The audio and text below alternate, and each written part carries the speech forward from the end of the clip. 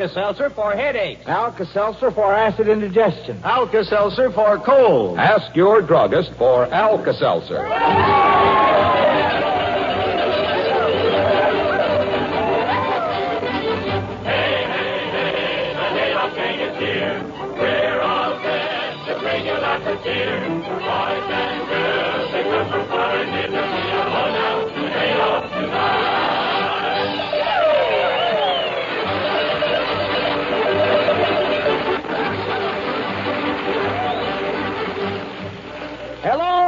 Hello, everybody, everywhere, and a special hello to our boys in the service, wherever they may be.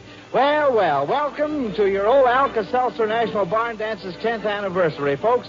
Yes, tonight's party marks the 10th full year since these old cowbells first rang out on the network to welcome all our good friends and neighbors to the old WLS Hayloft here in Chicago. Yes, sirree. How many Saturday nights does that make? Let's see, 52 Saturday nights every year for 10 years. 52 times 10, 6, you count them, Pat Buttram. Who, me count them? How many fingers do you think I got, anyway?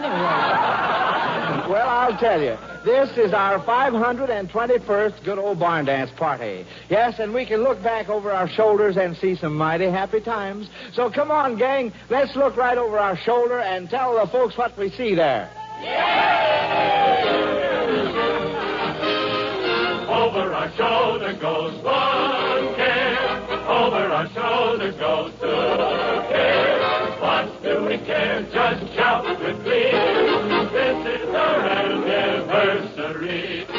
Over our shoulder goes small care. Over our shoulder go one care. Sorrow and worry are gone beyond recall. Over our shoulder goes it all.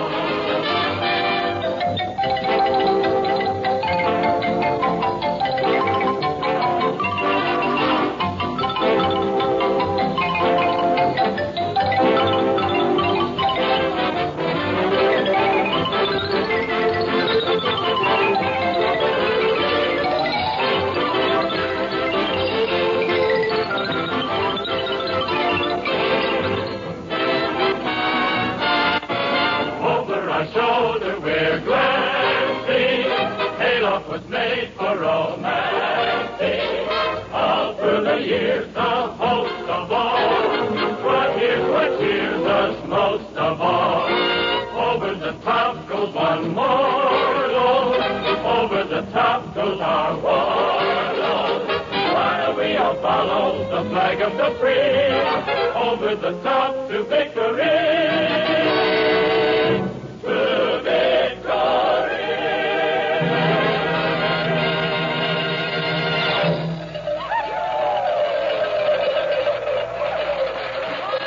Well, say now, these hayloft voices sound even brighter than they did 10 years ago. Yes, and everybody looks brighter. That is, except for... Hey, what are you looking at me for? Never mind, Gaby. I was just thinking that you boys ought to have a good old anniversary tune dreamed up for us. What have you got? Oh, it's, this is the chorus, Joe. Yeah, we haven't got the verse figured out yet, so we'll have to start with the chorus, Joe. Oh, well, we might expect something like that tonight, folks. So let's listen to the anniversary antics of Hezzy, Kenny, Frank, and Gaby, the Hoosier Hotshot. Yeah, we're going to do it.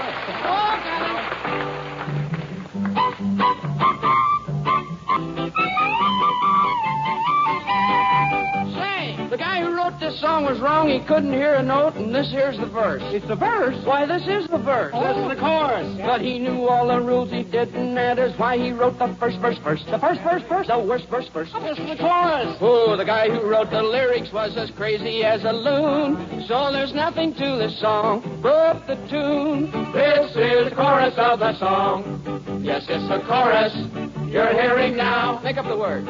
You make up the words as you go along. 'Cause no one listens to the lyrics anyhow. Tra-la, da-bi-da. If you want to, you can whistle or hum. When you're singing this song to your friends, just remember this is where the chorus ends. This song was written bit by bit, but there's nothing to show where each bit fits. Where each bit fits? Where each bit fits. Oh, now. But if you sing a word to every note, you're bound to know which fits with which. Which fits? Which fits with which. Yeah, for 2 bits. Oh, here and there the writers left a space, take a breath, so the singer wouldn't choke to death. This is the chorus once again. Tra-la-la-la-la-la, with sealing wax. A rooster. A rooster is different from a hen. Well, have you ever sharpened pencils with an axe? With a file today? Oh, Had a sweetie, but she wouldn't marry me. Here's the part that everybody recommends, just because it's come just where the chorus ends.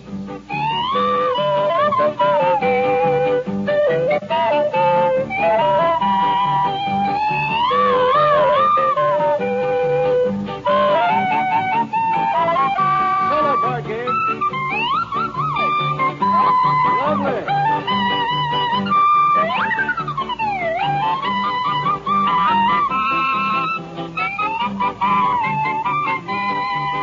Just remember, this is where the chorus ends.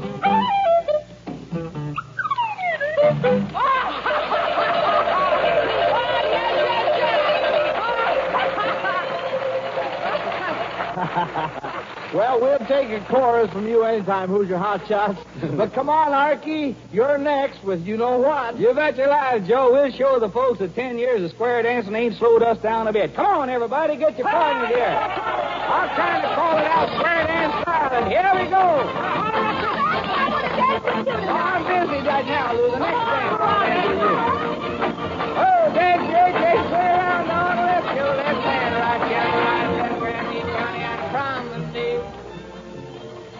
My, how time does fly. Why, you know, folks, it only seems like yesterday that Alka-Seltzer started to bring you these happy old hayloft parties every Saturday night, yet actually it was 10 years ago tonight. Yes, Joe, but still more remarkable to me is the fact that Alka-Seltzer itself is only 3 years older than the barn dance. By golly, Jack, that's right. It doesn't seem possible that a product could grow as fast in popularity. Well, I know how it happened, Joe. Folks tried Alka-Seltzer, and they welcomed the kind of relief it offers for headaches, for sour, upset stomachs, occasional acid indigestion, and morning after misery, and for muscular aches and pains, and the dull, achy misery of a cold. They told their friends about it and got them to try it. Thus, Alka-Seltzer is one of the most popular drugstore items in America today. Now, if you're one of the few who has yet to experience an ills, why don't you give Alka-Seltzer a chance to be your friend in need? You can get Alka-Seltzer at all drugstores by the 30 and 60-cent size package and also by the glass at the soda fountain.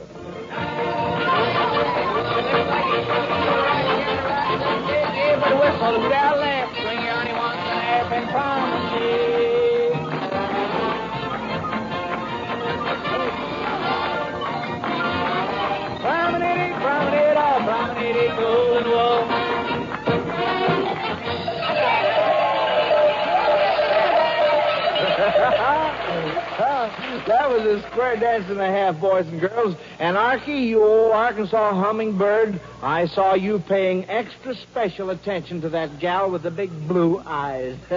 So come on, you might as well tell us about it, and the boys will be right with you.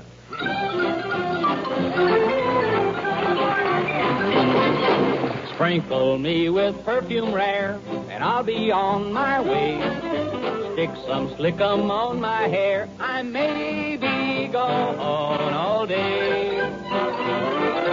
I'm riding for a fall, dootin' up in my shirt and tie for the gal with the big blue eyes. Oh, I'm riding for a fall, dootin' up in my two-tone shoes for the gal with the baby blues. Oh, yes, I know. She's a dangerous critter, I know. She's a dangerous critter, I know. She's a dangerous critter, I know. But I can't quit her. I'm riding for a fall. Dootin' up like a button wife to the gal with the big blue eyes. Oh, yes, I know. I know. She's a treacherous woman, I know. I know. She's a treacherous woman, I know. We know. She's a treacherous woman, I know. He knows, but he's a human. I'm riding for a fall. Dootin' tootin' up like it wasn't wine. To the gal with the big blue eyes, oh yes, I know. I know. People died of her cook, and I know. I know. People died of her cook, and I know. We know. People died of her cook, and I know. Oh, she's so good looking. I'm riding for a fall. Tootin' up like it wasn't wine. To the gal with the big blue eyes.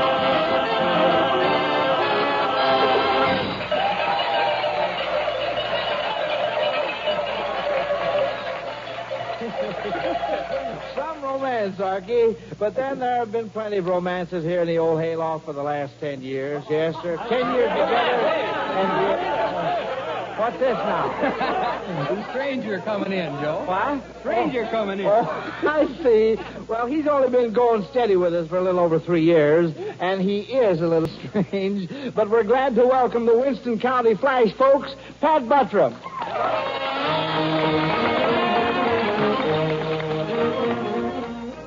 Hello, Jody. Welcome back to the barn dance. Huh? Say, that's right, Pat. I have been away for a couple of weeks, haven't I? Yeah. By the way, haven't you put on some weight while I was gone? No, I just put on my winter underwear. Well, anyway, Pat, tonight we're celebrating the 10th anniversary of the Alka-Seltzer National Barn Dance. Yeah. Boy, oh boy, say, you know what? I'll never forget the first time you came to the barn dance. Yeah. It was years ago, and you didn't even have any shoes. The time sure has changed, though, Jody. Now, shoes either. Yeah. You said it, Pat. There really has been a lot of changes in the last 10 years. You know, I was looking over a newspaper 10 years old. One headline said, Hitler wants peace. Yeah, well, he sure took the long way around to get it, didn't he? And another story in the same newspaper said the German Army and Navy had sworn to die for Hitler. Oh, well, he's making them keep their word on that part. All right. Yeah. And another thing, Pat, along about 10 years ago, there was a change in rules for playing contract bridge. Oh, yeah, I recollect that. That caused quite a storm, didn't it? Oh, it certainly did. Well, what was the reaction in Winston County? Oh, everybody just kept right on playing checkers. And prices were different, too, Pat. Well, just think, 10 years ago, haircuts were only 35 cents. Now, they're 75 cents and $1. Yeah, well, you was lucky, Joe. You got all your haircuts when they was still 35 cents. I think about myself, I think the biggest change in the past 10 years has been in music. Music? Yeah. The songs is different. 10 years ago, the big song was Silver-Haired Daddy. Nowadays, everybody's singing Pistol-Packing Mama. It's all... Well, Joe, say, I hate to rush off, but I got to beat it. We're having a big fall picnic tomorrow. It's the last one this year, and I got charge of the tennis tournament. So... Oh, yes, I'm in that tennis tournament, too. Now, don't forget that. Oh, I got the schedule. All the best players will play in the morning, and then the poorer players, they play in the afternoon, and the worst players will play along towards evening. Oh, what time do I play? Here's your flashlight. I'll be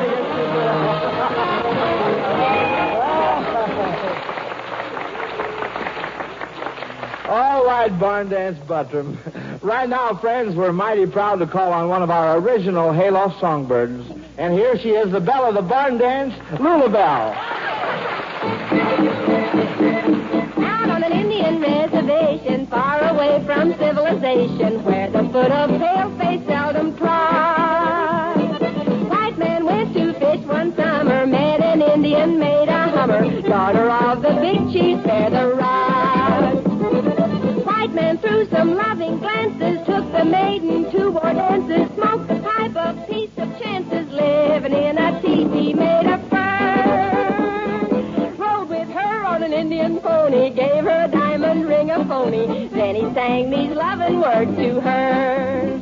You are my pretty little Indian Napanee. Come take a chance and marry me. So daddy is a chief, says my belief. To a very merry wedding he'll agree.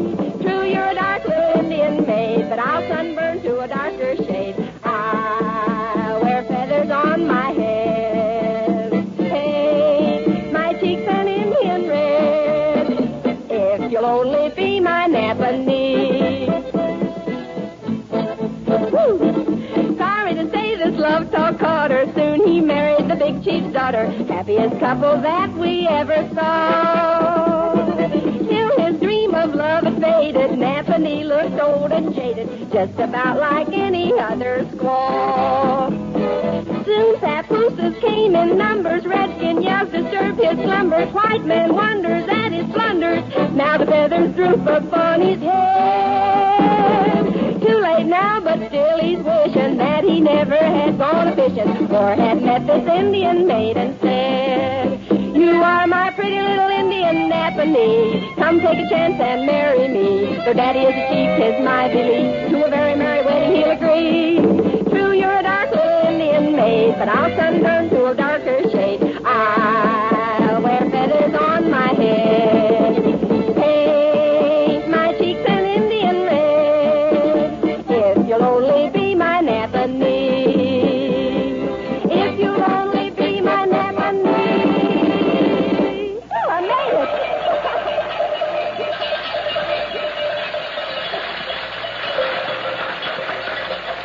Well, that old-time tune was a lot of fun, Lulabelle. But old friends and old songs always get along here in the old hayloft, folks. Just like that little street where old friends meet. So let's welcome that old favorite and the girl with a million friends, Grace Wilson.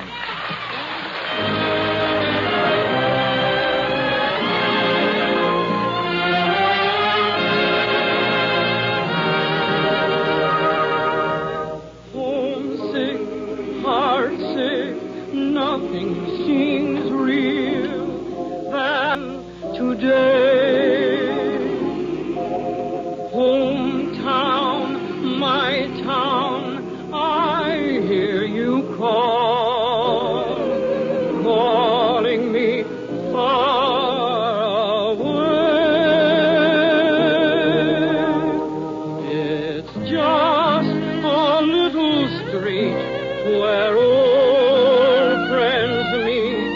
I'd love to wander back someday. To you it may be old and sort of tumble down, but it means a lot to folks in my hometown. Although I'm rich or poor, I still feel sure I'm welcome as the flowers in May.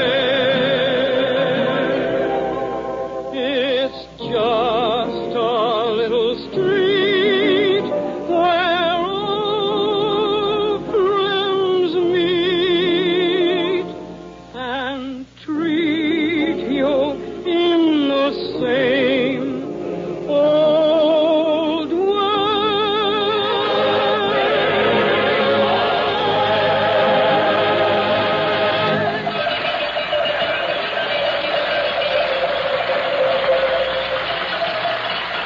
Earlier in the program, friends, we told you something about the growth of Alka-Seltzer's popularity.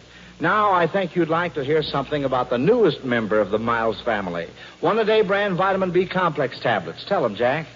You know, friends, we get a lot of genuine satisfaction out of telling you about one-a-day brand vitamin B complex tablets because they're such a fine product and they may do so much for you.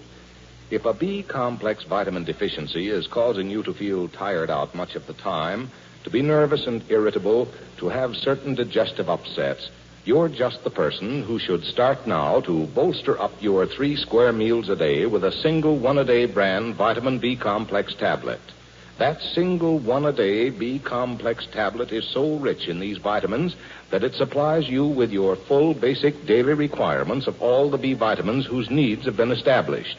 That's right, folks. And because you take but a single tablet each day, one-a-day B complex tablets are mighty easy to remember. And that single tablet means economy, too, because it just stands to reason that a single one-a-day tablet would cost you less than lower potency kinds that require you to take 3 or 4 tablets or capsules daily. So for real convenience and economy, ask your druggist for one-a-day brand vitamin B complex tablets. Look for the brand with the big 1 on the gray package, for that's the one to buy at all drugstores.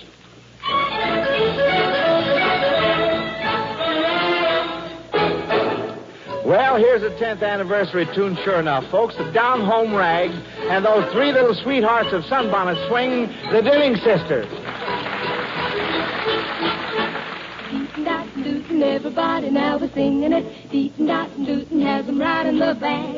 And the crowd is kind of proud when they can start swinging it. Deatin' dottin' dootin', that's the down home rag. Down home, they've got rhythm and how. Down home, while they're pushing the plow. Down home, they're all dootin' it now. Dootin' it now, dootin' it now, dootin' it now, and how. They play the tune of the week. I think they call it the chic. They tell the neighbors it's new because it took them 20 years to learn to play it through. Hiram, he plays piano and drums. Ephraim snaps his fingers and thumbs. I thumb, the people give him a hand because they know there's nothing hotter than a two-man band. Here we go, and I know you've never heard corn quite like this.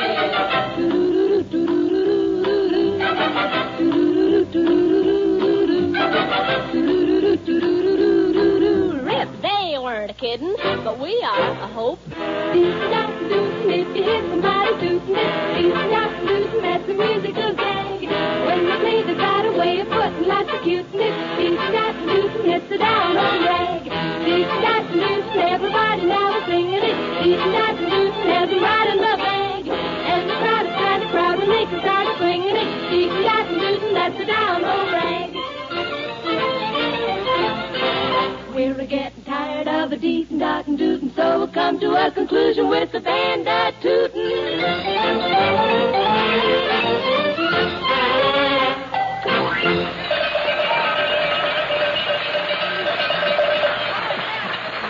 Well, that was real down-home harmony, Dilling Sisters. But say, how about a new tune? You know, something red-hot hillbilly.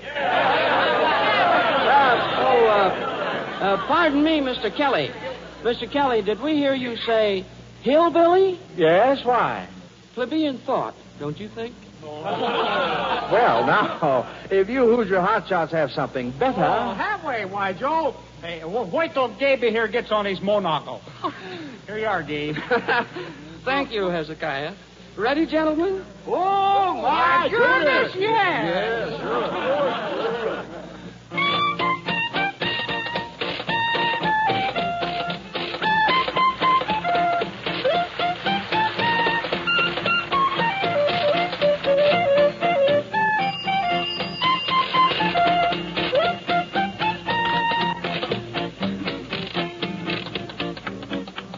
While dancing at the Plaza Ritz, a monstrous thing occurred. The debutante began to chant an aria most absurd. Pray precipitate that pistol, madame. It's vulgar, I'll be bound. Pistol producing, madame, deposit that firearm behind that bloomin' palm. Hey, going kind of high class on us, Larry, Gaby. Oh, my word, these obnoxious interruptions. I pray that madame please desist. You frighten me by and large. She answered, don't fret, it's only loaded with a cover charge. Oh, kindly park that firearm, madame. Don't deport yourself like a silly clown. And in case you don't fully comprehend, lay that there shooting iron down. Packin' mama, lay that pistol down. Pistol packin' mama, lay that pistol down. I'll see you every night, babe. I'll woo you every day. I'll be your regular daddy if you put that gun away. Ho! Lay that pistol down, babe. Lay that pistol down. Pistol packin' mama. Lay that pistol down. You know something? What's that, Gabe? I got on a train in Chicago to go hunting was my aim. You did? The warden met me in Dakota and said, buddy, there's plenty of game, but you'll have to run those pheasants down, Gabe. Run them pheasants down, because we got no shells to hunt with, so run them pheasants down. I'll bet you came up with a couple, all right. You said it, Gabe. Well, here I am again, folks. I always have my fun. Since I got this here washboard, why, they keep me on the run. Well, then, play that washboard, Hezzy boy. Play that thing, my son. And fancy breaks and no mistakes. Let's all have some fun.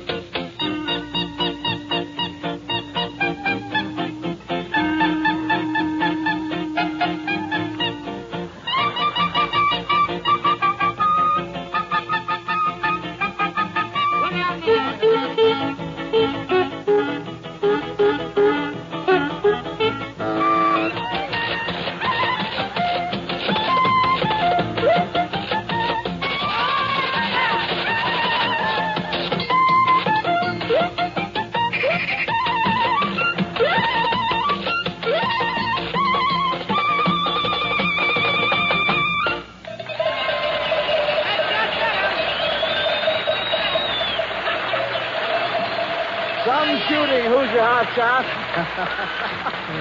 And now, folks, on the old barn dance's 10th birthday, we want to thank you, our loyal friends and neighbors who have shared our hayloft parties with us through the years, and invite you to join all of us in singing We've Come a Long Way Together, and in hoping that we still have a long way to go. Greetings to the dearest friends we know.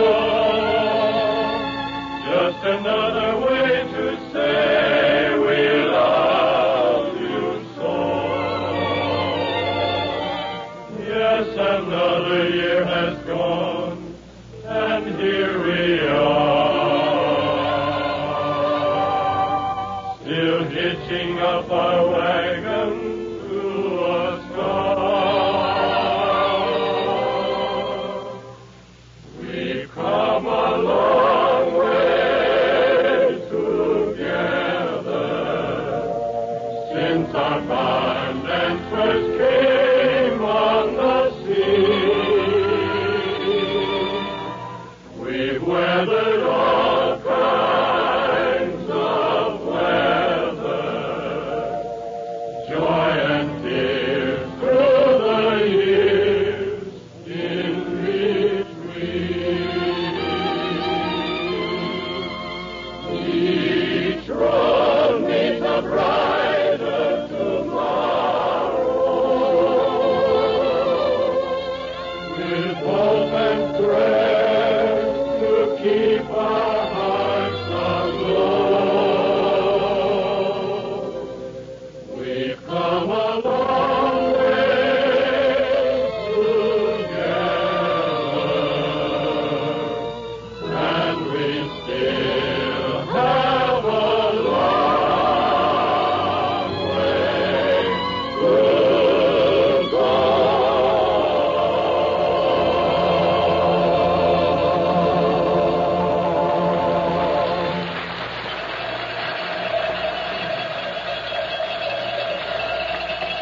When the sky, the bright sky glitters, on the banks the pale moon shows, and was from our good old hayloft party I would sing Jenny home. Friends, the National War Fund campaign begins next Monday, October 4th. The National War Fund is a nationwide organization that now takes the place of 17 different relief agencies and thousands of local welfare organizations. And included are such worthy causes as the USO, United Seaman Service, War Prisoners Aid Committee, as well as the Boy Scouts, Girl Scouts, community centers, and many other local welfare organizations. Now, with this one big organization, National War Fund, it means that this is the only appeal made, and that you and I have only one contribution to make instead of the several you probably have been making in other years. So, when your local campaign gets underway, give as much as you possibly can to the National War Fund. Well, folks, next Saturday, we're going to broadcast our Alka-Seltzer National Barn Dance direct from the U.S. Naval Air Station at Bunker Hill, Indiana, for the personnel of that great Hoosier Naval Training Station. And we hope you'll all be listening in. So until then, this is Joe Kelly saying good night and good health to you all for Alka-Seltzer. This is the National Broadcasting Company.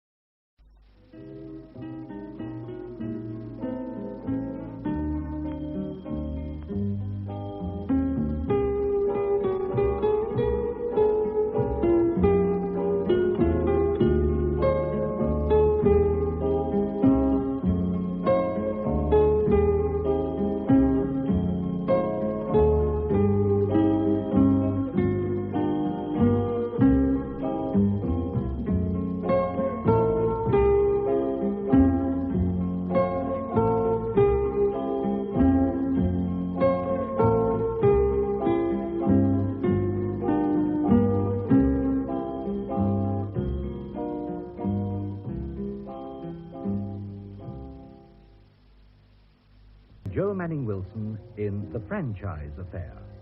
freely adapted by John Hyatt from the novel by Josephine Tay.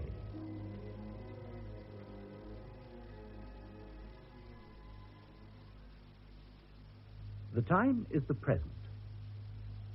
The franchise affair. Yes, sir. Yes, of course. Oh, be fantastic. Your place tomorrow, yeah. Oh, come on. He lives on that phone. So I would. Hey, do what? Going too far again. Now, I must go now, or Mum. Oh, I do. All right, sweetheart. Bye. Roger? Oh, you still up, Mum? Roger, you've been 20 minutes on that phone. There could be urgent news from the police any moment. Oh, I was talking to Karen. Karen? I thought you'd been out with her this evening. I have. I was just saying good night. Couldn't hear what we were saying, could you? Not every word. Roger, dear, couldn't you use the call box at the end of the road? If the police don't phone, then Betty might. Look, Mum, Betty's been gone for a fortnight. She's been going to ring. Take it so calmly. She's your sister. She can look after herself. She's barely 17. Anything could have happened to her. You think she's run off with some man, don't you? Well, that's not as awful as you make out. Oh, Roger. Look, if she's with her boyfriend, then at least she's all right. Then why hasn't she let us know? Why the silence? Why cause such worry? It's just not like her. You know it isn't, Roger. There's something terribly wrong. What's that? Just a car. Mrs. Harris next door out in the tiles again. Come away from the window. It's Betty. What? Roger, it's her. Hey? Look, it's Betty. Just have a look. Oh, mind, let me get there. There's a bloke with her. Betty? What's happened to her? Mum, she's hurt. She can't stand. Betty. Oh, my darling. You look after her, Mum. I'm going to talk to that driver. Betty, it's all right. Shush now. Come inside. Come on. Now, let me look at you. Your face. You're bleeding. Oh, don't touch my bag. Your coat's torn. Who's done this? Who's done this to you? Mama tried to get away. Day after day, I thought I'd die. I'd never get out. They kept me locked up. How many of them were there? Two of them. They gave me a lift that night. Said they'd take me home. I thought they were being kind. Oh, Mom! Oh, shush. All right. No one ever came to the house. I screamed and shouted, but no one ever came. The driver's gone for a doctor and the police. He says he found her on the Chichester Road. She was dead beat and she's been whipped. Poor child. 2 men, she says, in a lonely house. No. Oh, it's all right, lovey. It's all right. Not men. Not men. 2 women. Women? God. Women did this to you? What women? I don't know. I don't want to talk about. I don't. Betty, you're safe. you're all right now. Oh, Mum, they're mad. If they ever find me, They won't find you, but we must find them. Oh, Mum, don't. Look, she's hysterical. Just their names, Betty. I don't know. What did they call each other? Mother. The old one was the mother. Her daughter had the whip. A sort of horse whip. No. I tried to fight her. I couldn't. She's strong and tall. Her mother called her Marion.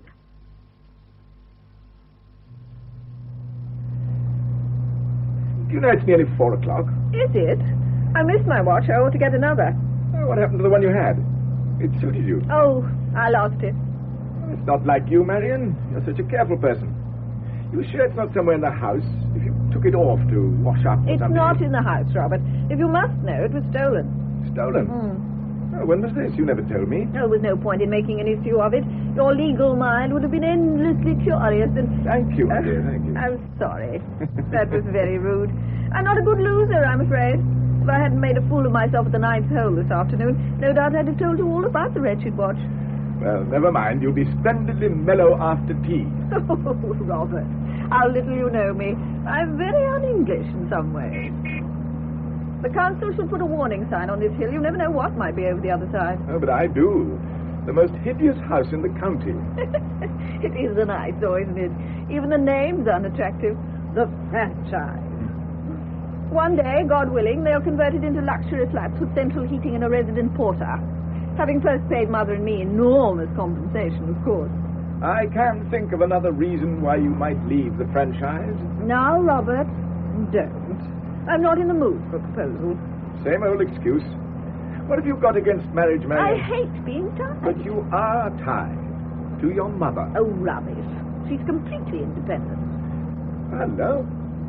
You've got visitors. Oh, we can't have. We don't know anybody. Well, there's a car in the drive. Looks like a police car. No, it can't be. Well, hold on a moment. We'll soon see. It is a police car. Yes. There's a policeman in the back with a young girl. Robert? Oh, that's Hallam on the doorstep. He's seen us. You know him? Yeah, he's an inspector, local man. We play golf occasionally.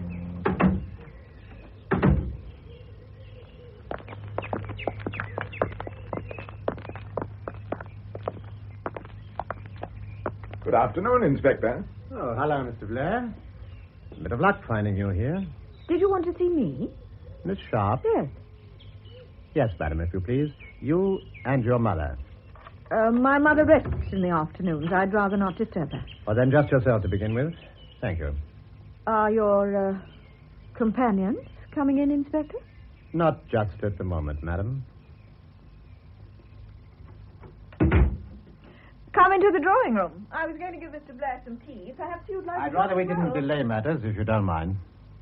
What is all this about, Hallam? 2 weeks ago, a young girl named Betty Kane disappeared from her home in Loughborough, Newtown. The fact was reported to the police by the girl's mother, but no trace could be found of her. 3 days ago, the girl turned up on her own doorstep in a very distressed condition. Oh. She'd been beaten up and was in a state of shock. So much so that it's taken time to get a coherent story out of her. It's a story that makes serious allegations. Yes? On the night of May the 2nd, the date she disappeared, Miss Kane claims she was picked up in a car by 2 women, driven to their home and held there for a fortnight against her will.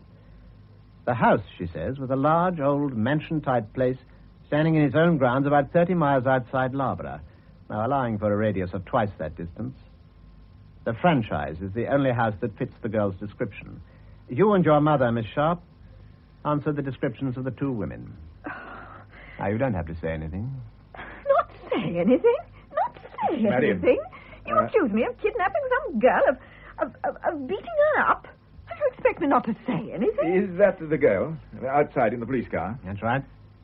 How old is she? 14, 15? She was 17 on the 1st of May. It was the day after her birthday that she disappeared. 17? She looks much younger. She's been brought up on some very unhealthy fairy tale. I take it you deny her allegations. Well, you don't expect me to admit them. You'd better give us some details, Hallam. Of course. On the night she disappeared, Betty Kane was walking home from Loughborough, having missed the last bus. She spent the evening in Loughborough. At a youth club, place called The Scene. It was coming on to rain. She got no money for a taxi, so she decided to walk. After about 20 minutes, a battered old grey car passed her and stopped just ahead. Was the girl hitchhiking? She says not. How far away was her home, then? 5.5 miles. And it was raining. In her place, I'd have hitched a lift. There were 2 women in the car. The driver, aged about 36, tall, well-spoken, rather dark, and a much older woman who was sitting in the back. The woman who was driving asked the girl if she wanted a lift. The girl accepted because by this time the rain was coming down heavily. And was it? It was bucketing down, sir. That was the night the Arun flooded. The women were very friendly and talkative, so the girl paid little attention to the direction they were taking. When eventually the car stopped, Miss Kane was unable to recognize her surroundings. She asked where they were, and the older woman replied, "This is our home, my dear." The younger woman invited the girl to have supper with them, promising that later she would drive her home. How very hospitable. The girl was uneasy, but couldn't see how to refuse.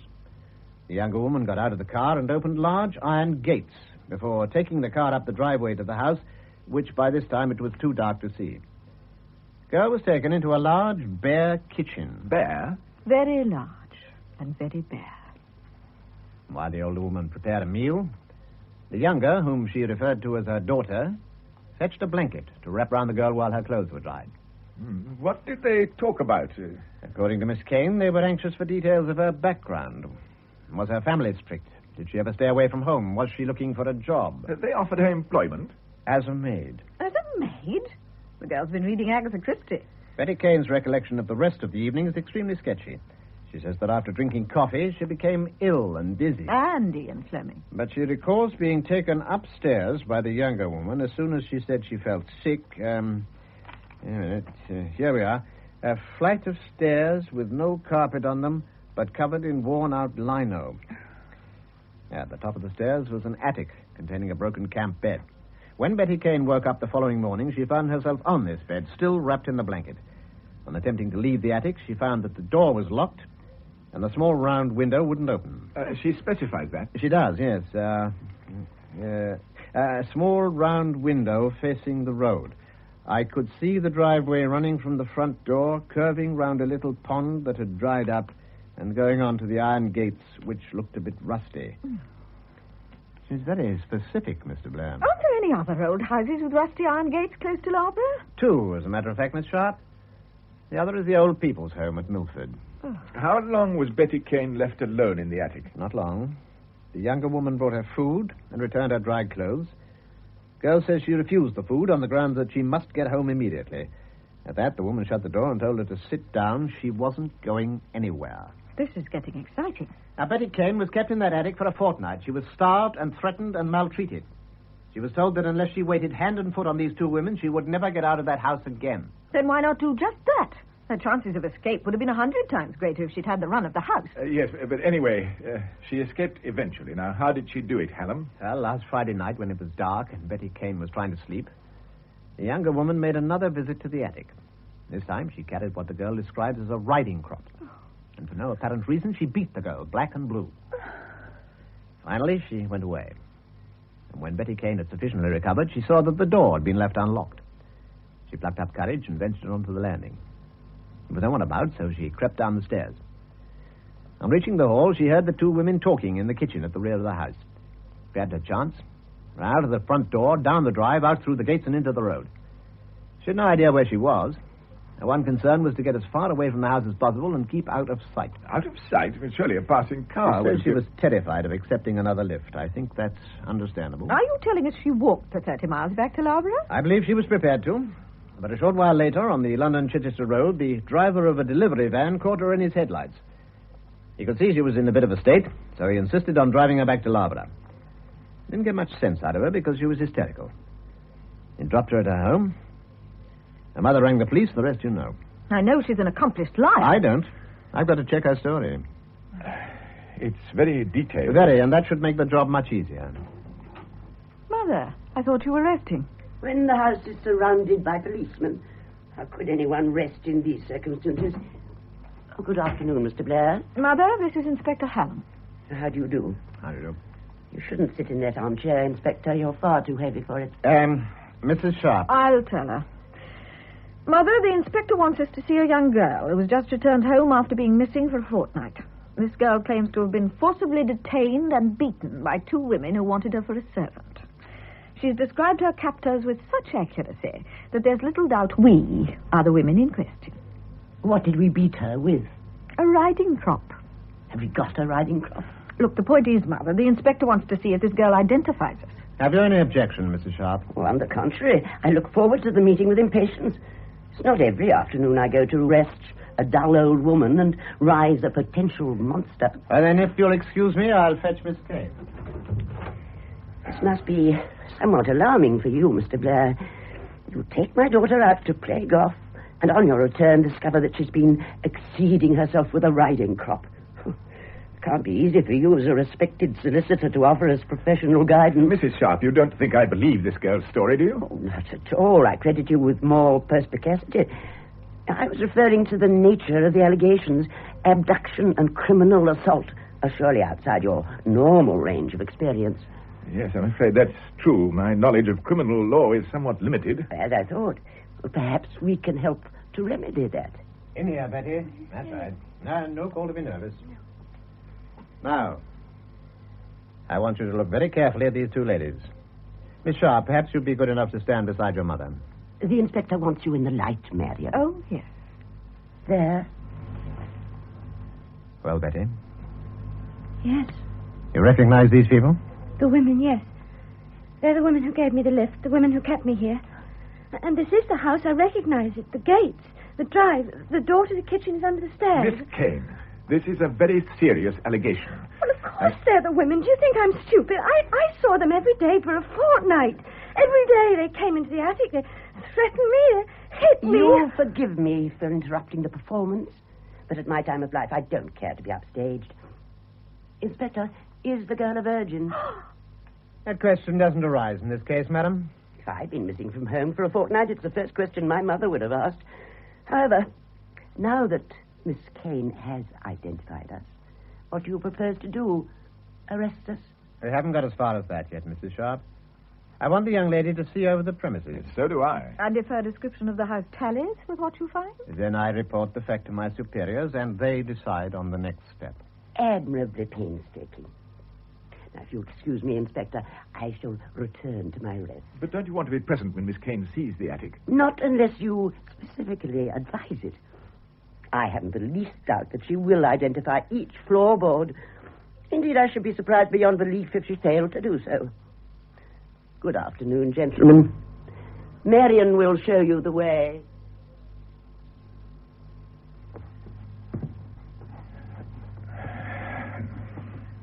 If I recall Miss Kane's statement correctly, she said the stairs were covered in lino. This is a perfectly good carpet we're treading on, which, to my certain knowledge, has been down 3 months. I said it was the last flight that was covered in lino. The one before you get to the attic. That flight, Inspector, fell victim to our economy drive. You see? Old worn lino. It was here when my mother and I came here. And this is the door to the attic. You always keep it locked, Miss Sharp? Always. It's used for storing junk. I only come up here occasionally. And your mother? Contrary to what Miss Kane has said, my mother never comes up here. The stairs are too much for her. There you are, Inspector. Ah, yes. Ah, the small round window, I see. The glass is cracked. Oh, that was me. I did that trying to smash the window. Oh? What did you use to hit it with? My shoe. I'd only hit it a couple of times when she came in. She said if I tried it again, she'd half kill me. This crack looks fairly old to me, Helen. Can you account for it, Miss Sharp? I'm afraid not. Like the lino, it was there when we moved in. There's plenty of dirt in the crack, I grant you. But it could have been put there deliberately. I quite understand. What does Miss Kane identify in this room? Have you got her statement? Camp bed, of course. Oh, yes. 3 empty suitcases behind the door. One was dark blue with a soft top and rust in the locks. But there's only one. No, there's only 2 here. Neither of them's blue. Look, Helen. Well, there were 3. There were, honestly. She's got rid of the other one. That's quite true. Though it wasn't disposed of from any ulterior motive, I threw out that case with some other useless items a few days ago. Which day, Miss Sharp? I think last Saturday. The day after I escaped. It's all right, then. What happened to the suitcase, madam? I burnt it. But you didn't dispose of this old chair or those piles of newspapers. Newspapers are useful for 101 things. The chair could be reupholstered. Look, do I have to account for every speck of dust in this room? Is there anything else you want to see in here, Helen? No, that's fine, thank you. If it's not too much trouble, perhaps we might see the garage now. The description of the car is also very detailed.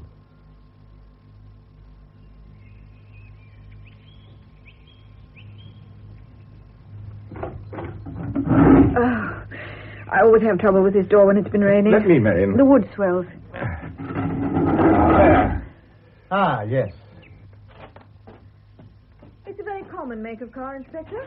Old, but serviceable. There's a slight dent in the rear bumper, I believe. Yes, I was reversing impatiently after a bad game of golf.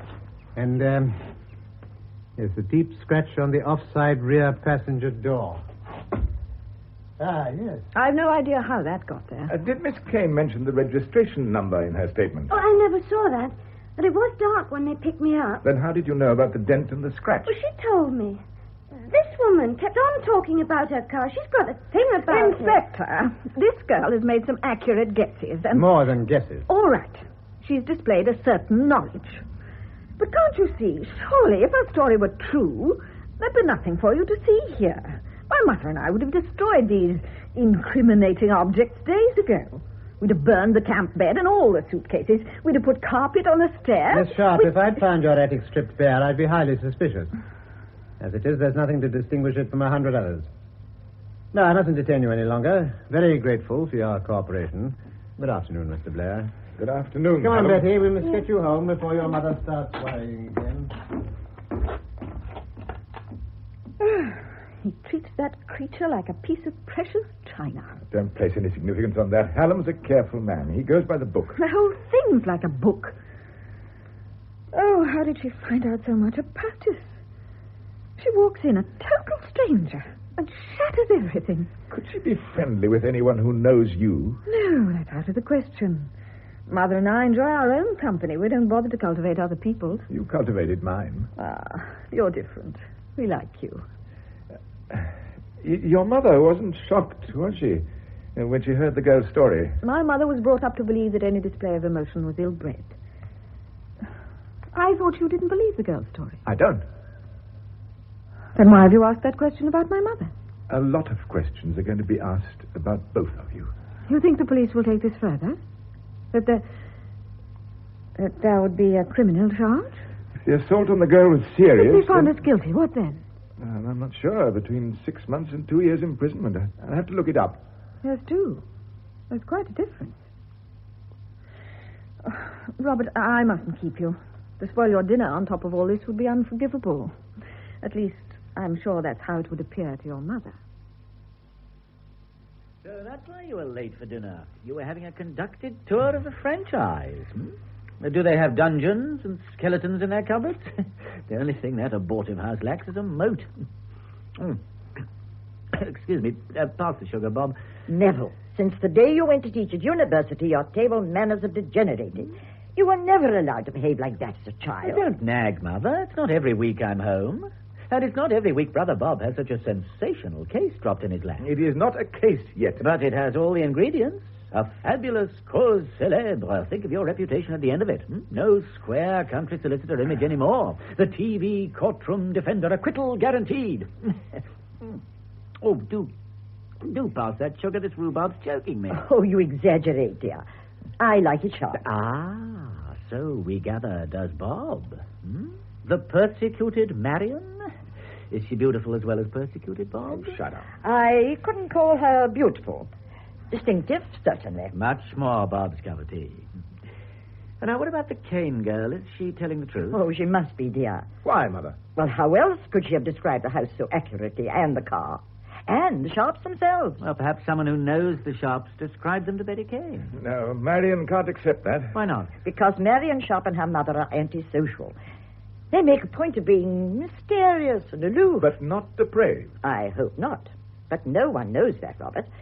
They've lived here for 6 months, but you're the only person they've ever asked inside the franchise. Should I advise them to open their gates to the public at 2 and 6 a time? Who exactly are the Sharps? That's what we'd all like to know. They must have some money because Marion doesn't work. No, that's not strictly true, Mother. Oh, no, I remember the vicar told me. She works for charity, Oxfam, or Vietnam, or something like that. Really, Neville, your manners are appalling. Mother, Marion and old Mrs. Sharp are heading for a lot of unpleasantness. Gossip isn't going to help them. Well, I can hardly gossip, can I, dear, if you're dealing professionally with the case.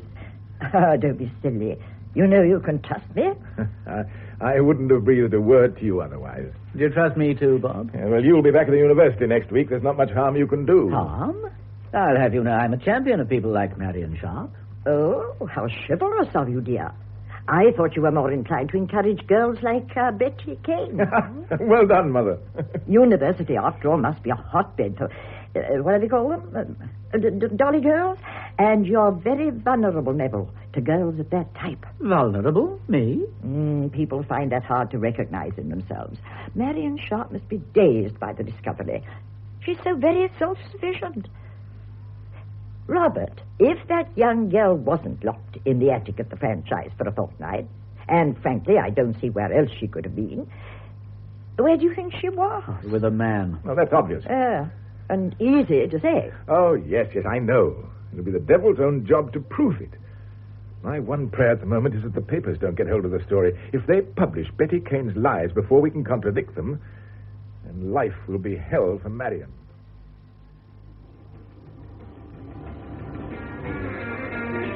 Betty! Hey, Betty, I want you. Oh, Reggie, what are you doing down here? I want to talk to you. Oh, not now. John's dancing. Yeah, I know, but this is urgent. Oh. Sorry, Len. Won't keep her long. Okay, mate. Oh, who'd have brothers? Honestly. Come on, there's a chap upstairs I want you to see. Who? Well, he's a reporter. Reporter? Oh, no. Oh, yes. We're going to see those two bitches at the franchise get what they deserve. The police will see to that. The fuzz will do nothing. The lawyers will have fixed them. No, they won't. That man Hallam saw my back. He saw the bruises where she hit me. He was furious, Roger. He won't let them get away with it. Well, nor will the newspapers. The reporter wants to see your back. Oh, no. Look, Bet. You don't know how lucky you are. Those two women could have killed you. You might be buried in some grotty cellar by now. And they could easily do it again. They wouldn't dare. You don't know that. Now, come on, there's nothing to be scared of. Just tell the reporter what you told the police, okay? Okay. That's my girl. We'll make those two women sorry they ever laid a hand on you.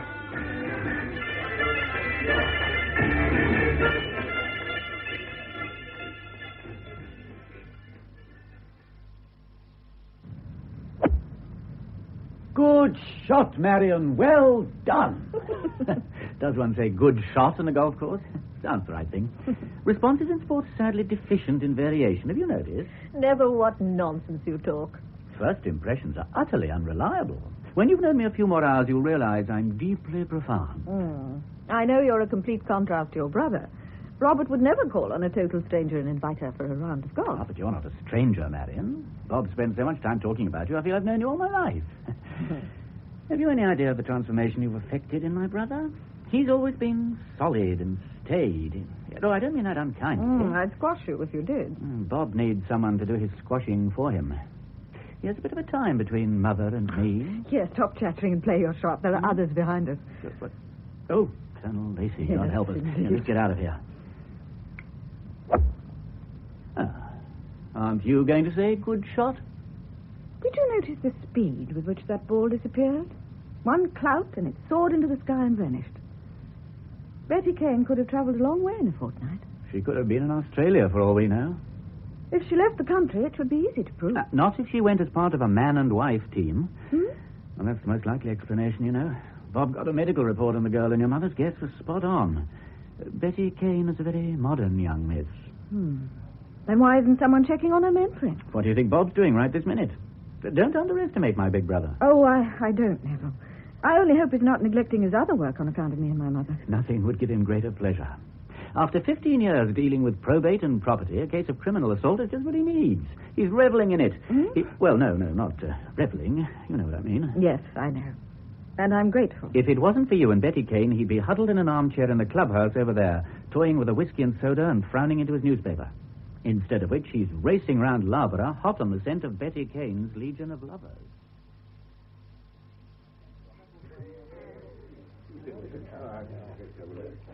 Morning, Mr. Blair.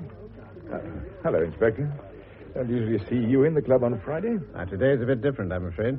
Can I get you another scotch? Looks as if you need it, sunk in that chair. Not just now, thanks.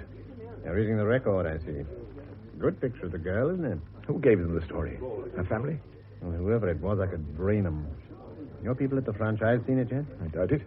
The record isn't the type of paper Mrs. Sharp would read. I'd like to see her face when she gets acquainted with it. I'd advise you to tell them about this as soon as you can. Oh? There are some crimes the public won't stand for at any price. Anything involving children, for instance. And Betty Kane's little more than a child. In this photo, she looks little less than an angel. Exactly. It'll bring the poisoned pens and the anonymous phone callers out of their holes with a vengeance.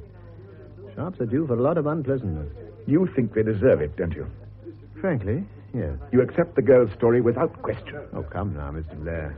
I've questioned it from beginning to end. That was my job. I've checked every detail. There's nothing to say the girl is lying. Only Miss Sharp and her mother? I've done some checking on them, too. Did you know they lived in London before they came down here? Boarding house in Kensington. Lived there for 3 years before they were asked to leave. Oh? One of the other guests had a dog, which Miss Sharp took great exception to. One day, apparently, she beat the animal with a stick. Had to be destroyed. I don't believe it. Oh, perhaps you'd better ask her. You're coming across the car park. Oh, got your young brother with her, I see. Hallam, would you have any objection if I made a few inquiries myself? I'm their solicitor, after all. I'd have no objection, Mr. Blair. But you'd have no authority, remember? No, I understand that. Now, there's Jerry Carpenter. Might as well see him while I'm here. This is Betty Kane, bruised, battered, taken from her home. Oh, sentimental muck. Oh, Robert, you're the last person we expected to see. Neville said... What are you doing with a rag like the record? You'd better read it. Both of you. Huh? This is a photo of the franchise. It doesn't say so. Doesn't have to. Once seen, never forgotten. Quite. They've been very careful. Marion, I'm afraid that as a result of this, there may be obscene phone calls of people... Oh, no. Well, we'll get nowhere by grimacing and saying how awful. The first problem we've got to tackle is how did Betty Kane know about the franchise? Well, she could have seen it from the top of a bus. Now, don't be bloody silly. I'm only trying to... What's biting you? There are no buses running past the franchise. You know, the record may have done us a good turn by publishing the girl's photo. Someone may recognize it. Someone who saw it during that fortnight. Yes, it's possible, but we can't rely on it. I want to find out about the girl herself, her friends, her school record, her character. I'm going to talk to her mother. She must know her better than anyone. Now you're being naive. Well, we've got to start somewhere. And then I'll see Kevin McDermott. Who's he? An old school chum. He's an up-and-coming barrister with a shrewd Irish mind. He might have an original view of Betty Kane. But first, the mother. Do sit down, Mr. Blair. You know my daughter, of course. Good morning, Miss Kane. Good morning. You've been reading the record, I see. It's not a newspaper I care for, but my son thinks it has its uses. He was only trying to help, He's old enough to have more sense. Did you also think publicity would help, Miss Kane? No, not really. There was nothing else I could do about it. Roger brought this reporter to the club. I had to talk to him. He was persistent, was he? We kept on and on. He was polite enough and pleasant. Journalists are persistent by nature, just as my son is impetuous. Given time enough, though, he usually sees sense. In this case, there wasn't time. You must understand how he felt, Mr. Blair. His sister had been ill-treated, and he's very fond of her. Of course. I was angry with him myself at first, but... Oh, I'm sorry, this is quite irrelevant. It's Betty, not Roger, you want to talk about. Miss Kane, had you ever seen or heard of Miss Sharp and her mother before you were missing? No, never. You know mutual friends or acquaintances? Not that I know of, no. Do these people say otherwise? No, on the contrary, they regard it as highly unlikely. I shouldn't think they have many friends. What makes you say that? Am I right? They're newcomers to the district. People can sense things. I'm sure if I met them, I wouldn't like them. But you're prejudiced. Well, of course I am. But if I met them without knowing who they were, it's difficult to imagine women so depraved that they'd treat a helpless girl like that. If you could meet them, Mrs. Kane, you'd find it quite impossible. You don't believe me, do you?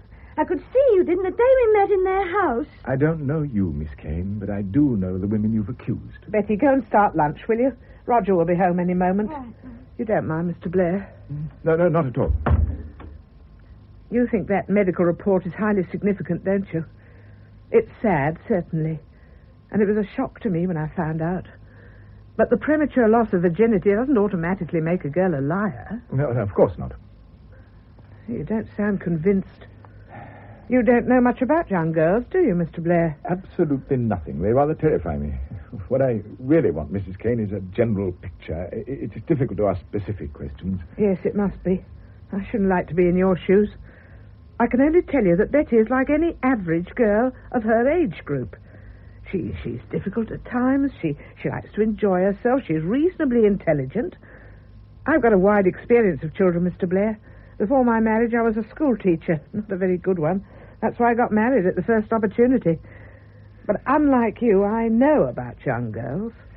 The night she came home, it was clear that she'd been savagely beaten. Oh, if you could have seen her. There was blood on her face. Her back was a mass of bruises. Were they fresh bruises? Oh, yes, quite fresh. Some didn't begin to appear till the following day.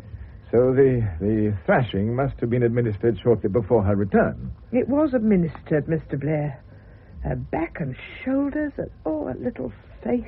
There was an inch-long cut on her right temple. And then she told a complicated story. On the contrary, it was a frighteningly simple one. She describes the house in such detail.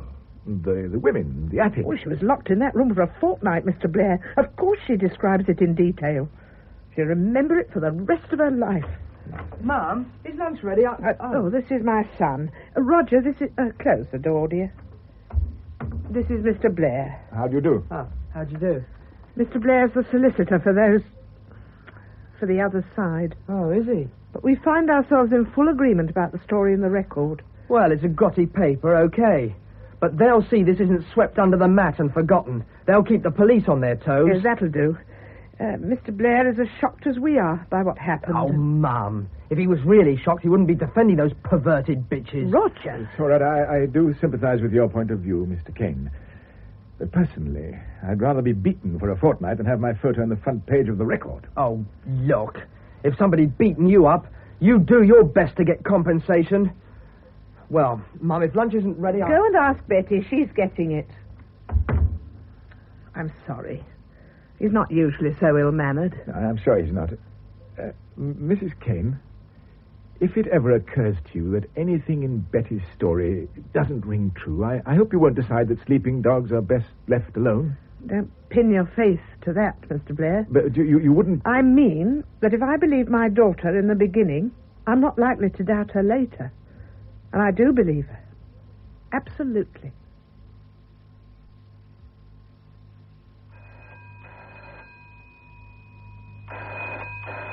Oh, all right, Mother. I'll deal with it.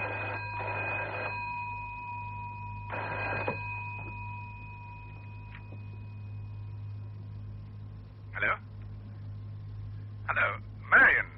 Oh, Robert, it's you. I thought the line had gone dead. No, it's my fault, Robert. I didn't answer.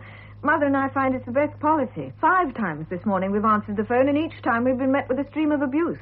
It was Mother's idea to say nothing. She says half-wits are intimidated by silence. Where are you, Robert? Halfway to London. I'm going to see Kevin McDermott. Hmm? I thought you'd like to know that I've talked to Mrs. Kane. The girl's mother.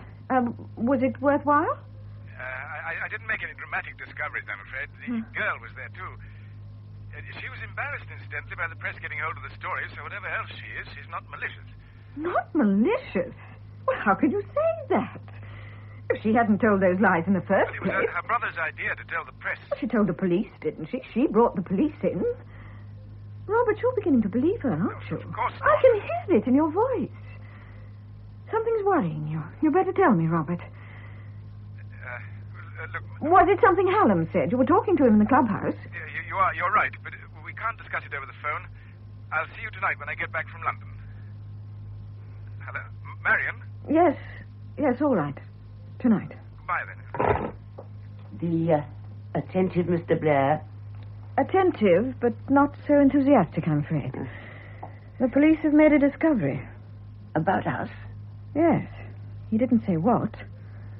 He'd be more specific tonight.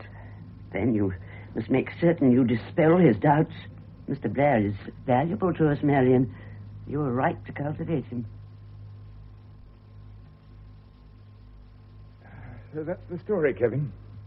And what do you think of it? Oh, God love you, Bob. What a place to stop. You should be writing thrillers. I can't wait to hear the end. But what's your opinion of the girl's story? The police are inclined to accept it. Well, why shouldn't they? It's perfectly credible. Credible? Women who live alone have done insane things before now. And angelic-looking schoolgirls have told fantastic lies. Ah, now you know that much about young girls. I'm glad to hear it. Tell me we're getting married, Bob. We've all waited long enough. Oh, Kevin, now be serious. You wouldn't have your eye on Marion Sharp now, would you? I'm her solicitor. Now, you've always been meticulous, but would you take quite so much trouble over another woman? I don't believe she did it. She beat the dog, didn't she? Or so the police say. I'm surprised they've not applied for a warrant. In their place, I'd have risked it. Have another spot. Oh, thanks, I will. Perhaps they're thinking of a parallel case. A parallel? When was this? Pretty irreproachable girl told a similar story and led everyone up the garden. 1700 and something. 70? Oh, who on earth remembers that? I do. Cheers. Cheers. Well, the nature of alibis hasn't changed much in 200 years. Oh, you think Betty Kane's story is an alibi? If it isn't the truth, why else should she tell it? So we have to find out exactly where she was during that fortnight. That's a hell of a job. Where do I start? I wouldn't tackle it that way myself. Work on what you've got, Bob. Her statement. But it's so accurate. What's accurate? Her knowledge or her guesses? Well, she could have guessed a lot, but not that the door to the kitchen was under the stairs. Then she had knowledge. She knew what she was talking about. Bob, are you sure you can trust the Sharps? I'd like you to see them for yourself. An invitation. Splendid fellow. I'm always fascinated by strange and mysterious women. How about lunch tomorrow? Oh, tomorrow? I don't think we'd better waste time. Let the police get one spot of corroboration of Betty Kane's story, and they'll have a warrant at the door of the franchise before you can say handcuffs. They won't get any corroboration. How could they? Well, it does happen, old man. Be prepared. Your wronged ladies may be witches, after all. I know now how people must have felt years ago when they were accused of witchcraft. Ever since the story got out, the phone hasn't stopped ringing, the post is obscene. Oh, if I could have Betty Kane in my power, I'd gladly torture her for 12 months and then begin again on New Year's Day. Marion, Mr. Blair has spent a lot of time on our behalf. He should be repaid with more than tantrums. No, I know how Marion feels, how you both must feel. I only wish I could hold out some hope. My daughter informs me that the police have made a discovery which is unfavorable to us. That's quite true. It concerns a dog. I see. I'm told that when you lived in Kensington... We lived in a no-star hotel with other impecunious women, one of whom was besotted by a stray dog, which she used to keep hidden in her room, as domestic pets were forbidden by the management. This animal, no doubt resenting its loss of freedom, one day escaped and found its way into my room, where it proceeded to create havoc. I caught it in the act and thrashed it. Look, I don't hate dogs. Is it true that it had to be destroyed? Quite true. It was a sick animal when the woman found it. Is it also true that you were asked to leave the hotel? Certainly No, not. it is not. We left of our own accord some weeks later when Mother inherited this place. Mr. Blair... You're shocked, aren't you, Robert? It's not a pleasant story, is it? I don't have a pleasant temper. I'm afraid you don't know me very well. Is any of this relevant, Mr. Blair? It could be made so. You must see that. Well, I see there's nothing we can say in our defense. If the police do decide that they have a case and they bring it to court, then Kevin McDermott will find something to say. It's quite possible that we may find a clue at the scene. The scene? Of what? Well, that's the name of the club in Loughborough that Betty Kane visited the night she disappeared. She may have a particular attachment to a boy there. Has a boy accused anyone of detaining him in an attic? Girls like Betty Kane aren't interested in mere boys. They want sex, not romance. Don't you think... What the devil's that noise? There are people in the drive. Our public, by kind permission of the record. They were here this morning. But they just walk in. Without let or hindrance. They push open the gates and behave as though the place belonged to them. What do they do? They gawk, they stare, they nudge each other and point. We're at one with the monkeys in the zoo. I'll soon put a stop to this. Royalty is subjected to such behavior daily. I'm sure we can support it for a few months. But it's intolerable. One of them scrabbling in the drive. Oh. But he seems to have dropped something. Come away from the window, Robert. Look out! Oh.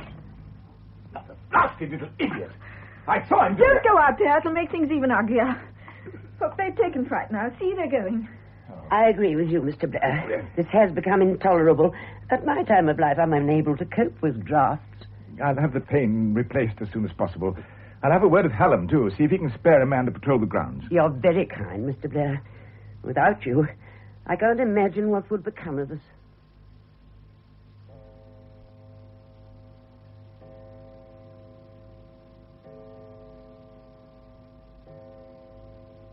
Robert, you're not going out. Yeah, I'm going up to the franchise, Mother. One of their windows was smashed today by hooligans. But you can't repair windows, dear. Why not ring up Johnson? He's too busy, so he says. Well, Neville, then. He's much more manually inclined than you. Mother, there's nothing complicated about replacing a window pane. Well, your father always claimed it was a delicate proceeding. Delicate it may be, but it's simple enough if you know what you're doing. Robert, dear, advisable for a man in your position to take such an active role? You're a solicitor, dear, not a detective. There are too many people prepared to let Marion and her mother stew in their own juice. What are you looking for, dear? There was a putty knife in this drawer. Was there? Then it must still be there. That publication, the record, hasn't been at all well received. Such a sensational story. Oh, it gives the town a bad name. It didn't exactly make the Sharps more popular. Oh, the vicar's wife insists on being Christian about it, but I think that's the wrong point of view. Mother.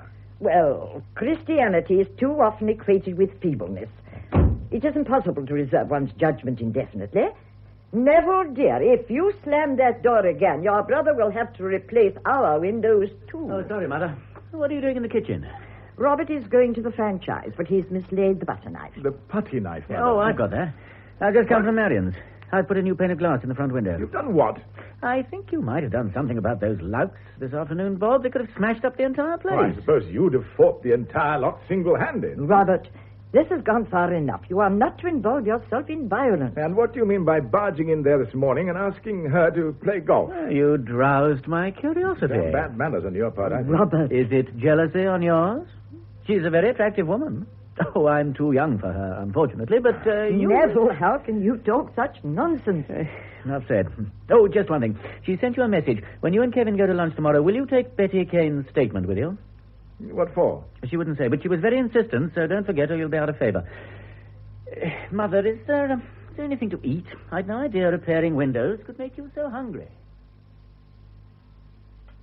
Milk and sugar, Mr. McDermott. Both, please. And thank you for an excellent lunch. I'm still astounded by the discovery of a Montrachet in this part of the world. Kevin regards anywhere south of the Chelsea embankment as Philistine country. I was brought up to appreciate good wine. My husband kept a reputable cellar, though his palate wasn't nearly as good as mine. But my brother at Lessways had an excellent palate and a cellar to match. Lessways? You're never Charlie Meredith's sister. I am. This is remarkable. The first pony I ever had came out of Lessways. Are you a lover of horses, Robert? No more than an admirer. What do the experts tip for hunting tomorrow? Wait for no one. Rubbish. None of that Hippocras blood was any good when it came to a fight. They were lucky even to finish. You speak with authority, Mrs. Sharp. Do you think I rested every afternoon with my Bible, Mr. Blair? Far from it. I take the racing page of the daily paper. That also can be very improving. You'd be well advised, Mr. McDermott, to save your money on Wait for No One. Put it on Kaminsky. Kaminsky? Oh, but it's at 60s. You may, of course, prefer to lose your money at a shorter price. More coffee? Thank you. Marion? Do you notice any change in my daughter, Mr. Blair? Oh, Mother. Change? Oh, why, no. Indeed, I thought you knew her better. Her composure is ruffled. Her sense of excitement is ill-suppressed. And is it any wonder after what we've been through? You found some flaw in Betty Kane's statement? You'd better share the secret. We've every intention of doing so. I insisted that we should wait until lunch was over before making you climb the stairs to the attic. The attic? It's essential to be there when you read the statement. Otherwise, the significance of the girl's words is lost. And at no cost can we allow that. You know, this discovery has quite rejuvenated me. The attic stairs have always proved too much for me. But now, for the second time in 24 hours, I'm more than prepared to tackle them. This way, Mr. McDermott. Now, Robert, give me the copy of the statement. And you and Mr. McDermott look out the window and listen. Here you are. Now, where is it? Stairs, no carpet. Here. She's just described the attic and its contents, and she goes on. In one wall, there was a small round window facing them, running from the front door, curving round a little pond that had dried up, and going on to the iron gate. You see? My Lord, yes. At last, there's the proof that she was lying. From this window, it's impossible to see the pond. The sloping roof cuts straight across the line of vision. That's quite a clanger. What the Americans might call a humdinger. It was sheer chance that I came up here last night. You just left, Robert, and Neville hadn't arrived. The sun was going down, and I could hear Betty Kane's allegations in my head. I could hear Hallam reading them as I looked round the attic and saw the view from the window. And we never realized at the time. Why should we have? When Hallam read the statement downstairs, naturally we accepted it. It was an accurate description of the driveway as we know it, as it is from any of the lower windows, but not from here. She came in darkness and she fled in darkness. In the whole fortnight, she was never out of the house. She was never out of this room. Or, as I prefer, she was never in this room. This may not be proof in legal terms, but it must throw the gravest doubt on the girl's story. I'm glad you see that, Mrs. Shaw, for with counsel's help, she could still wriggle clear. But need it ever come to that now? Perhaps not. We've no idea where the girl was that fortnight, but we can cast a reasonable doubt on the suggestion that she was here. I think the gods might be lining up on your side at last.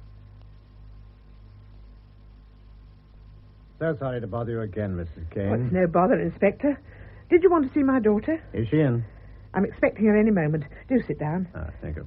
The doctor says she can go back to school next week. I'm hoping that when she does, she can forget this whole business. I'm afraid she won't be able to do that just yet. She'll have to give evidence in court. Well, then you're charging those two women. Do you think we shouldn't? On the contrary, they're dangerous. But I thought it was a question of Betty's word against theirs. You couldn't prove anything. We couldn't. But the position's changed. That's why I... Oh, here she is. Come in a minute, darling. Inspector Hallam's here. Hello, Betty. Hello. Do you want to ask me some more questions? No, you've already told us everything we need to know. Well, the solicitor was here the other day. Did you tell him, Mum? He didn't believe me. Oh, Mr. Blair, you mean? It's difficult for him. He has to defend the women. But he'll have to believe you now. A woman has come forward to substantiate your story. You mean she saw me in the house? No. She couldn't have. No one came up to the attic except the Sharps. Not saw you. Heard you. You were beating on the door and yelling for help. When was this? May the 5th. 3 days after your daughter was abducted. But why didn't she say anything at the time? She's not a very bright young woman. The Sharps employed her as a casual help. But on the afternoon of May the 5th, they sacked her. Because she heard Betty shouting. That was rather foolish, surely. And it was a risk they had to take. They minimized it as best they could. Gave the girl money. Told her to say nothing. The girl must be a moron. Well, as I said, she isn't very bright. And the women at the franchise frightened her. What's her name? Mrs. Glynn. Mrs.? She got married on the 8th of May. She's had other things to think about, you see. What finally reminded her? Oh. Exactly. She read the story in the record. That'll please Roger. Yes, I owe your brother an apology. I thought he'd made things doubly difficult for everyone. But without the publicity, we wouldn't have got Mrs. Glynn's evidence. And without that, there'd be no case. The Sharps would have got away with it. And it's going to be my pleasure to tell them that they haven't. Try the bell again, Mr. Blair. Maybe they didn't hear it. Car's still in the garage, so they must be in. They're not the type to run away, Hallam. Oh, that hadn't crossed my mind, sir. If they'd been that foolish, my man on the gate would have spotted them. Effective deterrent, isn't he? No more broken windows since he's been on the scene. I think I hear someone. Why, Robert, how nice. Do come in. Oh, good morning, Inspector. Morning, Miss Sharp. I'm sorry to disturb you. I'm sorry I kept you waiting. We're in the kitchen. It's not easy to hear the bell. Won't you come in? Thank you.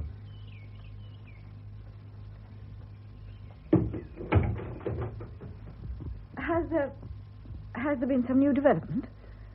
I think it would be easier for you if you fetched your mother, Miss Sharp, and I told you both at the same time. Yes, of course. If you'd like to wait here. Thank you. Marion. Oh, here she is. Only two kind of people arrive in noiseless cars, millionaires and policemen. Since we had no acquaintances among the former, and an ever-widening acquaintance with the latter, I deduced that there were policemen again in my drawing room. I'm afraid I'm even less welcome than before, Mrs. Sharp. I'm here to serve summonses on you and your daughter. You mean you're charging us with this thing? You're being summoned to appear... But why? There's no evidence. The police think they've found corroborative evidence.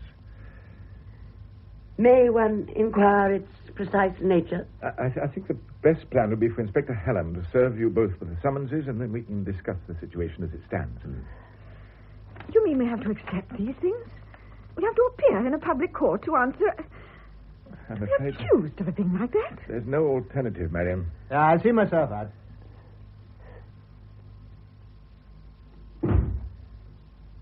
What is this evidence they think they have? Oh, they have it, all right. There's no mistake about that. The window. Did you tell Hallam about the view from the window? Kevin told you not to put too much faith in that. We did, but it was all we had. This evidence, Mr. Blair... When you came to the franchise 6 months ago, you employed a girl to clean the house. Oh, we've done better to scrub the floor ourselves. The girl was not only sullen and incompetent, she was a thief. Are you sure of that? Nobody else could have been responsible. They were only petty thefts, small sums of money, a scarf she liked the look of. But then one day she stole the watch my father gave me. Oh. Yes, you remember. I nearly told you about it the day this all began. Well, that was the last straw. The next time she came, I sacked her before she got her coat off. But you didn't report the thefts. You didn't prosecute. Oh, there didn't seem any point. No point? Your property could have been recovered. Possibly. I didn't really want it. I couldn't feel the same about my watch after Shirley Reese had worn it. You find that hard to believe? Well, it's what I feel. She was a thoroughly odious girl. How did she react when you dismissed her? She got very pink and flounced a bit. She grew beetroot red and bridled like a turkey cock. Why do you ask? Because she will say under oath that when she was working here, she heard screams coming from the attic. Isn't it a little late in the day to tell that story? She might have told it before, but she was frightened. Of us? So she says. She had other things on her mind. A few days after she left here, she got married. Shirley Reese is now Shirley Glynn. This is a bit of a facer. A copper-bottomed facer, I'm afraid. A facer for you too, Mr. Blair. You're now confronted by the possibility that we have been lying. I rejected that possibility at the beginning, Mrs. Sharp, and I see no reason to change my mind now. That's loyal of you, Robert. But you're in a minority of two. Two? I'm sure we can still count on Neville's support. Oh, yes. On reading this summons, I see that we're required to attend court on Monday. That gives us 3 days' grace. Can we find a complete answer in that space of time? Not without divine intervention. For a complete answer, we need to know where Betty Kane was during that fortnight. We need to know it and prove it. She was with a man. So we assume. But what man? Oh, someone must know. Kevin suggests we employ an inquiry agent. It'll take time, of course. Not even they can work miracles. And we can say nothing in court on Monday. You mean offer no defense? There's none to offer, my dear. But before the professionals take over, there is one last line of inquiry I want to follow. I'm going to Bognor Regis tomorrow morning. Whatever for? That's where Shirley Glynn and her new husband live. I want to get the story from her first hand. Can I help you? 2 ounces of tobacco, please, and a box of matches. Any morning papers left? Not left as any in the rack. Oh, no. I wanted a copy of the Record. See if there's any further news about that kidnapping in Loughborough. Did you read that? Yes. Dead grotty that house was. I used to work there once. Those 2 women put the fear of God into you. You're Mrs. Glynn, aren't you? That's right. Do you want to see Tony? Tony? My husband. He yes. won the amateur lightweight boxing last night. I thought someone would be round from the paper this morning. No, it's you I came to see, Mrs. Glynn. Me? Yes. Oh, what? Because I used to work at that house. The franchise. That's right. Oh, the things I could tell you about those 2 women. I don't know which was worst. Here, you haven't seen them, have you? Once or twice. Right, vicious looking, aren't they? The old one's a bit batty, but the other one, the daughter, dead kinky bitch she is. Betty was lucky to get out of there alive.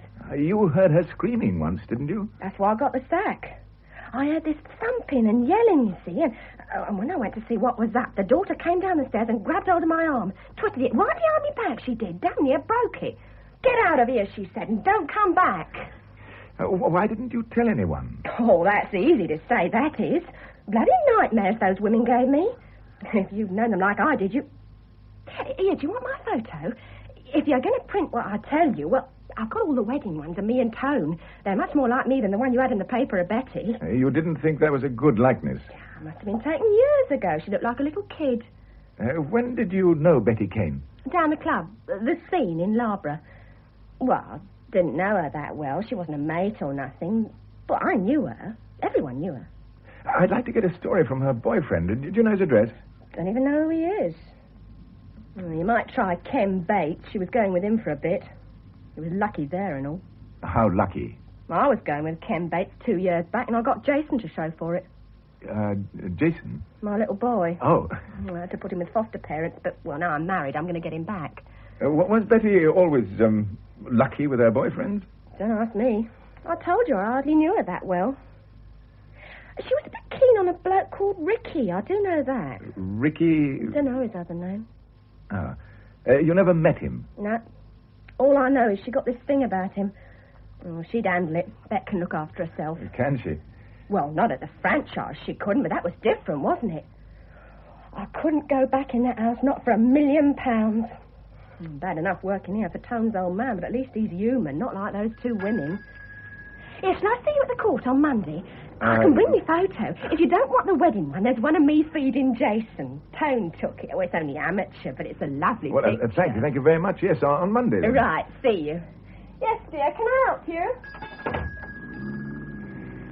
Phew. Now I know why young girls terrify me.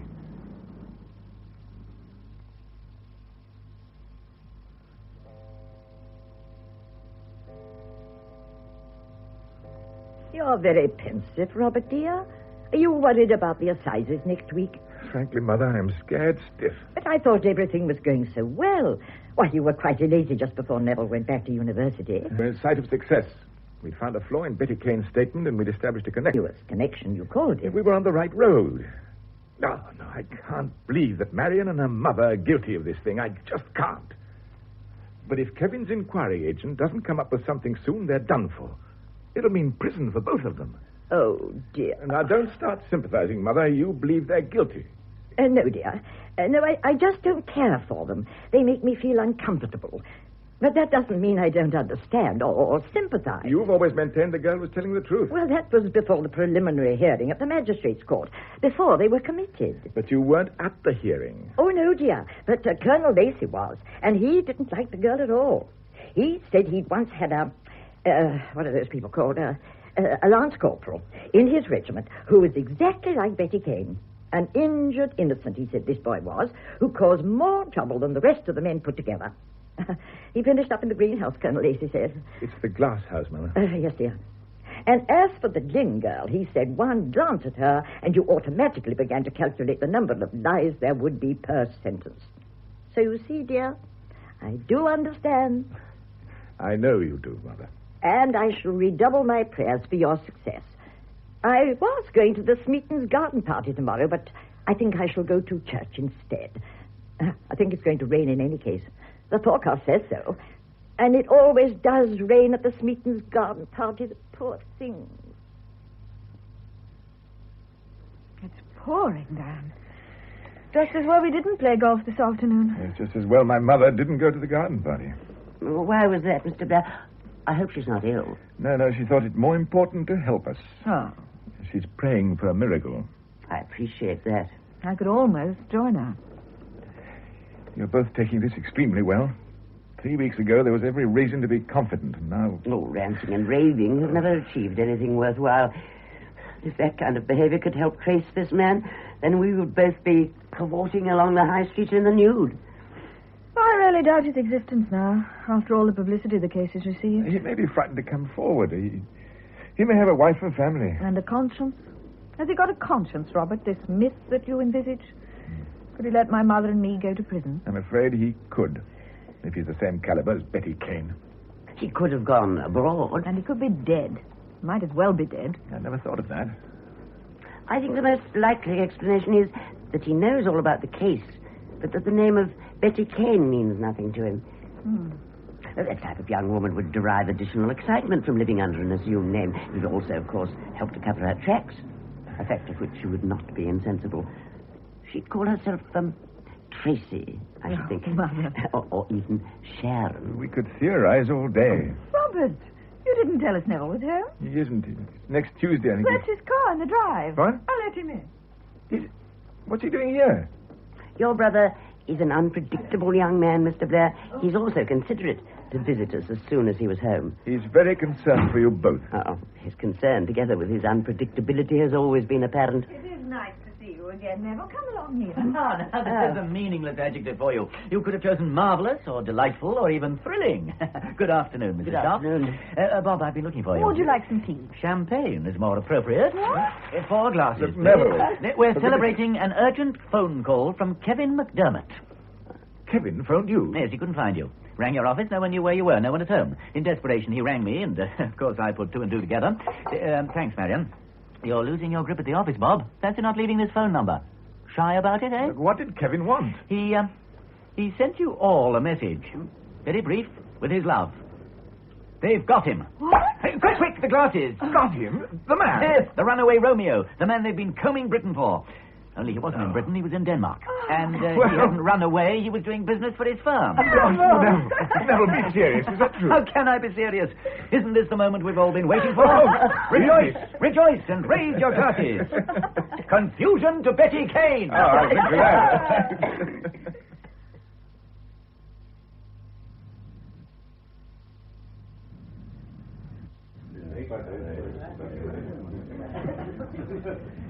Miss Kane, you say that it was dark when you arrived at the franchise. Was it really so dark?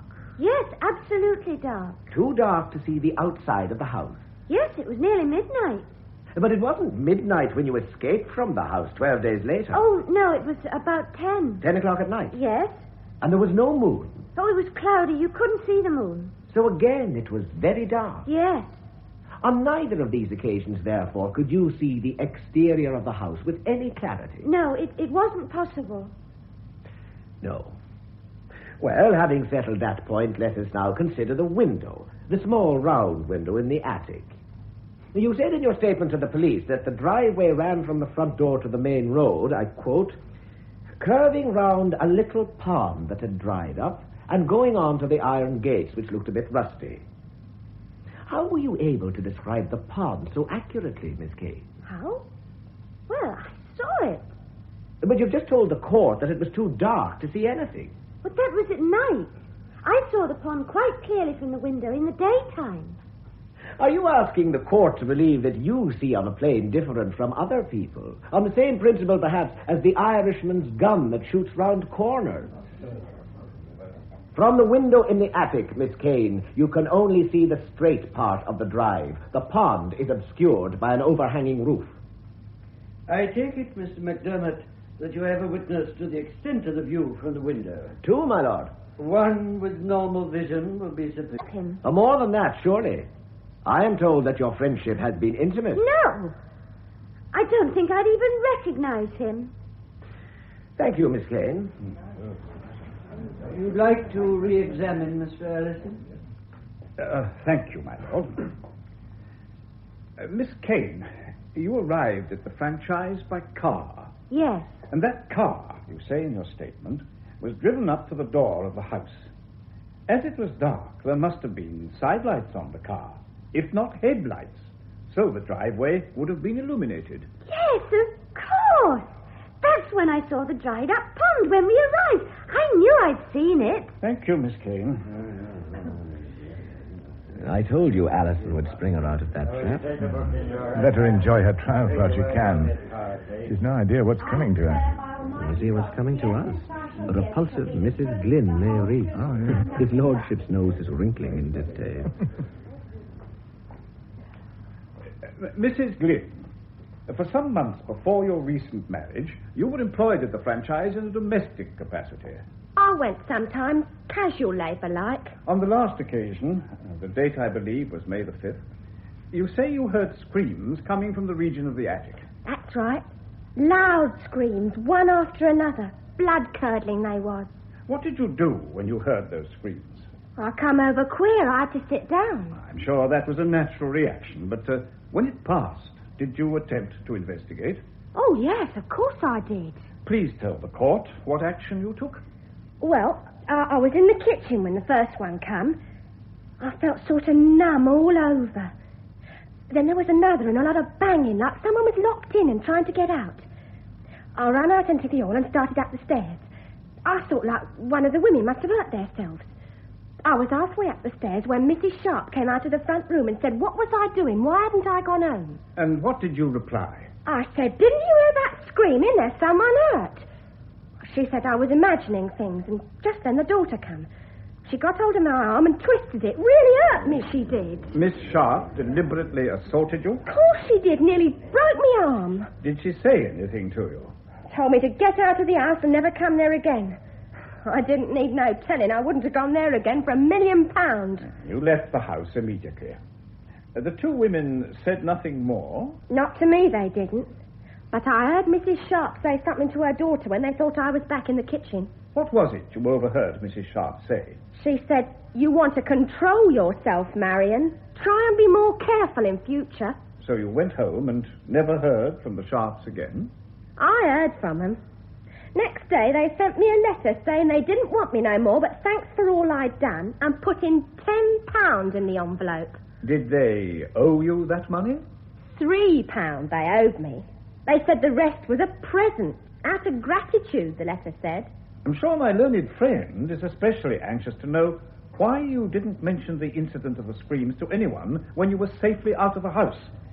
Will you tell us why that was, Mrs. Glynn? Well, I was scared. I was always scared of those women. Queer things went on in that house, and I didn't want to get tied up in anything.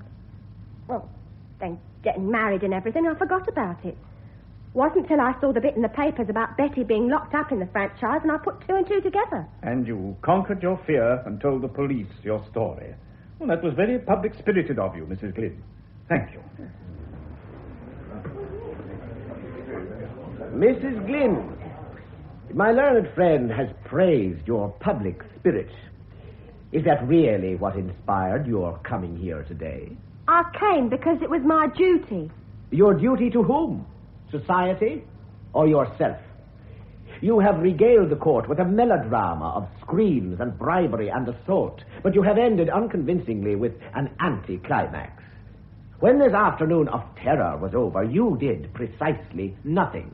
No. You did nothing, Mrs. Glynn, to help that poor imprisoned creature in the attic at the franchise. For nearly 3 weeks, you kept the entire incident to yourself. Do you consider that you did your duty in that instant? I told you I was scared, and I didn't think anyone would believe me. Commendably shrewd of you. Mrs. and Miss Sharp have a very different explanation of why you did not return to the house again. They claim, Mrs. Glynn, that you were dismissed for stealing. Well, they'd have to say something, wouldn't they? Indeed they would. And it is for the jury to decide which of the two stories is the more credible. Miss Marion Sharp alleges that you stole a wristwatch belonging to her. She's lying. I never... The theft of that watch was the latest in a series of petty thefts which occurred during your period of employment at the franchise. When that employment was terminated, you were uncertain, were you not, whether you might be prosecuted by Miss Sharp. I never stole nothing. They're lying. You were frightened of the women at the franchise. It was in their power to send you to prison for a long time. Mr. McDermott, as you've already observed, an element of melodrama has been introduced to this case. Regrettably, I am forced to the conclusion that you are not averse to this. I assure you, my lord, I find it deplorable, but I am anxious that the witness should fully understand me. Yes, we all want to understand you, Mr. McDermott. I am experiencing no difficulty on that score. Thank you, my lord. Mrs. Glynn, I suggest that when a daily newspaper undertook the publication of Betty Kane's story, you saw it as a golden opportunity. Here was your chance to discredit the Sharps before they could complain about you. I've told you the truth. You realize, don't you, that if it is proved in this court that Betty Kane was not locked in that attic, then you are telling a blatant lie. Now, before your marriage, Mrs. Glynn, you were in the habit of visiting a club called The Scene. Among the people that you knew there was a girl called Betty Kane. Did you ever tell her that you worked at the franchise? Yes. You did. You described the house in detail? Well, yes. You told her about the two women and their car and how they lived alone and had no friends? No, I'm in telling people. But why tell such a detailed story? Why be so specific about the rustic clasps on the old blue suitcase, or the crack in the attic window, or the scratch on the car door? Why, Mrs. Glynn? She was interested. She asked me. Betty Kane asked you? Yes. You're sure of that? This is the truth now, isn't it? She asked you. Of course she did. I'm good at describing things. I should say you were unbelievably thorough. Thank you, Mrs. Glynn. I must say, Mother, Kevin's making the most of it. That ghastly little cretin can't see what she's let herself in for. I'd bet her pal Betty Kane could murder her. Oh, it's all very unpleasant, Neville. When do you think they'll adjourn for lunch, dear? Oh, any minute now. They'll keep Richard Chadwick till this afternoon. He can be relied on to stop anyone snatching a postprandial nap. You are Bernard Richard Chadwick, and you're a commercial traveler in household appliances. Is that right? Quite right, sir, yes. You travel extensively for your firm? All over the place, yes. Abroad, too, quite often. You make fairly frequent business calls at a club in Loughborough, The Scene? Yeah, every month. They're a very good customer. Did you ever meet, on those premises, a girl called Betty Kane? Well, I know who you mean, sir, but... You know her perhaps under another name? Naturally, she introduced herself as. She introduced herself to you? Yes. Did that surprise you? Well, not surprise me exactly. I was on my guard, though. Now, why was that, Mr. Chadwick? Well, I had a feeling she was the type to get a bloke into trouble, sir. How old did you assume this young lady to be? She told me she was 22. And did you believe her? Well, I thought it likely. Mr. Chadwick, you strike me as a man of some experience in these matters. Did you really believe the girl was 22? Oh, she could have been anywhere between 20 and 25, my lord. She looked much older then than what she does now. Well, she kept on about it being her 22nd birthday. She got me to buy her a lipstick to celebrate. Nothing more than a lipstick. You got off lightly, Mr. Chadwick. How long have you known Betty Kane? We've been out a couple of times in my car. A couple of times? Before May the 2nd? No more than that. So it was no more than a casual friendship? That's right. But on May the 2nd, it began to develop. Tell us what happened that day, Mr. Chadwick. Well, I called in at the club as usual and saw the manager. We did a bit of business. And as I was leaving, I met Nat, Betty Kane, coming in. She told me it was her birthday the day before, and will I take her out to lunch? So you did? Yes, I did. I didn't see no harm in it. How could you? What did you talk about over lunch? Holidays. Well, she said she was ready for one, and I told her I was all set to have mine. I was going to spend a bit of time on my boat before going off to a conference in Copenhagen. You told Betty Kane that? That's right. You told her the date of the conference and its location? Yeah. Go on, Mr. Chadwick. Well, she said she was as free as I was, and wouldn't it be fun if we went down to the boat together? Well, I mean, nobody in their right mind would have passed that up, would they? Didn't it occur to you that the girl's family might be concerned about her? She said she hadn't got a family. She lived in digs in Loughborough with another girl. So, being in what you considered your right mind, you drove her to your boat, which was harboured near Chichester, and you stayed there together for a fortnight. Nearly a fortnight, yeah. And in all that time, Betty Kane never once mentioned that she ought to be going home. Oh, not her. She knew when she was onto a good thing. But she learnt that all good things come to an end. Well, they do, don't they? And how did the idyll at Chichester finally disintegrate? Oh, it was on the Thursday of the second week. An urgent bit of business came up, and I had to go up to Sheffield. I told Nat I'll be back sometime on a Saturday, and took off. Well, as it was, the business didn't take long, and I got back to the boat late on the Friday night. And what did you find on your return? Blimey, what didn't I find? She'd only grabbed a chance to invite somebody in to keep her company. Another man? Well, she ain't the sort to give ladies tea parties. It was a man, all right.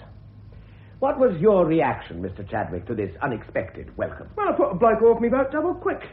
And I told her what I thought of her. And just how did you express yourself? I thumped her. You hit the girl? Well, she'd been taking advantage, my lord. Done her a pound of good if somebody had thumped her before. Yes, well, just confine yourself to your story, Mr. Chadwick. Well, like I said, sir, I hit her. And she went down on the floor and started screaming. Well, I picked her up and hit her again. With your fist? Well, with my open hand at first. But when she started going spare and kicking me, I took a stick to her. Well, she got me dead riled, honest. Otherwise, I wouldn't have. Well, next thing, she passed out. I went to get some water to bring her round, but when I got back, she'd gone. She'd just been play-acting. Well, I chased after her, but I couldn't find her. Even took the car up to the main road, but there was no sign of her. She'd gone for good. And you never saw her again? Not till just now, no. Mr. Chadwick, this case has been the subject of much newspaper comment in the past week. Did it never cross your mind that the girl who claimed to have been a prisoner in the franchise and the young woman who stayed with you on your boat might be one and the same? Look, I haven't seen a paper for weeks. Well, like I told you, I've been at this conference in Copenhagen, and I stayed on there doing business. I didn't get back here till 5 days ago. Mr. Chadwick, will you look at Betty Kane? That is the girl who has given evidence today that she was forcibly detained in a house called the Franchise for a period of 12 days. Do you still say that she is, in fact, the girl who picked you up in a club and lived with you of her own free will on a boat near Chichester for that same period of time? That's her, all right. No doubt of it. No doubt at all, Mr. Chadwick? Not a shadow of doubt, sir. That's the girl.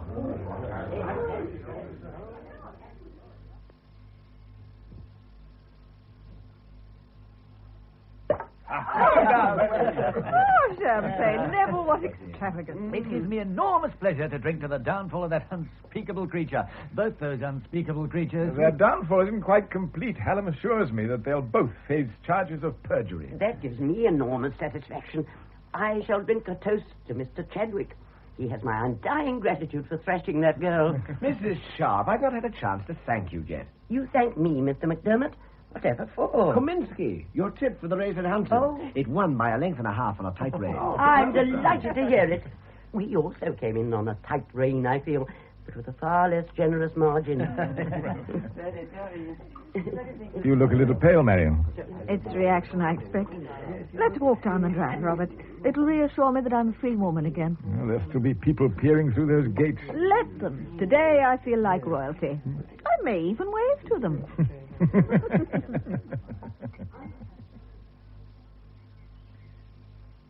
Marion, my darling, now this is over, I want you to marry me. Robert, dear, have you really thought about this? Even the proof that I didn't beat Betty Kane doesn't free me from being the woman in the case. It wouldn't do you any good in your position. That's for me to decide. Well, there are practical problems, too. Mothers, for instance. We can't just park them as though they weren't needed anymore. And don't forget my temper. I said no excuses. Perhaps I'm rushing you. I'll ask you again tomorrow. Will you play golf with me in the morning? If I lose, I shall be bad-tempered. Then I shall see that you win. May I hope till tomorrow? Of course. You can always hope. That's something I've learned these past weeks. Call for me in the morning, Robert. I'll be waiting.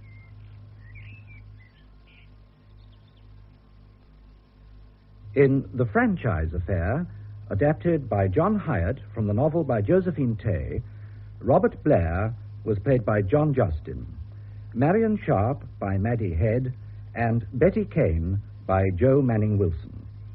Mrs. Sharp, Griselda Harvey; Mrs. Kane, Margot Boyd; Roger Kane, Nicholas Edmet; Inspector Hallam, Malcolm Hayes; Neville Blair, Frank Duncan; Mrs. Blair, Dorothy Lane; Kevin McDermott, QC, Dennis Hawthorne; Shirley Glynn, Patricia Gallimore; the Judge, James Thomason; Miles Allison, QC, Godfrey Kenton; Richard Chadwick, Kelly Francis.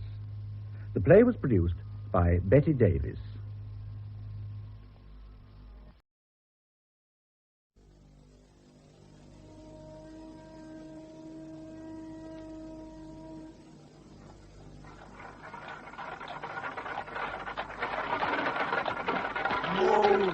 Whoa! Stay your stumps, mace. Right, Spragg. But keep an eye out for the blues. It's our necks if they glim this cargo. They won't. Not in this fog. Unless they're kipping under the bridge.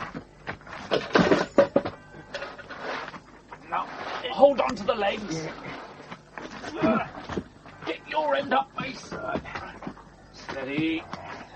Right, start swinging. Now give a good shove. And may the saints have mercy on his own. That's their problem. Mine's a thirst, and it's killing me. Spragg, the other bit. We forgot it. Then get rid of it.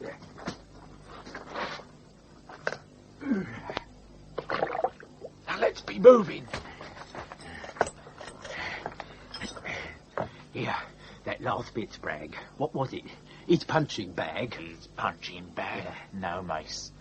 It was his head. And if he'd used it, it might still be on his shoulders.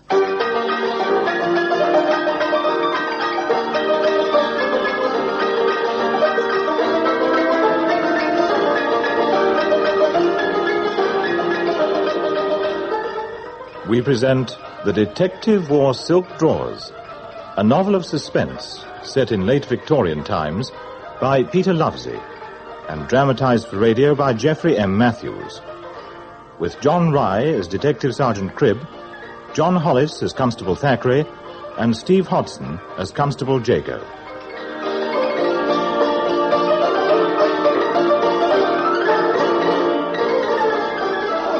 Don't Here, boys! Get the claret flowing, Billy boys! Here, watch it, lads! A blue! Now then, come on. That's enough. Oh, get out Right. Go on, get out of the way! Rules, lads, rules. Hey, keep off me, you. Billy, Ooh. oh, that's right, Billy. Get him again, mate. Right. That's enough, lads. Right, back, all of you. Come on, lads. Let's get out of here. Come on, girls, please. Yeah. You all right, Thackeray? Blimey. Mr. Cribb, you're a welcome sight, Sergeant. What happened? You were fell, Thackeray. A punch right on the mark. The mark? Point to the stomach, Thackeray. Broughton's mark. A truly classic punch. You ought to congratulate the lads when you round them up. That ain't likely, Sarge. I should have let him get on with it, the little varmints. But, Sarge, what you... Well, I mean, Hampstead ain't your line of country. No, that's true. But since you were on duty here, Tell me, are you enjoying it? Beat bashing? No, Sarge. And Hampstead, well, it ain't exactly noted for its crime rate. Well, I wouldn't despair, Thackeray. Now, if you've not changed over much, I sense you could do with some refreshment. Yeah. The back parlour of the Rat. For me, we still have our understanding. Excellent. Then, Thackeray, I suggest you return to your lodgings, get out of uniform, and meet me within the hour. It's possible I may have some news for you. Another murder, Sarge? No, Thackeray. Crime prevention, as decreed by Inspector Jowett. That'll be 4p, gents. I thought you had an arrangement, Thackeray. He does, but it don't apply to drinking. Now... There you are, Ada. And have one yourself. Oh, thanks ever so. At times I envy you, Thackeray. All the pleasure and no complications. Oh, I ain't like you, Sarge. I mean, being sorry for yourself. I'm not, Thackeray, but, well, I was interviewed by Inspector Jowett this morning. You should have heard him. Flair, Sergeant Cribb. Imagination. Not long record of selfless service, Cribb, but flair. He said that to you? Exactly, but there was more. Seems the Home Secretary has sold him on using French methods. From now on, we follow the Sûreté. Oh, the one in Paris? Yeah. But according to Jowett, they never let go. You have 47 undetected crimes in your division, Cribb. This would not happen in France. No, Cribb. They would persevere. Send in, well, probably you wouldn't know the term. And an agent provocateur, Sarge. Amazing, Thackeray. The pronunciation, however, is agent provocateur. Oh, it don't matter how you say it, Sarge. It's still illegal in England. That's precisely what I told Jowett. So he came to an agreement. I would work with less formality, with officers who know my methods. Like you, Thackeray. Oh, there's certainly truth in that. Yeah. You don't mean I'm at the yard? At the yard, and attached to me. With 47 crimes still on the books. Yeah, gladly, Thackeray. And as Ada's approaching... Don't want to disturb you, Mr. Cribb, but this bloke says he must talk to you. Oh? Proper smelly he is, too. I'd have got rid of him, except he knows you're a blue. What I'm glad to say, well, I reckon it'll be worth the point. If it ain't, my name ain't Milligan. Well, go on, woman, me thirst ain't used to waiting. 3 pints, Ada. Right you are. Right. Start talking, Mr. Milligan. 5 bob. For what? A corpse. Man or woman? Man. And it ain't 10 minutes from here. Oh, well, in that case, Thackeray, we should be able to locate it. We know where to look, don't we? No, where to look. I may be old, mister, but I ain't daft. So make it 4 bob, eh?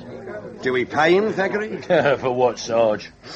I mean, it don't take a sharp nose to tell he deals in cock all day. Only... There's always 3 or 4 corpses a month there. Well, if you're not interested in murder... What says it's murder, Milligan? Well, it ain't got no head, mister. And headless corpses don't jump off bridges. There's the body, Sarge. Caught up against the arch. Yeah, well, you'd better haul it in, Thackeray. Me, Sarge? Well, it might be better if we waited. The lads from the mall... To cart it away, Thackeray. But I want an expert examination. And with the tide going out... As you say, Sarge. Oh, and the head. Right. Now, as for you, Milligan, I'll need a statement.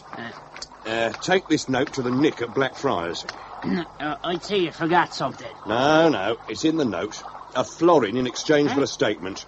Well, on your way, then. Oh, you appear a trifle damp, Thackeray. The tide's coming in, Sarge. I reckon he's been dead about 4 days. There's a couple of things fair baffle me. Oh, well, in that case, Thackeray, I'd better have a look. Oh, yes. He's quite a big fella. Yeah, about 5'9". Well developed. I reckon a saw crosscut took his head off. Yeah. You didn't spot it? Not anywhere, Sarge. Well, that could make identification a problem. Oh, he's got a good thatch of ginger on his chest. It won't be too difficult to match up with the head. If we ever find it, Sarge. But there's still a few things to go on. Now, that mark between... It's made by a cord, running between deltoids and biceps. Yeah. Well, he's obviously a working man. A brickie can be a puddler. I say he was a brickie. Your reasons, Thackeray? Well, look at his forearms. Moulding clay develops them a fair treat. Now, the scars on his palms, they could be from brick edges. Yeah, that's a fair assumption, Thackeray. All right, let's turn him over. All right, there we go. Cool. Blimey. Come on.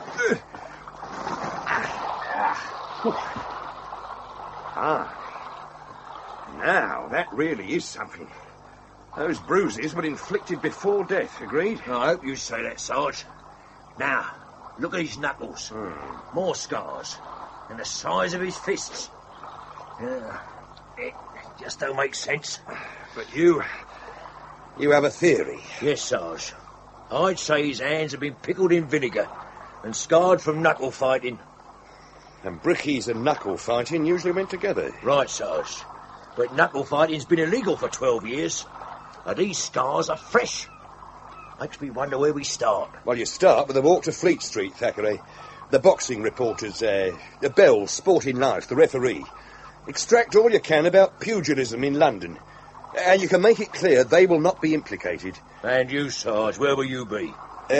Home, Thackeray. I require time to consider. What, Sarge? How to break the news to Inspector Jowett. You see, Thackeray, we now have 48 unsolved crimes in the division. Intuition and inspiration, Sergeant. They must go together. Exactly, sir.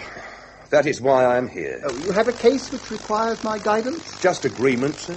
To what? A novel method of investigation.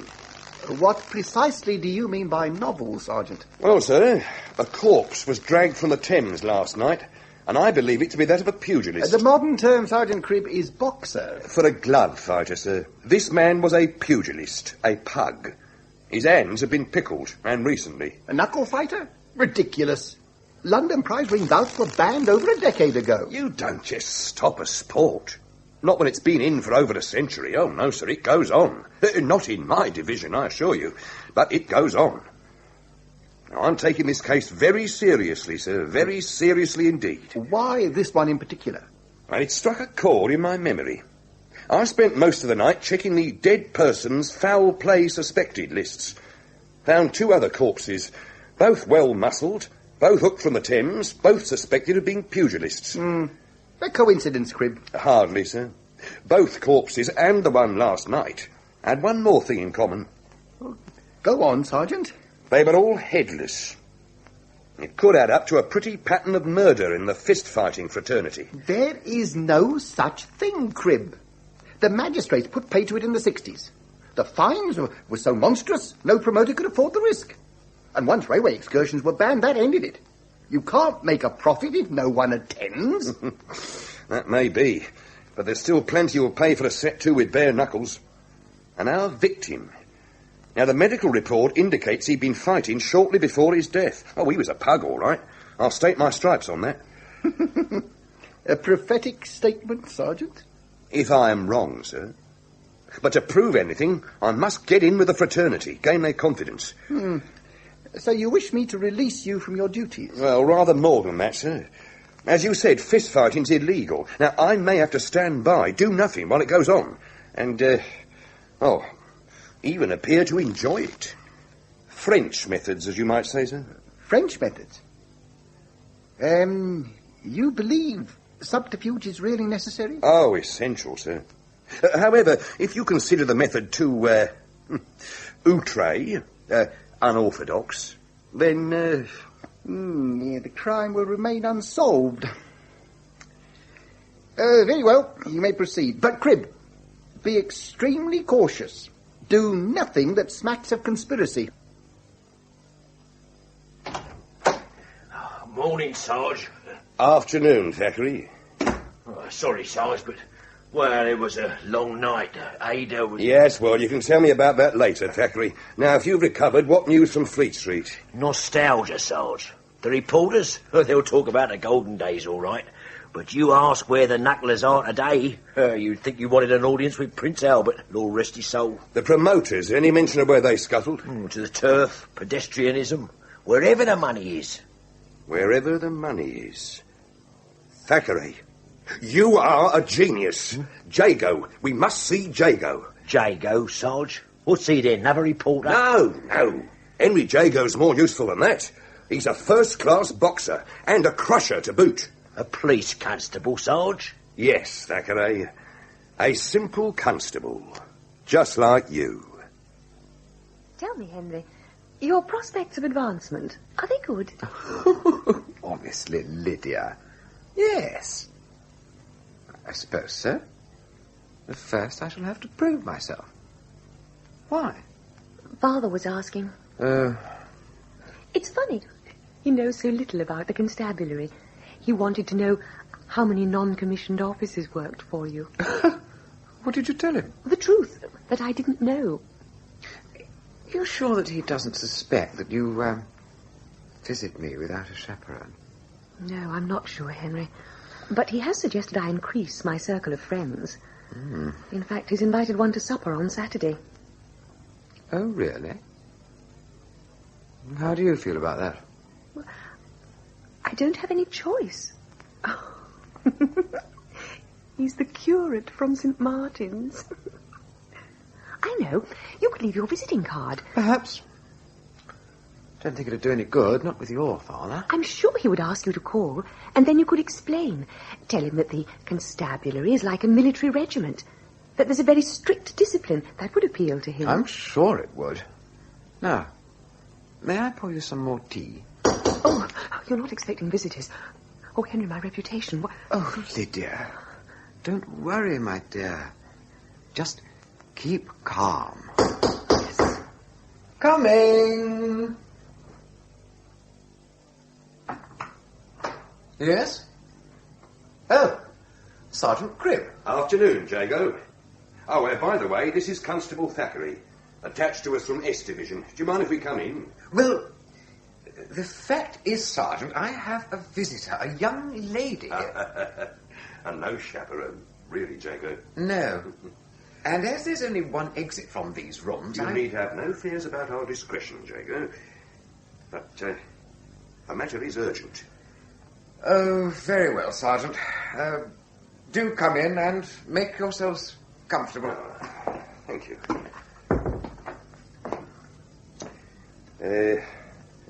What about your lady, Jago? Yes.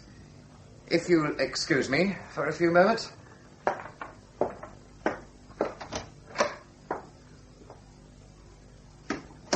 Jago may be well informed about boxing, Sarge, but, well, that nameplate on the door. Henry Jago, Constable, Criminal Investigation Department. I don't reckon even Inspector Jowett has that. Keep your voice down, Thackeray. And the furnishing, Sarge, eh? Silver goblets. Blimey, Sarge, that crest. Well, Jago comes from a high-class family, Thackeray. Oh. Private tutors, public school. He'd have gone to the university except for a disagreement with his father.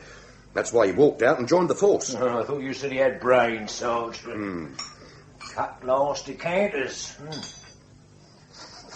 Oh, blimey, Sarge, what is it?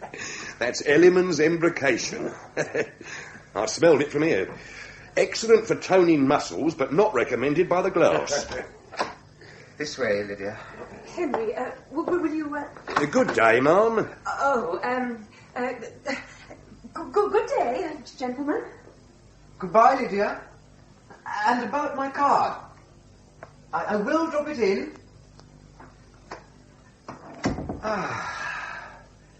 And now, Sergeant, Mr. Thackeray. You have my fullest attention. You're still keeping up your sporting interest, Jago? That comment was uncalled for, Sergeant. Now, simmer down, simmer down. I refer to your trophies. Ah, yes. You have 2 new ones. Yes. Police tournament and the Queensberry Cup. Yes. It was a pity about that middleweight title. Bit of bad luck you're missing that. Had nothing to do with luck, Sergeant. I just hadn't trained enough. Where do you train, Jago? Oh, here, mostly. I have dumbbells, chest expanders. Now, don't fence, Jago. Where do you train? Covent Garden, Sergeant, a pub called the Anchor. Most boxers know it. What about fist fighters? Pugilists? Oh, no. Strictly for glove fighting. It's not quite the Athenaeum, but we do control membership. So none of the fist-fighting fraternity get there? Well, some of the attendants could be ex-pugilists. I don't really know. Don't mix with them. Oh, that's a pity. Prize fighting. Have you any idea where it goes on now? Kent, Essex. It's not prudent to delve too deeply, at least not for me. Curiosity in the cat, you know.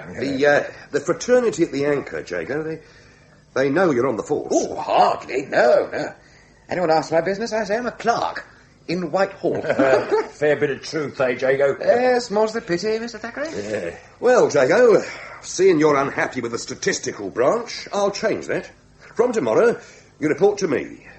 And my duties? Will commence at the Anchor. You see, Jago, I need information on knuckle fighting. Where it goes on, who's involved. And I want to witness a mix. The sooner the better. Quite a bit of activity, eh, Sergeant? It seems you acquired a reliable informant, Jago. Who is he? The station master at Fenchurch Street. How did he know about it?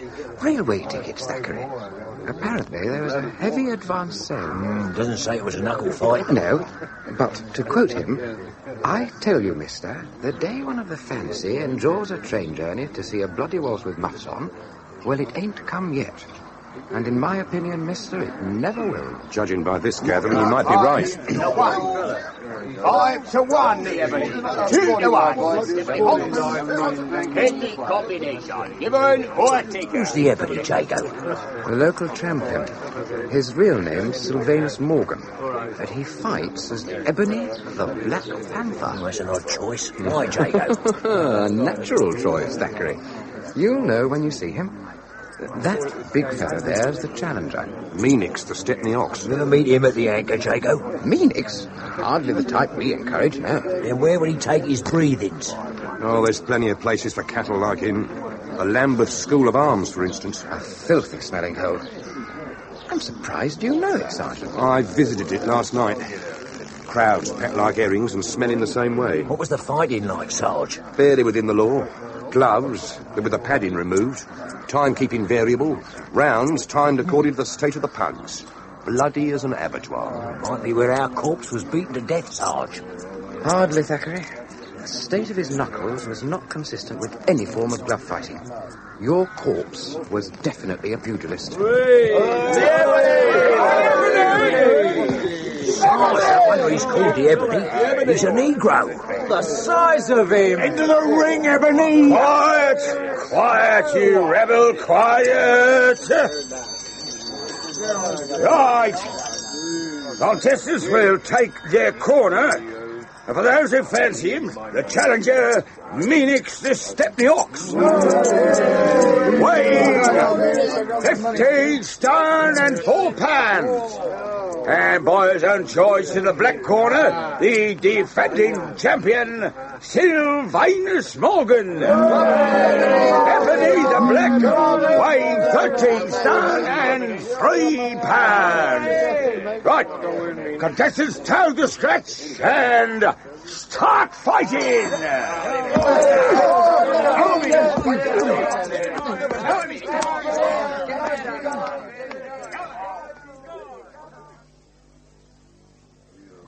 A short, unentertaining bout. Still, it has raised a thirst. 2 glasses of porter, please, landlord. Yep. And for you, Jago? A cordial, Sergeant. The local people, landlord, not many attending the bout. We got better ways of passing the time, sir. That right, ain't it, Ben? Oh, aye. Betting ain't part of God's law. Anyway, I do better with me money in here. When you're not on the slate, it'll be 5 pence, gents. Meanix, the London pug. How long did he last? A mere 14 rounds. And I realised the Ebony's form, I'd have wagered a few pounds. Well, the Ebony's form ain't widely known. Be different if the papers still reported fistfights. But he has had a number of bouts. No, only 2, as I knows of. Here in Raynham, that is. Were the bouts held recently? One was last November. That right, ain't it, Ben? November was when the Bermondsey boy lost all his ivories.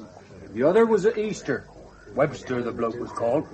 Took 6 hours to bring him round. The Ebony's training man. I should like to meet him. Oh, that ain't likely, mister. Not unless you're invited to the hall. The hall? Ebony takes his breathe-ins at Radstock Hall. The Vibart plays up there on the hill. And Mr. Vibart discourages visitors? No, he's been dead this 12 months. It's the others. The servants? And training folk. Londoners. They don't come in here, except for Mr. Edmund. Mr. Edmund? Edmund Vibart. Brother to the deceased, Mr. Vibart. We see him once a week regular, don't we, Ben? Oh, you said he didn't come in here. Oh, they don't. No, we see Mr. Edmund in church. He plays the organ. Rare musician he is. But his language, when he hits a wrong note, makes even the choir boys blush. Have you ever been inside Radstock Hall? Not since the Vibarts took it over. No. Some of the village wenches used to work up there, but they didn't stay long. Oh, this Vibart, one for the ladies, eh? No, it's the woman, Mrs. Vibart. Strange she is. Strange? So they say. Her late husband lived abroad. Brought back a load of stuff, statues and the like. Gods, images. Well, they say, that Mrs. Vibart's been taken over by them. Oh, it's just wenches gossip, Tom. They said they was scared. Talked about strange happenings.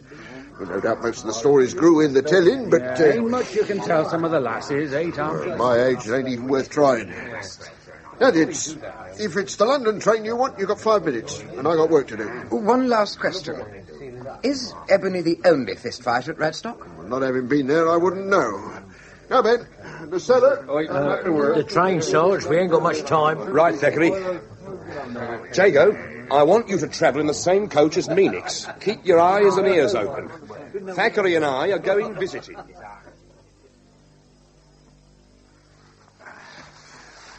Which way, Sarge? Towards the lighted window. Thackeray, watch out for the cucumber frames. Ooh. Sorry, Sarge. Hey, Sarge. It's a gymnasium. Yeah, and handsomely equipped. Thackeray, there, on the chaise longue. It's the Ebony, Sarge. And I'll wager the woman is Mrs. Vibart. Yeah. Dressed a bit strange, ain't she, Sarge? That's a sari. Traditional Indian dress, Thackeray. Is what she's doing to the Ebony traditional as well, Sarge? Blimey, I wouldn't mind having my muscles toned like that. Yes, no doubt, Thackeray. Now keep quiet and hand me your knife. Here, you're not planning Their conversation, Thackeray. It could be of interest. Oh. Now, if I can slide this window, open a fraction. There. Now, very quiet, Thackeray. Lie quietly, Sylvanus. Relax. I could have ended that fight on the first round. The gods would not have been pleased. I would not have been pleased. The gods? I don't listen to your gods. You said to fight Meanix until the 14th round, so I obeyed. But the next time, it mightn't be so. Faith, Sylvanus. You must have faith. I need better antagonists. But Sylvanus, Meanix was a champion, the best available. And we did make money. That's... Yes, but finding new antagonists for you is difficult. Ooh. Oh, your poor ribs. Are they very sore? Next time, Sylvanus, I must be present. I would not be the first woman to attend a prize fight. Why don't you listen, Isabel? If I leave here... Leave, Sylvanus? No, you will not leave me. You couldn't. When I came here, you made me promises. And I kept them, Sylvanus. Every time. 2 bouts. But not with good opponents. Because you are not ready yet. You know I cannot afford any more mistakes. The others, we forced them. Took them to the top too soon. That must not happen to you. Your body, Sylvanus, is too precious. The gods would not want your blood. Now, lift your arms. Did you know that handmaidens did this in ancient times to their kings? I will not fight any more farm boys. The next one, Sylvanus, will be different. Very different. Now you have been anointed. You must sleep. There. It's time for Edmund to release the hounds. We cannot risk prowlers. No more than we can afford to be sniffed out. I don't know what you heard, Thackeray, but I've learned enough to get us a quick promotion. Sunshine, Thackeray. Yeah. Changes the whole face of London. Yes, it's good to be out. Maybe, Sarge. But our corpse... It's over a week now, and we haven't progressed any further. You found nothing significant in criminal records? Oh, only confirmed young Jago here's reports. Meanix, no convictions. How about Matthew Beckett? The promoter who hired Meanix. Exactly, Jago. Drunkenness, a few petty crimes, but no record. Not like some of the scum on that train. We should have pulled them in, Sergeant. Why waste time? No, I've only one concern at present. Matthew Beckett. Your training, Jago, it's progressing well. Oh, the professor at Shoreditch knows his business. Then keep at it hard. I've an idea next week's going to be crucial. Why next week, Sarge? Why, Thackeray? Because Beckett hired Meanix for only one reason, to make money. Meanix lost the fight. Beckett lost a deal of cash. He has to recoup. But, Sarge, Meanix was odds-on favourite. Beckett couldn't have made money on the bout, not unless he bet against his own man. Right, Jago? You're forgetting side bets, Thackeray. Side bets? The fight was carefully planned, Thackeray. Meanix was to control it round by round, according to the odds. He would have, too. Except for Ebony. A ringer, Thackeray. Meanix expected your usual muscle-bound ploughboy. What he got was a superbly trained fighting machine. Beckett would have placed his bets in advance, so... So he lost heavy. Mm-hmm. And his fighter beaten to a pulp. So if he plans to recoup... A new pug. Yes, and this time a real fighter. Do you think he's got someone in mind? Yes, the word is that he wants the Ebony. Oh. I'd better be on my way, Sergeant. Yeah, right you are, Jago. The Professor doesn't like to be kept waiting. Our corpse, Sarge. You reckon he might have disappointed the gamblers? Well, plenty have, Thackeray. But they haven't been topped. Not in London, anyhow. Well, he could be a provincial, except he'd be missed. Right, Thackeray, but only locally.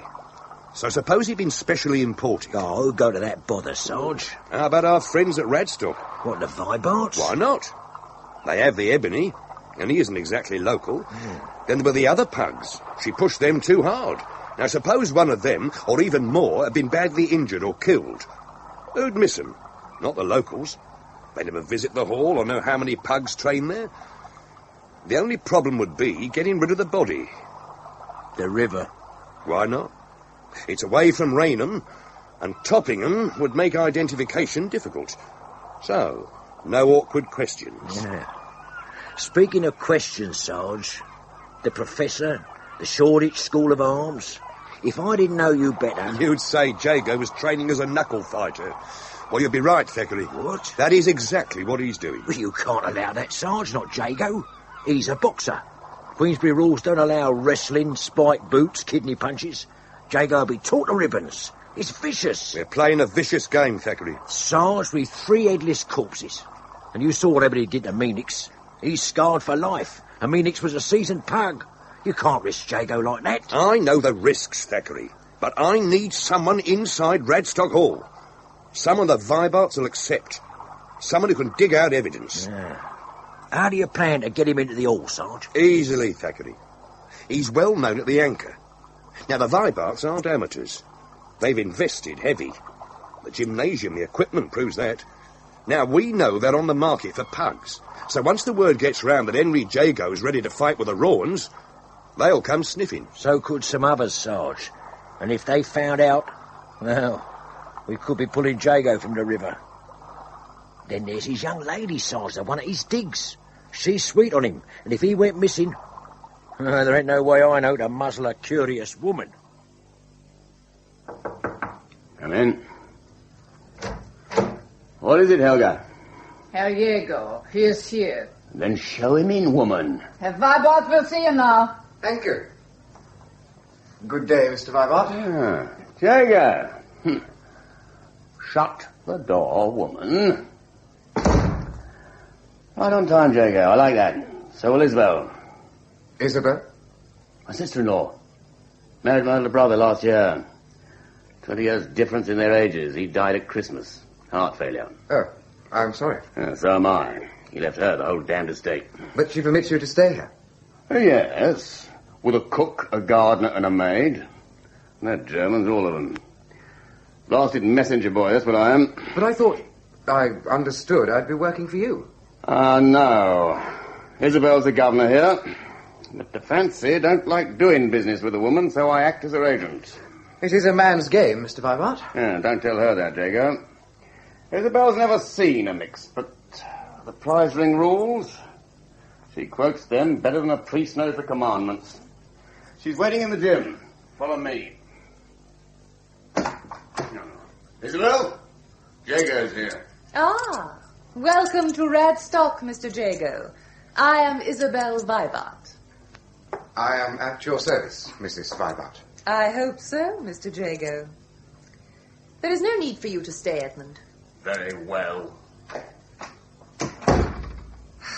Edmund has very little, Mr. Jago. So unlike my late husband. However, he has his uses. Now, please, sit here beside me. Yes, very well. Edmund informs me you're an experienced boxer. Have you won any championships? No, but I have beaten a number of reputable amateurs. I see. Now, why do you wish to be a pugilist? I need money, Mrs. Vibart. And without money or prospects, marriage is out of the question. Marriage, Mrs. Vibart? You do have a lady friend. Why, yes. And you have admitted a need for money. Obviously, you are considering marriage. Don't be embarrassed, Mr. Jago. Oh, I'm not, Mrs. Vibart. Just impressed. Good. You see, Mr. Jago, what we do at Radstock is, well, not accepted. I need to know all about people who come here. I have excellent informants, some even at the Anchor, where you train. Now tell me, do you approve of my gymnasium?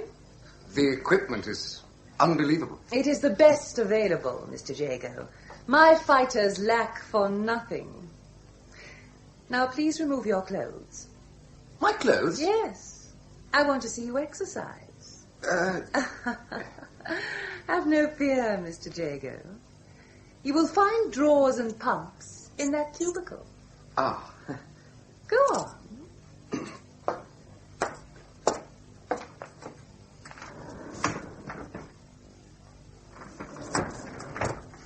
The white set should fit you perfectly. Ah, yes, I see. Are there, many fighters in training here? Only one at present. He fights as Ebony, the Black Panther. And you got all this equipment just for him?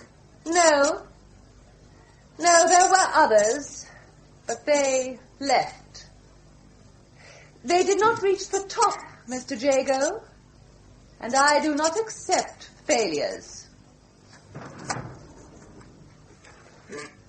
Yes, the whites do suit you. Your other pugilists, perhaps I knew of them. No. They were from the Midlands and no doubt returned there. Now, do some press-ups. Ready? Down, up, down, up, down, up. Stop. Now if I may touch you.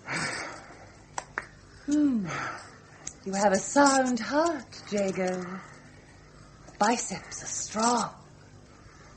But your weakest points are your diaphragm and your legs. We will work on those.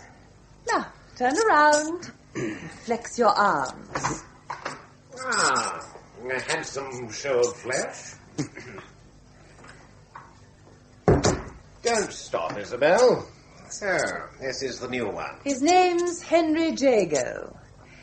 This is Robert Destin, Mr. Jago. I hope he will agree to train you. Glad to meet you, Jago.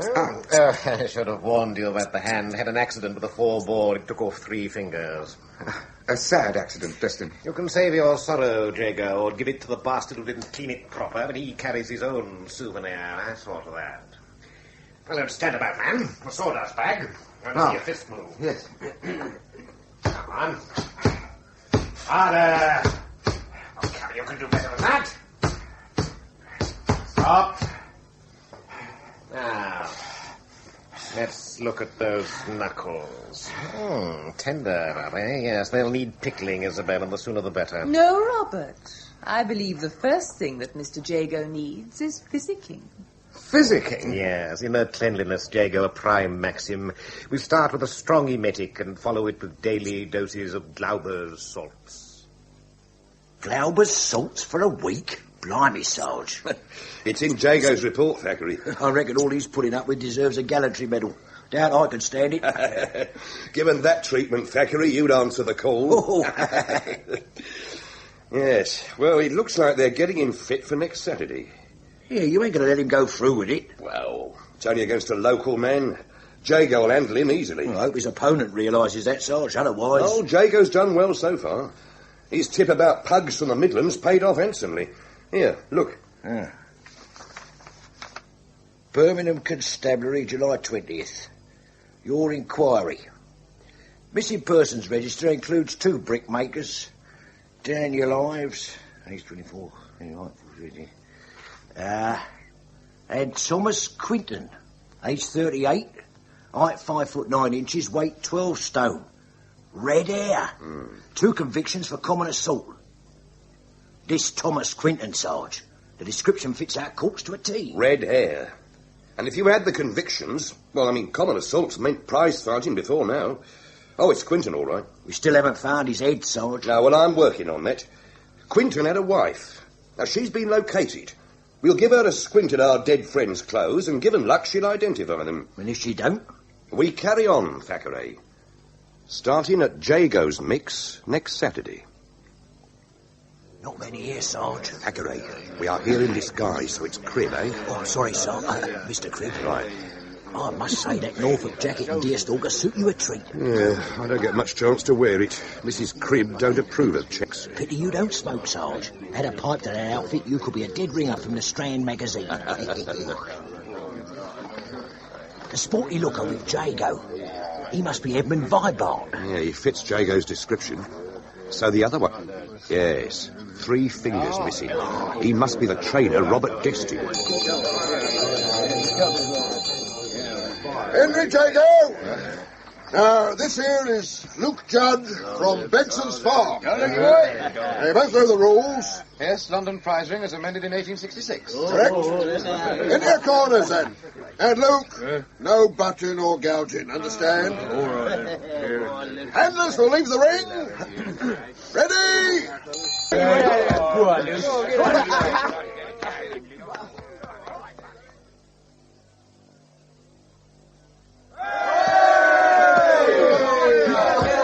The judge wearing spiked boots. They're nasty weapons, but allowed. Jago!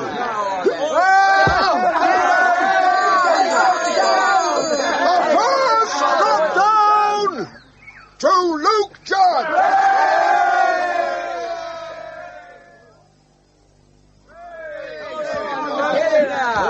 6 rounds and Jago's still fighting. I told you he had guts, Thackeray. I knew the professor's training would pay off. There. Jago's got the ploughboy's measure all right. So could someone else, Sarge. What? Look there, in the next field. Oh, it's the village bobby. He could get us involved. I think discretion, Thackeray. Hey, ref! Over there! The Blues! We've been spotted! The Blues! The Blues! Are they there? Stay where you are! Don't in the Queen's name! Blimey, he's given him enough warning. He's local, Thackeray. It wouldn't pay him to arrest anyone. Looks like Destin's away. So's Vibart. He's heading straight towards the constable. Hey, where are you off to, Sarge? To join Vibart. I'll see you later, Thackeray. A fine tribute to the manly Vibarts. One middle-aged constable on a tricycle and Edmund runs. Straight into his arms. Ah, Jago. Mrs. Vibart. Sylvanus? We were just discussing the fight. I think it calls for a celebration. The champagne, Robert. The magnum, I think. Right. It was hardly a victory, Mrs. Vibart. That was not your fault, Jago. You fought well and to instruction. Except for that interfering blue. Stopping the mix set me back 50 guineas. But I'll win it back. Damn me if I won't. Yeah. Isabel. Thank you. And, Ebony. Now, to your next bout, Jago. Thank you. They talk of your fight, Jago, praise you, make promises, but there's no mention of me. Tell me, Robert, when will Jago fight me? You fight Jago, you're out of your mind, Ebony. No, and my given name is Sylvanus Morgan. Mr. Sylvanus Morgan, so use it. Right. So stir your gammon, Mr. Morgan. Only when you answer my question. When do I meet Jago? Never. You are a champion. The bout wouldn't last 2 rounds. You know, Isabel, I believe Sylvanus feels neglected. He has no cause to. Listen to me, Sylvanus. We are in this game for profit. Profit? How many times do I have to say it? I have money. What I need are bouts. I am a fighter. And a good one, so we must find you the best antagonist, and we will. Now, Jago, do you approve of my necklace? It's very becoming. A jeweled cobra ready to strike. Yes, it is very becoming. Was it crafted in India, Mrs. Vibart? Yes, like most of the objects in this room.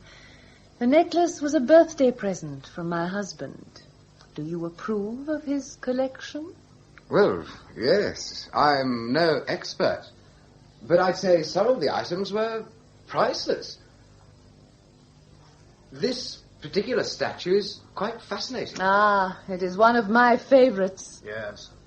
Do you know what it represents, Jago? An Indian deity? Yes, Jago.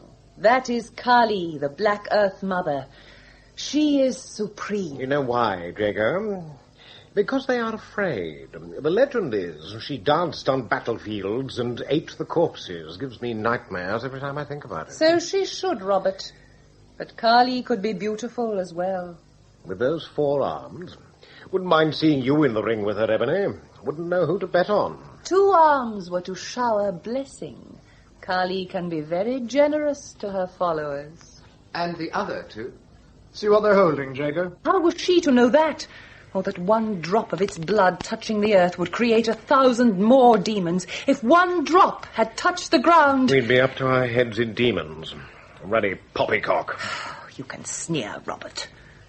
But Kali is a very potent goddess. One we must all appease. She's the goddess of death. It's not wise to provoke her. Well, then we'll drink to her. Cozy party. Didn't think of coming to fetch me, did you, Destin? Stop shouting, Edmund. Sylvanus, refill the glasses, please. Yes, Isabel. Edmund, sit down and tell me what happened. That damned village blue happened. He started off slow, and he put on the pressure. What did you tell him, Edmund? Nothing. Except my name and address, and he knew that already. Thank you, Sylvanus. Anyway, he was more interested in the bloke from London. One of Matthew Beckett's men? No, it was the gent. Tall chap, Norfolk jacket, deerstalker. Yeah, I reckon he's there for the night. And that's what I'm calling it. After you release the hounds. Well, Edmund?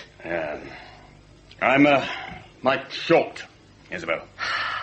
Your gambling losses are not my concern, Edmund. Damn it, Isabel.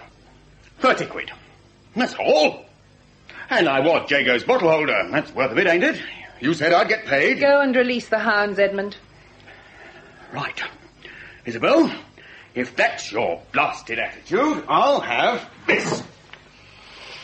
It's mine by rights anyway. Replace that figurine immediately, Edmund. And if I don't... I shall ask Robert to break your arm. Be a sore temptation. Damn you. Keep that damn thing, then. You staying on, Sylvanus? What for? The small talk bores me. I need fights, not fancy parties. Edmund has so little control. But I suppose we were thoughtless. Have some more champagne, Jago. I've had quite sufficient, Mrs. Vibart, thank you. Now, I should also like to be excused. Already? Oh, but of course, how stupid of me. Your muscles must be stiff. They need massage. I'd accept the offer, Jago. Isabel's technique works wonders. The ebony can testify to that, eh, Isabel? Oh, thank you. But no, really, Mrs. Vibart, I'm too tired tonight. Very well, Jago. You may retire. Yes. Well, good night.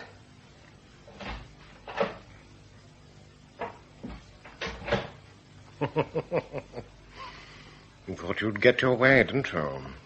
You'd like to get your hands on his body, knead his muscles back to vitality. You are forgetting your place, Robert. No, you're the one who's forgetting. I think I don't know about your peephole the way you sit watching, getting pleasure when your pugs suffer. No, I watch them for their own good. I want no more failures. Why lie, Isabel? You watch them for enjoyment. Your training program. It's meticulously planned to break them. Oh. You want them to fail, to exhaust themselves. Then you've got them. But Ebony's cottoned on, and that's why you've turned to Jago. I think I haven't seen him prowling around at night, keeping him on tenterhooks, are you? Obviously, you have been prowling as well, Robert. Don't act so innocent, Isabel, not with me. Jago ain't actually visited you yet, but only because he knows I'm watching you. And tonight, when you're ready, he's too weary. Well, I'm not. I've waited long enough. Away from me, Robert. Forget who I am. You animal, you... No! You enjoyed this animal once, Isabel, and you'd be willing with Jago, wouldn't you? Don't fight, Isabel. Just think of the past. What we meant to each other. Very well, Robert. But remember, only a fool takes a woman when he gives her no pleasure. And be warned, Carly will be revenged.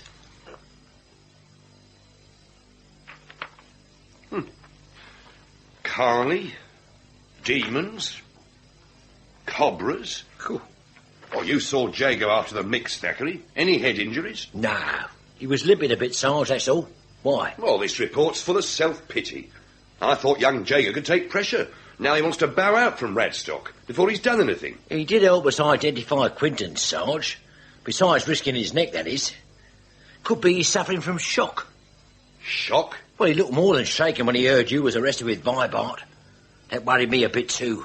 I wasn't sure you'd get away. Not without saying you was on the force. Oh, I couldn't do that, Thackeray. No, I realised that Bobby stumbled on the mix by accident. All he wanted was a quencher with his cronies. Oh. So I held back until Vibart was released. Then I took the offensive, appealed to the constable's vanity, indicated I was a reporter, stressed that over 100 spectators and the antagonists got away scot-free. Suggested his county inspector might want to know why. Made him reconsider, did it? Yes, we came to an arrangement. He released me. I promised not to write anything. It's a pity I couldn't speak to Jago. Yeah, he says the Ebony's determined to leave Radstock. Well, that means Jago's left to do the fighting. No wonder he wants to get away. There could be another reason. Mrs. Vibart. Seems like she's paying him certain attentions as well. Not massage.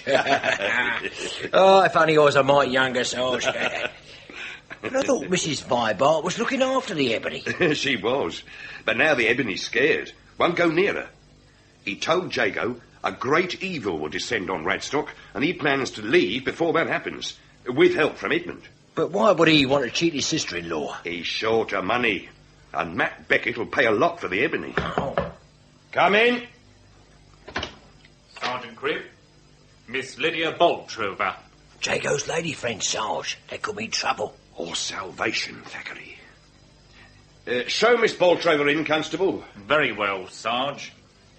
This way, miss. Thank you, Constable.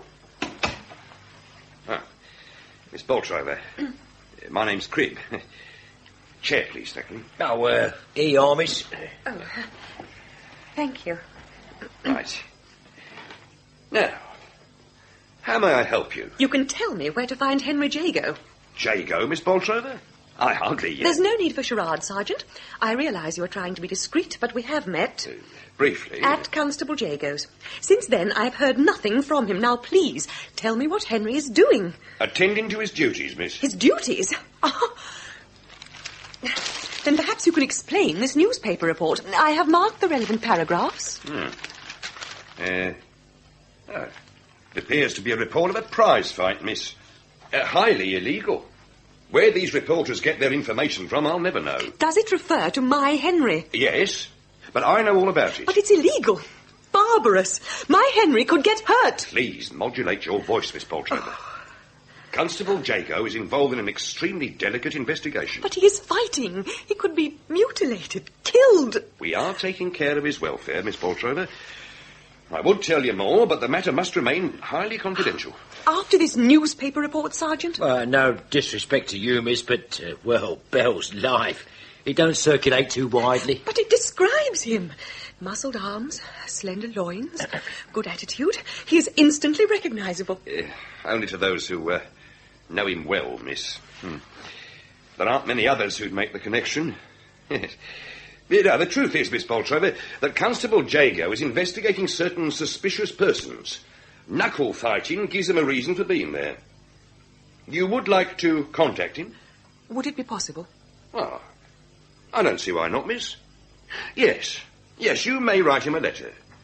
And then, if you don't mind, I should like to add 1 or 2 lines. You could write them. You see, I need a way to get instructions to him. Will it help Henry? It will, miss. Rest assured, it will. Tension, Jago. We must get rid of it. There.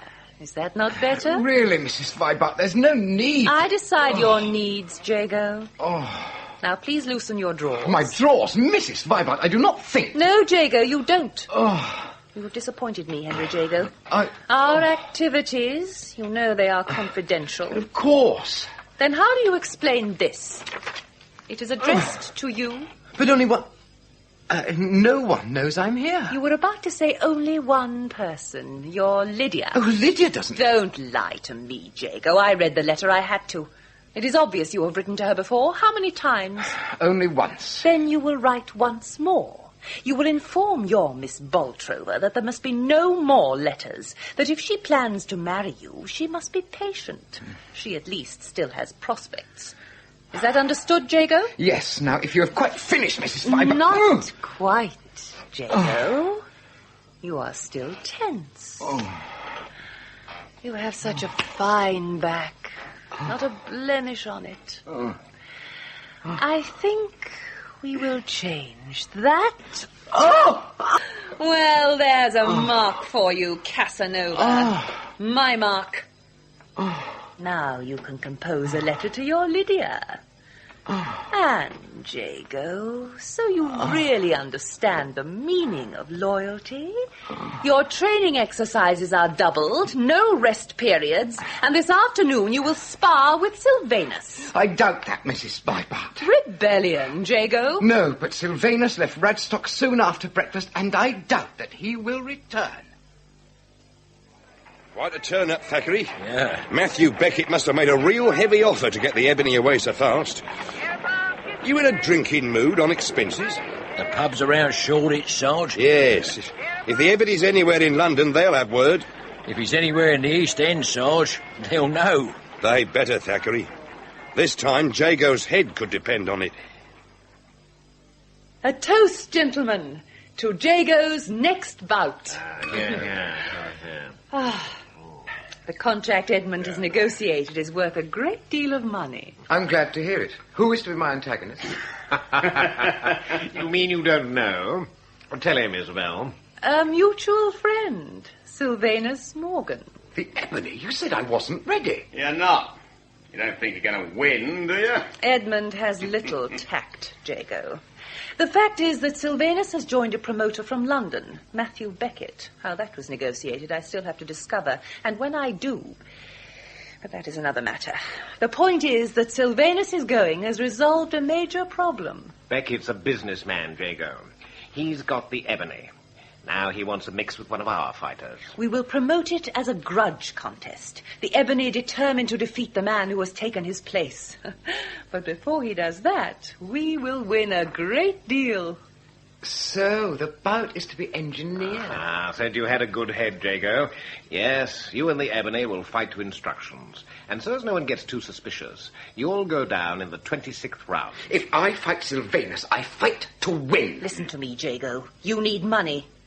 And what of my reputation? I am not insensitive, Jago. You will fight under another name. Henry Jago will suffer no loss of reputation, I promise you. My idea, Jago. You're forgetting one thing. I'm well known in Raynham. Which is why the fight will be staged in Surrey. And my alias? You will use the name of a pugilist who once trained here. A game fighter, Jago. Name of Quinton. Thomas Quinton.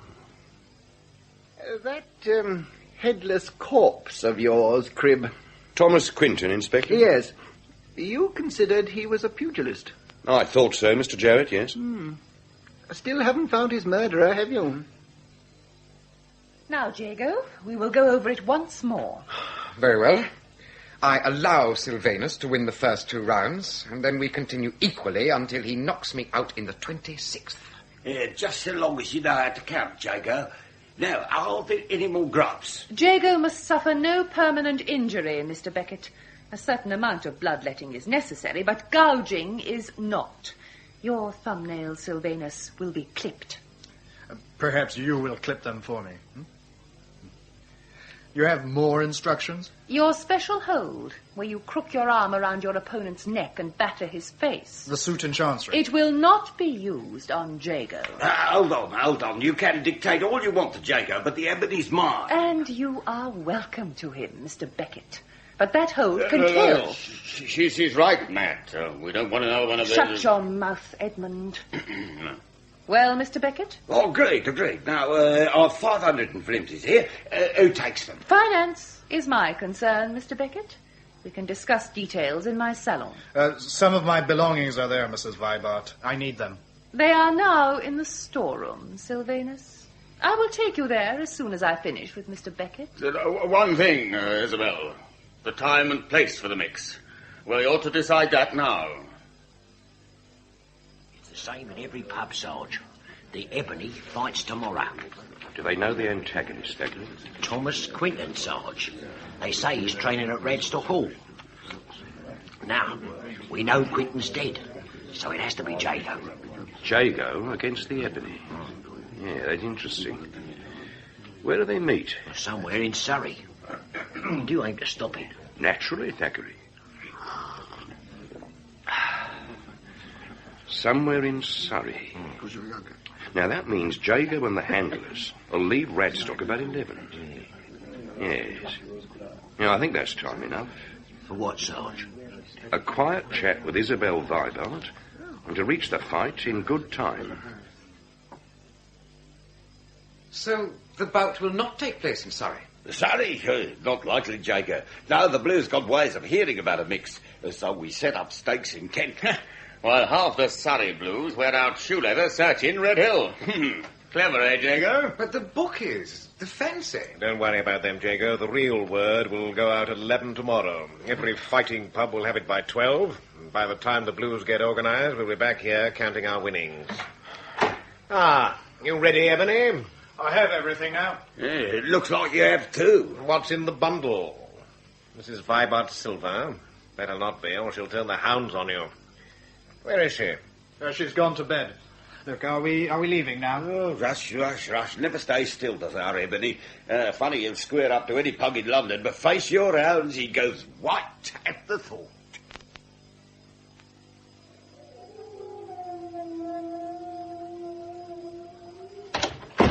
Vibart!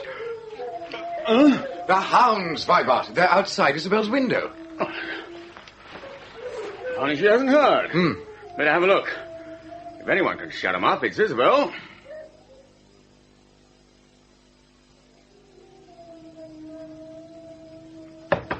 Isabel! Mrs. Vibart! You all right, Isabel? Isabel? Jago. Here. Blood. All over the bed. God. She's dead. Stabbed. And viciously, too. No sign of a weapon. Jago. The safe. It's open. Beckett's 500 gone. The bastard to kill her for that. Who, Vibart? The Ebony. You know how he hated her? And he was the last person to see her. That's not evidence. No, his bundle, Jago. Remember? The knife and the money, they were wrapped in the bundle. That's why he was in such a hurry. Look, you'd better wait, Destin. Then we'll inform the police. Call the Blues? Can't do that, Jago. Well, not unless you fancy a trial at the Old Bailey. No. We'll have to deal with this ourselves. The first thing, then, is the dogs. Try and silence them. I'll get Destin. I can't think why they're in such a state. They smell blood, Vibart. Now, for heaven's sake, go and quieten them. Right. I'll try. Now, dress hung up carefully. Underwear soiled but left in plain view. Modest even for Isabel. Obviously not expecting a visitor. Safe has not been forced, so someone has the key.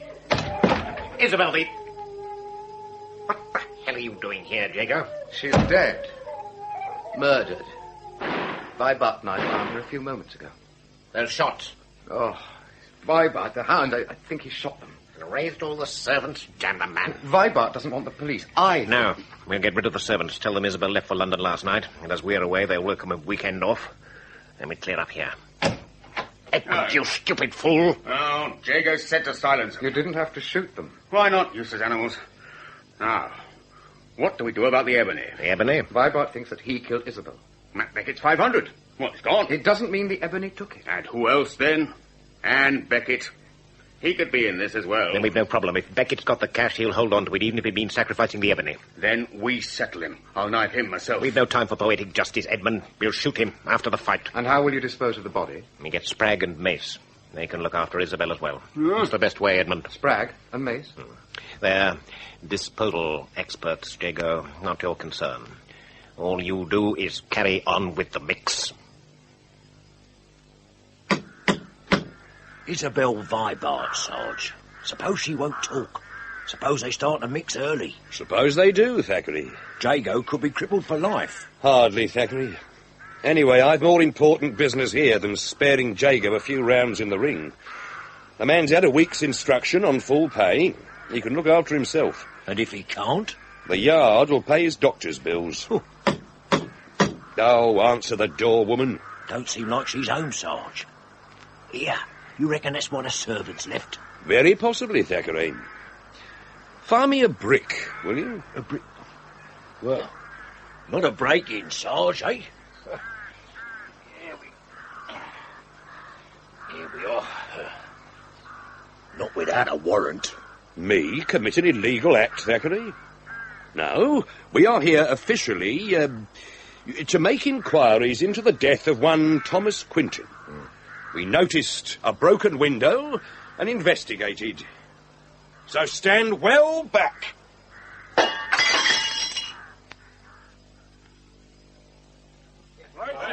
2-1 on the Ebony. 5-1 on Quinton. Time to toss in the hat. Your man ready, Beckett? He's in the ring, ain't he? You making the challenge, Quinton? Answer him, Jago. What do I say? Nothing. Just toss your hat into the ring. It's custom. Then climb in. And Jago. Yes? Take your time. You've got 26 rounds, remember?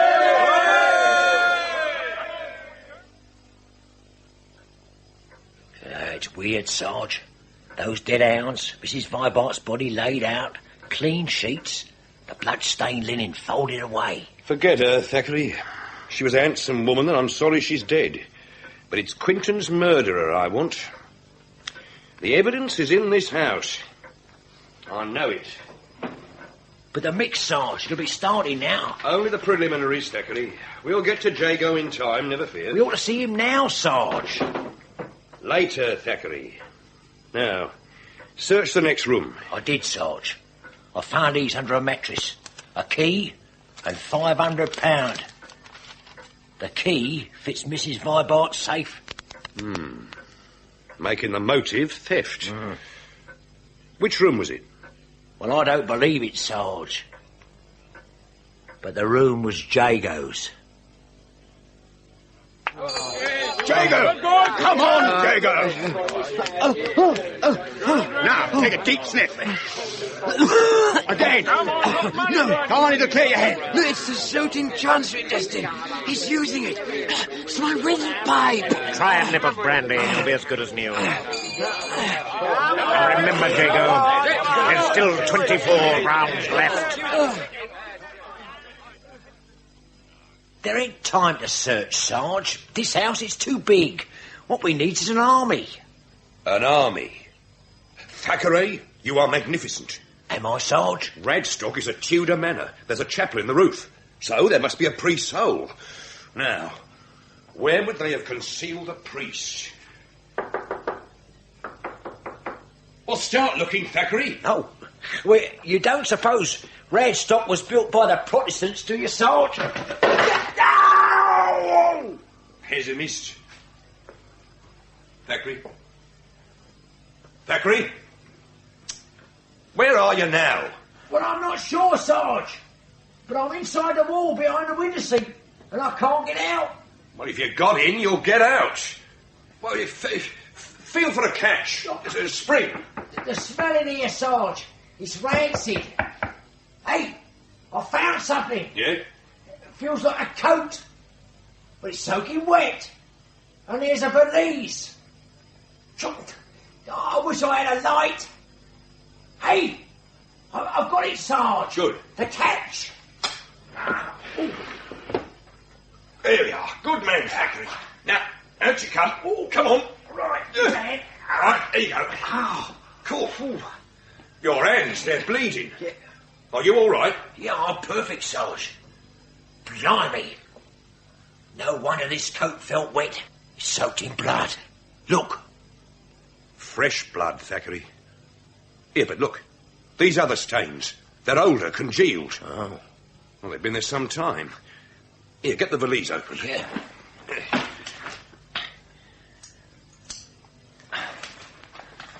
Well, it's, documents. Yeah? Oh, a knife. And a cross-cut saw. Both heavily blood-stained. Right, Sarge. Looks like I found your evidence. I believe you have.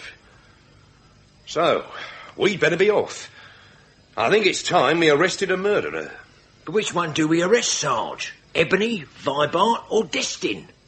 Well, we could accept the obvious and go for Jago. I can't, Destin. No more. Fight him back, Jago. Go for his throat. Straight punches with the knuckles forward. To my face, Destin. He just keeps on at my face. Then don't drop your guard. Get in there and fight. I'll do my best.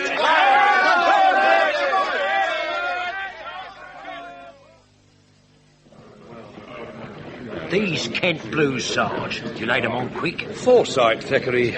I had them standing by. Standing by? But the mix was set for Surrey. No, it was supposed to be in Surrey. We got word too easily, made me suspicious. So I alerted officers in both counties. When the Reigate Blues reported that Jago was still on the train, I alerted Tunbridge Wells for these men. I told you to have no problems. Right, men. Now, let's have some quiet. One instruction for you. The bunch inside the ring, I want them braceleted first. Is that understood? Right. Understood, Sergeant. And, Thackeray, not a word about our visit to Radstock or what we found there. Noted, Sarge. But Jago, you don't plan to arrest him as well? Why not, Thackeray? He's prize fighting, isn't he? This is intolerable, Sergeant Cribb. Why are we back at Radstock? To help investigate a murder, Mr. Destin. We told you who did it. Arrest him. The Ebony? Huh. But what was his motive for killing Mrs. Vibart? Oh, he despised Isabel. He wanted revenge. Ain't that true, Destin? I've already confirmed that. And the way he sneaked out with the 500. Yes, you have, sir. Now tell me how he planned to get away with the crime. Well, the Ebony is no simpleton, Sergeant Cribb. He reasoned we'd be too frightened to report the crime because, well, you know, this knuckle-fighting nonsense is illegal. But he reckoned without the British sense of integrity. Vibart and I knew our duty, damn if we didn't. Then it's a shame you wasted so much time. Thackeray? Sergeant. This way, please, Mr. Morgan. Yes, Constable. Now, Mr. Morgan, you were able to overhear our conversation. I call them liars. I killed no one. I stole nothing. Why should I? Matthew Beckett was paying me well, and I had side bets on today's bout. Well, Edmund Vibart knows that. How the hell would he know? Because he had bets on as well. He arranged everything with Matthew Beckett. Vibart? You were Beckett's go-between? Why not? The Ebony and me. You and Isabel treated us like outcasts. Besides, Beckett made me a very good offer. I didn't want to come back to Radstock last night, but Beckett insisted. As usual, they insulted me, so I asked for my belongings. It took a mighty long time collecting them. Only 5 minutes. But stay in the same room with you? No. I waited in the gymnasium until I heard Beckett return. You felt in some kind of danger. This house is evil, Sergeant. Other fighters came here, they disappeared. Even Isabel wouldn't speak of them. But you know where they went? I think so. They were weaklings. They fought, were beaten, maimed, even killed, just so Isabel could make money, get pleasure. But I was different. I was a champion, and I pleased her. Then Jago came, and Isabel wanted him. It was then I knew I was in danger and that I had to leave. I liked you, Jago. That's why I was easy with you today. In 2 weeks, your face will be healed. You have my word. Thank you, Sylvanus. My thanks also, Mr. Morgan. Now, if you'll wait outside... Very well, Sergeant.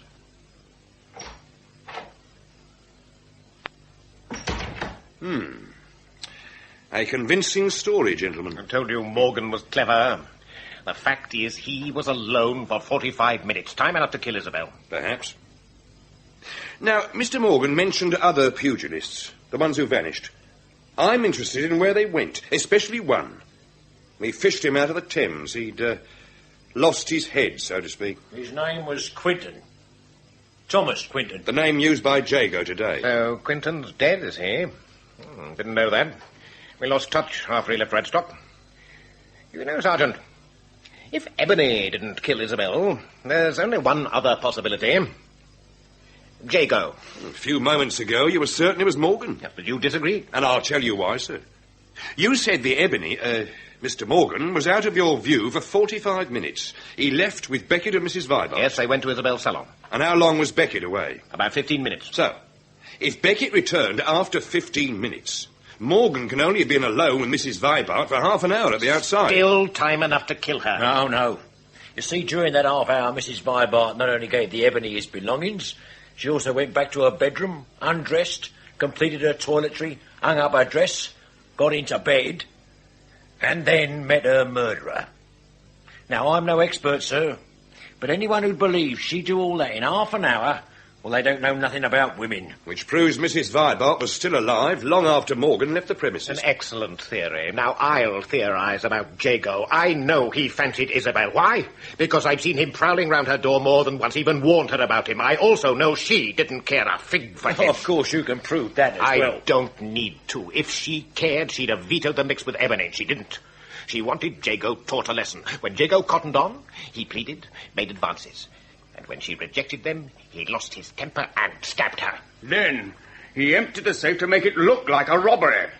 I'll wager the money's on him now. Jago was searched in the police van, Mr. Vibart. We found nothing. Unless, of course, the notes were stuffed down his boxing drawers. Yeah. You can't deny you fancied her. She was an extraordinary woman. Yeah, of course she was. Good answer, Jago. Get Jago's shirt off, Sergeant. Right. See something we all saw at the mix. 4 scratches from shoulder to hip. Nail marks. Right, Jago? Yes. How did you come by them, Jago? Mrs. Vibart scratched me. Under what circumstances? No, ain't it obvious? Handle it carefully, Jago, and you could get away with manslaughter. If I charge Jago, it'll be for murder. You see, Constable Thackeray and I were here earlier today. Here? Then you knew? Yes, sir. We found Mrs. Vibart's body moments after you left for the mix. We also discovered this. It was hidden under Jago's mattress. The money.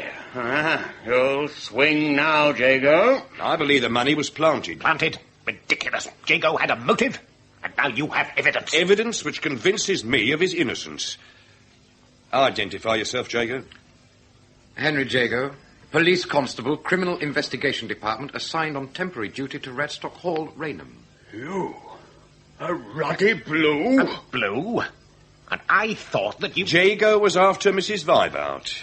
No. Tell them why you're here, Jago. On your instructions, Sergeant, to obtain evidence concerning the death of Thomas Quinton. But being a blue don't prove he's innocent. No, it doesn't. But even if Jago had stepped outside the law, he'd not have forgotten his training. He'd hardly leave incriminating evidence under his own mattress. No more than he'd risk being maimed once the crime was discovered. No. He'd be away at the first opportunity, right after the hounds were killed. So this money had to be planted. Unless he's cleverer than you think. Our murderer's clever, all right, Mr. Destin. Sharp. Much sharper than Jago. Oh, sir. No offence, Constable. He expected that Ebony would take the blame. But just in case, he kept another suspect in reserve. For what reason? Well, sir, I don't believe Mr. Vibart or yourself would have reported the murder. You suspected the Ebony. You'd settle the score. But in case the body was discovered while you were in Essex, a suspect in reserve was a smart precaution. And if the body wasn't discovered? You would have returned. Mrs. Vibart and the Ebony would have been disposed of, and the money removed from Jago's room. Confidentially, though, we stumbled on something else.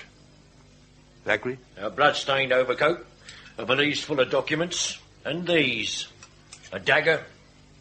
You'll note the bloodstains. Obviously the murder weapon. And this cross-cut saw, also blood-stained. Now, why someone should hide a saw so carefully puzzles me. Still, I'm sure someone with a good head will provide the answer. We've only 2 suspects left, Sarge. So we have, Thackeray. Mr. Destin, representing unrequited passion, and Mr. Vibart, personal gain. Now, Jago, you examine Mrs. Vibart's body. Describe the wounds. 5 stab wounds on the left-hand side of the chest. Heavy bruising towards the front of the neck and on the left shoulder. Which tells us what? How the crime was committed. The bruises show that our killer held Mrs. Vibart down with one hand.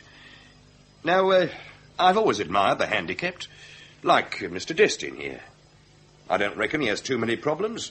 His single thumb and finger, they can be put to 1,000 uses, can't they, sir? You're insane, Crib. I couldn't hold a dagger firm enough to stab her once, let alone 5 times. Your left hand ain't crippled. True. But think about it, Mr. Vibart. Then Destin's left hand would wield the dagger, while the crippled hand would be round Mrs. Vibart's throat. Well, then that's how he did it. No. The bruises are very clear.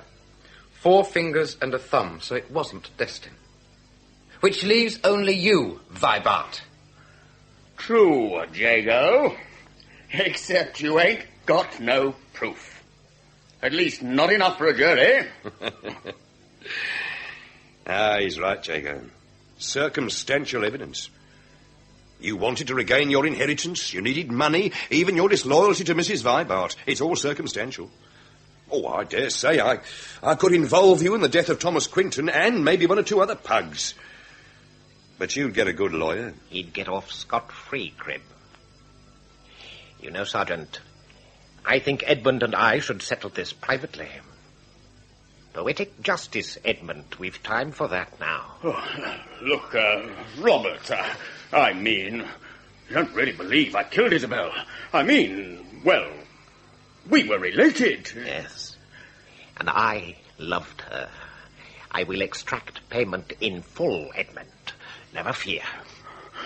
Sergeant, Jago, you've got to believe me. But I do, Mr. Vibart. So, there's no reason for us to stay. You coming, Thackeray? Oh, yes. Jago? Yes, Sergeant. Edmund. No!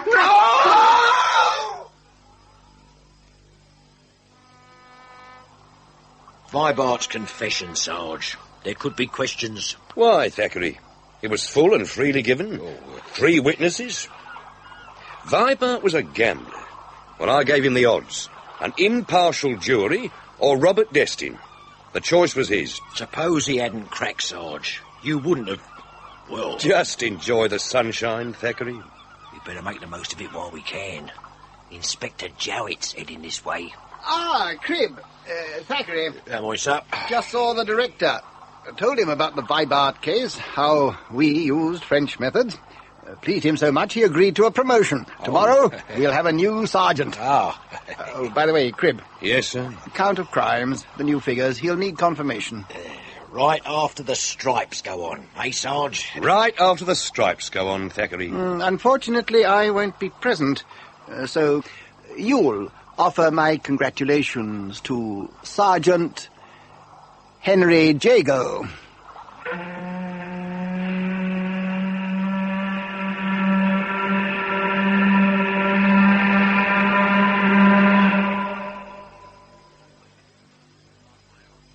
In The Detective Wore Silk Drawers, Detective Sergeant Cribb was John Rye, Constable Thackeray, John Hollis, Constable Jago, Steve Hodson. Isabel Vibart, Carol Boyd, Edmund Vibart, Michael Goldie, Robert Destin, William Edel.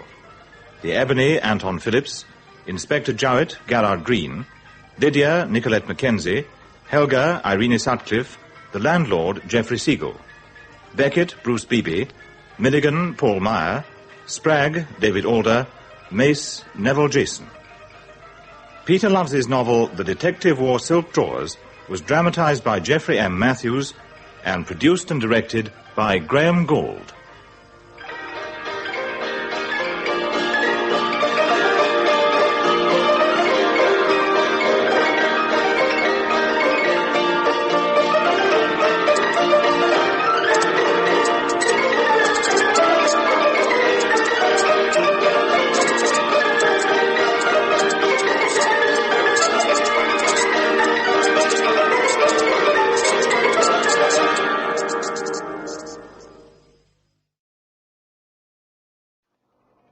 Saturday Night Theatre.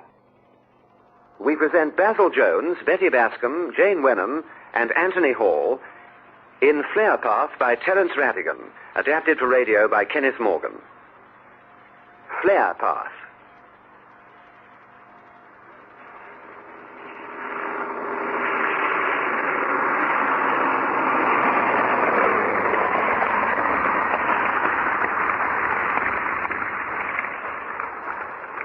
(1942). Milchester was just a small, sleepy Lincolnshire market town until the bomber station was built there 2 years previously.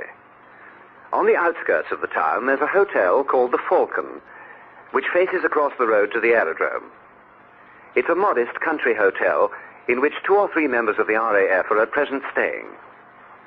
The swing doors leading out onto the road are opened, and a man of about 35, very correctly dressed in country attire, comes in carrying a suitcase.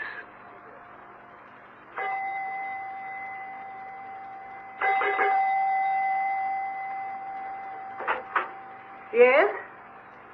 What can I do for you? I'd like a room, please. Single or double? Single. Quite impossible, I'm sorry. Oh. Finished your tea, Countess?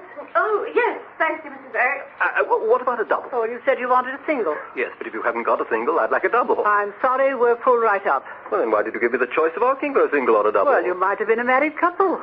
I might have been a sultan and full harem, but I don't see that makes any difference. If you haven't got a room, you haven't got a room, have you? No. We haven't got a room. Heavens, what? Why, I beg your pardon? you're Peter Kyle, aren't you? Yes, I am. I'm afraid so. Oh, no, you wouldn't know me. I saw Light of Love in Milchester only yesterday. Isn't it funny? Yes, it is. It's over 2 years old now, Light of Love. Oh, we only get the old ones in Milchester. Oh, well, I never. Oh, this is a thrill. It wasn't a good picture either, I'm afraid. I always think you're good. I'm so glad. How do you do? Oh, how do you do? My name's Doris. I won't tell you the other name because you'd never be able to pronounce it. You came over here to arrange about your new picture, didn't you? I read all about it. Yes. And you're giving all your salary to the Red Cross. Oh, I do think that's fine. Of course, you're English, aren't you? By birth, yes, but I've been an American citizen for the last 7 years. Well. Peter Kyle. Would you believe it? Drifting into the old Falcon just like that and asking for a room. And not getting it. Oh, don't you worry about that. The idea. Mrs. Oakes? Yes? Don't you know who this gentleman is? Huh? No. I thought I told you Look that I at him hadn't... carefully and then tell me if you don't recognize him. No. Can't say I do. Oh, look again. Look at him side view, then you'll see. I think I'd better tell you my name straight away, otherwise this might go on all night. I'm Peter Kyle. Peter Kyle? Oh? Yes, you know, the film actor. An actor? Well, he's very famous. So please, Mrs. Oakes, do try and fix him up if you can. How long did you want to stay? Just this one night. Oh, just the one night. Well, Countess, seeing that the gentleman is a friend of yours, I'll see what I can do. Oh, that's terribly kind of you. Now, let me see. I could put a bed up for him in the attic, only I don't like to do that because of firebombs. Well, I don't mind it. Oh, yes, but I do. Don't want my hotel burnt down. But I'm not particularly inflammable. Possibly not, but the bed is. Dinner's at 7:30. I don't think she likes me. Oh, no, I'm sure she does. It's only that we get so few civilians around here. We're all Air Force here, you know. I suppose you came to see someone up at the station. When you say you're Air Force, does that mean you work at the aerodrome? Oh, no. I'm no wife. I've got the figure for it. No, my husband's a pilot. A fighter pilot? Oh, no. Bombers. Wellingtons. You must have seen them when you passed the aerodrome. I'm not very good about aeroplanes. Aircraft. Oh. Yes, he's second pilot in a Wellington, my Johnny. Oh, do tell me about Hollywood. Do you know Carmen Miranda or Bing Crosby? Just a minute. What are they?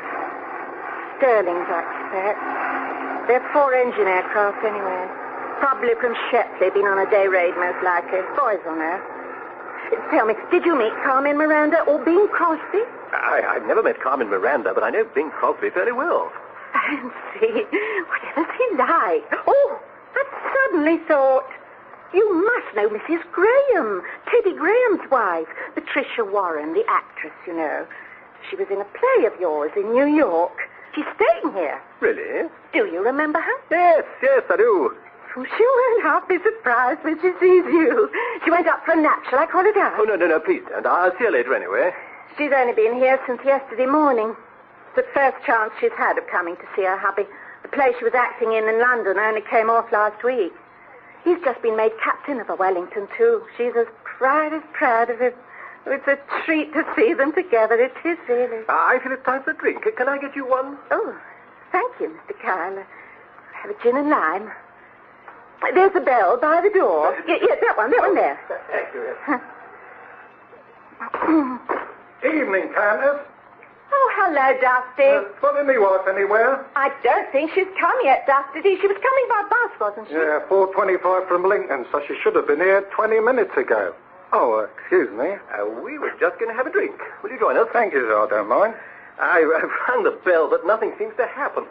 So tell me, what does AG stand for? Air gunner. Tail end stew, that's me. What's it like being a tail end steward? Oh, not so bad. Gets a bit cold sometimes. A bit cold is an understatement, isn't it? Oh, I don't know. Depends, really. Some nights it's all right. Other nights you come down and you've got to get a bloke with a hammer and chisel get you off the seat. Anybody ring? Yes, I rang. I want a gin and lime, and what's your size? A beer, please, sir. A beer and a whiskey and soda. There's no whiskey. Well, then I'll have a gin and tonic. There's no tonic. Bring me a pink gin. Here, you can have that. Good. You don't know who this gentleman is, do you, Dusty? No, I can't say I do. It's Peter Kyle. Oh. What's your name, Sergeant? Miller, sir. I'm glad to meet you. Peter Kyle. Well, I'm a monk. Do you know Dorothy Lamore? No, I can't say I do. Oh. Drink, go. Oh, good. Thank you. There you are. And keep the change. Oh, thank you, sir. Thank you. There's nothing on tonight, is there, dear? Not so far as I know. Tinkety tonk, Mr. Kyle. Good health. Hello, Johnny Ducks. You're early. Hello, darling. Is Teddy with you? He puts card garage. I ring for drinks? Evening, sir. Good evening. Johnny, I want you to meet a very famous man. Pardon? Very famous man. Film star. Understand? Oh. Peter Kyle. Oh, yes. Yes, please. How do you do? And he's sweet when he kicks his heels. He's having English lessons up at the station, aren't you, Johnny Ducks? Please? English lessons, sir. Your wife says you're having English lessons. Oh, yes. English lessons. I learn much. How are you today, Mrs. Brown, please? The Eiffel Tower is tallest building in the world. Well, Johnny, well, not bad. Wow. Good evening, Count. Good evening, Mrs. You will be into dinner, I presume? And you will be staying the night? No early breakfasts or late suppers? No, please. Tonight I stay with my wife. No, not stay. Tonight I stay with my wife. Good. Mrs. Oakes, it's all right about that double room for tonight, isn't it? Yes, you've got number 2. Do you want to go up now? No, thanks. The wife's not come yet. Should have been here near an hour ago. Just like her, I will say. She'll turn up, you'll find. Hello, Doris, my beautiful. How's every little thing? Evening, Sergeant. Where's the wife? Gone home, sir. Gone off course a bit, looks like. You tell me her navigation was pretty ropey. It's lousy. If you don't come soon, I'll post her as missing. Believe got in the wrong bus. I should. Johnny, you clot. What about that beer you were going to get me? I not forget. A rum. Good Lord. It's not Peter Kyle, is it? Yes, it is, Teddy. It really is. Isn't it wonderful? Pocket gin? Pocket gin, sir. Good Lord, I say. I mean, good Lord. I say, I'm awfully glad to meet you, sir, and all that. Must you call me sir? Oh, I suppose not. I mean, Peter Kyle. Well. Good Lord. You must know Pat. That's my wife, Patricia Warren. She was, or she still is. I mean, she still uses the name and all that. Pat, you upstairs? Hello, Teddy. I heard you come in. Oh, come on down. There's something down here that's going to shake you considerably. Oh? Just coming. I say, I suppose you do know her. I mean, she was in a play of yours, you know, a tiny part, but she shoots line about your having been very kind to her and all that. Does she? Yes, I remember her well. Hey, look, you go there, under the stairs, so she won't see you when she comes down. Come on, silly. Oh, look out. What's all this about my being sick? Nothing, darling, just to get you to come down. Oh, hello, Johnny. Good evening, Doris. This is Sergeant Miller, my tail gunner. A very bad type. He doesn't look it. How do you do? It's funny the loose way you Air Force people use your slang. For instance, to shake someone or to be shaken seems to cover anything from crashing in flames to seeing a caterpillar. Or something. Hello. Hello? Well, darling, are you shaken or are you shaken? Now, be honest. I'll be honest, I'm shaken. Excuse me, Mrs. Graham. Drinks, lovely. Which of these is for me? As a matter of fact, I didn't... Teddy, you don't mean to tell me you've left me out. I'll have a pink gin. Another pink gin, Percy. Yes, sir. Come on, everybody. When did you arrive? Only a few minutes ago. Just fancy Peter Kyle blowing into the old Falcon just like that. You should have seen my face. Yes. Well, what's the news from the aerodrome, Teddy? Nothing much. Matter of fact, it's been a quiet day, hasn't it, Sarge? Pretty quiet, sir. Sterling Force landed a few minutes ago. You probably saw it. No, the Countess and I saw it. Oh, don't call me Countess, please, Mr. Kyle. Or if you do, give me my full name, which is Countess Screechevinsky. Your drink, Mrs. Graham. Oh, thank you. Hell of a duo keel this afternoon. Come here, Percy. Who told you that? Well, just come through on 6 o'clock. Oh. Laughs on me. Hell of a do it must have been.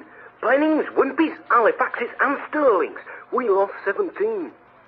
Shot down 22 of theirs, though. 17. Not too good. I reckon the squadron's done pretty well up to now to keep out of these daylight duels, don't you? You're telling me. I have wished to go on these daylight duels. You mean you don't have wish? No. I do have wish. I have wish to see my bombs to fall. I see what you mean, Johnny, old boy. I want another drink. Good Lord, you haven't finished that one already. Mm-hmm. Percy! What were you drinking, Mrs. Graham? Thank you, Mr. Kyle. It was a pink gin. A pink gin for Mrs. Graham and the same again for the others? Yes, sir. Just as well we got tonight at home, eh, Dusty? Oh, I wouldn't put it past them to send us out now. They've done it before. Dusty's the world's prize moaner. He even moaned to me over the intercom because he'd shot down a Messerschmitt. You tell him about it, Dusty. No, Mr. Graham, sir, please, not now. Oh, do tell us, Sergeant. Oh, it's nothing, Mum, really. Mr. Graham's told you it's only I shot down a Messerschmitt, I think. What do you mean you think? Tell him, Dusty. Well, they'll think it's a line, sir.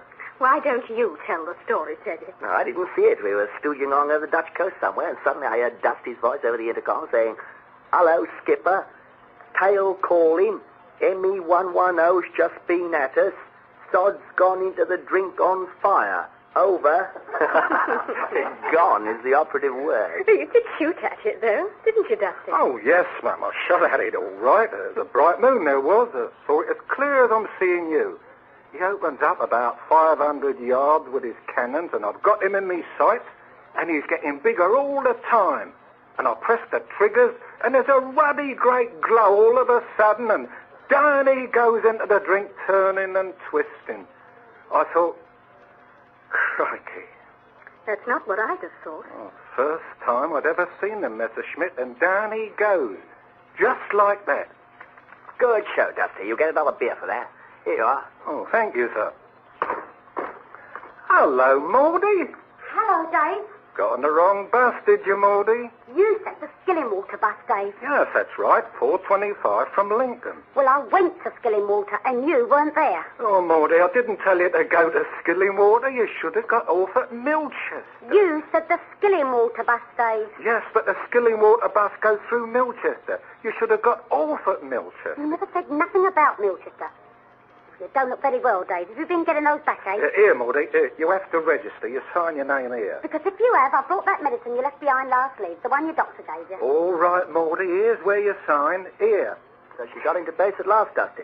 Yes, sir. Brought her in on the beam. How'd you do, Mrs. Miller? Oh, well, this is Flight Lieutenant Graham, Maudie. You know, the one I was telling you about. He's me skipper. Pleased to meet you. How do you think he's looking? A bit peaky. I told him. I think he must be getting those backaches. If you'll excuse us, sir, we'll be nipping upstairs. I'll see you both later. Here, let's have your case. The man at Skillingwater said I should have caught the 4:45 from Lincoln. He doesn't know what he's talking about. The 4:25's all right if you've done what I told you. He said the 4:45 don't go through Skillingwater at all. And all I had to do was to change into a Milchester bus at Windowful. You did say the Skillingwater bus, Dave. All right, all right. A henpecked hero. Oh, Dusty's not henpecked, believe me. I bet he gives as good as he gets. Shall we go upstairs, Johnny Ducks? I must tidy up a bit and dinner's quite soon, and you'll want a shave. Please? Shave, dear. Oh, yes. Not shave this morning. Very pricky. Prickly, Ducky. Perhaps he meant pretty. He meant prickly, and he's right. I don't like my beautiful going about looking like an old porcupine. Come on, Johnny. Upstairs. Yes. Excuse, please. I must go up to my room where I will shave. Terrific, Johnny. Well done. That was good. How I say him? Yes, my goodness, but that wasn't like you. Talk about henpecking. Doris rules her old count to the rod of iron. What was that? I'm sorry. I said Doris rules her old count to the rod of iron. Yes. I feel awfully sorry for him. Why, Doris is all right. Yes, she seems charming, only, well, of course, it may be just that he doesn't speak any English. Well, even if he didn't speak a word of English, I don't think he'd run any risk of mistaking Doris for the Duchess of Dilwater. No, I suppose not. Well, I'm going to have a bath before dinner. I'm sure you two are longing to get down to a nice theatrical gossip party. Oh, we'll have quite a lot to talk about, I expect. I bet you will. All about Angel Fanny and Sweetie Pie Cyril. Oh, darling, can I borrow your eau de cologne? Yes, but don't take too much. It's absolutely priceless. I'm going to pour it on with a bucket. If I can't look like the screen's great lover, at least I can smell like a glamour boy. Go on. He's nice. But what a baby. Darling, don't look angry, please. Angry? Oh, Lord, what an idiot you are. I don't think I've done anything so wrong in coming down to face the music. Face the music? Ah, how beautifully Hollywood. What was your idea to get Teddy alone and say, I love your wife? If you must know, yes. How did you visualize the scene after that? Was it like your last film when you let Spencer Tracy knock you down and saved each other's lives just before the fade out? Oh, and you called Teddy a baby. I'm sorry, but I've never been able to see why you should have to do the telling alone. Because this isn't a film, and there's no need for you to worry about whether you're playing a sympathetic part. You're being rather brutal. I'm trying to be. Oh, Pam, No. darling. This hasn't made any difference, has it? Of course it hasn't made any difference. You'd much better let me tell him. Look, I can explain. I'm the one to tell him. The only one, Pete. Oh, Sorry, Peter. Oh, darling. I'm facing all this, you see. I know. Are you sure I can't help? No, I'm afraid you can't. Nobody can. What are you going to tell him? Everything? Starting way back. Way back. Since way back, I suppose. April 27th, 1938. You always did have a date complex. So did you. What about our celebrations on the 27th of every month? You can't have forgotten them. 15 altogether. I wish you'd told him that part of it when you married him. Then it wouldn't be so difficult now. Oh, you were a fool to run out on me, weren't you? You were a fool to let me go. Well, I couldn't very well have stopped you, could I? Well, you could have come over here a bit sooner than you did. I couldn't go to you until after the war. Or a letter would have been rather nice. Well, I was making a big experiment, darling. You know that, trying to live without you. It wasn't a success. Nor was mine. When you married Teddy, how much did you feel for him? Oh, I don't know, Pete. He didn't give me much chance. He was on a week's leave, and we were married before he went off to his squadron. What the papers would call a whirlwind wartime romance. But now you do know, don't you? Yes, I know now. Tell me then. How much do you feel for him now? I'm horribly jealous of him, you know that. I'd be angry if you weren't.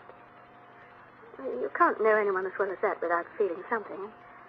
Something rather strong. There's much to do. Not much, but... Well, what there is... Well, just terribly nice. But in the sense that you mean, I don't feel anything for him at all. That's true, isn't it, Pat? Yes. It's true. You won't run out on me again, will you? I'll tell Teddy tonight. Oh, ring the bell, Peter. I want another drink. Why didn't you tell him last night? Well, there was a party. They were all very sweet, and they all had gallons of beer, and they all sang songs. Very bawdy, most of them. And finally, 2 or 3 of them passed out like logs. What about Teddy? Did he pass out too? Yes, I had to put him to bed, poor lamb. Charming for you. No, it wasn't. I mean, it was, rather. Oh, it couldn't have been. Oh, I don't know. I quite enjoyed it. Well, perhaps it was because I was so relieved that I hadn't got to tell him. You rang? Yes, Percy, I want the pink gin for Mrs. Graham. Phew, that's the third, isn't it? Yes, Percy, that is the third. Phew. Hey, Percy! You walked, haven't you? Yes, we have. Yes, sir? Get me a beer. Okay, Flight Lieutenant Graham, sir. Hey, you've been very quick. But I smell gorgeous. Smell. Gorgeous. Smell, Pat. Gorgeous, Teddy. Well, I think I'll go up now. Haven't even seen my room yet. Did you have a nice bee, you two? Yes, thank you, Teddy. Oh, do you mind me calling you Teddy? Good Lord, no. It's an honor. An honor? Thank you, Teddy. Nice bloke, considering. Considering what? He's an actor. Oh, thank you for the comment on my profession. Oh, darling, don't be a clot. I didn't mean you. Actors are funny blokes. They never seem to be themselves. They only worry about what sort of effect they're having on other people. They act, in other words. I suppose that's it. Oh, thank you, Percy. Thank you, Mr. Graham. I bet they even act in the bathroom. Don't you agree, darling? Not altogether. Oh, well, perhaps you're right. Cheers, darling. Cheers. I say that went down the hatch pretty quick, didn't it? Teddy. Darling, I've just thought. Talking about actors, acting and all that, well, we all act in a way. At least I know I do. Do you, Teddy? Yes, I do. I don't mean with you so much. Up in the mess with the blokes. They call me P.O. Prune. He's a character in the training manual. Sort of crazy, good-tempered, half-witted sort of bloke. Well, I kind of act P.O. Prune for them. Yesterday, for instance, I was up on an air test and I saw the CO's car pulling out of the gate, so I put the old wimpy to a dive and beat him up, you know. Pulled out only a few feet above his head and stooged round him.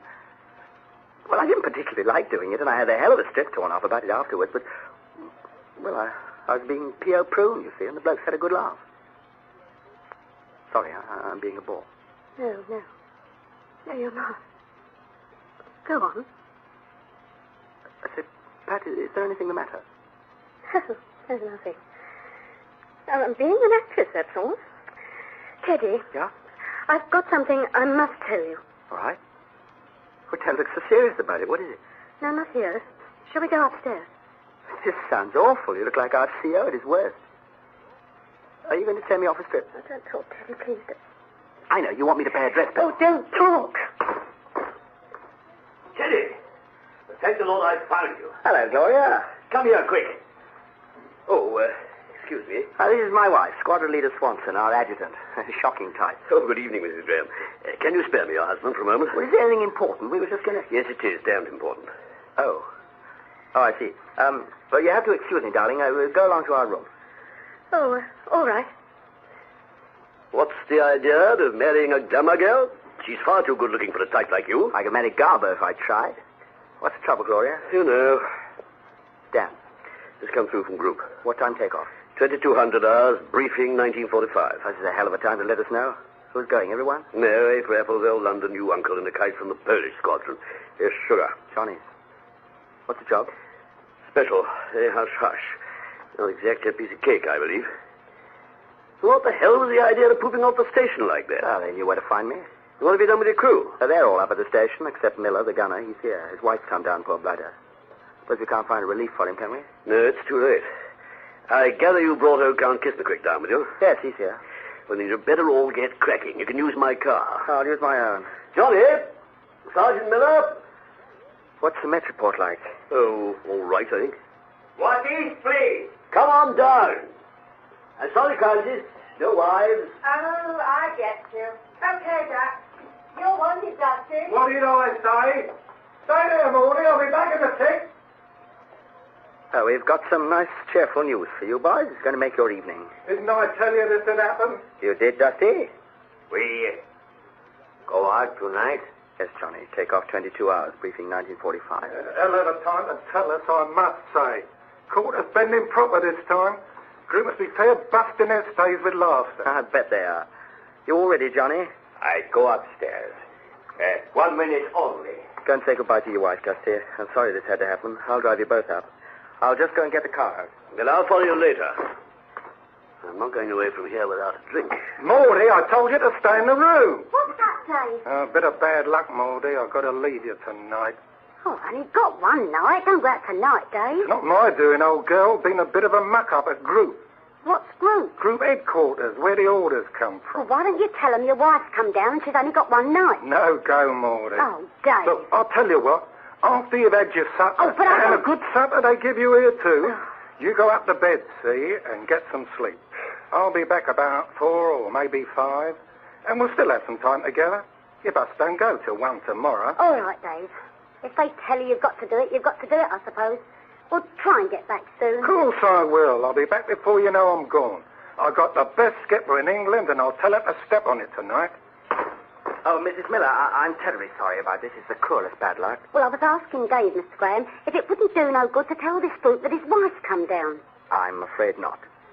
You see, there wouldn't be time. Oh, I see. Now, are you going now, Dave? This minute, Morty. Good night, Dave. Good night, old girl. Now, you do what I told you now and get some sleep. Goodbye, Dave. I am most happy. It is 2 weeks we have not go out. You're a glutton for trouble, aren't you? Please? Doesn't matter.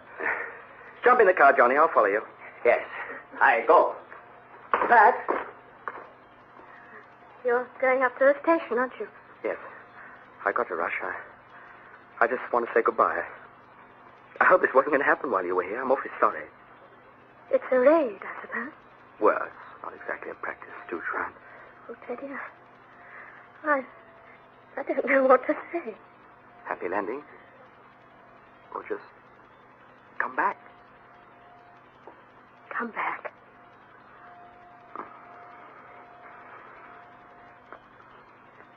Bye, darling. God willing, I'll be waking you up at 5 or so tomorrow morning. Oh, by the way, whatever it was you had to tell me, that'll have to wait till I get back. I suppose that's all right with you? Oh, yes. Yes, that's all right with me.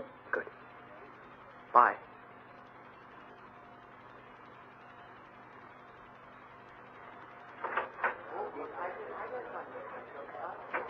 Anyone here at 9 o'clock? I was playing darts and Cleve forgot the time. We've just turned it off. There wasn't anything fresh, I suppose. No pincers or anything. No, nothing much. And I don't know. I wasn't listening anyway. Why don't you all come into the bar? We're having a slap-up, do? Oh, I don't think so, if you don't mind. Well, perhaps you're right. The boys are a bit noisy. No, it's not that. I know, Duck. Don't have to tell me. There's a full moon tonight. I think I'll just take a look. You know, I've rather taken to the Countess. What's going to happen to her after the war, I wonder? Oh, she'll go to Poland with her Johnny and find herself mistress of an enormous estate with thousands of serfs or moujiks or whatever they are. She'll probably make a big success of it. Supposing there is an after the war. Supposing there's a Johnny. Or supposing he wants to take her. Yes, that's rather a point, I admit. I'm afraid that's the point. Our Countess has a personal interest in the war continuing. The sirens have just gone in Skillingwater. It's on Hull, I believe. But they may drop a couple on the aerodrome. They do sometimes. Tinkety-tonk, Mrs. Miller. Tinkety-tonk. Got my drink, Sweetie. Purely as a matter of idle interest, is there a shelter here? I don't know. Listen, are those ours? No, theirs. Oh, are they? How do you know? Well, I lived in London till we were bombed out. I live in London too, but I can never tell the difference. Bomb? No. Guns. You've got a lot to learn. Superior beast. Is there anything you'd like, Mrs. Miller? Some coffee or something? No, thank you, Mrs. Graham. That's not a very comfortable chair you've chosen. Wouldn't you like to come a bit closer to the fire? I'm quite comfy here, thank you. It's rotten luck you're having only the one night. I'll have a bit of tomorrow before the bus goes. Do you have to go back? Well, only to St Albans. Well, can't you possibly stay another night? Oh, no. I must go to work at 7 o'clock Monday. It's a laundry, you see. Well, couldn't you ring our people up and explain? I mean, I'll ring them up for you if you like. Oh, no, please, you mustn't. But why not? Oh, they wouldn't like it. I'd be losing my job, and that'd never do. Now, would it? Besides, I must be at work Monday morning. There's a lot to be done Monday. I'm sure if you'd let Mrs... Oh, no, Mrs. Graham. Thank you all the same. How do you like your work in the laundry, Mrs. Miller? Oh, it's not bad. I'm new to it, of course. Oh, you haven't always done that kind of work? Oh, no, not peacetime, I didn't. I didn't have to work peacetime. Dave had a good job, you see, and we had our own little home in Eccleston Bridge Road. Nice place it was. Of course, it's down now. Dave worked in London Transport. Conductor. Might have been inspector quite soon. Now he's a rear gunner in a Wellington bomber shooting down Messerschmitts. Didn't you ever find it unreal what's happening to your husband and yourself? Unreal? No, I don't see it's unreal. It's happened, isn't it? Yeah. Yes, it has. Mind you, I'm not saying I like him being a gunner. It's not good for him in those turret things. They're wickedly cold. He told me so himself. And he gets horrible backache. He used to get them when he was working on the buses. What I say is there's a war on and things have to be a bit different. And we've just got to get used to it, that's all. Yes, I see. Very sensible. Come gentlemen, please. Come on, let's have you. I don't want to join the airport.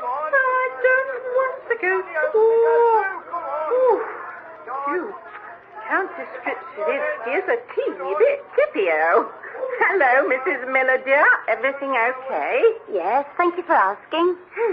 Nothing you'd like me to get you? Little dinky or anything? Oh, it's very kind of you, I'm sure, but I won't have a little dinky. Good night, Mrs. Graham. Good night, Mrs. Miller. Good night, Mr. Kyle. Good night. Oh, by the way, Mrs. Graham, on account of my Dave, he's rather funny about me mentioning his backaches. Please don't say nothing to him about me having told you about them. All right, Mrs. Miller, I won't say a word. Good night again. Good night, Mrs. Miller Duck. Sleep tight. Oh, I'd say you were more likely to do that than I am, Countess. Oh, did you hear that? Oh, I bought that properly, didn't I? Sleep tight. I'll give her sleep tight. I shouldn't brood on it, I suppose she thinks it's common for a countess to have a few drinks with the boys. As a matter of fact, I know lots of countesses who don't stop at having a few drinks with the boys. Now you're making fun of me, Mr. Peter Kyle, and I don't like it. I'm sorry. Now, don't blame me for being a countess. It's not my fault. I didn't want it. I'd much rather be plain Mrs. But Johnny likes people to call me countess, so I've got to let them, see? But don't you be funny about me just because of that. Well, he wasn't being funny about you, darling. No, of course I wasn't. I overheard everything you said about me and my Johnny just now. How I had a personal interest in the war going on. Oh, I think you misheard me. Misheard my eye. That's what you said, all right. Well, if I did, I've no idea what I meant. I know what you meant. You meant my Johnny's going to leave me flat the minute the war's over. That's what you meant. I'm only all right for him so long as the war goes on, and as soon as it's over and he gets back home, he'll realize he's made an awful muck of marrying me. Doris, my dear, don't be so idiotic. Even if Mr. Kyle did say that, and he didn't, it doesn't matter because you know perfectly well it isn't true. I don't know it isn't true. I wish I did. I think it is true. But I don't want the war to go on just because of that. No, I never said you did. Oh, dear. I've gone and made a fool of myself again. Sorry, dear. Sorry, Mr. Kyle. Oh, dear. Peter Kyle. Been longing to meet him all my life, and then when I do, I go and snap his head off. Oh, well, I really am most terribly sorry if I said anything to make you think... Oh, for heaven's sake. I've no business to listen anyway. Forget it. Wonder if it's clouding over at all. Turn out the light for a sec, will you, Doc? Right.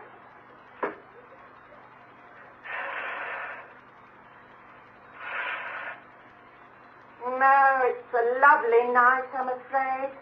Why afraid? Well, if the weather was dark, they might call it off. They weren't, though. There's a lovely moon. What's the time? 9:45. They haven't lit the flare path yet. What's the flare path?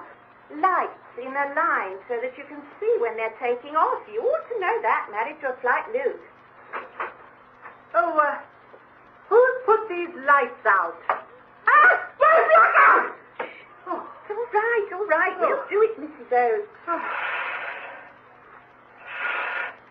Will you put the lights on, Mr. Kyle? Right. Oh. Well, have they gone yet? You shouldn't know. They were going at all. Well, something made them all go back to the aerodrome in an awful hurry. I suppose it could have been an Ensa show. What time are they going to be back? That's all that concerns me. My guess is that the Ensa show will be over about 5 in the morning. Your guess is as good as anyone's, Countess. Well, will the last one up please turn off the lights? I'm going to bed. Good night. Good night, Mrs. Oates. Cigarette, Beth? No, thank you, darling. It's wonderful the way you stage people darling each other. To hear you sometimes, you'd think you were passionately in love. And there's the all clear. Can you hear it? Yes, I can. Just. Oh, good. Damn. Oh, they wouldn't take off with Jerry overhead. They couldn't light the flare path, you see. Of course, sometimes old Jerry hangs about the aerodrome for hours and they don't know he's there. Then just when they've lit the flare path and the boys are taking off, or coming in more likely, he'll swoop down on them and shoot them up. You're a sitting target when you're coming in, so Teddy says. You're dead beat, probably, and thanking God you've got back, and then suddenly... Filthy trick, I think. Of course we do the same over on their aerodrome. What's the time, Mr. Kyle? Sorry to keep troubling you. 10 minutes to 10. I think I'll go watch the takeoff from my room. You can see better from up there. It won't be for a bit yet, of course. Good night. Good night. Sorry, Mr. Kyle. Please. Please. You sound like my Johnny. If there's anything you want in the middle of the night, Pat, dear, you can't sleep or anything, don't worry about waking me up. I'll be quite glad to have the company. Night-night. Oh, damn it. What right has she to go listening at doors? It wouldn't have been so bad if she didn't know it was true. Pat, don't bully me if I say something to you, will you? No, darling. Well, I'm getting old, Pat. Old? When you're 39. 39 when you left me. 41 now. Not old, really. Just a nice, ripe, fruity middle age. Perfectly all right if I were a good enough actor to play middle-aged parts. But you are. The studio doesn't think so. After my next picture, I'm out. Oh, well, it's not only that, Pat. And this will sound funny, I suppose, if you happen to look at it like that. It's the war, you see. I don't understand it, Pat. You know that. Democracy, freedom, rights of men. I can talk glibly about them. And they don't mean anything. Not to me. All I know is my own little private world is going. Well, it's gone, really. So, you see, I do... Oh, what with one thing and another, I do happen to need you. Yes, you do, Peter. I'm glad that you do. Oh, thank you, Pat. Hello. Oh, Mrs. Graham, eh? I thought I'd find you up. Oh, good evening, Squadron Leader. This is Peter Kyle, Squadron Leader Swanson. Hello. Oh, yes, you're the actor type, aren't you? Waiting up for takeoff, eh? Well, it won't be long now. And after they've gone, take my advice, you toddle off to bed and get some sleep. As a matter of fact, I'm not much good as a comforter on these occasions. I get so damn nervous myself. You're not flying tonight yourself? Oh, Lord, I don't fly. Look, nothing up here. Just an old wingless wonder. Adjutant. Combination nurse and maid of all work to the station. No business in the Air Force at all, really. I want to be in the Army like I was in the last war.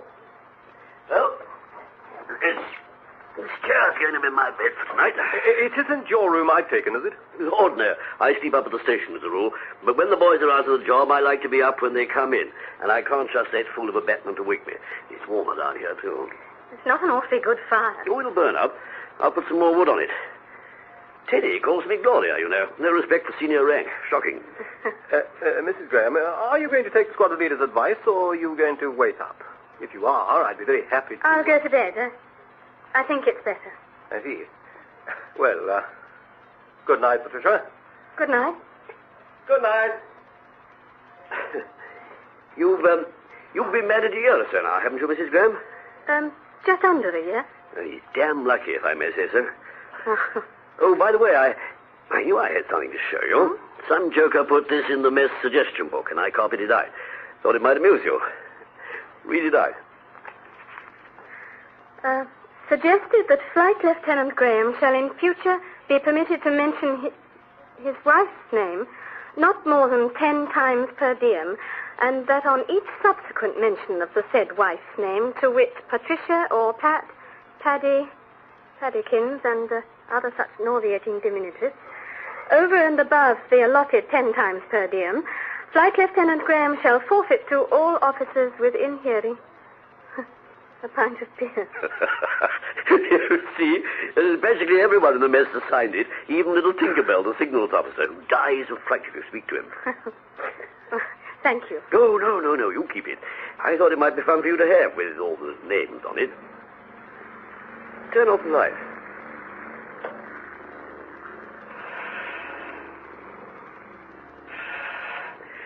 There's the flare path, you see? Those little points of light. That's one taking off now. No, there's one off, thank God.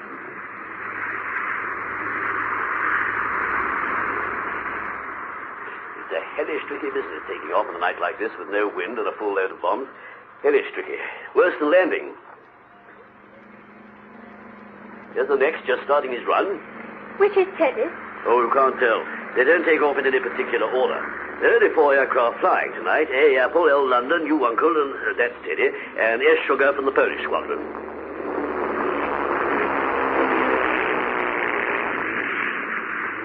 Next one's coming up. Hello? What's that? First one seems to be circling around up there. Can you hear him? No. Do you think it might be a German? No, I hope it's not. There is one circling around up there. Ah, there he goes, the next one. You see that dark shape? His engines are on fire. Oh, no, that's the exhaust. Always looks like that. You can see it miles away.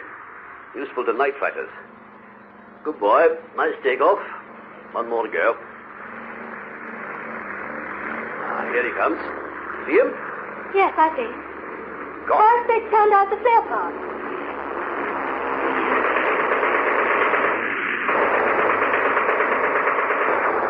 They're bombing the aerodrome. It was the Germans. Brakes, will you? Brakes. Don't take off.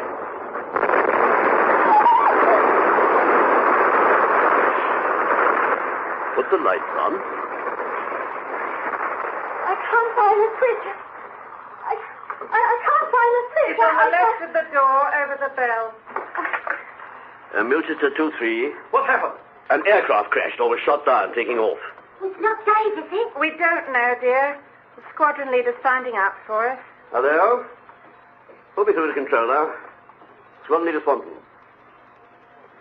Hello, Manning. Swanson here. Yes, I saw it. What happened? No, of course not.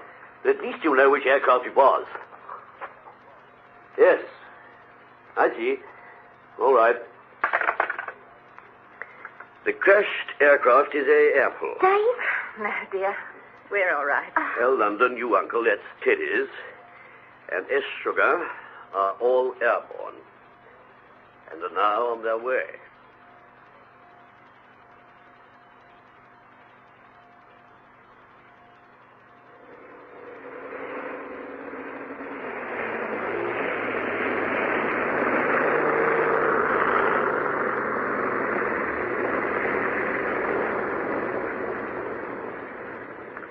He's done all right. It's Johnny. I'm almost sure. I recognize the engine. That's absurd, my dear Countess, if you don't mind my saying so. All Wellingtons sound alike. Not to me, they don't. Is that one of them down? Good morning, Mrs. Graham. Yes, it's the second to come in. The first one landed about 30 minutes ago. Oh, must have been asleep. Is either one of them Teddy's? Oh, we don't know yet. I don't like to keep on ringing up ops. We'll know soon enough anyway. Oh, may I have the curtains drawn, please? I want to switch on the lights. It's still blackout, I suppose.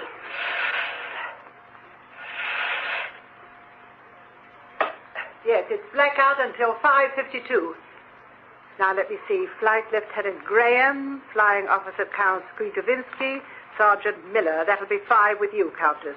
I'm afraid I can't provide for casuals like you, Squadron Leader. Oh, that's all right. I'm going home anyway as soon as they come. Cigarette? Oh, thank you. I'm smoking, thank you. I won't wake Mrs. Miller up. I peeped into her room as I came past, and she was sound asleep. Can I help you? Oh, no, thank you, Mrs. Graham. I can manage very well. Do you always do this yourself? Well, I haven't got 500 servants, Mrs. Graham, and the ones I have got wouldn't stay long if I made them work at this time in the morning. There's one more to come in yet, isn't there? Yes, Ducky. 5 places for breakfast. Oh, how horribly smug and complacent it looks. After flying all night, they've got to have something to eat when they come back. Supposing they don't come back. Poor Ducky. This is the first time you've been here for a do, isn't it? A do? Oh, God. How I hate all this polite Air Force understatement. So come and sit over here, Mrs. Graham. Quite a good fire, you know, thanks to me. Yes, I think I will. I'm sorry. I didn't sleep much. You didn't sleep at all, either of you. Oh, I went off now and then. Didn't I, Squadron Leader? You snored once. Oh, I didn't. You fibber. I never snored in all my life. I wish I understood how. You're very brave. Oh, here's one of them. Bet you'll be hungry. Morning, all. Teddy? Put in the car away, Mum. Give me a bit of that fire. Oh, morning, sir. Morning, Sergeant. Good trip? Proper muck up from beginning to end. Huh? Is Sugar back yet? Not yet, Canis. You and El London are back then. You were the first to land, I suppose. Yes, sir, about half an hour ago. Yeah, what about apples? Shook us considerable, that did. You saw the crash? Yes, I was in Natalia, see, sir. I called up the skipper and we circled round her for a bit. God, what a blaze. Nobody got out, did they, sir? One man was thrown clear. The navigator. Oh, Ginger Walsh, that is. Good old Ginger. Is he hurt bad? They think he'll recover. Oh, trot along and see him tomorrow. How's the wife been behaving herself, Countess? Okay. Okay, Dusty. She went up to bed early and she's still asleep. Oh, this fire didn't I feel good on my behind. Hello, Prune. Trust you to get down first. What did you do? Drop your bombs on Bognor and dash for home? That's about it, only it wasn't Bognor, it was Littlehampton, wasn't it, Sarge? That's right, sir. All our bombs fell in the target area. Hello, darling. Hello, Teddy. Should have got up. What have you done to your wrist, Teddy? What? Oh, that. Oh, it's nothing at all. It got into the way of a flamethrower I was throwing about. Well, take off that handkerchief and let me have a look. You ought to have it seen to. I'll take it along to the MO tomorrow. Hello, Doris. Hello, Ted. Well, what sort of a trip did you have?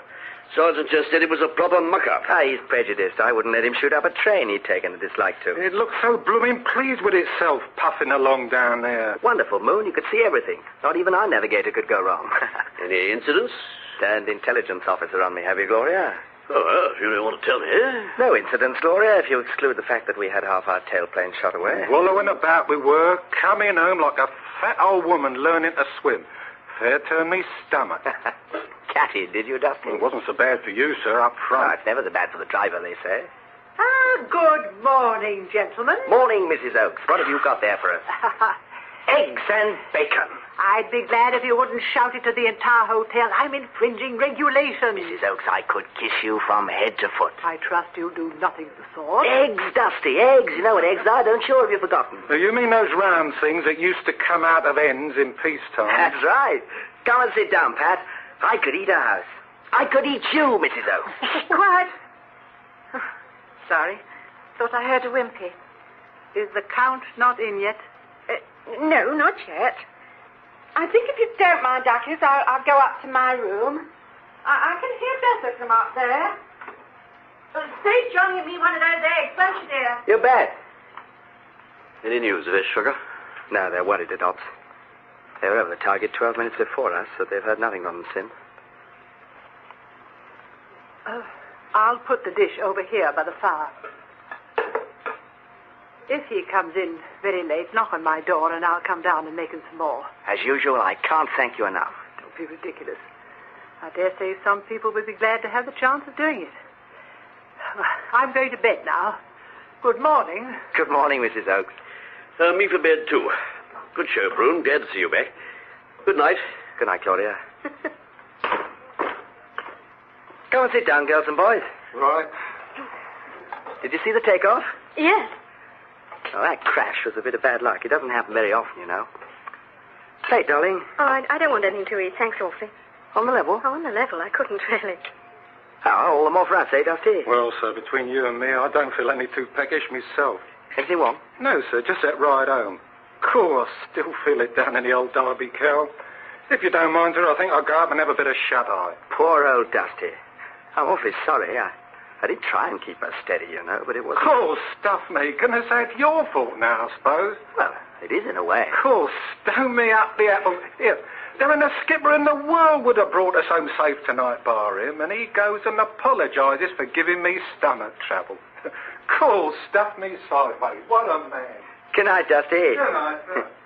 Good old Dusty. Don't you like old Dusty, darling? Yes, Teddy, very much. Darling? Yes, Teddy. I said, didn't you like old Dusty? Yes, I said I did, very much. Did you? Darling, Yes? where are you? I'm here, Teddy. Where?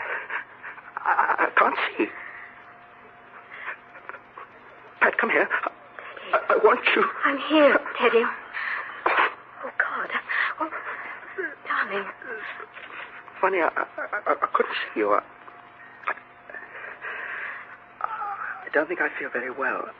It's nothing. I'm just a bit tired, that's all. What are you looking for, darling? My flask. Here it is. Here, let me do it. It twists sideways. There. No, I'll hold it for you.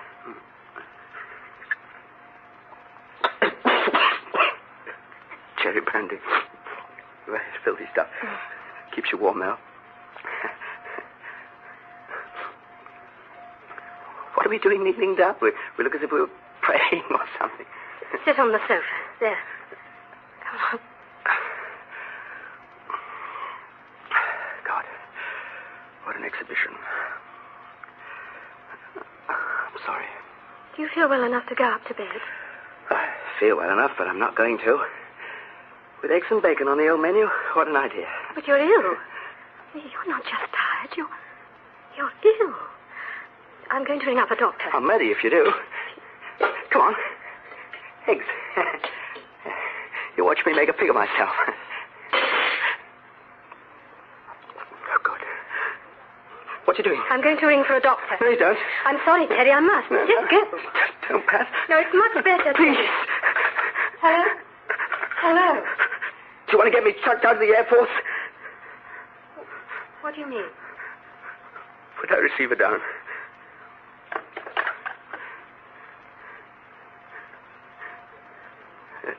They always say a man should have no secrets from his wife, don't they? Yes. Tell me. All right. You know what's the matter with me? Funk. Just ordinary, common, or garden, plain, bloody funk. Don't be absurd. If a doctor examined me now, his whatever it is, it'd be simply this. Here's a bloke who doesn't like flying. What about this? Doc would say to himself, bloke's got the DFC. He must have been all right once. Then he'd ask me, how many hops have you done, my lad? 17, sir. And Doc says to himself, bloke packs up after only 17 trips, 8. Just couldn't take it, I suppose. Oh, don't talk nonsense, Teddy.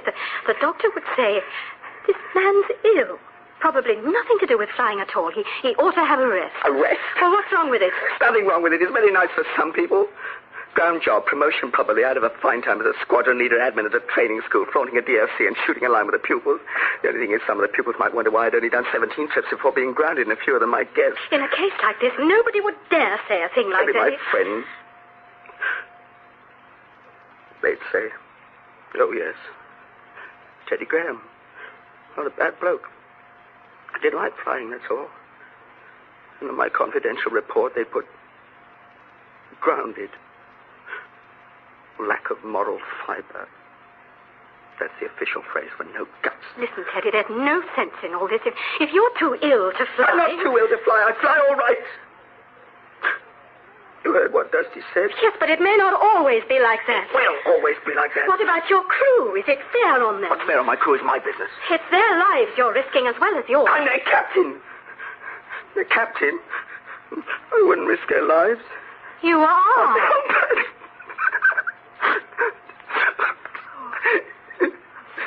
I can't. I'm sorry, darling. Oh, my dear.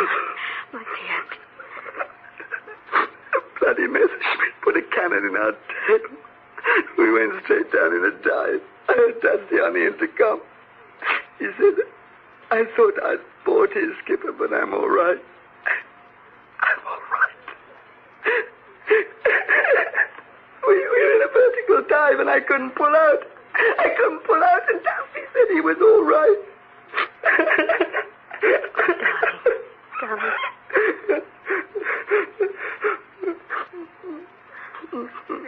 All the way back, I had to fight to keep her on course.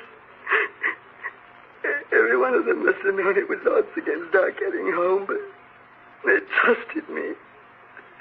They trusted me. I heard the wireless officer say to the navigator, he's only just come on the crew. He said, don't worry, Wendy. The skipper will get us home. You got them home. You don't know what it's like to feel frightened. You get a beastly bitter taste in the mouth, and your tongue goes dry, and you feel sick, and all of the time you're saying, this isn't happening, it can't be happening, I'll wake up. But you won't wake up. You know it is happening, and the sea is below you, and you're responsible for the lives of 6 people. And you have to pretend you're not afraid. That's what's so awful. Oh, God, I was afraid tonight. When we took off and saw that kite on fire, I didn't think there were friends of mine in that. I thought that might happen to us. It's not very pretty, is it?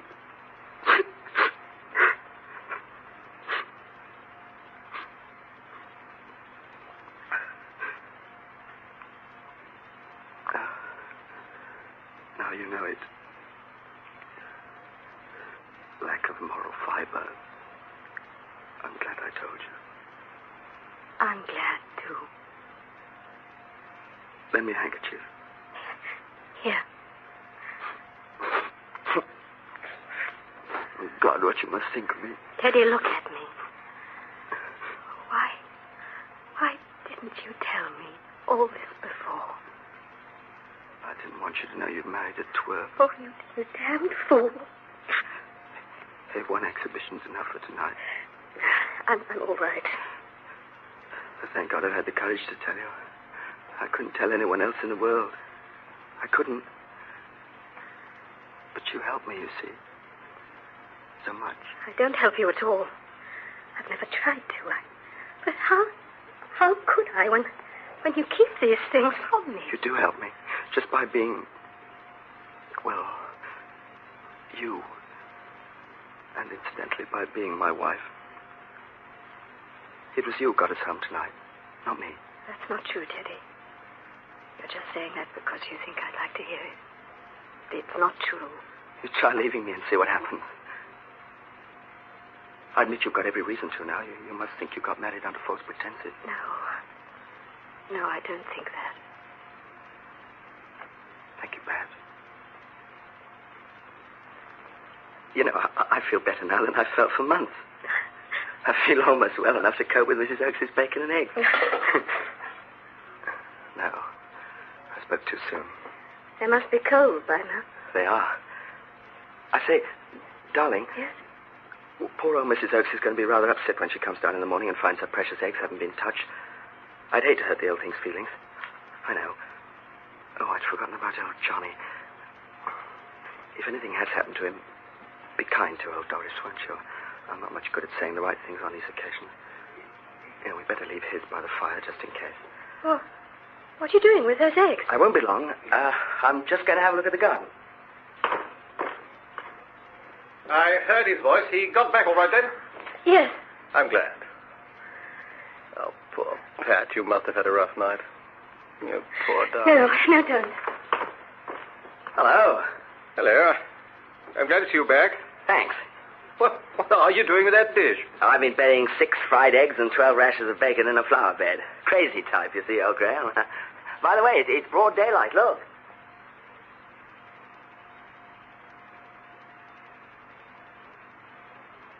$12 Countess. Bar's open. What? Oh, thank you, Percy. Why does she have to have brass ashtrays? Takes me all morning to clean them. Bit of a do up at the aerodrome last night, eh? Did you hear about it? One got shot down, taking off. Yes, I saw it. Did you? Cool, I wish I had. I saw the wreckage this morning, though. Burnt right out, it war. Horrible. Where was it last night? Do you know? 8 o'clock news said it was the Rhineland. Rhineland, eh? It were Rhineland last time they went. I knew something was up when they didn't come down to dinner. Flight Lieutenant Graham, he tried to fox me. Nothing on tonight, Percy said. Home, sweet home, tonight. I knew he was keeping something up his sleeve. Hey, Count went too, didn't he? Yes, he went. Oh, how is he this morning? All right. He hasn't come back yet. Not come back? Of course, they may have force-landed somewhere. Oh, aye, that's what's happened. You mark me words. Count's not one to get himself shot down by those dirty Huns. I'm afraid, though, Percy, if they had force-landed, they'd have let Milchester know. Cool, I'm sorry, Countess. It's all right, Percy. I seen them go off night after night, and they always got back. I never thought they wouldn't somehow. Of course, you'd hear it on the wireless. Some of our aircraft failed to return. Never thought it happened to us, though. Cool, it makes you think, doesn't it? Anything I can get you, Countess? Or gin and lime or anything? No, thanks. I'll see it's on the house. No, Percy. Tar or the same.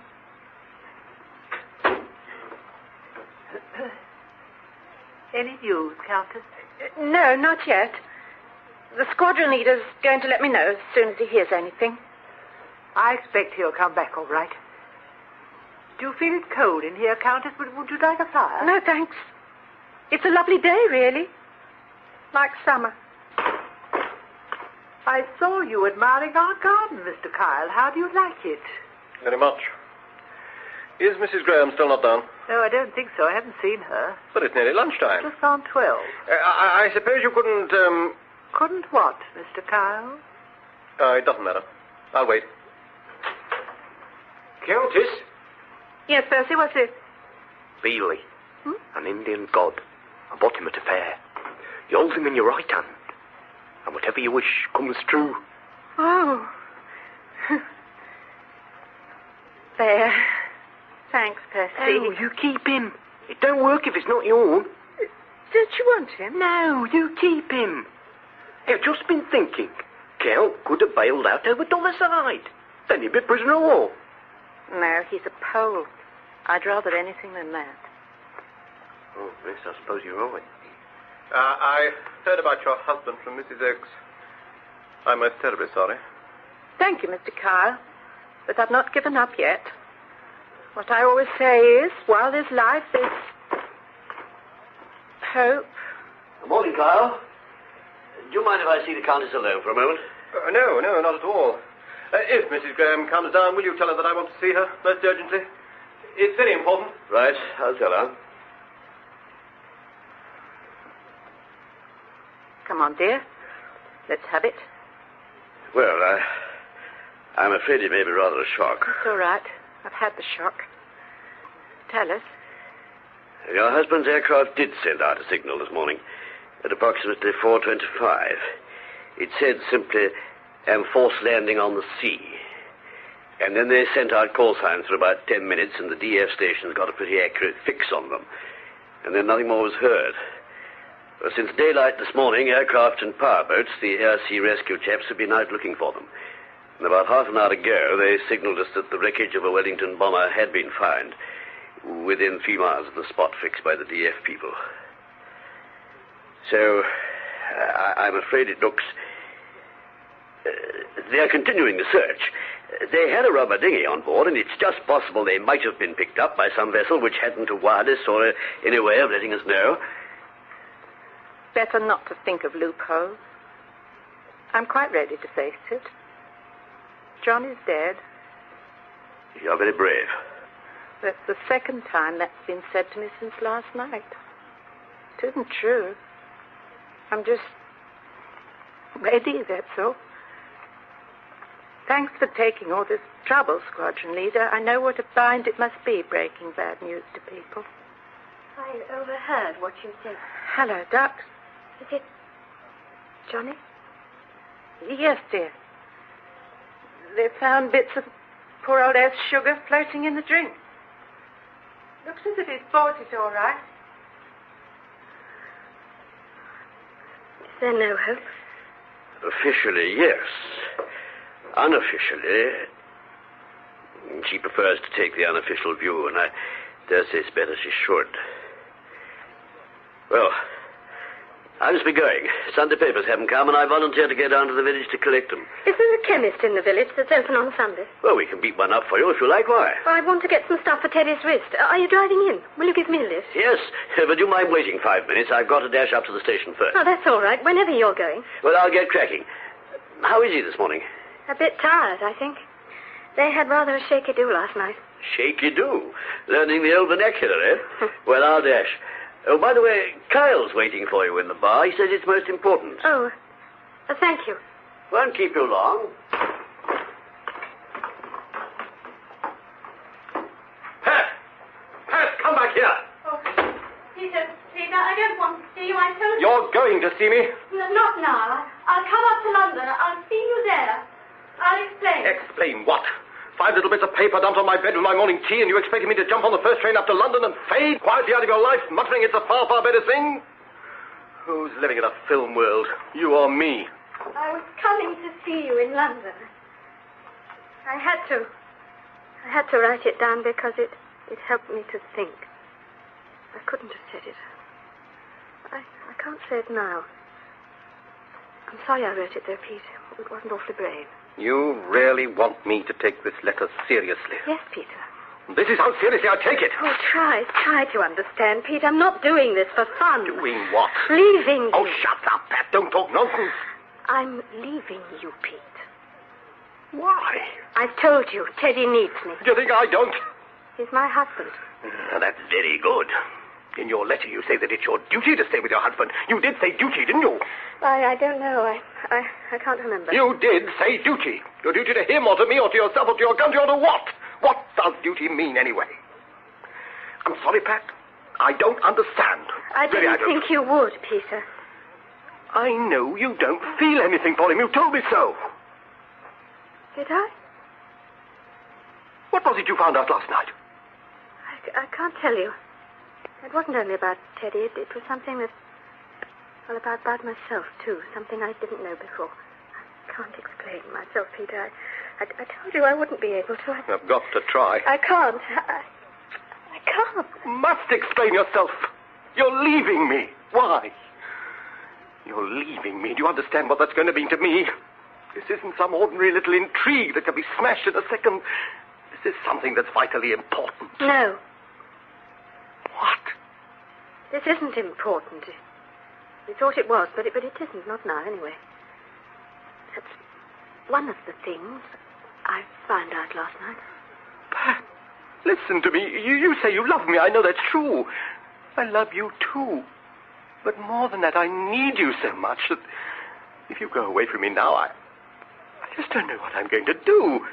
That's not a line, Pat. The sort of thing one says at a moment like this. It's true. I just don't know what I'm going to do. Oh, Peter. Come with me, Pat. We'll go away. We'll forget about Teddy. No. Haven't you forgotten something? What? I'm desperate, Pat. I'll do anything in the world to stop you leaving me. No, Pete, you wouldn't do that. Where is Teddy? Upstairs. Will you go up now and tell him that you're coming away with me? No.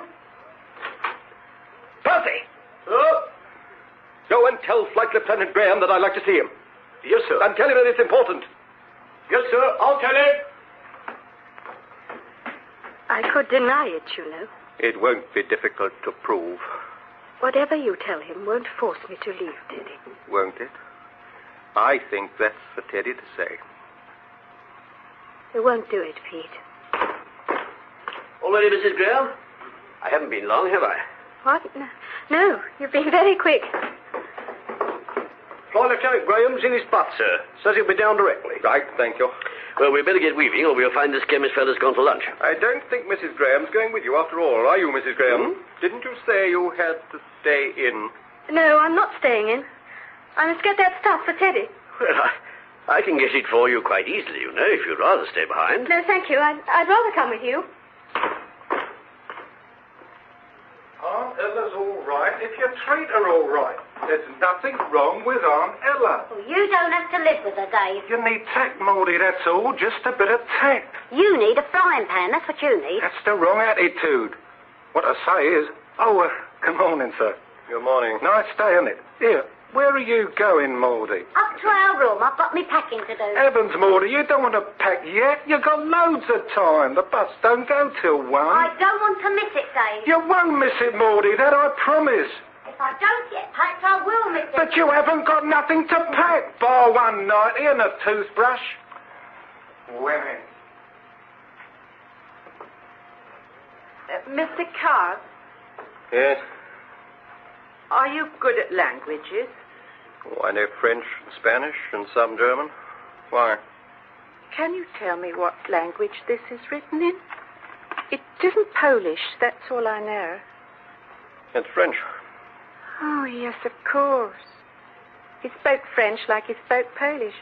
I suppose he thought it'd be easier for me to get translated. It's from your husband? Yes, he left it with me.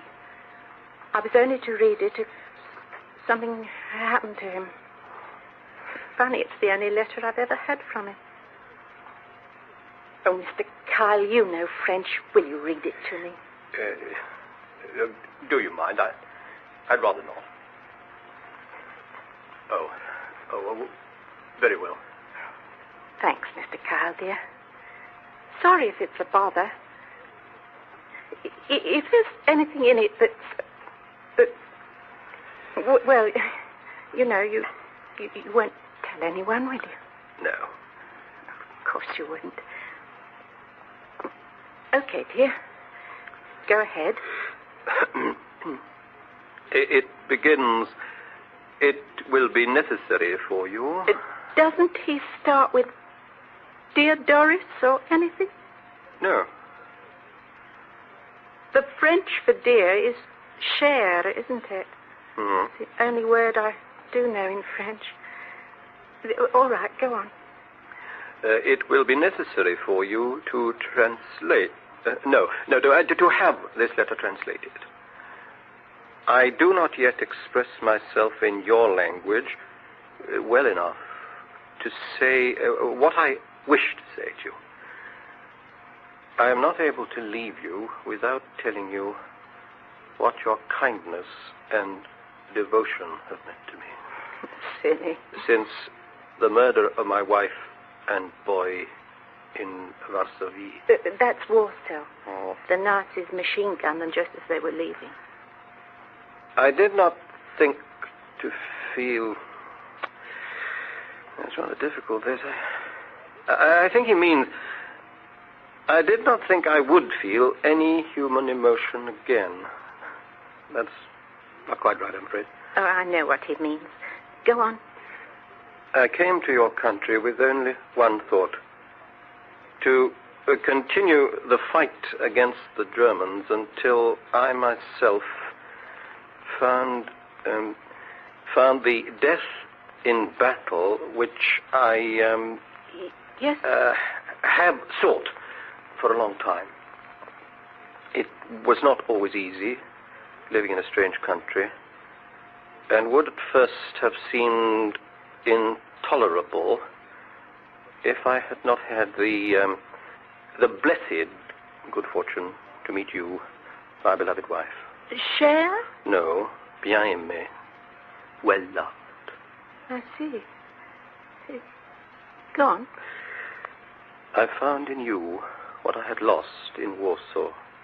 I had thought forever An understanding and a sympathy. Sympathy means something a little different to sympathy. It's rather hard to translate. I think I know what he means. An understanding and a sympathy so strong, powerful, that the words we neither of us could speak did not need to be spoken. I can only thank you with a full heart, and it is with real sorrow that I take my leave of you now. I would have so much wished to have repaid you for the sacrifice you made for my sake in giving up your career as hotel keeper. Hotel keeper? Hotelier. I was a barmaid, dear. I was behind the bar when I first met him. The Crown at Pulborough. He came into the public bar one night and said he was lost. Only nobody could understand him. I walked with him as far as where he was going. When he said goodnight, he kissed my hand. Came into the Crown a lot after that. Always the public, don't know why. Hotel keeper. It's Johnny all over. Sorry, dear. Go on. I would have so much wished to have repaid you for your sacrifice by taking you with me after the war to Poland, where I might, in some very small measure, have been able to make a return to you of the material debt I owe you. The other debt I can never repay. Goodbye, my dear, dear wife. I love you forever. Tara, I sure made it sound very nice. Oh, Mr. Kyle, that last bit, you didn't make it up, did you? No, it's in the letter. You can get anyone to translate it for you. Thanks, dear. Just so long as I know. Oh, what is this mess? A paper chase? Oh, don't mind. Look, I'll pick them up. Waste paper receptacles are provided, Mr. Kyle. Besides, there's such a thing as salvage, you know. Look, I'm sorry. Look, it was terribly untidy of me. Hello, you old dusky enchantress. We made rather a hole in your bacon and eggs last night, eh? By which you mean the sausages, I suppose. Oh, that's right. The sausages. Delicious. Well, I'm glad you liked them, I'm sure. You wanted to see me about something, didn't you? Yes, I did. Okay, Carl, shoot. Give us the 5-second burst. Go ahead. What you got to say to me? Nothing. What do you mean, nothing? Nothing. Just goodbye. I'm leaving this morning. Oh, sorry to hear it. Percy told me it was something important. You must have got it wrong. It's quite unimportant. I say, I'm most frightfully sorry. I didn't mean that, you know. I mean, you'll be coming down again, won't you? No, I'm leaving on the Clipper within a few days. You won't see me again. I wish I was a film star. Do you? Or dashing madly about all over the world, pursued by fans, making pots of money, glamorous females hurling themselves at you wherever you go. It's not so much fun as it sounds. Oh, not exactly a bind, though. Hello, darling. Did you get that stuff? Yes. It wasn't what you asked for, Teddy, but the chemist said it was just as good. Here you are. Oh, thanks, Miss Dolphy. Kyle's leaving us this morning, did you know? Yes, he told me. He's off on the Clipper in a couple of days. Lucky type, isn't he? Yes. Oh, Maisie Diggs, can you get me a card, please? Oh, yes, Mr. Kyle. When do you want it? As soon as possible. Oh, well, I'll do my best. Oh, he looks ill, Mr. Kyle. Is there anything the matter with him? Was that dinner you gave him last night, I expect? Oh, indeed it isn't. I had the rissoles myself, and there's nothing wrong with me. Oh, we haven't all got your cast-iron stomach. Well, indeed. Darling, you don't look any too well yourself this morning. Do you feel all right? Oh, I'm all right. When will you be flying again? Dunno, not for 2 or 3 days anyway. They'll be working on that tailplane of ours. Next time I go on a trip, I suppose you'll be back in London. No, I won't. Don't give me heart failure. You mean you're going to stay on down here? Yes, Teddy, if you want me to. Don't be an utter clot, darling, if I want you to. Gosh, how marvelous. How long do you stay? For good. For good? What about your new play? Aren't you starting rehearsals next week? No, I'm not going to do it. I'm turning it down. You'll give up the flat? Yes. I said, Pat, you're not doing this because of... No, Teddy. I want to stay with you. I think I'd better do your wrist now. All right, nurse. I warn you, I shall scream. Oh, dear. I'm not very good at this, I'm afraid. Yeah, you're much too beautiful to be good at bandaging. Teddy. Yes, darling? You've been rather an awful fool, you know. Have I? We've been married nearly a year now. You're telling me? We don't know each other awfully well, do we? No, I suppose we don't. But unless you treat me more like a wife and less like a showpiece... Showpiece? Suggested that Flight Lieutenant Graham shall in future be permitted to mention his wife's name not more than... how many times per diem? 10, was it? Oh, God. How did you hear about that? No, it doesn't matter. Oh, kill Gloria. Well, he thought I'd be pleased. I was, too, in a way, but... Well, you see what I mean, don't you? Oh, tear me off a strip. I deserve it. No, you don't. It's not really been your fault. At least it's been much more mine than yours. Oh, darling, what out of bilge has not been your fault at all. It doesn't much matter whose fault it's been, Teddy, does it? But providing we both make a bit of an effort from now on. Oh, there. Morning, sir. Morning, Sergeant. How's the old tub? Oh, not so bad, sir. Feels hellish empty, though. Needs refueling, I expect. Hello, Mrs. Miller. How are you this morning? Oh, very well, thank you, Mr. Graham. Dave and I went for a walk and he showed me your Wellington. What? How did you get it past the guard? She only saw it from the road, so it's still out at dispersal. Did you know that it's got a big hole in its tail? Of course, he knew Maudie. He's only the jolly old skipper. Yes, I know, but you told me that he sits up there in the front. He might not have known what was going on at the back. Well, I don't usually, Mrs. Miller, but as a matter of fact, I did know about the hole. Oh, well, I thought you ought to know, Mr. Graham. That's why I told you. It looks very dangerous, a great big hole like that. Thank you, Mrs. Miller. You were quite right to tell me. We're going to have it seen to. Oh, I'm very glad to hear it. You must forgive me, wife, sir. I'm afraid she don't know much about aircraft. That's all right, Dusty. My wife doesn't either. I do know about aircraft. I know which are ours and which are theirs. I wish Dusty, Dave, were out on aircraft recognition. Yes, please, my wife is home. Johnny, you old sod!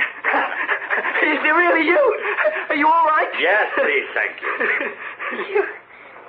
You are in a state, Johnny. Good show, Con. Old cock. They're all covered in mud. Good show, sir. I'll call Doris. No, don't. I'll go and tell her it's better. Johnny, you wicked old... Poe. Well, what in hell have you been up to? Tell us what happened, Johnny. Where have you been? Please, we fall in the drink. I know you fall in the drink. How do you get out of the drink? That's what I want to know. Please, I tell you. Johnny! You old basket! Are you all right? What happened? The whole of his bloody crew are just piling off a lorry at the guard room, all jabbering like monkeys, and the only thing we can make out of any of them is, police, we fall into drink. That's all we can get out of Johnny up to now. Well, we haven't given him much of a chance yet, sir. Quite right. Quiet, everybody. Now, come on, Johnny. The floor is yours. You fall in the drink. What happened then? We land pancake. Pancake, yes. We not hurt much. We go poof. You go poof.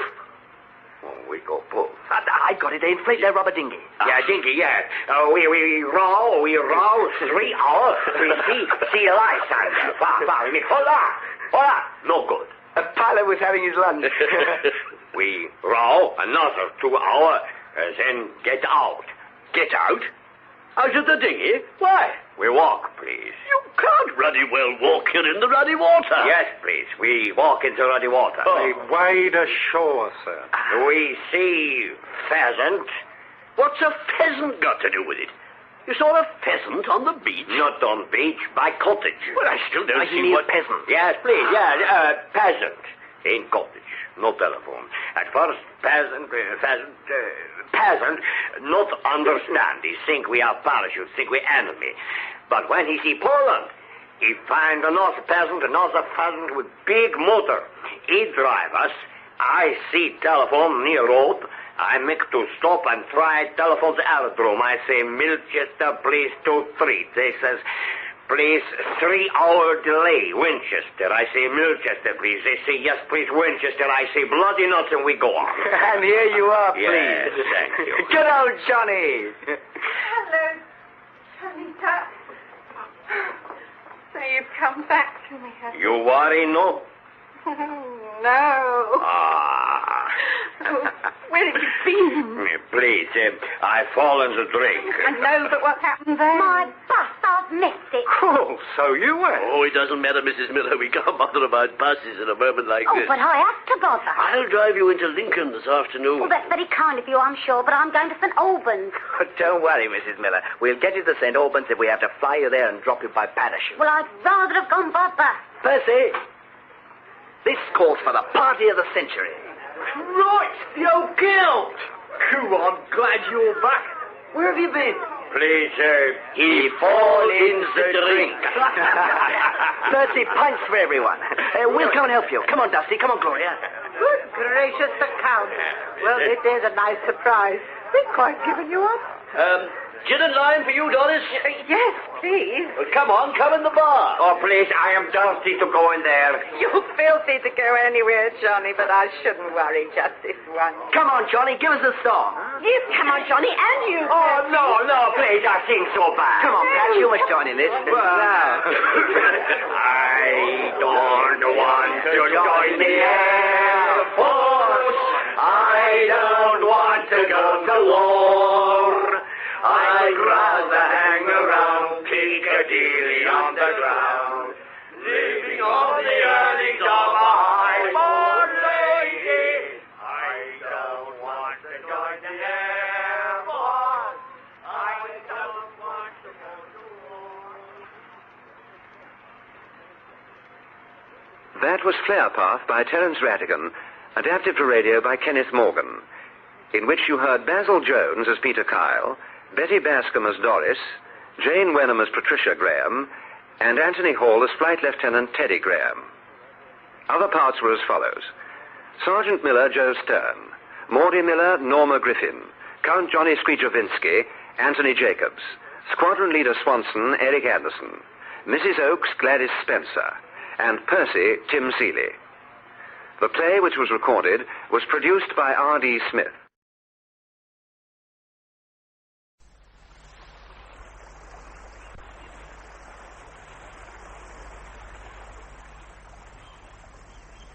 A bloated, smooth-bellied pup, sightless and filmy-eyed, bobbed ceremonially in the wake of a moorhen. A moorhen that, for all its air of constant lively alarm, had not seen the naked, heavy man on the ramp, nor the stranger watching, but struck on with its nervous, erratic course through the reeds. I say. A mist still clung to the lake from which it sprang, but with infinite reluctance it fell back among the snares of sedges. Only the willows stood out against the morning in demi-silhouette, club-headed and Babylonian, half in, half out of the water. I say, I don't know who you are, madam, but this is private property. I say, would you kindly leave the way you came? From the indistinct humps of swans in dry dock, sinewy arms waved once to the swimmer. But Dr. Warburton was not an imaginative man and did not wave back.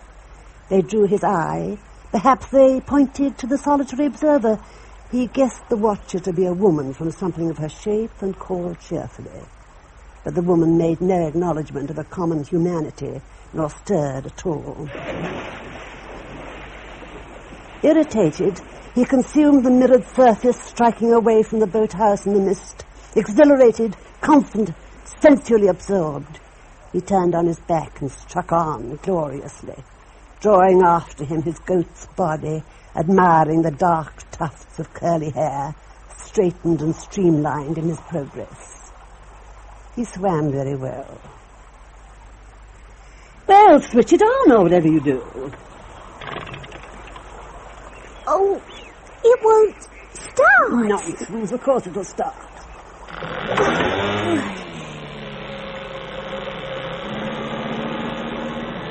The paint's coming off the little sailor. Can I keep him? No, dear. Oh, you have to have the aerial out first on the little radio. Then you move the switches, you see. Yes, dear, I know. You remember where it lives in the boathouse? Oh, yes. There's a good fellow. He recognized it for what it was instantly. It sought him out through the mist. I say! Do you see me? I say! Ah! Ah! Ah!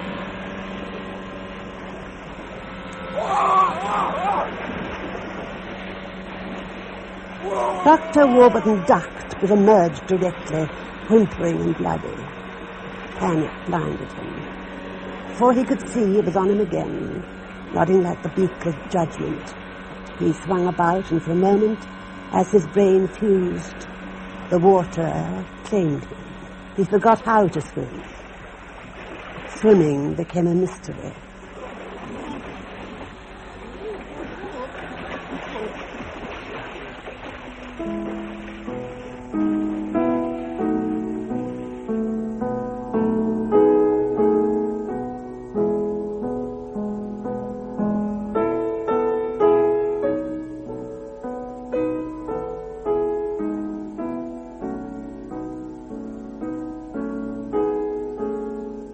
Murder as Art by Graham England, with Noel Hood as Dame Hetty and John Rye as Leo.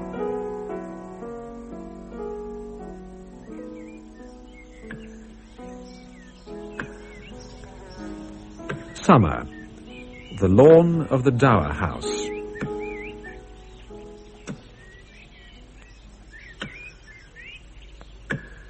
The small, naked clinician and the large Dr. Warburton stood off, watching and nodding gravely as a star burst in Dr. Warburton's chest with a force that quite separated pain from its threshold and allowed for dispassion.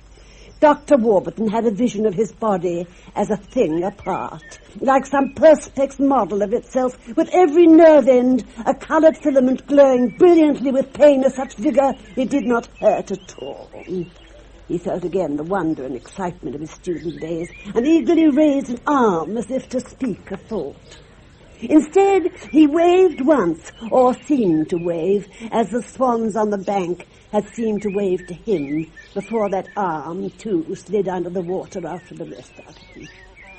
His wife, though an imaginative woman, did not wave back, nor did the swans hiss her, as they had always, for some dim reason of their own, hissed him, as he conducted the little boat back to her and the floating dog by the shore. Oh, I like it. It's very good. How inadequate that sounds. It really is very good. It's not finished. There has to be an inquest. I need one more for my very last collection of stories, but I do like that one. A model boat, you see, will be just the weapon an unhappy woman would use, particularly if her husband had built it himself, if it was his only real passion.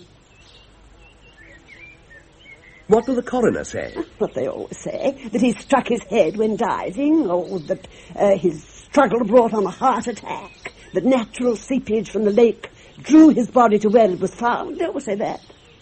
I've noticed in my very long life that society has a bias in favour of the least alarming explanation. What will you call it? I don't know, the water demon. I have terrible trouble with titles. Did you get the idea from the little model boat I saw in the hall? No, not really. We bought that yesterday at an auction. Jennifer wanted it.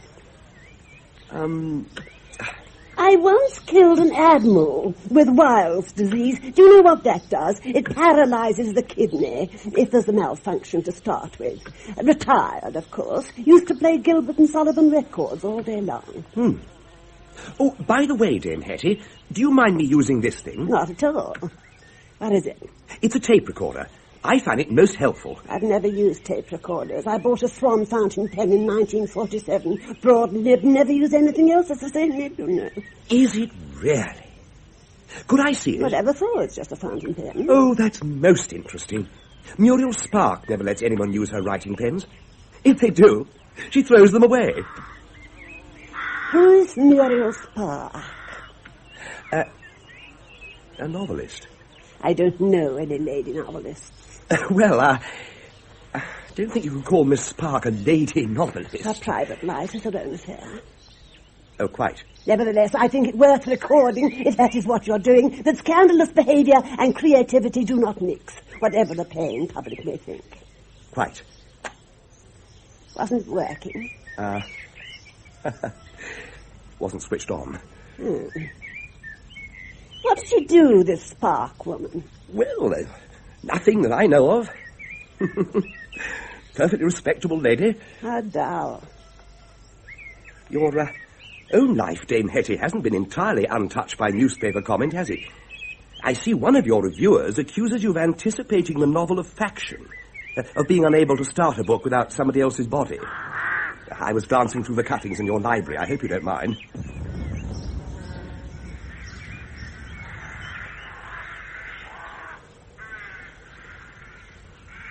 Would you pass me the glass, Mr. Lamb? Meadows? Leo Meadows. Do you mean the telescope? I know what I mean, Mr. Meadows. Just give it to me, would you? How do you give an admiral Wild's disease? Oh, you need to keep rats, of course. It's concentrated in their urine. And you need a victim with a damaged kidney to start with. After that, it's plain sailing. Would you mind looking to the left of that little white farm building? My eyesight isn't what it was. What am I looking for? The postman. Gosh. It's powerful, isn't it? Naval issue like myself. My father was an admiral. No, there's no sign of him. Oh, wait a bit. There's a bicycle. No, it's in a ditch. Abandoned or something. What a lot of litter. Letters? I suppose it could be letters. Somebody's been turning out. Isn't that awful? Thank you. It was set in the 1930s. He was a recluse and lived in a rather pretty cottage. Who was? My admiral. He was very taken with thorn needles. Always had to have thorn needles for his gramophone. And he was always licking his thumb and pricking it to test the sharpness. Disgusting habit. Would you mind looking in that sheep dip, just beyond the ditch you mentioned? Oh. Do you see anything? No.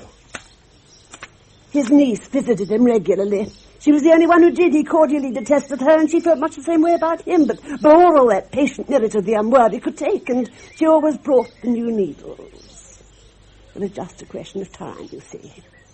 And soaking the needles. And patience. In the rats, Yeah. It was a very pretty cottage. What year was that? 1934. Oh, that must be Home is the Sailor. How clever of you. Home is the sailor home from the sea, and the hunter home from the hill. Have you read it? I haven't, actually. No. I never yet met an author's agent who could read. They always have to employ someone to do it for them. Oh, I'm not an agent, Dame Hetty. But you did say my agent sent you. Oh, yes, he did. What did you say your name was? Meadows. Leo Meadows. Jewish? No. My chauffeur is very anti-Semitic. Oh. You have to be a poet, Mr. Meadows. Well, I am, actually. How did you guess? No, of course, it's not a living. Doesn't pay. I couldn't say I was a poet in that sense. No, it wouldn't be. What? A living. You're no longer young, are you? How many wives have you had? 2. Yours or other people's? Oh. One was mine, so to speak, and now she's somebody else's, and the present one was somebody else's. I don't think I could have invented a name as good as yours. Really? If poetry were a living, Mr. Meadows, you would find 2 wives, whoever they belonged to, would be quite sufficient for newspaper comment. Oh, you mustn't be offended, Dame Hetty. If I'm to do your life, then in the nature of things I shall be asking questions that must seem impertinent by their very pertinence. You startle me, Mr. Meadows. You're going to do my life. Oh, I'm sorry. I thought it was all settled. Probably is, if that's what they want. I haven't done a full-length book in 5 years, you know. Just my little short stories, the vignettes of my old age, as someone has unkindly called them. Oh, so that's why you're here. Exciting, isn't it? They've been getting very restless. They? The family. and Thomas wants to be married. There's a hawthorn hedge just above the sheep dip. Would you... I feel a little like Admiral Nelson. Oh, my God. Now, you will stay the weekend, won't you? I'm awfully sorry. I don't think I can.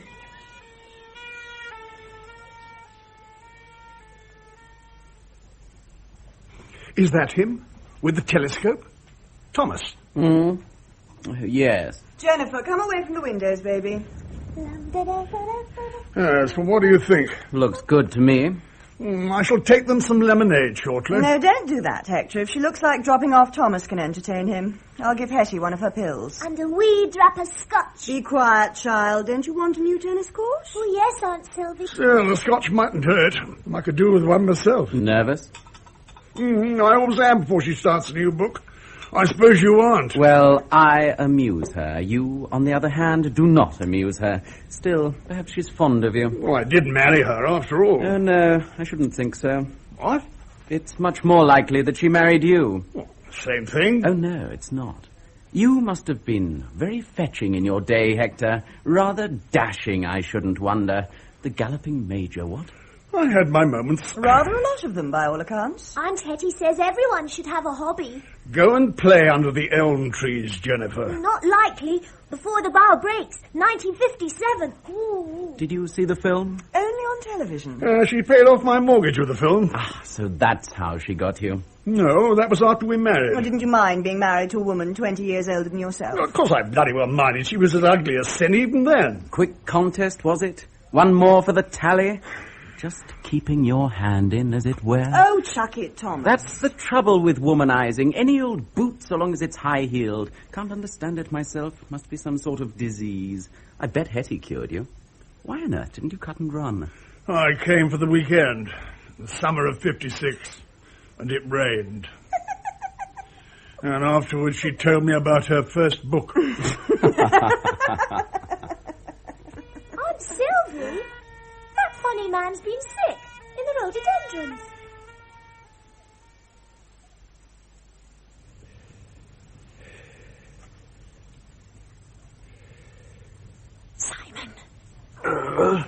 Simon!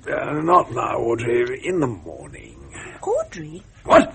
Where? Shh! Downstairs. I knew she'd find out. Shh! Downstairs, a burglar. Melissa, don't be silly. What do you mean, don't be silly? Don't you believe in burglars? Oh, God. Oh, well, we can't both stay under the bed. It's all right for you, tucked in against the wall out of sight, but I think I stick out a bit. Perhaps it's Leo. How can it be Leo? You sent him for the weekend, didn't you? Yes. Still, I better check. Why me? What's your house? What if it's not? Well, come back and tell me. Melissa? Melissa? What are you doing under the bed? It's my yoga night.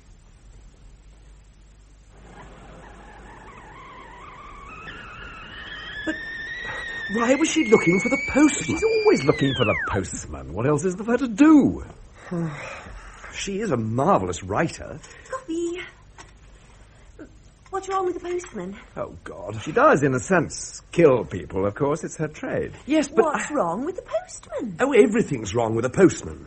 He's dead, for a start. Someone sent the vicar a parcel bomb. Our poor friend was a little late delivering. I was there. They found most of him in somebody's sheep dip. Now she's turning it into a short story. That's what I object to. It's like making lampshades out of people you know. Well, what else do you want her to do? She's a writer. Unlike some. Oh, sweetheart. I don't call poetry writing, darling. I mean, it's hardly material for a saga, is it? For her sort of novel, she needs an archetype. Like a poet. Melissa? What's she going to call it? What, the story? Yeah. Well, she's stuck between Blessing in Disguise and Post Early for Christmas. In the story, you see, it won't be meant for the vicar at all. That's the red herring. The postman's young wife is in love with a new vicar, and they plan to get rid of Mr. Plod, so it's her, you see. He builds the thing, and, well, she sends it. I like it. I can sell that. It was tremendous of you, Simon. No one ever commissioned me before. I do appreciate it, but, well, if it's all the same to you, I'd rather write a few poems and starve quietly. It is not all the same to me. I've got faith in you, Leo, and we'll make a killing, you know. Oh, please don't say that. Sorry. I go down with you like a shot, you know that, but, well, we're not on the best of terms at the moment. Anyway, Thomas is on your side. I could get a job. Well, don't you see? Death in life doesn't concern her. It's only death in the novel that rouses her passion. It trivializes death somehow. I mean, art isn't just therapy. Ooh. Shan't be a tick. That's why she's so good. She argues backwards from the event, turns fact into art. Her corpses are real people, aren't they? They don't just lie there like a clue in a crossword. It's made like Queen of the Vicarage murder set. She's done it all on her own, Leo. Leo! Can you hear me? Oh, yes. Not now. Oh. But is it fair? I don't know. Is it art? She is a marvellous writer. Should the novelist accept responsibility for the actions of his characters? I don't know. That's something you could ponder in your book. I'd have to take it up with her. A free hand, Leo. Really? Tell you what, I'll run down in the car late Friday. Put up at the pub, give you a sort of backup till you get established. Oh, goody. A weekend in the country. You are not coming. Oh, yes, I am. What? Shall I bring Melissa?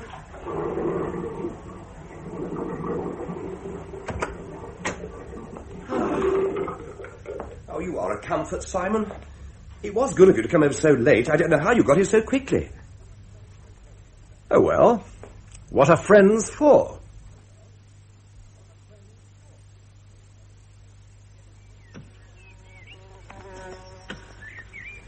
But a writer's sources, Dame Hetty, are of infinite fascination for their more literate readers. You can't be more literate. You either are or you aren't. I heard about a literate film script once. It must have been an object of endless fascination. Yeah, quite. 5 of your novels were filmed, isn't that right? I don't write novels. Thrillers? I write books, Mr. Meadows. Not novels or thrillers, but books. Oh, I see. Oh, no, you don't. Works of crime, Mr. Meadows. Violent crime. And it's 5 years since you wrote one. What? A book. I told you that once. You must pay attention, you know, if you want to be a writer. Small wonder you need a tape recorder. Oh, dear. What's the matter? Well, we're not getting on very well, are we? Nonsense. We're getting along famously. I like you. You're the answer to an aged author's prayer. Ask me anything you want to. Would you like to marry me? I'd make you very rich. Well, rich anyway. Oh, good Lord. You're already married, Dame Hetty. Major Lowe is not indispensable, are you, Hector? Well, I think so, naturally, but then I'm partial. I bought you lemonade, dear. Would you like some, Mr. Meadows? Oh, thank you, I should.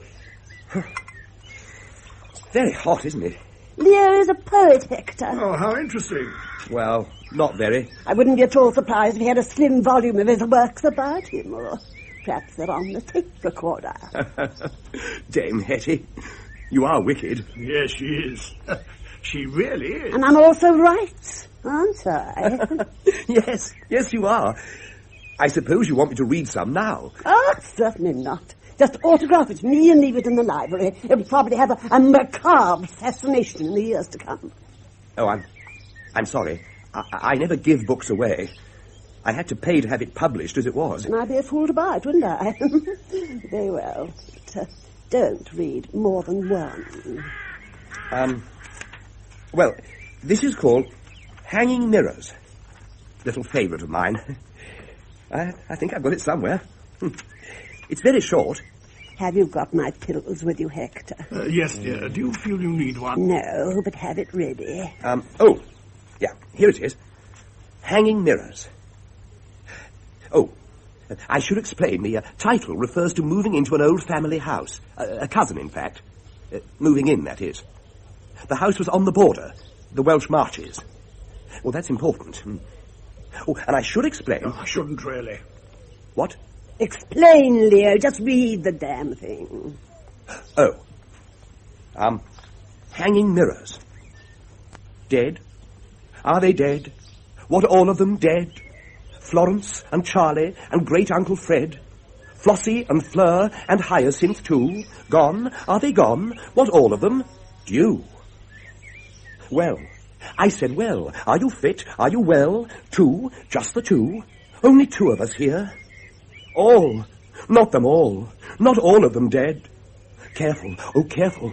Damn it, do have a care. See, don't you see? Our images, there. Gone. Are they gone? Where is mine? Can it be? Are you dead? Can I be? Is it possible there? Where there are none of me? You left the tape recorder on. It's all right, Hector. I'll put it back in the box.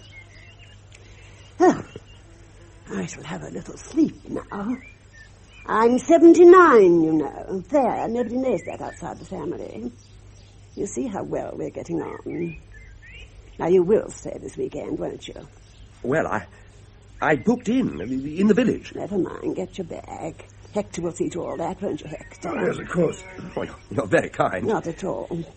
We don't have what you call dinner these days, do we, Hector? Oh, Hetty, who called the cook a bastard? Who called the bastard a cook? Anyway, make a big breakfast, I should, while the going's good. Well, I'm not a big eater, actually. No, don't look it. We must feed you up somehow. There's always something to eat. Don't sit under the elm trees, Leo.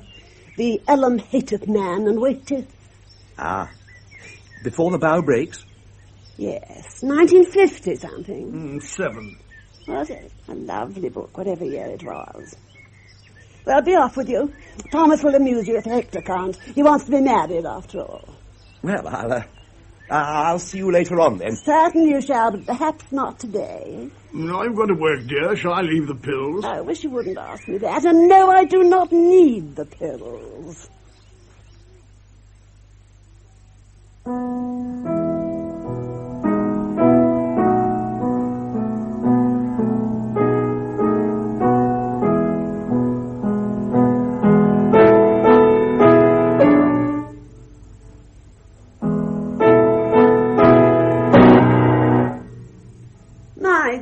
Child. I am not a child, Hetty. I am 33. What a splendid thing to be. I wish I was.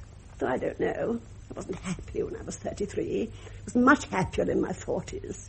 Though I was never sure what people meant by that. Don't do that, Susie. It's rather nerve-wracking. Will you do a new book? Am I? Am I? Can I be in it? Oh, do let me be in it. Susie, whatever's come over you.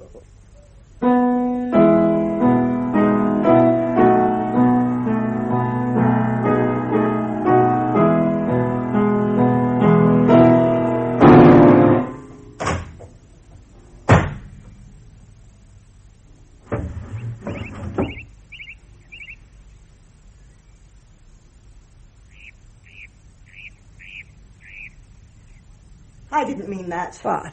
About being in the book. Of course you didn't. Have you seen the new vicar? He isn't married, I understand. Oh, good. I'll go and leap on him. Well, he's not likely to leap on me, is he? I've been meaning to ask you, dear, if I do another book, and I don't say I shall, would you like a nose job? A sort of little present. Not that I mind your nose, understand. Goodness knows, mine used to bother me, you know, before I was 40.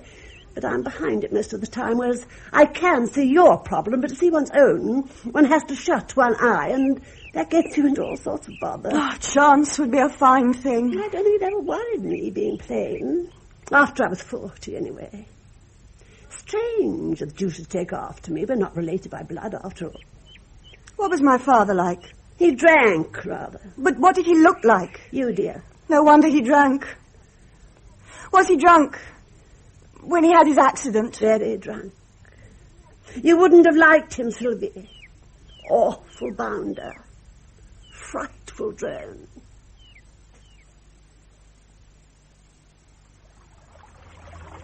See the little fairyland where the elves are dancing. Hello, little girl. Hello, Hello, little tennis court. Had a busy day? Yes. Yes. Instructive, certainly. I'm lost, I think. Comes of taking shortcuts. You're Jennifer, aren't you? Uh-huh. This is a dangerous place to play, Jennifer. Yes, it is. Awfully dangerous. Do you want to see it? What? Rich and Strange, 1966. Well, that's why you're here, isn't it? Oh, my favourite book.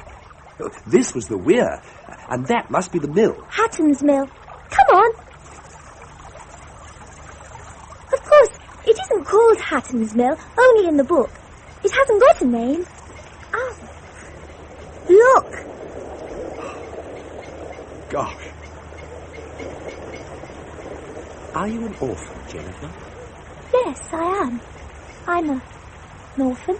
Don't stand so near the edge, child. It's horribly fascinating. Of course, it's only Hatton's Mill in the book.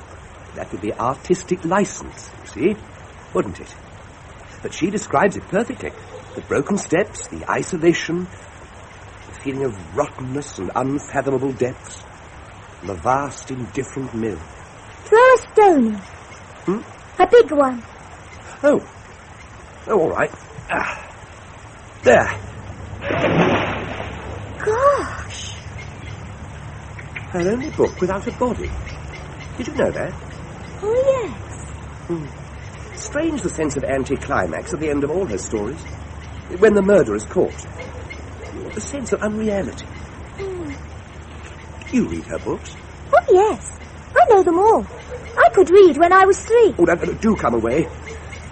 It's so cold and dank and slippery. Don't you long for the sun, my pale, fey child? Not particularly. Are you a Thatcher? What? A Thatcher. Uncle Hector's a Thatcher. It's terribly expensive being a Thatcher. What? Well, where are you? Wait a minute. What do you mean? Oh, damn. Why did you say, hello, little tennis court? You're my tennis court. Yes, but If Aunt Hetty writes another book, I shall have a tennis court. Yes, Then they'll have to play with me. They will? Yes. Why won't they play with you now? I don't know. Shall I make you a daisy chain? No, thank you. See the little fairy glen where the elves are dancing in a dark the magic grip. 1, 2, 3. Goodbye! Jennifer! I don't know the way back.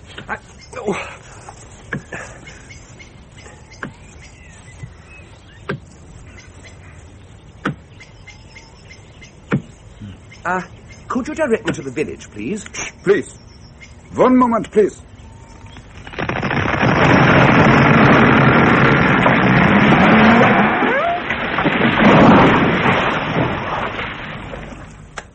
So, thank you. I just wish to record it for the collection. It's a sad sight, the death of giants.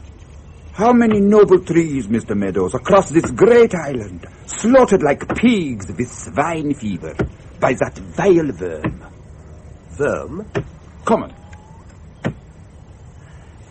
How did you know my name? You are staying with Dame Hattie, yeah? Yes. I work for Dame Hattie. Oh. Are all these elms diseased? Oh, yes. See, break off some of the bark. Here and here. And is revealed a network of pain. 1,000,000 tunnels of agony. A bunker of disease and decay. What a subject for a great epic poem, Mr. Meadows. An underground city of death. I'm a poet, Herr, Gerber. Gustav Gerber, formerly of the Hamburg State Police. At your service. Oh. Traffic Division. You want to park your car? I can help you. May you live to write it, Mr. Meadows. You record these sounds? Oh, yes. They will also burn the trees, and I will record that too. Why? Well, it is my hobby. And also, I have the honor to aid the amateur productions of the village players. Oh. We are doing the cherry orchard. The new pastor will direct, and Dame Hattie is our patroness. That they owe to me. Well, that's hardly going to sound like a cherry tree coming down, is it? When I have finished with it, Mr. Meadows, it will sound like the motorcycle accident if I want. Really? But of course, you can re-record and augment and distort the sound. Cut it out. Anything. You are asking for the village, yeah? Yes. I'm to meet my wife. Would you like first a cup of coffee with me at my cottage? Oh, well, thank you. Come on. Traffic division? Yeah. The tragedy of my life, Mr. Meadows. Every year I am saying to the Jewish bastard in charge of the... I am not prejudiced, Mr. Meadows. They just got no place in the police, not in Hamburg. Polizeikommissar. I am saying, Jaime, please, I want to go criminal. What? Scenes of crime. I want to work on scenes of crime. Violent crime, murder, robberies and criminal assault. You think I am joining the police for helping old ladies across the Schulterplatz? This is Hamburg, city of sin. We are not in Dusseldorf, you know. We see, says Jaime. Next year, maybe. That is how I met Dame Hattie. Dame Hetty? What a wonderful writer. I admire all Lucy's English, Mr. Meadows. The British Home Stores, the Changing of the Guard, the Manchester United, the British Criminal. Real Aryan gentleman, Mr. Meadows. Bobby Charlton, Ronnie Biggles. Yes? So, I am writing to Dame Hattie. Your policemen, I am saying, excuse me, they are not wonderful. Aren't they? Her policeman, they are stupid. And her detective stinks like a gefilte fish. Does he? Amazing. She is writing me a most courteous, charming letter. I want to kill this man in Hamburg, she writes, for the book.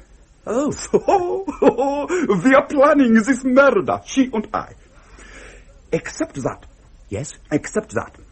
This elderly Englishman dies outside a nightclub in Hamburg. A traffic accident like we have in the book. Just like we have in the book. Exactly like we have in the book.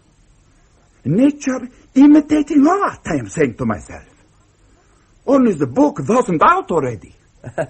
Yes. Have some more coffee. Help yourself. So, again I am writing to Dame Hattie. After all, I am a traffic policeman. And I am putting frankly my feelings in the matters. And? I am getting no reply. Well, Herr Secretary, somebody writes and thanks me. Dame Hattie is engaged, looking for another subject and so. And I am saying to myself, Gustav Gerber, we are in the most unusual situation. Because if Dame Hattie is writing another book, it's a paradox, Mr. Meadows. Instead of having a body and looking for a murderer, we a murderer have and must look for their body.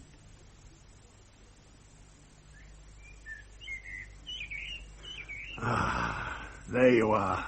Thought we'd lost you. Michael!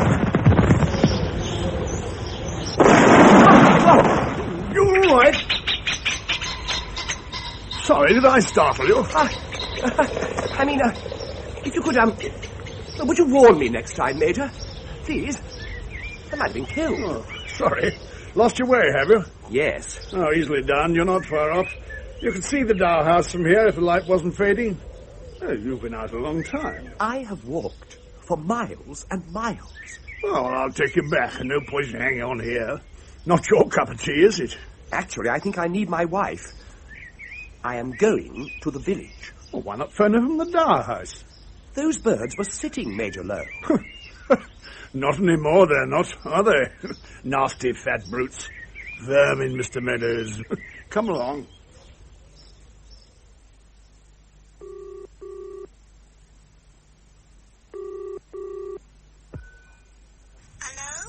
I want to speak to my wife, please. Mrs. Meadows. Mrs. Meadows? Yes, Meadows. You know, meadows, fields, leas, grass, that sort of thing. Meadows. Moo. Moo. Moo.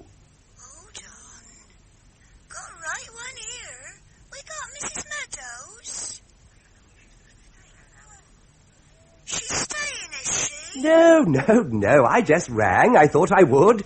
She's skin diving off the Azores. Pardon? Oh, wait a minute, putting you through. We got some skin divers staying then. Hello? Simon? Yes? Oh, have they given me the wrong room? I want Melissa. No? Oh. What are you doing in Melissa's room? Oh, looking for drugs, pornographic literature, the odd dose postcard. Anything to pass the time, really? Well, look, for God's sake, Simon, stop messing about, would you? Is she there? Put her on. She's gone to the country club with Thomas. You were supposed to be here. Oh, drat. You sound upset, Leo. Well, of course I'm upset. I've every right to sound upset. I was very nearly killed this evening. Was that all? Accident? Well, I don't know. What happened? Did you read some of your poems to the village idiot? Ha, bloody ha. Oh. Country club. Country club. Country club. In the litter book, Oh. Leah. Oh, thank you. I didn't see you there. Just passing through. You have a lot of telephones, Dame Hetty. Yes, we do. Thomas bought a job lot. I can't stand telephones.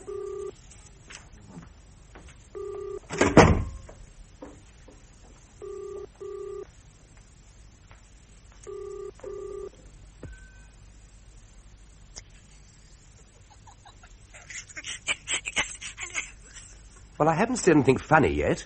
What? Oh, darling. Is that you again, Simon? What? Oh, Leo. Oh, don't do that. Darling? What do you want, darling? You, honey bun, desperately. Poor baby. Why didn't you wait for me? Well, I waited and waited, sweetie. Honest injun. Oh, I'm sorry. Oh, it's all right, darling. I understand. Oh, by the way, Simon was in your room. Was he, cheeky devil? Yeah, he sounded awfully fed up. Why didn't you take him with you? Oh, two's company, Leo. Three's disgusting.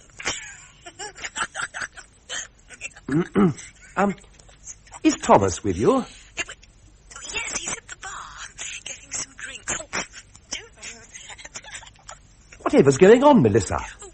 Just some tomfool. Oh, is Thomas looking after you for me? Oh, yes, he is. Oh, nice chap. What time will he be back, baby? Oh, I don't know. 1 o'clock. Half past. Get off that. Oh, honey bun. What's the matter, darling? Well, I shan't see you. Oh, sweetie. Can't you get someone to drive you over? Well, they go to bed so early. What a pity you don't drive. Yes, but Melissa, I've got to talk to you. I'm beginning to get the oddest feeling. Oh, I'll ring you in the morning, darling. Sleep tight. Mind the bugs don't bite. What?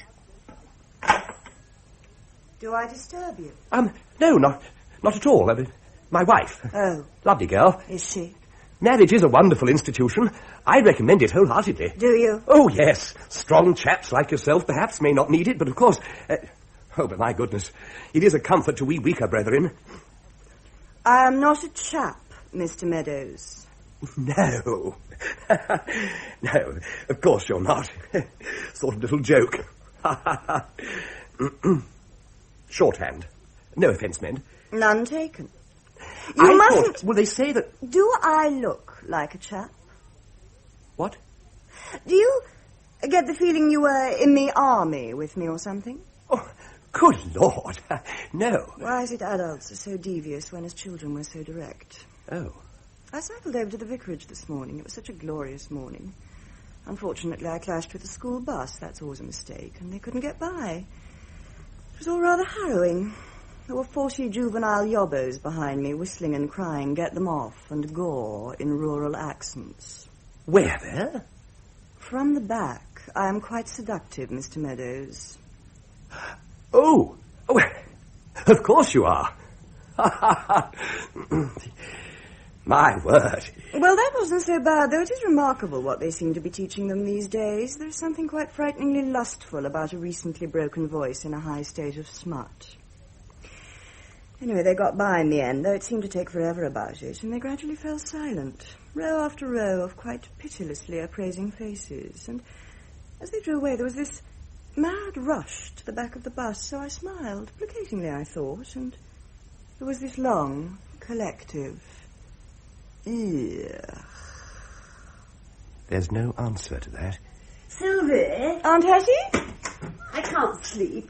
Will you play cards with me, dear? I was just going to show Mr. Meadows to his room. Yes, I'm sure you were. Well, I've no doubt he can find his own way. Ah, yes. Yes, I can, thank you. Oh, dear, dear. Excuse me. Long day. Good night. Good night. Good night. Aren't you working? I can't get on. Nothing falls into place. The setting's all wrong. I have my main character, my victim. It's the setting that's bothering me. Oh, you'll think of something. Yes. So it does seem a pity. Nonsense. The weak must die that the strong may live. The herd should be culled from time to time. About the nose job? Yes, dear. Thank you very much. I should like it. I am pleased. That'll help. Will it? Oh, yes. Good night, dear. I don't think I want to play cards after all. Good night. Don't we wait for Dame Hetty? No, she never comes down for breakfast. There are kidneys on the sideboard. But whose? That's what I want to know. Don't be ghastly, Jennifer.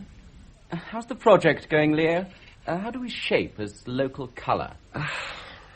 Well, not at all well, actually. The project, that is. I was thinking of going today. There are things I ought to be doing. Get in now and you'll become the world's leading authority on Dame Hetty Lowe. A manuscript all ready for when she snuffs it. Television interviews, book programmes. You know the way their little minds work. She's very big in America. Well, why aren't you doing it? Not my line. What is your line? He has the Midas touch, Leo. In reverse. Sylvie, you traitor. We cornered the world's surplus in second-hand telephones once. Had you noticed? Why, yes, I had. There do seem to be 3 phones to every room. Not to mention the stables. Not if you can possibly avoid it. I'll show you. Oh, no, you won't, young lady. You nearly lost him yesterday as it was. I'll show you. Well, I'm not all that bothered, actually. Oh, it's quite a sight, believe me. I had thought of opening it to the public and charging admission. I shouldn't tell Hetty. She's trying to forget all about it.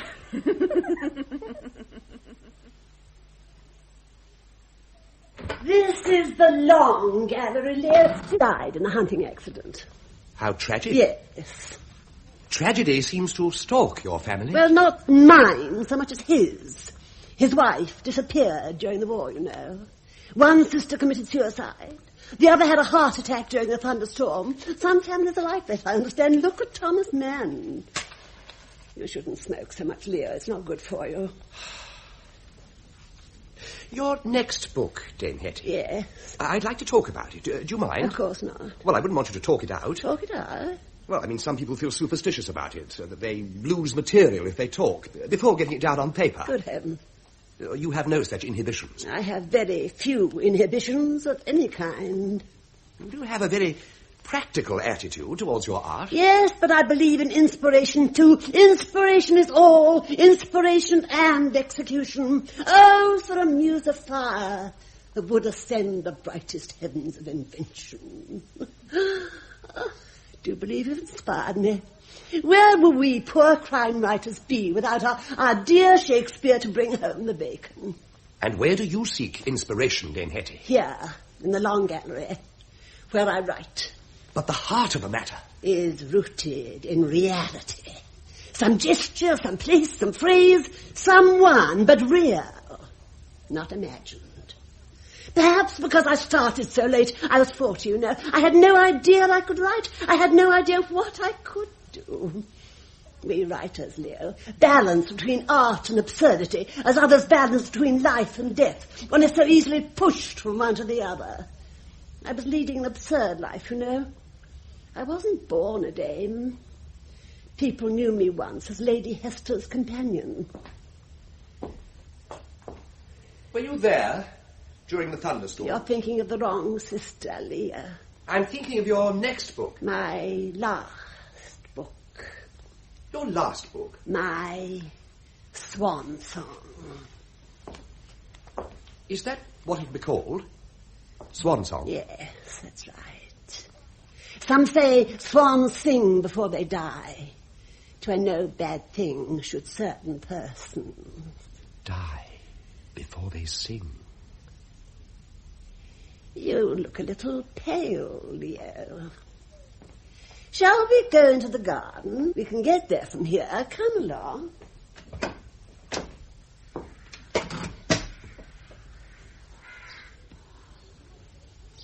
People have extraordinary ideas of my wealth. I am not a millionaire. It's true I've made a great deal of money from time to time, but it tends to evaporate. Not having had a family of my own, I've indulged the one I acquired. They're very expensive. They take advantage of my generosity. But it keeps us very close.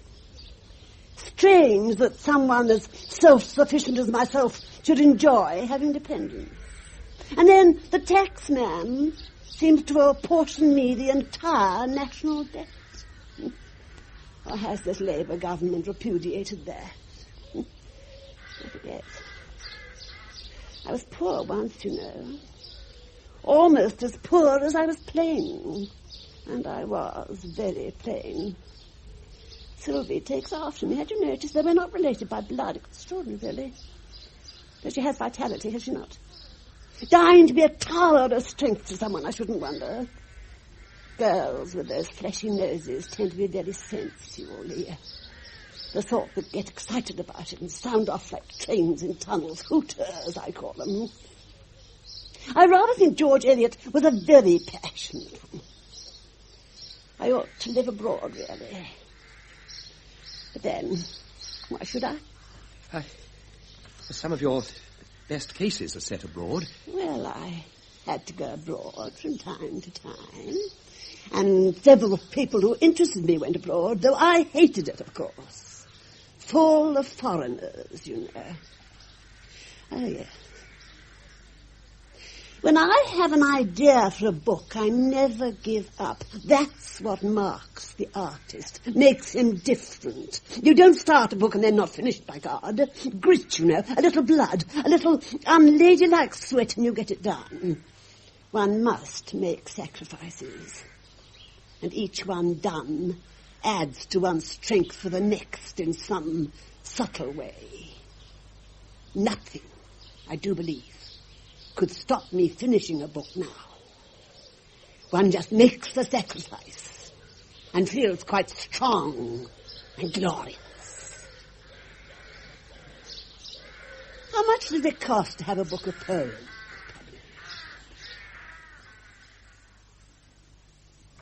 Dee-doo-dee-doo-dee, lovers at first sight. Dee-doo-dee-doo-dee, Sylvie? Yes, Leo. I met a man in the park yesterday. You have better luck than I do. What? Gustav. Yes, that's right. He said he worked for Dame Hetty. Well, sort of. He helped her with a book once. Yeah, so he said. Yes, he says a lot of things. He said some remarkable things. We do attract more than our fair share of loons. Yes, we do. But Gustav does take the biscuit. Yes, he does. Why don't the local children play with Jennifer? I don't know. Won't they? We are a bit isolated, I suppose. Long way from their little teas, I expect. Precocious child. Tires very quickly of the grunting little morons we get round here. You do have this acute servant problem, don't you? It would be a treat to have a servant problem of any sort. There are a couple of dailies that come in during the week. I think it's a couple. They all look alike to me. There's the woman who does lunches. Oh, and there was a Spanish couple once. Whatever happened to them? And Hetty had a secretary once. Yes, she did. Charming girl. Gustav helps with the garden and odd jobs. He's a very good driver. Loves the rolls. He's a very interesting man, if you keep him off his obsession. Obsession? He has this remarkable theory about Hetty. He wrote her a fan letter ages ago. She wanted a continental setting for a book she was doing at the time, so she wrote back. Frightful mistake. Always is. I tell her not to. Naturally, he was tickled pink and terribly helpful. He's a policeman, you know. Or he was. Yes, so he said. Well, it so happens some poor old fruit we knew slightly got knocked over in remarkably similar circumstances to the book. Poor old Gustav got terribly excited. Wrote to Scotland Yard and Interpol. Well, what happened? Oh, they retired him early. We had a very nice letter from his chief. He gets a very good pension. He's quite happy. She's awfully fond of him. The oddest people write. The theory? Oh, you can't write a sonnet without being in love. Therefore, to write best-selling murder mysteries, you have to be a murderer. Q-E-D. It does sound faintly silly, doesn't it? You don't have to be in love to write a good sonnet, do you? It helps. And the rest? There is something essentially poetic about the force of her prose, as if she was half in love with easeful death. Particularly other people's. Shut the door, Hector. Well. What an extraordinary book you will write about me, Leo, when I'm gone, provided always, of course, I oblige you by going first. What to sell? I'll give you that. Do sit down, Hetty. You're looking very frail. I wonder I don't look apoplectic. I rather think, Leo, that there's very little difference between what you are doing and what you appear to imagine I have been doing, except perhaps of instinct, literary breeding, the difference between shooting foxes and hunting them. Hetty, please sit down. Yes, it wouldn't do for me to fall, would it? I might fracture an old hip and die. Wouldn't do at all, would it? Now, don't fuss me, Hector. There. Are all you young people taking precautions? Hetty! Hasn't anyone offered you their version of the official biography, Leo? With exclusive access to the most alarming tidbits? For a percentage, of course. No, they haven't. And I must say how much I resent your remarks about my literary breeding. Oh, must you? Bravo for you. They are slow off the mark, aren't they? I expect Thomas has thought of it. I was thinking of getting round to it. One has to be practical, after all. Will you have a pill, Hetty, please? Hector, I am not about to die and leave you to the rigours of life on a mere 7,000 a year. Please don't fuss. Leo, do sit down and stop presenting things. You're making the place look untidy. If it makes you feel any better, I appoint you official biographer. On the spot. It's all yours. Provided you stay the weekend and don't alarm me by running off or annoy me by staying too long. Well, I don't know what to say, Dame Hetty. You'll have to think of a better opening than that. What will you call it? Oh. Well, I thought murder as art. Mm-hmm. You're thinking of De Quincey's essay. Yes, I quite like that. Murder considered as one of the fine arts. That'll do splendidly. We agree about something, at any rate. Well, we ought to celebrate, surely. Everybody, have a drink. What's the matter with her? I don't know. You're in very good form, Dame Hetty. Yes, I am. The excitement does tend to wear me out these days. I have settled the shape of swan song. Dry sherry, Leo. Oh, please. I'll have a scotch. It's going to be set absolutely squarely in the best tradition of English crime writing. What? You mean a large country house? That sort of thing? Yes. In this case, an historic one, redolent of the long past, the many dead. To it will be gathered. Will be drawn, as if by force majeure. The last remnants of our glorious heritage, a trip down memory lane. The weekend in the country. We must get another cook, Hector. Croquet on the lawn. Was I silly to promise Jennifer a new tennis court? The idle, charming flirtations of cultivated, intelligent, essentially useless people in an endless, blissful English summer. With nothing more disturbing than Dutch elm disease on the estate. It does sound a bit old hat, Hetty. Oh, nonsense. I like it. Great artists work in established forms. Great art is not necessarily an innovation of form. But tried and true are none the less for being that. Yeah, you begin to grow on me. I can't have my characters getting out of hand. Well, have you all got a drink? I could use this scene, you know. Perhaps one of us should drop down dead, clutching his throat.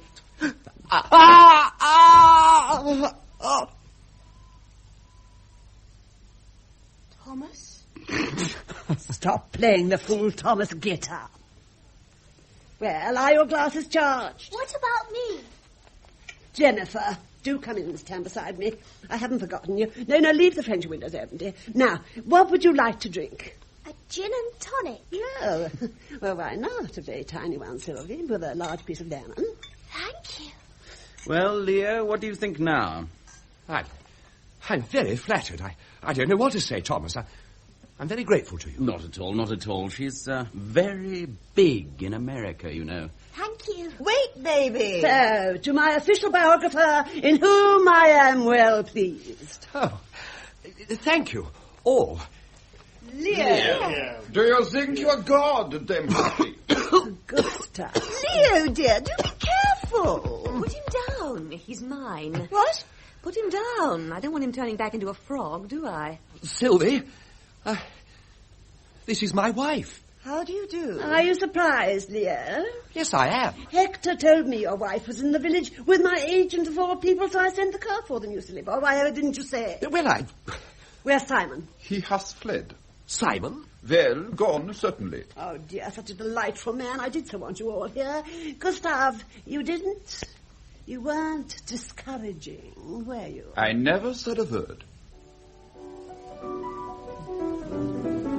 Dance, dance, dance, little ladies, youth is fleeting, da-da-da-da-da. You sound almost like the real thing. I am the real thing, ducky.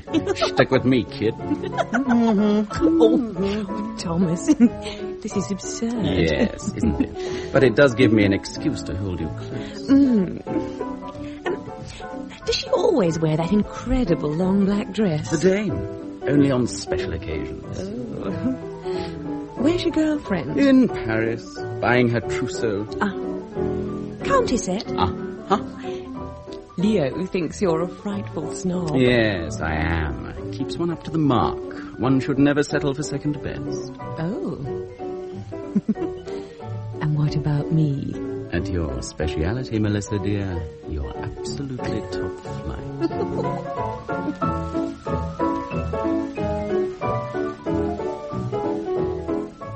What a delightful couple they make. Yes, don't they? She's a wonderful dancer. It's a pity I don't dance. Charming girl. I'm so glad you like her. I do. She's perfect.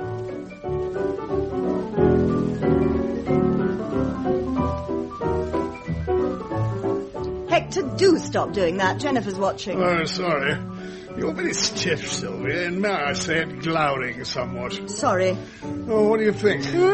I can't remember the last time I saw her in such good form. It really was an inspiration of Thomas's. I thought we'd seen the last Hetty Lowe mystery. I truly did. Yes, Thomas can get married. Jennifer will have her tennis court. I shall have a weekend in Boulogne. Harwich for the continent. Paris for the incontinent. And I shall have a nose job. God's in her heaven, all's right with the world.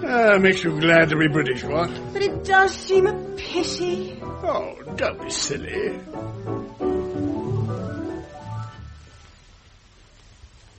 Dinner, it is served. Oh, well, I see, how does he do it? So quick. Gustav, you're a genius. Is there no end to your talents? I'm sorry, I don't own a dinner jacket, Dame Hetty. Oh, that's all right, but have a word with your man, I should. Did I say something funny?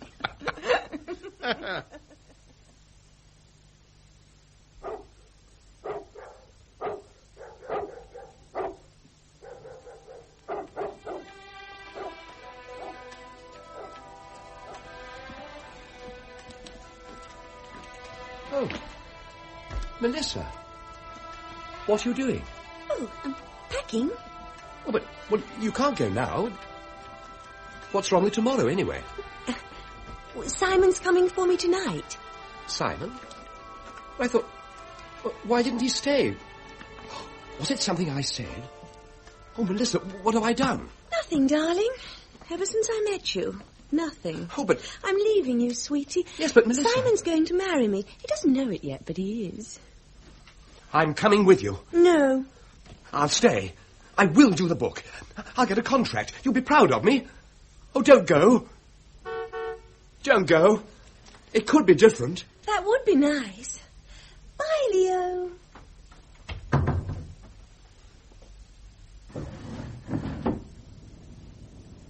I built a willow cabin at your gate. I remember you thought that ash might have done better. I brought and waited for you with a rose. You thanked me, but would have preferred a letter. I changed my suit. I matched my stride to yours. I held my peace. I clenched my sweaty paws. I watched you sabotage each moment juste, and wished myself a murdering on the moors. This is all your doing, Sylvie. It most certainly is not. Why didn't you stop her, Hector? What happened to the fatal charm? Why didn't you wake me? I didn't know she was going till she went. Thomas, you knew these creatures were staying in the village. Why didn't you say? I thought it would complicate things. Oh, did you? Have a good mind to disinherit the lot of you. I could, you know. I could leave it all to Jennifer and the Battersea dogs home. Oh, Hetty. I like doggies. So do I. Shh, baby. But does it matter, Hetty? Natter. Of course it natters. Have you no sense of form, no sense of style? Has your long association with me taught you nothing? Will nothing refine the inherent vulgarity of your mind? Oh, I say. Do you read my books? Of course I do. Well, nearly all of them. One or two I couldn't finish. They're a bit long, Hetty. Well, the scholars will sit at your feet, won't they? Waiting for the critical pearl or two. Looking for some gem, some tiny insight into the artistic process. Gap-toothed, eyes ablaze, notebooks poised. And what did you think of our books, they'll say? And you'll tell them, won't you? My goodness. Bit long, you'll say. And for these I have laboured. Very well. I shall have to rewrite my synopsis. I shall do so tonight. I trust I can rely on the full cooperation of you all. Of course you can, dear. My word, absolutely. Sylvie? Oh, yes, I suppose so. It's little enough to ask, you know. I'm not getting any younger. You'll have to fend for yourselves very shortly. This is my last book. My lovely Tempest. My swan song. A lifetime's experience thrown into one last tussle with the muse, one last mad embrace, a lifetime spent in the refinement of an art. Do you think it was worth it, Thomas? Oh, yes, of course it was. I'll try not to make it too long.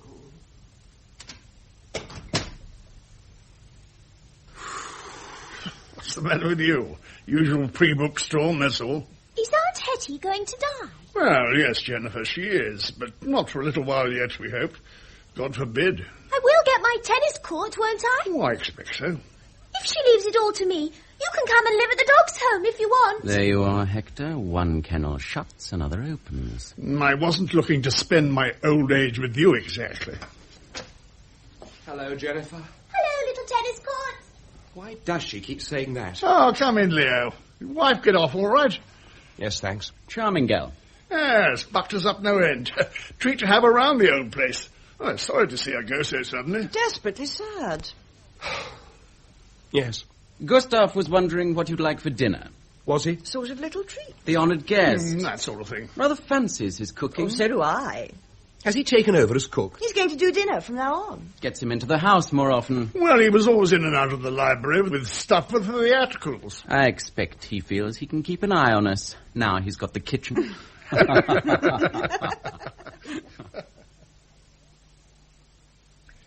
I saw the lamb. Navarin of lamb. Oh, yes. With Jerusalem artichokes cooked with cream. And a plain fresh salad. Sounds delicious. It will be. Why do you stay, Mr. Meadows? Go, now! In vain is the net spread in the sight of the bird. Yes. Mr. Meadows, such fatalism is unhealthy. Fear eats the soul. I admire the stiff upper lip, Mr. Meadows, but moderation in all of those things. Run, Mr. Meadows, run. Like a rabbit, in half a circle. But from what? And where to? Do you think one's life can change in a weekend, Gustav? One's destiny become manifest? Minded. One's loved ones fall away. Gone? Are they gone? What, all of them? Gone. Oh, I feel so tired, Gustav. Exhausted. As if at the end of a long, hard struggle. Wrestling with an angel. It is the angel of death. Is it? Her embrace is so cool. But so deadly. Her skin doesn't part from you, with vile, sticky noises. Mr. Meadows, you are in love with the idea of death. Or out of love with life. Her smile is fascinating.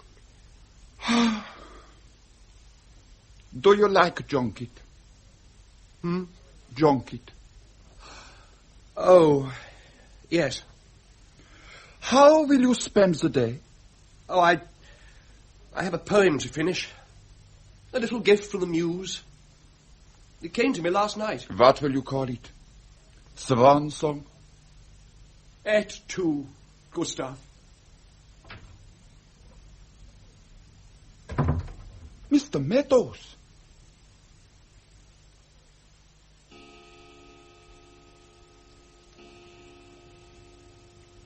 The last of the junket, Lear. No, thank you. Delicious, wasn't it? You thought so, evidently. Oh, it was, you know. The man's a marvel. I knew I'd find a use for it. She never throws anything away. Coffee, Lear. Oh, have a brandy first. No, after. Have both now. I think I'll go to my room, if you'll excuse me. There's something I want to finish. Yes, I must work tonight. Do you drink when you work, Lear? Sometimes. Take the bottle. Thank you. I'm sure you don't need it. No, I don't. How's the book going? Oh, very well. We must talk about it sometime. Yes. Good night. Leo! Yes? Has he forgotten something?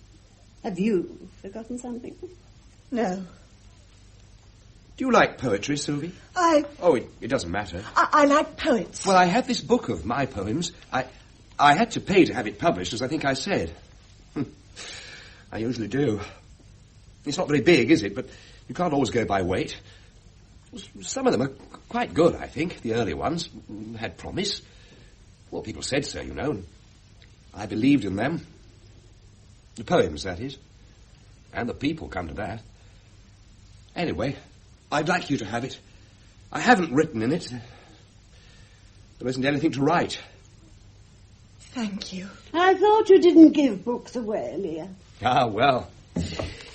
Perhaps it's the exception that proves the fool. What a splendid line for your exit. Good night.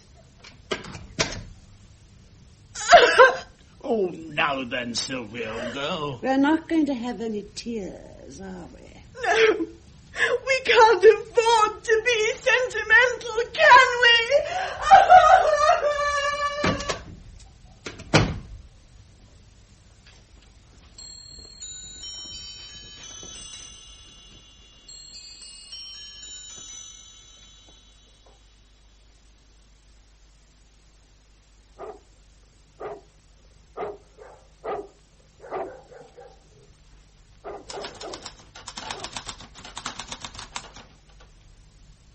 If I should die this night, then... If I should die this night, then in the world's eye flaunt me. If...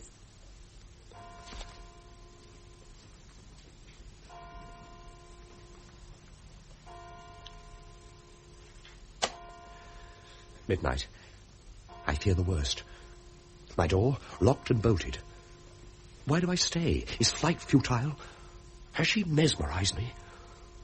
Oh, Melissa, I am not. Nothing. I exist. I write, therefore I am. I write, therefore I am. I write, therefore I am. One small distinction was all I asked, all I ever wanted. Admit the muse cannot be wrong if so she choose. 29 volumes in all, and one to go.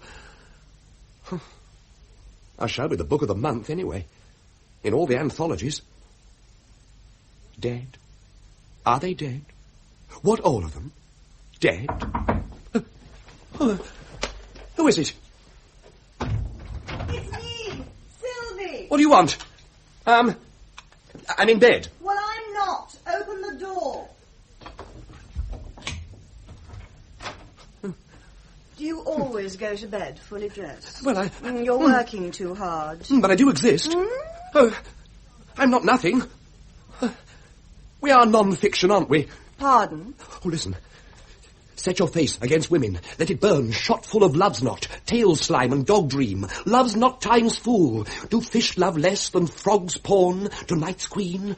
Endless burn, sleeping duty, ice creamy dream, angelic saluki, bordelic bream. Let it burn, let it cool. Love not time's fool. Set your face against women. Let it burn. There, you see? I do exist. Very nice. I saw your light was on. I brought you a cocoa. I shan't drink it. I won't. I won't. You can't make me. All right, don't drink it. See if I can. Hetty wants to borrow your tape recorder. Is that all right? She's working in the long gallery. Little Miss Muffet, the concrete prima donna, Uncle Tom's carbine, Nanny makes 3. Do you think I don't know? You sure you're all right? She can't. I won't. It doesn't work. Put it down. It was working just now. Or were you talking to yourself? Yes. Yes, I was. I do. Often, all the time. I'm doing it now. Well, I'll leave you to get on with it. She only wants to look at it, I think. Bring it back. Oh, yes. I'll bring it back. The visitor. Find the lady. The swelling scene. Emily and the defectives. A 4th at bridge. The lady is for burning.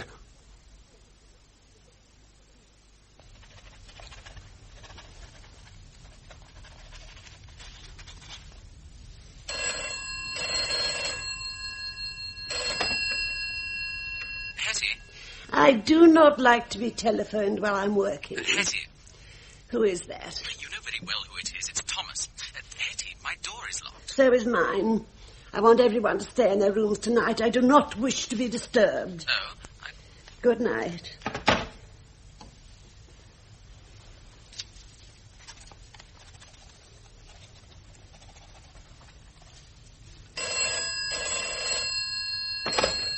Yes?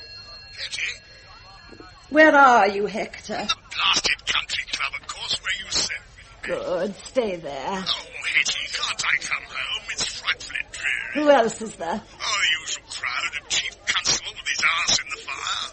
A boring old fart he is. Well, talk to him, Hector. Buy him a drink. Make sure he remembers you. Oh, yeah, he talks about television. Well, pour it over him then. But don't come back before 2:30. There will be a body in the carriageway under the west wing. I shouldn't drive over it. You'll probably pick it up in your lights. Phone the police and tell them not to make a lot of noise. I shall be asleep. Hetty, that's another 2 hours. These are difficult times, Hector. We must all make sacrifices. What about Gustav? He's not on the phone, is he? You'll have to miss it, that's all. Can't please everybody. Good night. Where the elves are dancing in the dark, the magic ring. 1, 2, 3. Hello. Hello, dear. You all set? Yes, thank you. Not too tired? No, thank you. There's a good girl. You are up late, aren't you? You can stay in bed tomorrow if you wish and miss breakfast. Is the can on the landing? And the little source of the blue liquid? Yes, by the door. And a great big candle? Yes. And how long does it take to get hot? 10 minutes. Let me wind your watch. Oh, which is the on button? That one. Full marks. I can't catch you, can I? Off you go, then. Don't drop it. It's not mine. I'll put the matches in your pocket. Can I take the plans of the tennis court to bed with me? What extraordinary ideas you have. Certainly not. You'd never sleep. You can play with them tomorrow in the library. Stay off with you.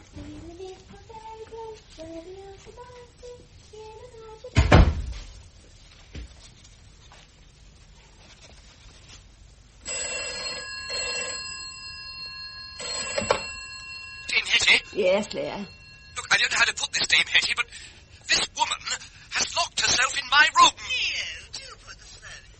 I'm sorry, you don't know where to put what? Her! You don't know where to put her? I couldn't put her anywhere. She's stronger than I am. I'll lie still and think of England or a poem or something. Please leave this line free, Leo. I'm expecting a call. But she says you sent her. Well, what do you want? Written confirmation. Get off the line, you idiot.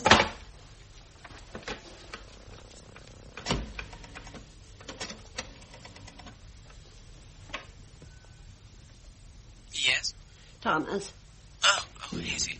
I was going to ring. Well, you know I wouldn't disturb you, but Jennifer's outside in the passage, giggling away, splashing something about. Can't you smell it? No. What's she doing? She's soaking paraffin along the landing. Paraffin? Yes. Yes, I can smell it. You wouldn't, Hetty, would you? I mean, I know the house is insured and we are a bit pushed, but I like the old place and I thought another book would see us clear. Oh, there'll be another book as well. You would, wouldn't you? There's smoke coming under the door. Of course there is. Hetty, if I ever get out of here... But you won't, will you? The door's solid oak, isn't it? But the telephone. I shall call the fire brigade. But you can't since I'm the caller. I control the line. Ah! The doorknob! It's red hot. Good job you can't open the door. Actually, they say you shouldn't keep all windows and doors shut. The window. Don't, Thomas. Whatever you do. You know why, you see. The balustrades, not six. I hate your books. Did you know? I always have. I never finished one of them. Long and tedious. Not a lot in them. Now that is strange. Lord Derby thought Wuthering Heights was terribly funny. You're past it. Ingenuity is all. And now you're finished. Oh, you'd like this one. It's very ingenious. Why me, you old hag? Why me? Thomas, you are as elegant and ignorant as the swan. The money? Oh, it's not the expense, Thomas. It's those bloody telephones everywhere. In the loos, in the bathroom, the dogs peeing over them in the stables. I hate telephones.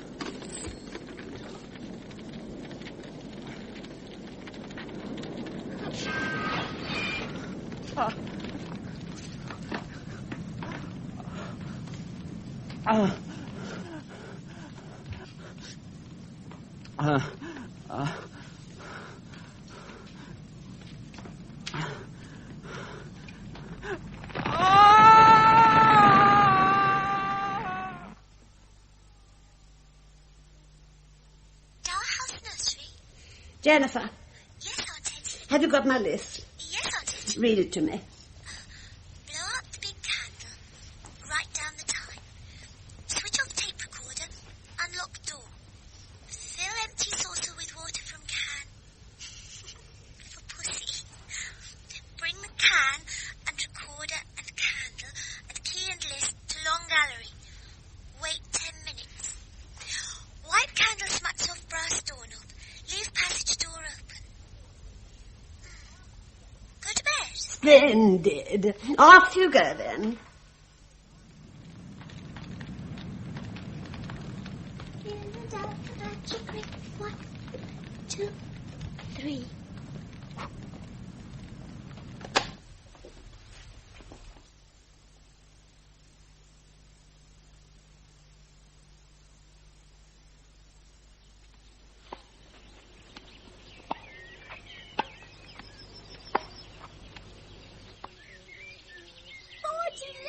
Jennifer, that was out. No, it wasn't. Hector. Oh, 40 love.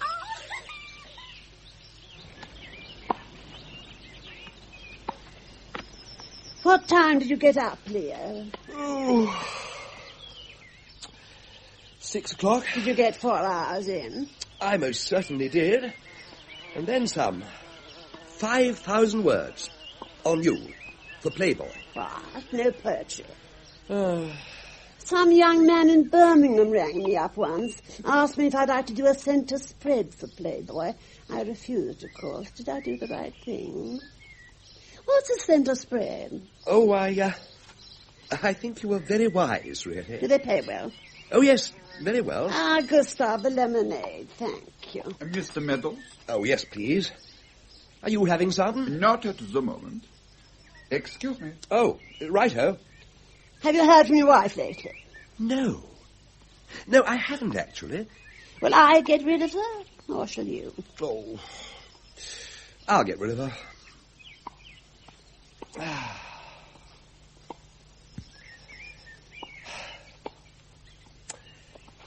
About the nose job, Hetty. Yes? The sooner, the better. Oh, yes. I finished reading your manuscript of Swan Song last night. Oh, did you? What did you think? Marvellous. Absolutely marvellous. I always wanted to write a work of crime which finally baffled my detective. I do agree with the more perceptive of my critics who see in my work a final failure of nerve, an inability to settle for the inexplicable and motiveless. I have one or two reservations about the plot. Really? Do you feel it's implausible? Frankly, I do, yes. I mean, how do you smell paraffin if there's none about? Well, you know, suggestion is a very strange thing. If I told you you had a spider on the back of your neck, no, don't move. And on no account to touch it, since it was deadly. Do you think you might begin to feel him picking his way through the hair? But there isn't, is there? No. The water. Would dry very quickly on a warm summer's night with a good current of air. Still, perhaps I must it. What a pity. Oh, you'll get by. Make no mistake about it. On the sheer horsepower of the writing alone. Oh, thank you. That is nice. It is a treat to hear it from time to time. By the way, use the long gallery if you want to. By all means. Well, thank you. It's very quiet. I shan't be going there anymore. You'll make a right review yet, Leo. Darling! Darling! Leo! Oh, get the ball, sweetie. Oh. Righto. Oh, lemonade. Yes. Yes, you look hot, Sylvie.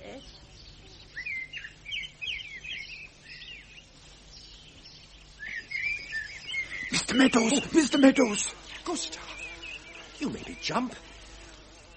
What are you doing in the rhododendron? Mr. Meadows, I promise, my word as a gentleman, I don't do nothing. I don't tell nobody. Yes? How does she do it? Oh. Talent, Gustav. Talent. There's no substitute for it. But how did she kill him? Oh, well.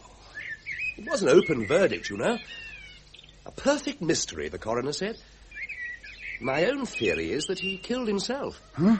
Well, that he desperately didn't want to be married, yet somehow couldn't resolve it. These things happen, Gustav. Has she really retired? Oh, yes. She won't write any more. What are you planning for tonight? It's a little something I invented myself. You have to wait and see. Oh, you're an artist, Gustav. Oh, Mr. Meadows. Is there a tennis ball round here?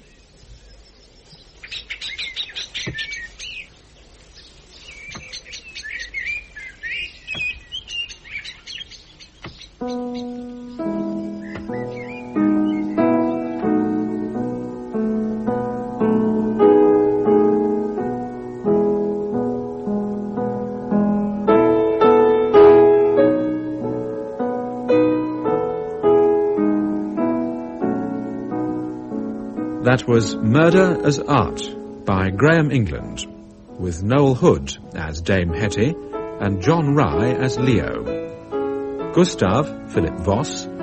Hector, Alan Lawrence. Jennifer, Jean Rogers, Sylvie, Frances Jeter, Melissa, Nicolette Mackenzie, Simon, Peter Howell, Thomas, Andrew Sear. The play was produced and directed by Richard Wortley.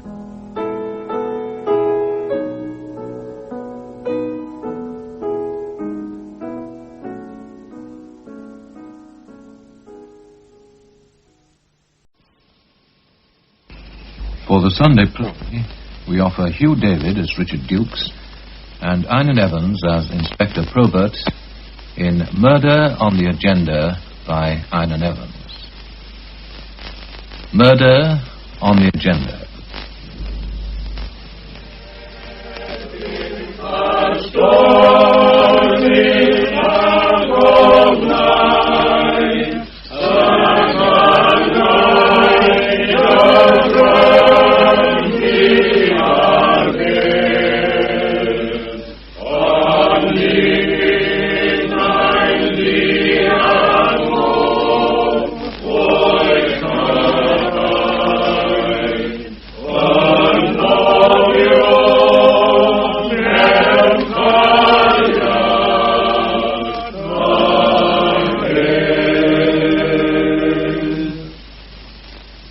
Now may the grace of our Lord Jesus Christ, the love of God, and the fellowship of the Holy Ghost dwell richly in our hearts and be with those who mourn this day, now and forevermore. Amen. Amen. Amen. Oh, hello, Sergeant. Mr. Dukes, I saw you from the car. It was good of you to come. Not at all. It would have been most odd for me to have stayed away. You remember Gwen Harris, of course, John Griffiths, Albert Thomas, Bernard Howells? Of course. I'm so pleased you were able to get here. Well, as Richard said, Sergeant, it would be odd if any of us stayed away. Oh, yes. Good friends. I'm sure George would have been pleased. Let's say he is pleased, Father. Yes, I mean that. We are pleased, too. I knew that Mr. Dukes would be coming, of course, and I rather hoped that the rest of you... Well, thank you. It's not easy to find anything to say, Anne. I know that. Nor do we know how we feel exactly. I suppose it's a blessing in a way. You will come back to the house? Not now, Anne. They're all coming back to my flat. We thought to chat about old times. We don't meet as often as we should. We'll call in tomorrow, maybe. You'll be welcome at any time. Yes, you'll be very welcome. Thank you again for coming. Sergeant Price, what a beautiful service. Very fitting, if I may say so. Bitter blow, Sergeant, a bitter blow. And yet, remembering how the boy suffered all those years. They'll be all right now, boys. We can go. Well, I must say the old gent's taking it very well. And Anne's been a real brick. It must be a relief to both of them. And yet, at a time like this...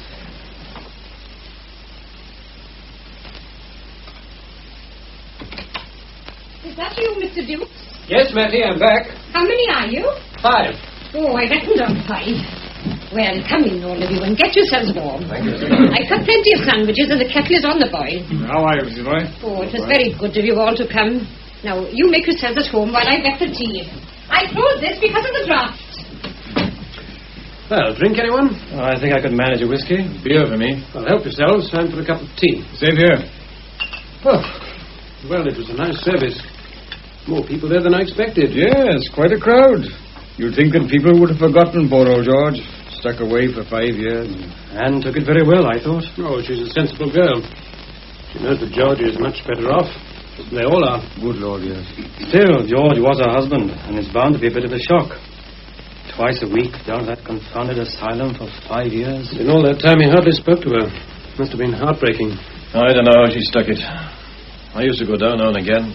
You know, I felt I had to, but it seemed so pointless. He never said a word.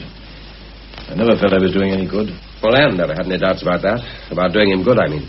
She always knew that George was glad to see her, even though he might not speak at all. It must have been pretty frustrating for all that.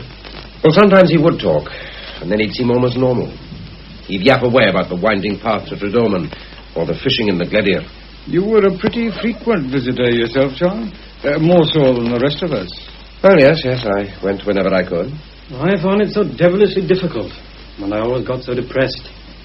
Just seeing the poor old chap sitting there like a mummy, wide-eyed and taut. I dare say visiting was a bit easier for John. I mean... Yes, maybe it was. I like being with Anne. Is that what you mean, Albert? Oh, come now, old boy. No, why shouldn't you? I've never denied that I like being with Anne. I hope she liked being with me, too. Whether she's as fond of me as I am of her is another matter. I've never asked her. Well, I'm quite sure, John, that you've been a real friend to Anne. Well, I think she needed a friend.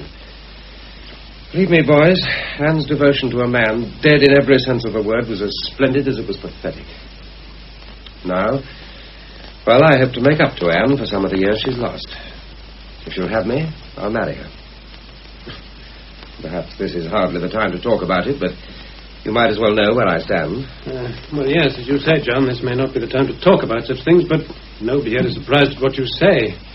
And I hope things will work out for you. I wonder if he ever said anything about the camp. Well, not in my hearing. I don't suppose he remembered anything at all about it. Oh, on the contrary, I doubt if he ever forgot it. I don't pretend to know much about these mental cases, but most of them seem happy enough. But with George, no. Unsmiling, silent, haunted. I have a horrible conviction that he lived on in that camp, that he never got away from it. Not a very pleasant thought. Well, we never understand these things, and maybe we are often influenced by what we think ourselves. But whenever I visited George, the whole thing had come back to me. The careful plans, the last-minute check-up, crawl through the tunnel, and the reception party waiting for us. And Bill Brockington's face as the Jerry's masked us back in. And George's screams as they tortured him. God. Here we are, then. I'm sure you can all do with it. Was it a nice funeral? There were quite a number of people there, Mattie. How did Anne and Mother take it? Very sensibly. Well, they've been faithful enough, and nobody can say different. Not that it isn't a blessed relief to both of them, and to poor George. Yes, indeed. You might say that the poor chap has taken 5 years to die. Yes, Mrs. Morris, and that's about the truth of it. Well, come on, help yourselves, boys. Come on, pitch in. You must be feeling it a bit too, all 5 of you. Well, we're all glad to know that George is out of his misery, Mattie. Oh, so am I. For all that, there's something so final about a funeral, and one can't help feeling sorry for old Maddock and for Anne. You've done your share of comforting, Mattie. Oh, no, I've just given a hand with the food and things, that's all. And that's where I'm going now, down to the Price's house to clear up things for them. Look, after you finish, just put these dishes in the kitchen, will you? And I'll do them in the morning. Well, I'd say good evening to you all, then. Well, good evening. Thank you. Good night, Mattie. Well, she's one out of the bag, isn't she? You're lucky to have her, Richard. Oh, a bachelor is entitled to some compensation. Well, I'm a bachelor, and I'm not so lucky with my housekeeper. Mattie isn't exactly my housekeeper, you know. She has her own family to look after. She suits you, I should say. Oh, yes. I like to have the place to myself in the evenings. By the way, Richard, isn't that play of yours due on this week? Yes, Thursday at 8:30. It's all about our experiences in prison camp, isn't it? Well, it's a play about prison camp, yes, but I try to deal with the lighter side, the fun and frolic. You must have a vivid imagination, Richard. What's that, Bernard? Hey, come out of that corner. You're too near my whiskey bottle. Oh, I want beer. Now then, what were you saying? I said you must have a vivid imagination. I don't remember any fun and frolic. Well, there was the football team, Bernie, old boy. And the cricket. Yeah, not forgetting the thespians. I'll never forget the night Richard split his pants. What about John in Pygmalion? Oh, you, Albert, playing the tarty piece in... what was the name of the play? I remember. But yeah, when do we cut the cackle, boys, and start talking? And there are things to be discussed, aren't there? I take it you all know what I mean. Well, do you or don't you? We all know what you mean, Bernie. The point is, do we want a discussion? You don't, is that it? Oh, I didn't say that. Richard? Well, I suppose we can have a discussion, Bernie. Whether or not we shall all be thinking on the same lines is another matter. Brockington wasn't at the funeral, was he? I shouldn't think so. Had there been flowers, he would have sent a big wreath in one of his limousines. Well, come on, Richard, you're the captain. Let's get talking, shall we? All right, boys, all right. I'll try to put something into words. Now, in this play of mine on Thursday night, I tried to paint a picture of the lighter side of our life in prison camp. And to write this, I had to dig pretty deeply. The hell I remember vividly. And there's no doubt in our minds as to what was the most hellish part of all. 5 years is a long time to remember a man's screams in the night. But I hear them over and over again. Why only George? That's what's always puzzled me. If they got us together for torture, We'd have given each other moral support. Besides, George was the leader. I remember one night in particular. They must have given him a rest during the day, and then, just after lights out, they started. Oh, what the hell. Oh, don't let's rake it all up. Get to the point, Richard. Well, it was obvious to us all that Bill Brockington had split on us. If we needed any proof, then the look on his face when the Jerrys marched us back into the camp would have given it us. He told the guards all he knew, but he didn't know enough. George had all the escape plan locked in his mind, so they tortured him until he cracked up. And the 5 of us swore, didn't we, that if George died, Bill Brockington would die too. If we'd killed him there and then, it would have been easy. And it's not so easy now, eh? Well, is it? Lots of water has gone under the bridge. Time mellows. Well, not for me, it doesn't. I hate the swine today as much as I did then. We all hate him, Bernie. But what do you propose we should do? Go out and shoot him? Might be as good an idea as any. There's a price to pay for that sort of thing. Bigger than the price George paid? Well, maybe not. Now, look, surely boys, don't let's fall out with each other. Let's discuss the whole thing calmly, if we can. I suppose we can be called respectable citizens, and some of you have families. Cold-blooded killing seems rather remote from us all. Do we feel as strongly now as we did 5 years ago? And if we do, can we implement those feelings? Are we going to say now that we want to kill this man? And if we say yes, Richard, what then? Somebody has to do the job. Somebody has to go along to Brockington's house, take out a gun and shoot him. Or a knife and stab him. Those are the cold facts. And if we say no, Richard, what then? If we say that all this was a long time ago, the war's over and forgotten, George Price has taken 5 years to die, but he rests in peace at last. We go home tonight and put our heads on a pillow and thank God for our homes, our comforts, prosperity, or what have you. And do we forget about the torture, about our oath, about the swine we swore to kill, and just drop off to sleep? Oh, no, not tonight we won't. Not for many nights to come. If you heard his screaming in the night, you won't hear it any less just because George is under the sod. Anyone else? There's a lot in what Bernie says. Well, if none of you chaps feel as I do... We haven't all had our say, Bernie. So I notice. Nobody here has any love for Brockington, Bernie. But snake that he is, the law is bound to catch up with him. Would you be prepared to take the rap? Is he worth hanging for? That's not the point. Or perhaps we wouldn't be found out. Perhaps Bernie thinks we could cook up an ingenious scheme. It wouldn't be the first game we've cooked, would it? What have you to say, Richard? Oh, what can I say? I'm a writer. But I couldn't think up a more ludicrous situation than this. 5 staid, respectable men discussing whether or not they'll take another man's life. Murder on the agenda. All in favor say aye, have another drink and good night. On the other hand, we took an oath. Maybe the oath as such is not all that important, but we have to meet up with Brockington. He lives in this village. And then there's Anne. I see her every day, and you all see her fairly often. And George's father, the old sergeant. We meet him, too. I don't suppose we shall ever be able to wipe out the memory of that suffering, nor shall we ever forget what we swore to do. That's what I mean. It's not going to be easy, but what's the alternative? I shall be haunted. Don't let's get melodramatic. I'm saying what I think, Quinn. You may be afraid to kill this man.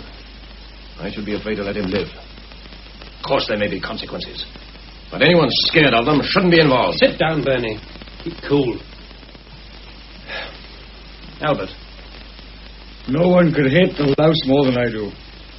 But can we just take the law into our own hands? Somebody would actually have to do this. One of us.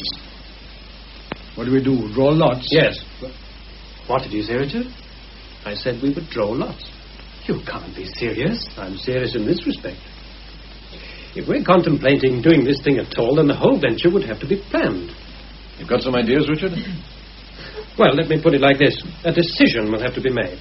Even if we dismiss the whole thing, we still have to agree to dismiss it. But if we decide the oath has to stand, I suggest a plan. All right, let's hear it. Oh, wait a bit. We haven't decided anything yet. Well, let's hear the plan anyhow. Sure, let's hear it. It should be interesting to know how to commit the perfect crime, even if we have no intention of committing it. The obvious alternative to murder is suicide. If Bill Brockington decides to shoot himself, I can at least provide the gun. That's a Luger. Well, we're not very impressed so far, Richard. The Luger's commonplace enough. But this one belongs to Bill Brockington. His initials are on the butt. And since Brockington will have marked other souvenirs in the same way, there won't be much doubt about the ownership. If you remember, boys, that was a hobby of his, carving initials. He did it rather expertly. You mean that one of us should shoot Brockington with his own gun? That's part of the plan. How did you get hold of the gun, Richard? Accidentally. We all had our share of war souvenirs, and mine got mixed up with Brockington's. Had we been on better terms, I might have handed it over. Before you go any further, Richard, I think there's one thing we should keep in mind. If anything happens to Brockington, somebody's going to remember that we were all in that hellhole together. Of course. Well, it doesn't sound very healthy, does it? Not unless we can arrange a perfect alibi. Or whoever does the killing? No. For the lot of us. This drawing lots. Is it part of the plan, Richard, that none of us shall know who did the shooting? That's it. Go on from there, Richard. We put 5 papers in a hat with a cross on one of them. Well, that's straightforward enough. Then this alibi. On Thursday night, my play goes out on television. Well, what more natural than that we should all meet here to see it? A most suitable occasion for a reunion. The play starts at 8:30, and you'd all leave your homes, allowing enough time to get here by 8:15. I would spend the early part of the evening in the Red Lion and be there at about 8:10. Well, that's clear enough. But nobody arrives here at the appointed time, not even me. What we each do will be our own affair, as long as we keep out of sight. Now, we all get here at 9 o'clock, or thereabouts, by which time the man with the cross will have shot Brockington and placed the gun in his hand. I see. Then we'd all swear that we arrived here at 8:15. And nobody would know whom we were protecting. Not even us. Well, find the snags thus far, boys. There are none. No, not so fast, Benny. Why do you have to be out of the house, Richard, when you're the host? 2 reasons. I have to let people know that I'm expecting you, and I may be the one to draw the cross. Oh, yes, of course. Next? How can we be sure where to find Brockington? Well, the chances are 100 to 1 that he'll be watching this play too. There is the obvious snag, of course. We could be questioned about the play. I have some spare copies. You have 3 days to study the first 30 minutes of the script. Then some policeman will ask us about a technical hitch. We'll try to talk round it, and then he'll tell us there wasn't one. Oh, I think I can knock out with that side of it. If there is a hitch, then I'll know about it. It's a good idea, boys. Simple but ingenious. We can all be depended upon to protect the man with the gun, and we won't know who it is we are protecting. We arrive half an hour late and swear we came on time. But don't you think, Richard, that an alibi for 5 people is more of a fill than an alibi for 1? Well, if we know who does the job, a clever detective might trap us into giving him away. But if we don't know... There must be some snags. Well, maybe there are, but we have time to look for them. Mind you, I'm not saying that we should do this thing. All I say is, if we decide to go ahead, then we must look after ourselves. Now then, what about...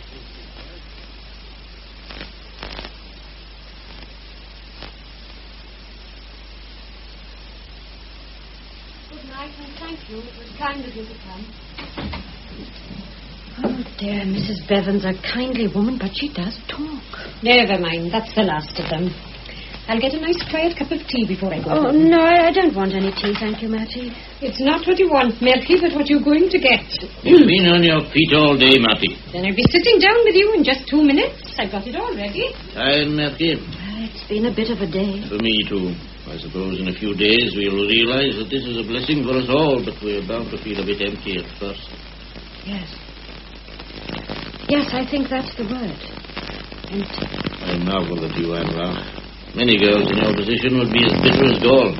Being bitter won't help, will it? 10 years of marriage, 2 of them your husband spends in a prison camp and 5 in an asylum. I try to think of the happy 3. I'm not one for talking, Anne, but I'm not blind to how good you've been. You've been pretty good yourself, Dad. Here we are, then. Fresh pot of tea and some tasty sandwiches. Huh? I don't think so. Come on. Maddock? Isn't it funny, Maddock? I always call you that when you haven't got your old uniform on.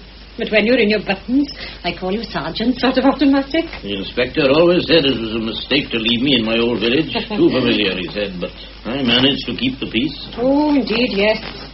There, now, come on, eat, both of you. Lucky I could sell this ham away, or those Gormans would have polished the lot. No wonder, Mattie. You pressed them enough. You know, I sometimes think it's all wrong to turn a funeral into a feast. But on the other hand, I suppose some people come from a long way and they have to eat. After all, there's nothing disrespectful in a nice bit of boiled ham. Now, come on, eat, both of you. It's no use neglecting your stomachs. I know it's hard for both of you. You to lose a husband, Anne, and you, Maddox, to lose a son. But the poor boy is better off, and it's a blessing for all three. Right, now all set, boys. I'm sorry this has to be so theatrical, but if we're not to know who takes the gun, it has to be done this way. The gun's loaded, of course? Yes, it is. Now, I've put it in the glove box out in the hall, and I've closed the lid. The only man to open the lid will be the man with the cross. Each man will go out into the hall in turn, closing the door behind him. Then the man with the cross will open the glove box quietly, take the gun and go. Okay? Right. Mm-hmm. And then we meet on Thursday as arranged. Right. Come on, Bernie. Shake the hat, will you? All right. Right. Gwyn, you shall have first pick. Oh, I needn't look at it until I'm in the hall.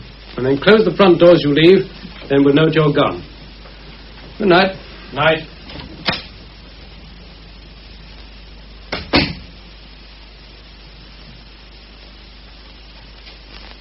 Good night, boys.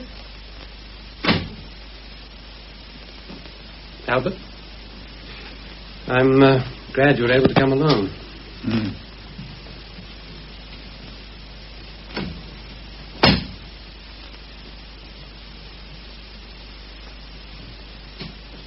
Good night, boys.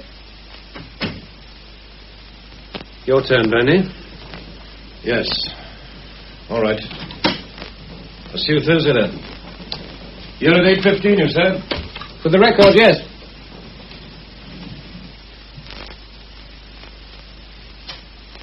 Good night. John. About Anne. She thinks a lot of you. Anything I can do to help you at any time? Oh, you've already been a great help to her. Oh, nonsense. She's a good secretary. She's a big help to me. Well, your turn.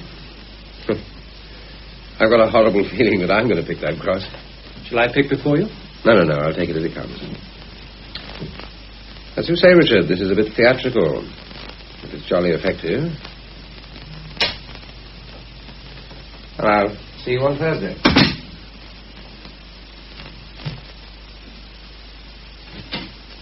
Good night.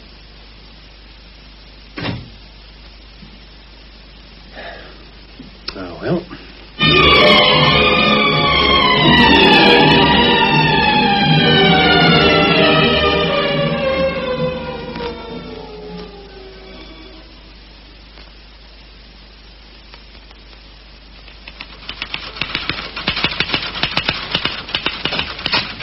Are you still here, Anne? I'm nearly through. Oh. Well, how goes it? I think you'll want to make several cuts. Very likely. There's no hurry for this, is there? Oh, no, none at all. Oh, I'd like to get home before Dad. Yes, of course. How is he? Splendid. But just for a day or two, I'd like to be there when he gets home. Yes, of course. I told you not to come to work at all. I'm not busy. Oh, I'd prefer to work. So would he. You're very devoted to your father-in-law, Anne. He's devoted to me. Well, it's not surprising, is it, when we both felt so strongly about George? No, perhaps not. Well, don't come into work if you don't feel like it. How did rehearsals go?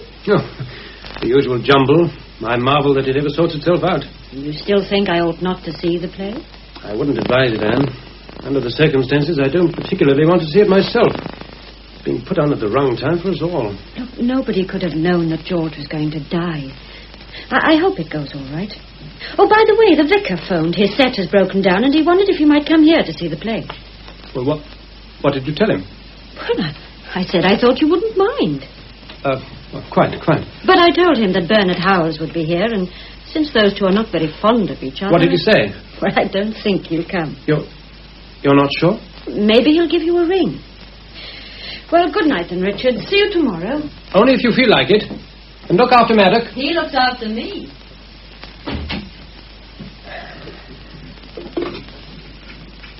Exchange? Hello, Mary. Get me 3-2, will you, please? The vicarage? Oh, hello, Vicar. Anne told me that you rang. Oh, yes. My old set has broken down again, dear boy. I really think I should pension it off. Well, you can come along here with pleasure. We'll be glad to have you join our little party. Yes, Anne mentioned something about a party. Well, hardly a party. Just a few of the chaps who were with me in the prison camp. We thought we might like to see the play together. Oh, my dear Richard, I wouldn't dare intrude. Oh, come, Vicar. I'm sure my friends will conduct themselves most respectfully. Exactly. That's why I ought to stay away. Oh, really, I don't think... No. You have your party, Richard. As a matter of fact, I am going along to another friend's house, Inspector Enoch Probert. All the way to Newby? It's not far, dear boy, and I owe the inspector a visit. Oh, well, if you're quite sure, then... Yes. I'll call in tomorrow evening and let you know what I think of it. Do that. I'll have cleared away the empties. Good. Well, thanks for ringing. I hope it goes well, dear boy. Whew.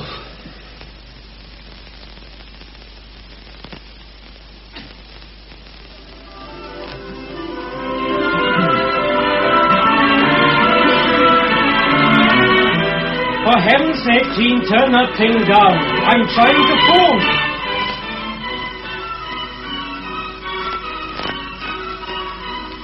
No, I said 5-9. That's the Bryn Mill garage, isn't it? Come on. All the bad-tempered things. Anyone would think I did it deliberately. Have you ever had a puncture? Yes, my dear, I had one last Friday. And like a fool, I left the flat in the boot. But if you had told me when I got home about your puncture, I'd have repaired it. You knew I was going out. I do now. Bryn Mill garage. Oh, hurry. I've got a flat. 2 flats. And I've got to get to Getty Dowell. Can you run me over? Okay, in 15 minutes. Oh, I could repair the puncture in that time. I want to go at once. Okay, I'll send the boy. Thanks. Such a fuss. The play doesn't start until 8:30. I keep telling you, we've all arranged to meet at 15:15. It'll take me 10 minutes to drive in. Why didn't you phone John Griffiths and ask him to pick you up? Why should I drag John out here? He isn't much out of his way. Oh, don't nag, Jean, just because I'm going out for one night. I'm not nagging. Heaven only knows I don't go out very often. And I'm jolly glad you don't. All this fuss. Must be there at 15:15, hiring a car to take you. You'll all have a drink after the play, I dare say. So why should you be in such a tearing hurry to get to Richard Duke's place hours before the thing starts? We arranged to meet at 8:15. It seems a stupid idea to me, anyhow. Meeting together to watch a play. Why couldn't you see it with me? Oh, here's it. Big word. TV 8:30. Don't forget to watch. What else will I do, stuck here on my own? I'll be home soon after 10, and as sober as a judge, cross my heart. TV, don't forget.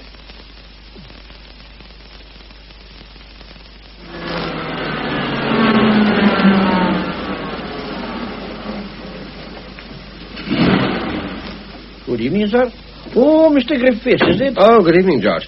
It's all right to leave my car there, I suppose. Well, it's the official car park, as you might say. Not that it gets overcrowded, as you can see. No. Something on in the village hall makes a difference, mind you. And I can remember a night back last winter. What time is it, George? Oh, the church clock is dead right. Yes, maybe it is, but I can't quite see it in the dark. About 10 past, I'd say. Fair play for Ted Coity ever since he took charge of that there clock. Oh, thank you, sir. Thank you, indeed. I'll keep an eye on the car, sir. Depend on me. Well, I'll be back about 10, I should think. There's one thing about this car park, my dear.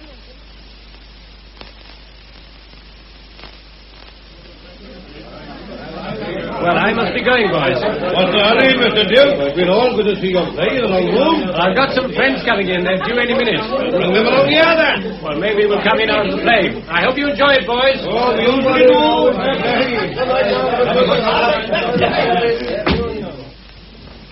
Good evening, Sergeant. Oh, good evening, Mr. Dukes. I thought you had a play on the telly tonight. That's right. 8:30. Oh, I always thought that you would have to be down at the studio place seeing to things. Well, I've been down to the rehearsals, but I prefer to see the show at home. In any case, I've got some friends coming in. Now, how do I know about that? Anne told you. No. Oh, yes. It was P.C. Ben Thomas told me. He bumped into Bernard Howells in the mart and he happened to mention it. You're having a little get-together. That's right. You feeling all right? Pretty good, considering. I'd rather be on duty anyhow. What's the time?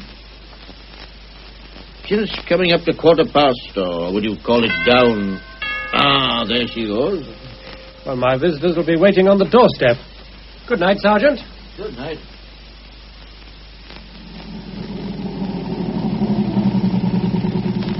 The Cross, Getty Dowell. Are you late, conductor? No, sir. 8:15 will do you. Oh, thanks. Good night. Good night, sir.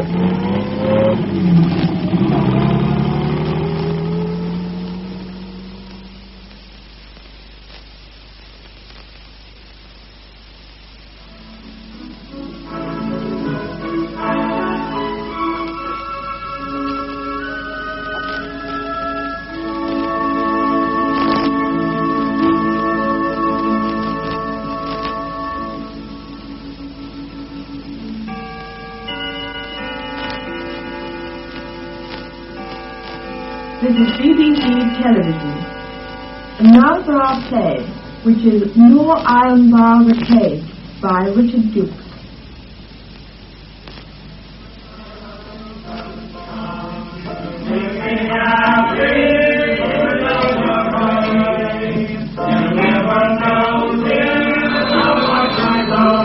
Oh, blast. Yes? Hello. Brockington here. Hello. Yes, William Brockington. Oh, what the hell? You're happy. Like if your mother-in-law's got the mumps or something. And Harry, pull up them tights, old chap. How do you think you're going to seduce the commandant with your tights like a ruddy concertina? Now then, for the love of Mike, let's have it a bit more cheerful, with a 1 and a 2 and a 3.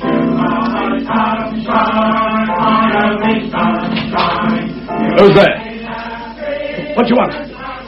Get back. Keep away. I'll call the police.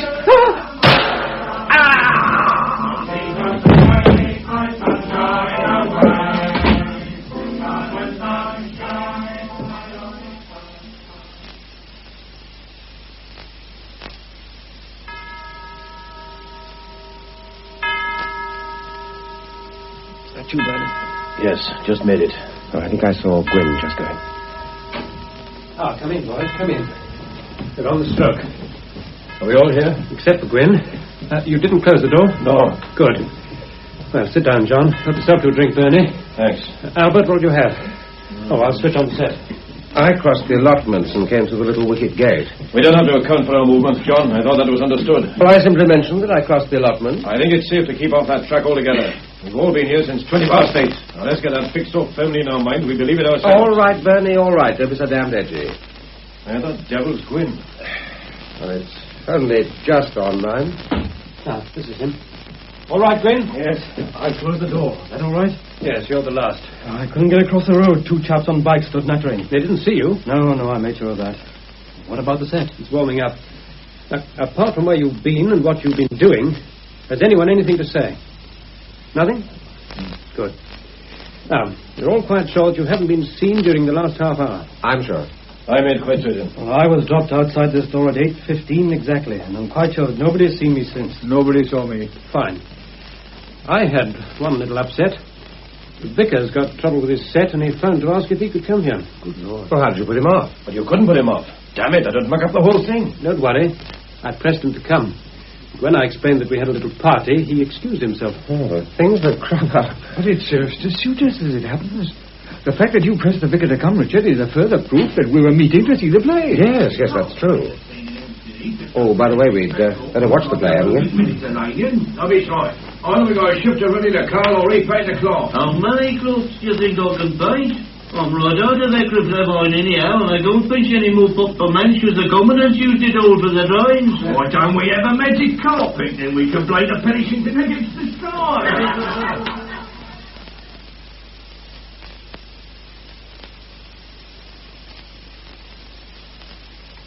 How long should we wait here, Richard? The play's been over for half an hour now. Well, I think we should wait another half hour or so and then leave rather noisily. I hope you saw enough of the play to know what it's all about. I'm afraid I'd be a bit shaky if I were questioned about it. I wasn't concentrating. And you should say as little as possible. Well, who remembers the play in detail, anyhow? Well, I've read it, so I know it fairly well. What about technical hitches, Richard? I don't think there could have been any. It finished on time, didn't it? May I put a point, Richard? Yes, by all means. Now's the time for a check-up. Well, I don't think we can depend on this suicide angle. We've done what we can to make it look like suicide, at least I assume we have, but the police have means nowadays of finding out about such things. We knew from the start that there was a pretty good chance of us coming under suspicion. And our scheme is foolproof. Well, I'm only anxious that we should take every precaution. Well, we've done that. Don't let's hold an inquest. What's tickling you, Bernie? Well, it's an odd situation, isn't it? We've all been involved in killing a man, and only one of us knows if he's dead. Well, let's drink to success, boys. A toast, gentlemen. A toast to the police. May they have calm, untroubled minds. Yeah. Excuse me. Bessie Dowell, 22. Oh, hello, Richard. You've not heard the news? What news, Vicar? About poor Bill Brockington. He's committed suicide. Committed suicide? Good heavens, when did this happen? Sometime this evening. I was having supper with Inspector Enoch Probert, and he was called out. Have you seen the inspector since? No, I stayed here to finish my coffee, and he phoned me later. Well, what are the details? Well, it seems that Brockington was watching your play. The set was still on when the inspector got to his house. He'd shot himself through the head. Good heavens. Yes, well, I'm just about to go home now, but I thought I'd let you know. Yes, thanks. It was kind of you. It's a bit of a shock, isn't it? Indeed it is. Well, good night then, Richard. Thank you for ringing, Vicar. Good night. Through the head. He shot himself through the head. Well, let's hope it stays that way. If not, let's hope the plan is as good as we think it is.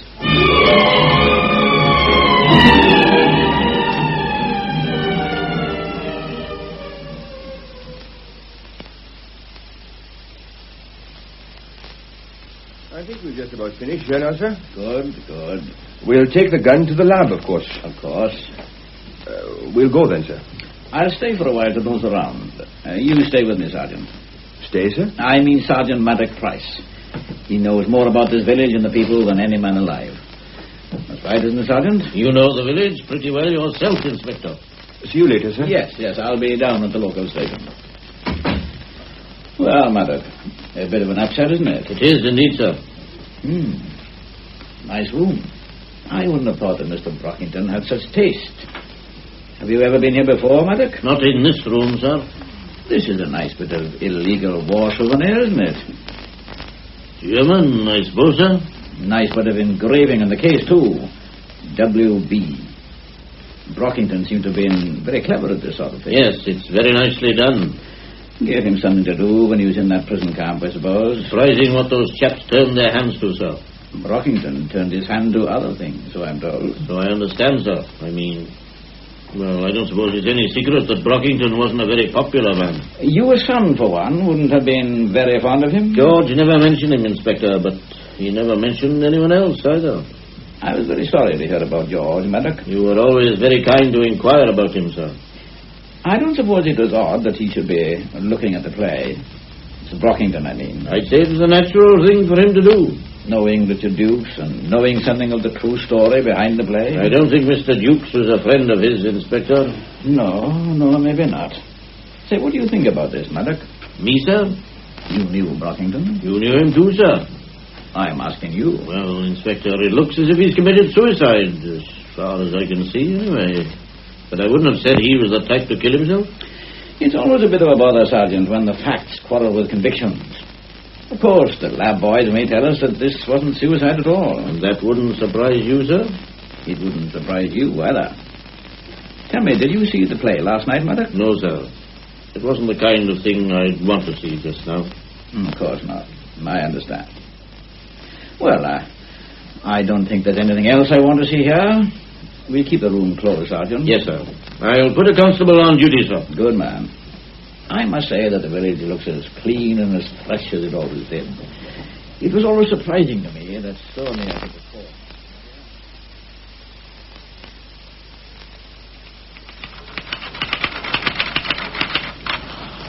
Well, if it's all the same to you two, I'm off. My old man will think that I've left him. And that would be what you'd call wishful thinking. It's your own fault that you're late, Mattie. Oh, maybe it is. I wanted to finish the bedroom, then I can have a day off on Saturday. You just coming on back? Oh, you go along, Mattie. Don't wait. Oh, who can this be now? Well, whoever it is, I'm not staying. I never thought to be as late as this. Do you, Inspector Enoch Probert? Hello, Mrs. Morris. Is Mr. Dukes in? Well, did you want to see him? That's why I called. Oh, you'd better come in. It's the police. Oh. Hello, Inspector. Come in. Come right in. Thank you.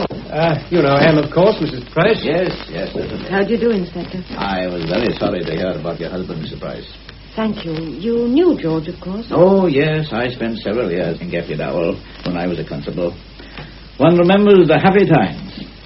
Don't leave on my account. Oh, I was just going anyway. Is it all right for me to go, Mr. Dukes? I think so, Mattie. I doubt if the inspector has come to arrest me. I'll get your coat on. Oh, if you will, Mattie, I just want to stick some of these stamps on. My gloves are in the glove box. Right-o. Sit down, Inspector. Thank you. This business of Brockington is upsetting, isn't it? For whom, Inspector? Well, in such a quiet village. I don't think there are many villagers shedding tears over Brockington, Inspector. So why should we pretend that the affair is upsetting? Speaking for myself, I shan't spare him a sigh. Well, that's frank enough. And what about you, Mrs. Price? You probably know my story, Inspector. I'm glad that Mr. Brockington is dead. Oh, well, it's nice to know where we all stand. Well, I'm taking the post, Richard. Good evening, both. Good evening. Good night, Anne. You'd better put this on, I think, Matthew. It gets quite chilly at this time of the day, and I don't... Well, it's nice to see you, Inspector, but to what am I indebted, etc., etc., etc. Can't I just be sociable? I suppose you could if you tried. Well, for one thing, I wanted to tell you that I enjoyed your play. Good. I always counted you one of my fans. Yes, it was good. It seemed so real. Not that I was ever in a prison camp myself, but one could believe in it. It had a ring of authenticity. The author has always to colour the truth a little for dramatic effect. But only delicately coloured it, I should say. That slight, almost imperceptible exaggeration. You should have been a writer yourself. I nurse a secret ambition.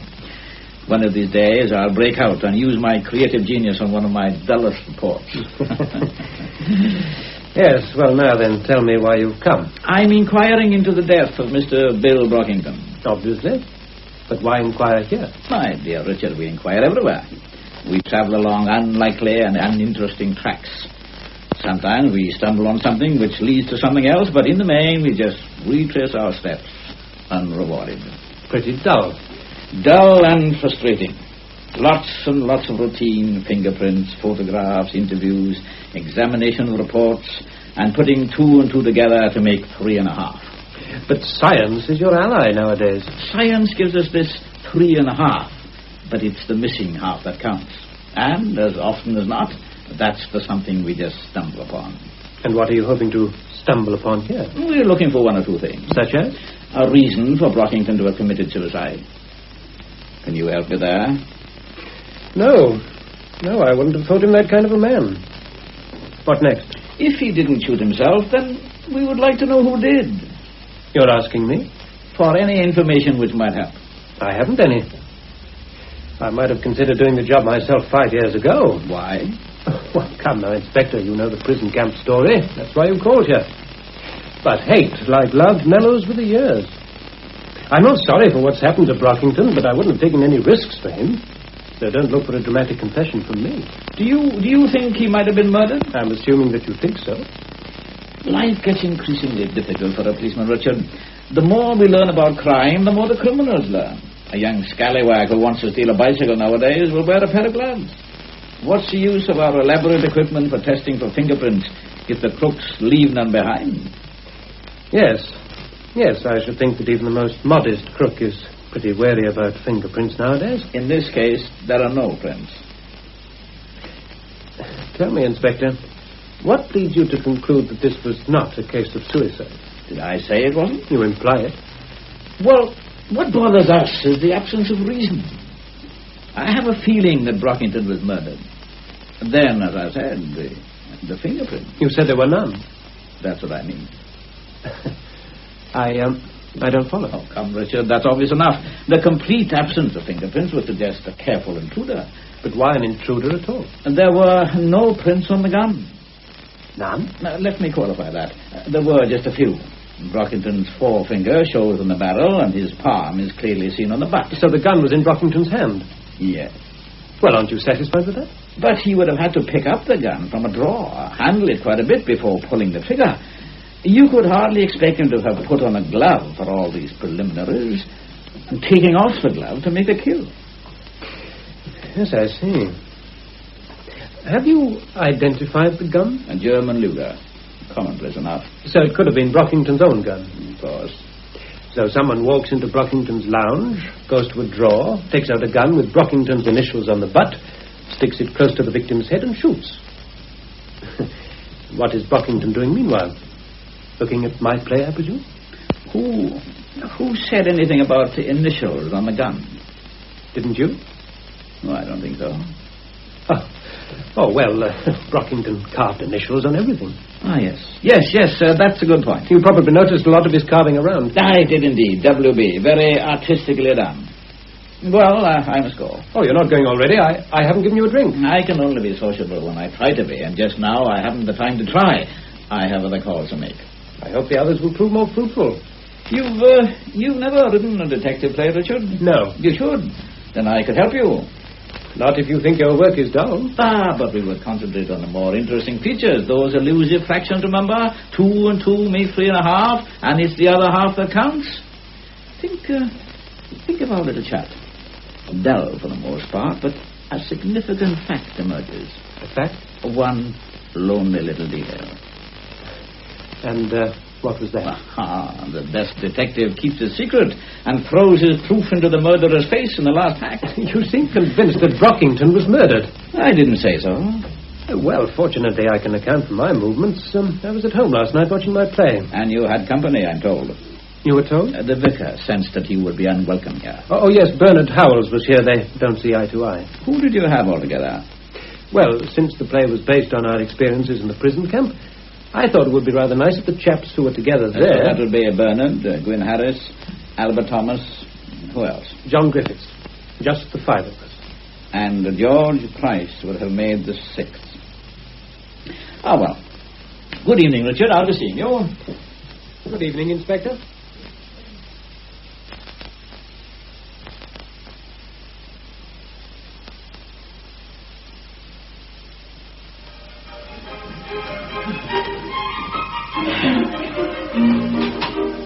Have a visitor.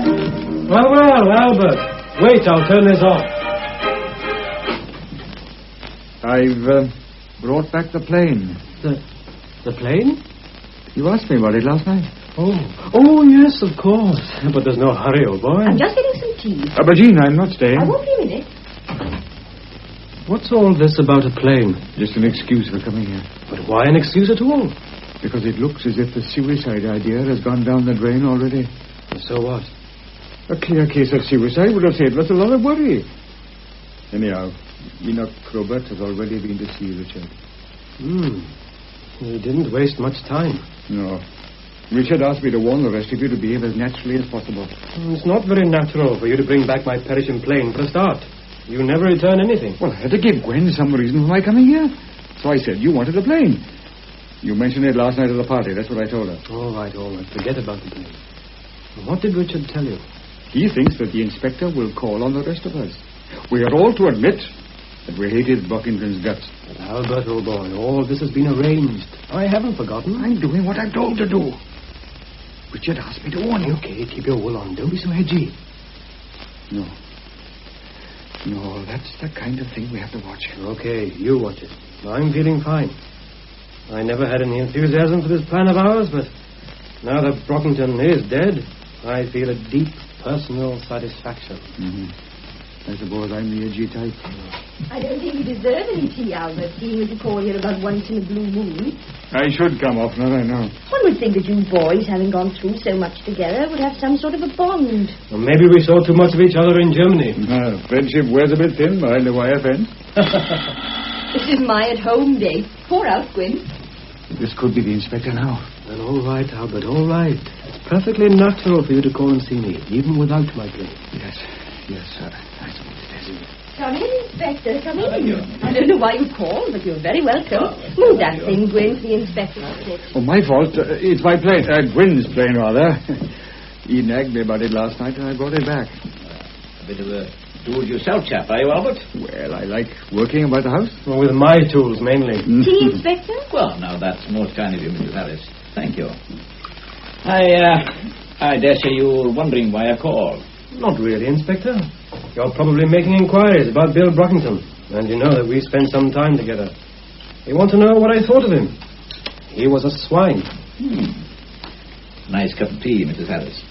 I had no great affection for him either, Inspector. Could either of you chaps suggest any reason you might have had for taking his life? Remorse? He saw his sins piling up before him like a mountain, and he couldn't take it. Not a very good theory, I'm afraid. What happened, Inspector?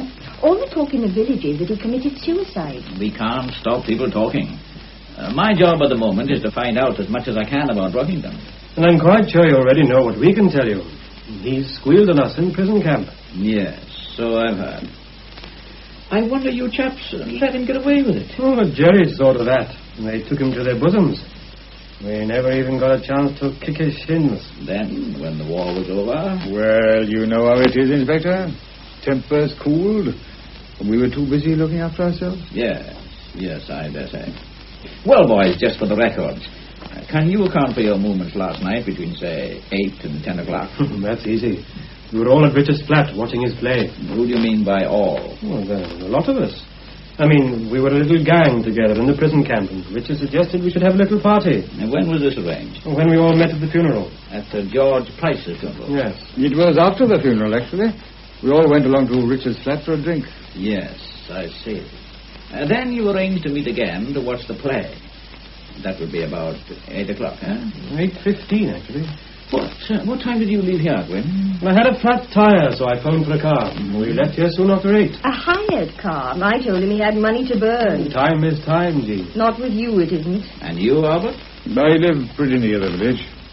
I must have left the house soon after 8.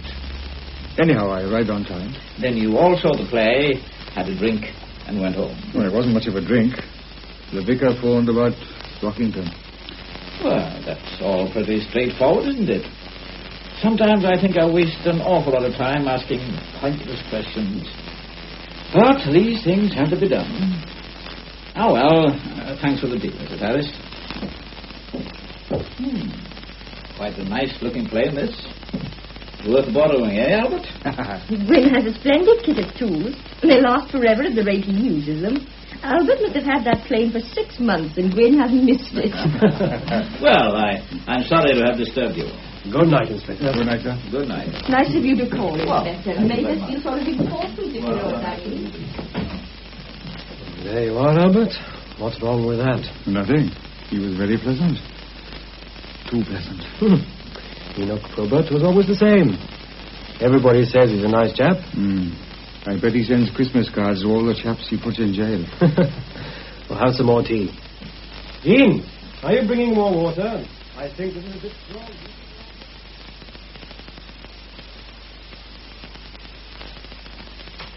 Is that you, Father? Yes, it's me. Sorry I'm late, Murphy. I thought you were never coming home. It's a pity I don't get paid overtime, I reckon. What makes you so late? I had to stay in charge of the place until Ben Thomas relieved me. Oh, dear. A cup of tea first, Stanley. It's all waiting, and I've got a nice piece of pie. Lovely. Poor old Ben has been dashing about like a scalded cat between one thing and another. There's a lot to be done, I suppose. It must have been pretty horrible for you. Well, I've never been on a murder case before, and anything new is interesting, even if it isn't pleasant. You think Mr. Brockington was murdered, then? I don't know. Maybe I shouldn't have used that word. Let's say that the inspector isn't satisfied that he committed suicide. Have you got any ideas about who might have done it? If I had, Anvark, I wouldn't be telling you. One thing you can be sure of, Enoch's got his nose into something. He called to see Richard, you know. Did he? You don't seem surprised. I'm not surprised at anything, Anne. But when Detective Inspector Enoch Probert is on the scent... What possible scent could he be on visiting Richard? I don't know. It's all very worrying. Well, if somebody killed Brockington, I can only hope that this case will be one of the inspector's failures. You mustn't say such things, Anne. Why not? If anyone has cause to be glad that Brockington's dead, it's me. Anne. George was tortured until he went out of his mind, and Brockington was the man responsible. I'm only sorry for one thing. He died too quickly. It took George 5 years. It's not like you to be hard and bitter. In any case, it's all over and done with, and George is resting in peace. All right, Father, but don't expect me to waste any sympathy on Mr. William Brockington. Don't think I'm shedding any tears about Mr. Brockington, but there are things about his death that worry me. George had friends, and Mr. Dukes was only one of them. But you don't think Richard had anything to do with this, surely? It's not what I think that matters. It's a great pity you have to be concerned with this business at all. If only you'd retired last year when I wanted... Let's go over that again. But if you'd listened to me, you'd have been out of all this. I don't like you being mixed up in it. I'm giving in my notice at the end of this month. Is that a promise? I cross my heart. I think I've had enough now. Oh, good. I'm jolly glad. Now take off those boots and I'll get a meal. I've got a feeling that this pipe...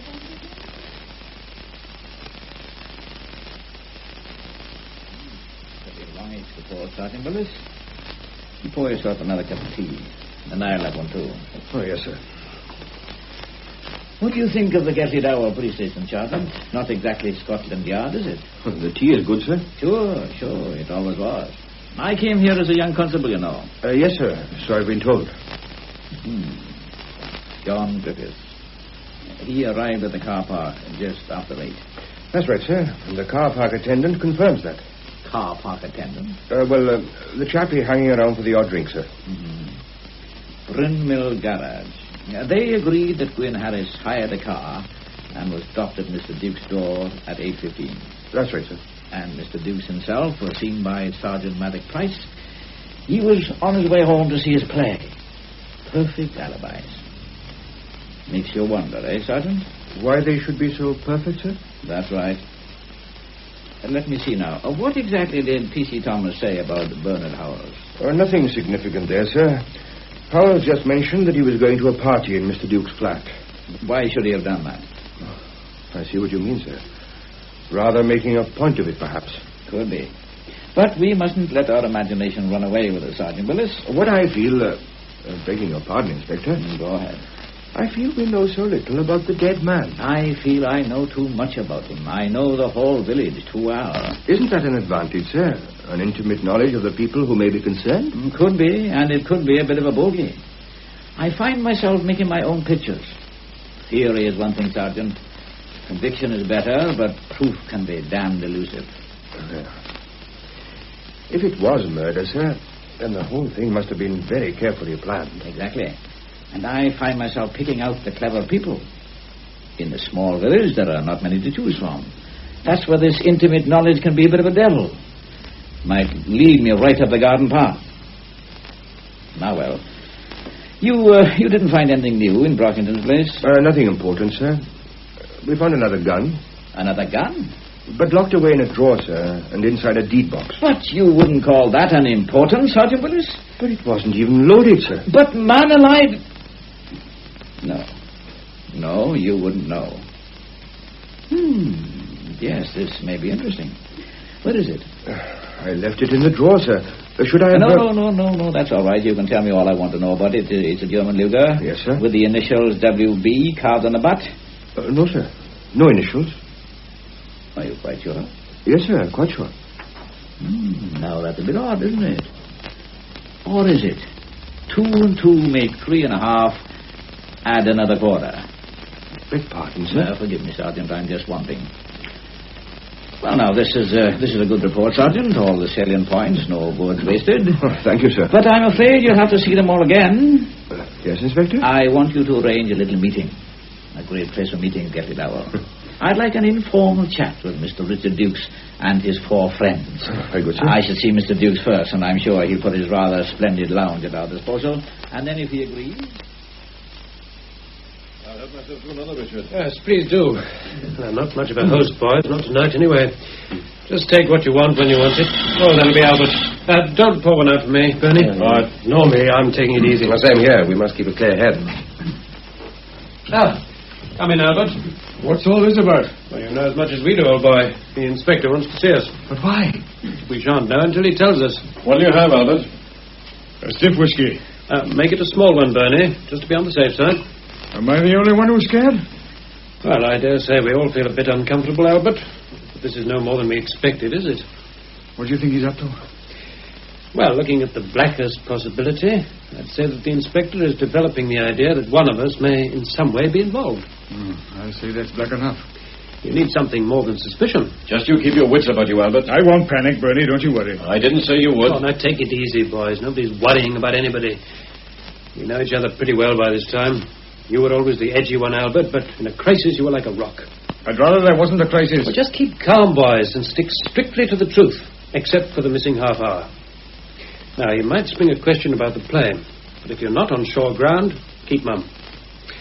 I don't think Enoch will try the technical hitch gag. He's too old a bird for that, but if he does, there wasn't any. I've checked up and the whole thing went like silk. Detective Sergeant Willis has been pretty busy. He checked up on me at the garage. Perhaps it's just as well that I hired a car. Why does he want to see us all together? That's the puzzle. I would think he'd do better talking to us one at a time. He's done that already. He or Willis. Oh, they're giving me a miss then. You've got such an innocent face, Benny. This is it. Just one more thing, boys. Unless there's any special reason, don't stay here after the inspector. Leave with him or before him. We don't want him to think that we're going to hold an inquest. We're not in the least concerned. Well, best of luck. This ought to make a good film story if we get away with it. We will, don't worry. Then for the rest of our days, 4 of us will be making guesses about a 5th. Damn funny. Well, here we are, Inspector. The culprits, as requested. And all in good time, too. Good evening, gentlemen. Good evening. Now then, what do you have to drink, Inspector? Nothing just now, thank you. All right, as you please. Well, now, it was good of you boys to come along. We are agog with curiosity, Inspector. Why have you called us together? I sometimes like to talk about the cases I'm on. It helps me to keep the facts in some sort of order. Well, why talk to us? Come now, Bernard. You know a good deal about this affair. Who better could I talk to? You all knew Brockington. You were all about the village on Thursday night. You might have seen something, even though you may not think it important. This sounds like a waste of time, Inspector. I saw nothing unusual anyhow. All the same, if you don't mind, I'd like to chat. By all means, chat away. Well, then, let's first have a look at Brockington. If somebody killed a man, then it was made to look like suicide. And a pretty good job was made of it, too. But the lab boys are uneasy about 1 or 2 things. The fingerprints on the gun and the burn marks on the dead man's temple. Could you explain that, Inspector? I will indeed. When the gun is discharged in contact with the temple, there is a tearing of the skin, often in the shape of a cross.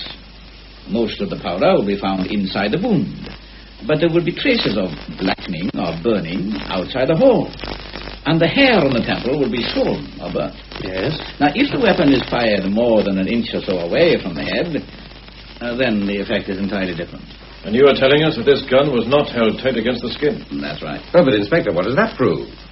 It might be usual for a man to put a gun against his temple to shoot himself, but he doesn't have to do that. He could hold the gun 6 inches away. Yes, quite right. Such a thought had already occurred to us, John. Oh, I'm sorry.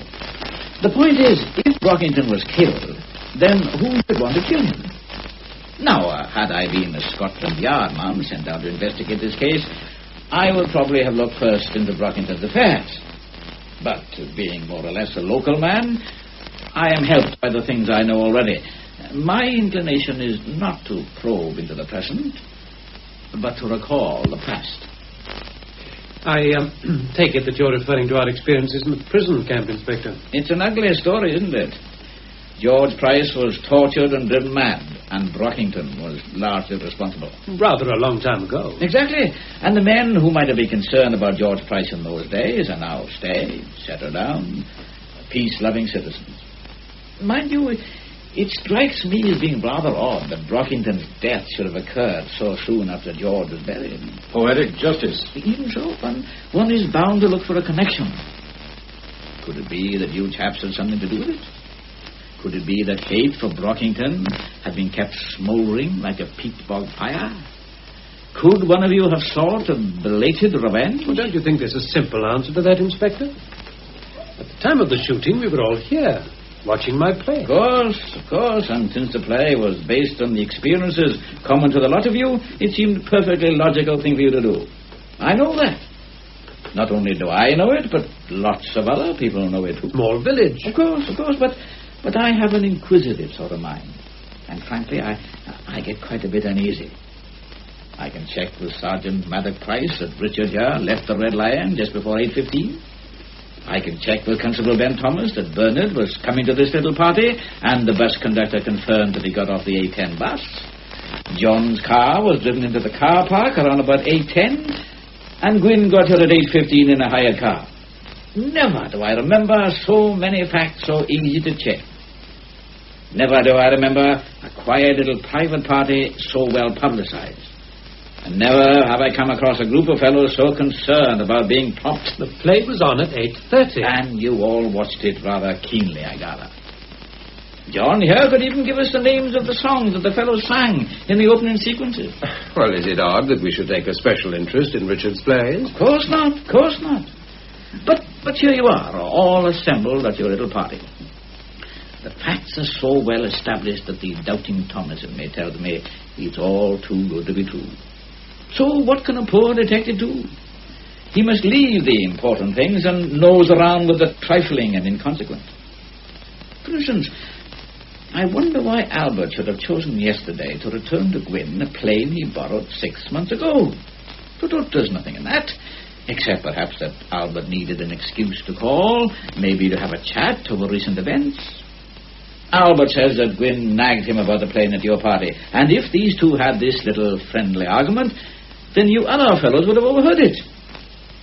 So, I asked Detective Sergeant Willis to make a few inquiries. John is the first man to put Albert in the clear. He remembers the argument quite well. There was just one little error, though. Sergeant Willis referred to the plane as a saw. But that was all right with John. Then, when Willis chats with Richard about this play, blow me down, he makes another mistake and calls it a hammer. But that was all right with Richard. He agrees it was a hammer. And then, when the tale is told to Bernard, the hammer becomes a spirit hammer. But what does it matter? Plane, hammer, spirit ever. Albert could have borrowed the lot. I'm only puzzled as to why people should want to tell lies about so unimportant a matter. Oh, I get finicky now. Not so much about the fiction as about the facts. They fit into too neat a pattern. Supposing, I ask myself, that one of these boys failed to arrive at the party on schedule, and supposing the rest of you knew why he was late. I have ample evidence of the time you all arrived in Gatley Dowell, but no witnesses to say what time you got into this room. If I may butt in, Inspector, you have 5 such witnesses. We may not remember the times to a minute, but we were all here at 8:20. And you would swear to that? Obviously. Yes, obviously. That's the kind of word that bothers me. Well, I don't have to make up my mind about things tonight. There's still some nosing around to do, and after all, suicide is not impossible. As John very wisely put it, a man doesn't have to hold a gun against his temple to shoot himself, and who knows, he may have had some reason for being careful about his own fingerprints. And what of the gun itself? A German Luger, a popular type of war souvenir. And although it's illegal to keep them, I'm sure there might be several of them in the village. This gun might just as well have been Brockington's as anybody else's. Don't you think so, Richard? Why not, Inspector? Especially since, as you say, it had Brockington's initials on it. Yes, I told you that, didn't I? Or did you tell me? But it's a good gun, Luger. I dare say it will be handled effectively by any man or woman. Oh, well, I must be on my way, gentlemen. Thanks for letting me talk to you. Nor iron bars a cage. This is the script, is it, John? I've never seen a script for a television play. Do you have to write in all the moves and the camera positions, Richard? Well, only if they affect the development. You make a shocking mess of the copy, don't you? Why all the doodling? Well, that's me, I'm afraid. It's a habit of mine. Mine, too. I wonder what the psychiatrist has to say about doodling. The moment when the mind wanders off the track or meets with an obstacle and the hands take over the activity. I see you have another beauty on page 26. Something really must have puzzled you there. Dissolve, says Richard. Doodle, doodle, doodle, says John. Not that I noticed you turning the pages. No. But this doodle is unmistakably yours, I should say. Yes, I've been reading the script. That explains you knowing all the song titles. You're a dark horse, John. I think I'd like to read this myself now that I've seen the play. May I borrow it, Richard? Of course. Unless you other chaps... or maybe you've all read it. Oh, no, they couldn't have done. John said that he'd like to read the script. Not before seeing the play, surely? Oh, yes. Is that so odd, Inspector? We read a book, then see a film, listen to a radio talk, then read it in the listener. Quite so, John, quite so. I would have thought that...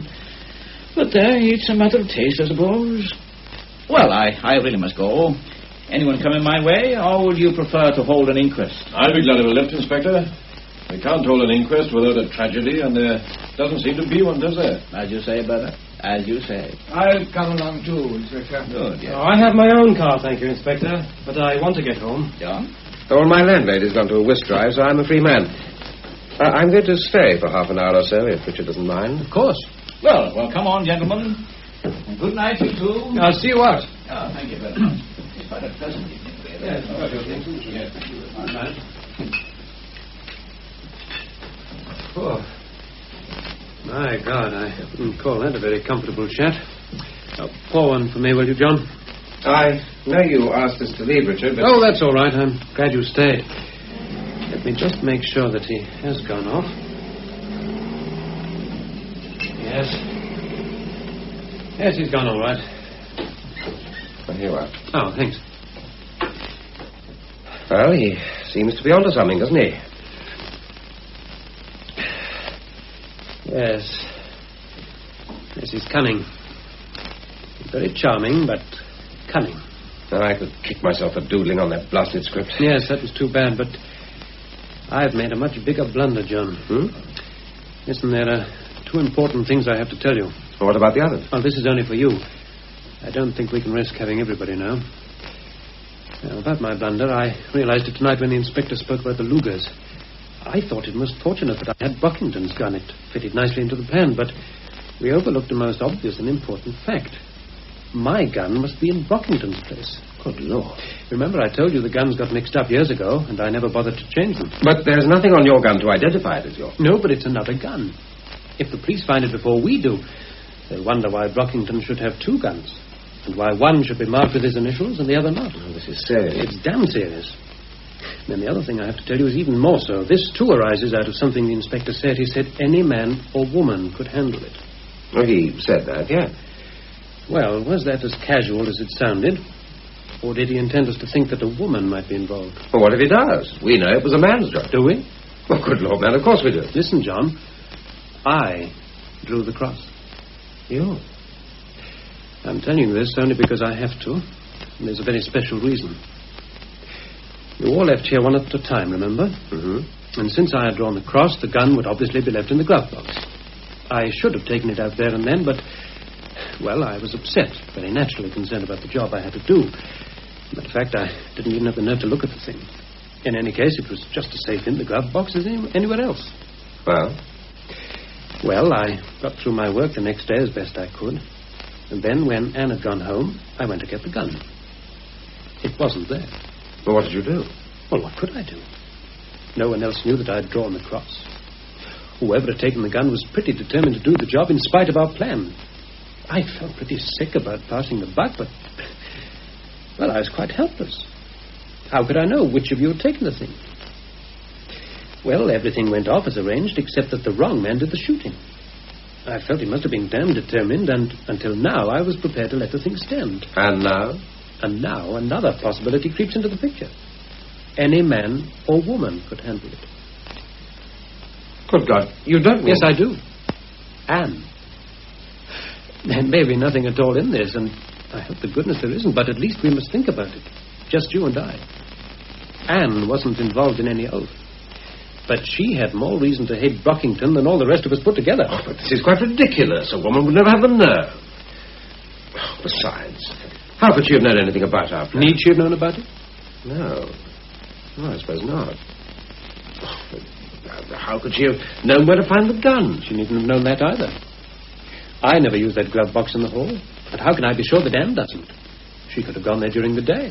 Gloves, handbag, lipstick, anything.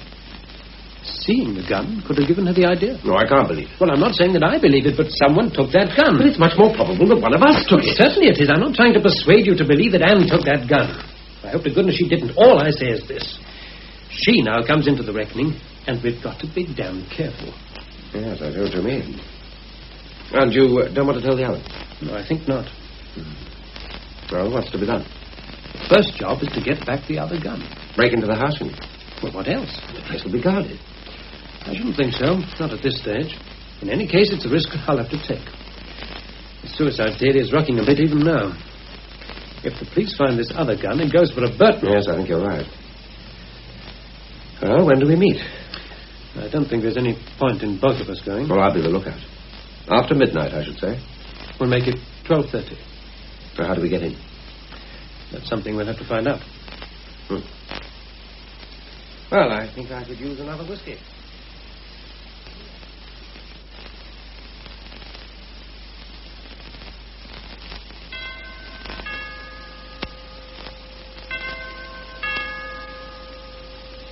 You all right, John?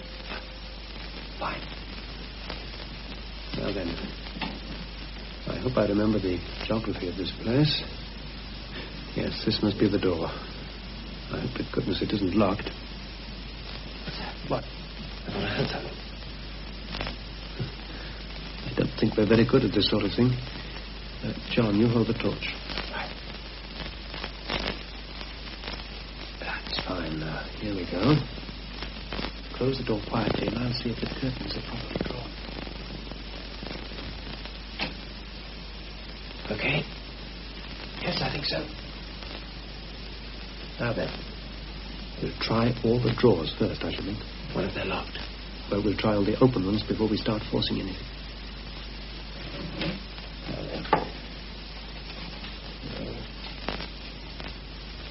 No, there's nothing in this one anyhow. Richard, somebody's in this room. Behind the curtains. What should we do? Wait. I'll see who it is. Keep the light off me and on the curtains. Put out that light, you fool. Draw the curtains. Albert, what the hell are you doing here, Albert? If you're sure those curtains are drawn tight, Richard, we can have the torch on again. What's all this about, Albert? I might ask you the same question. You've got a little job to do. I'm probably on the same job. You're looking for your own gun, aren't you, Richard? Great minds think alike. When did this idea occur to you? I thought of it quite suddenly when Probert was delivering his sermon. Isn't it odd how one can overlook the simplest things? If Richard had Brockington's gun, then Brockington must have Richard's. So you came to get it? I was afraid that the idea might not occur to anyone else, and there was no time for a consultation. If the police pick up this other gun, no suicide.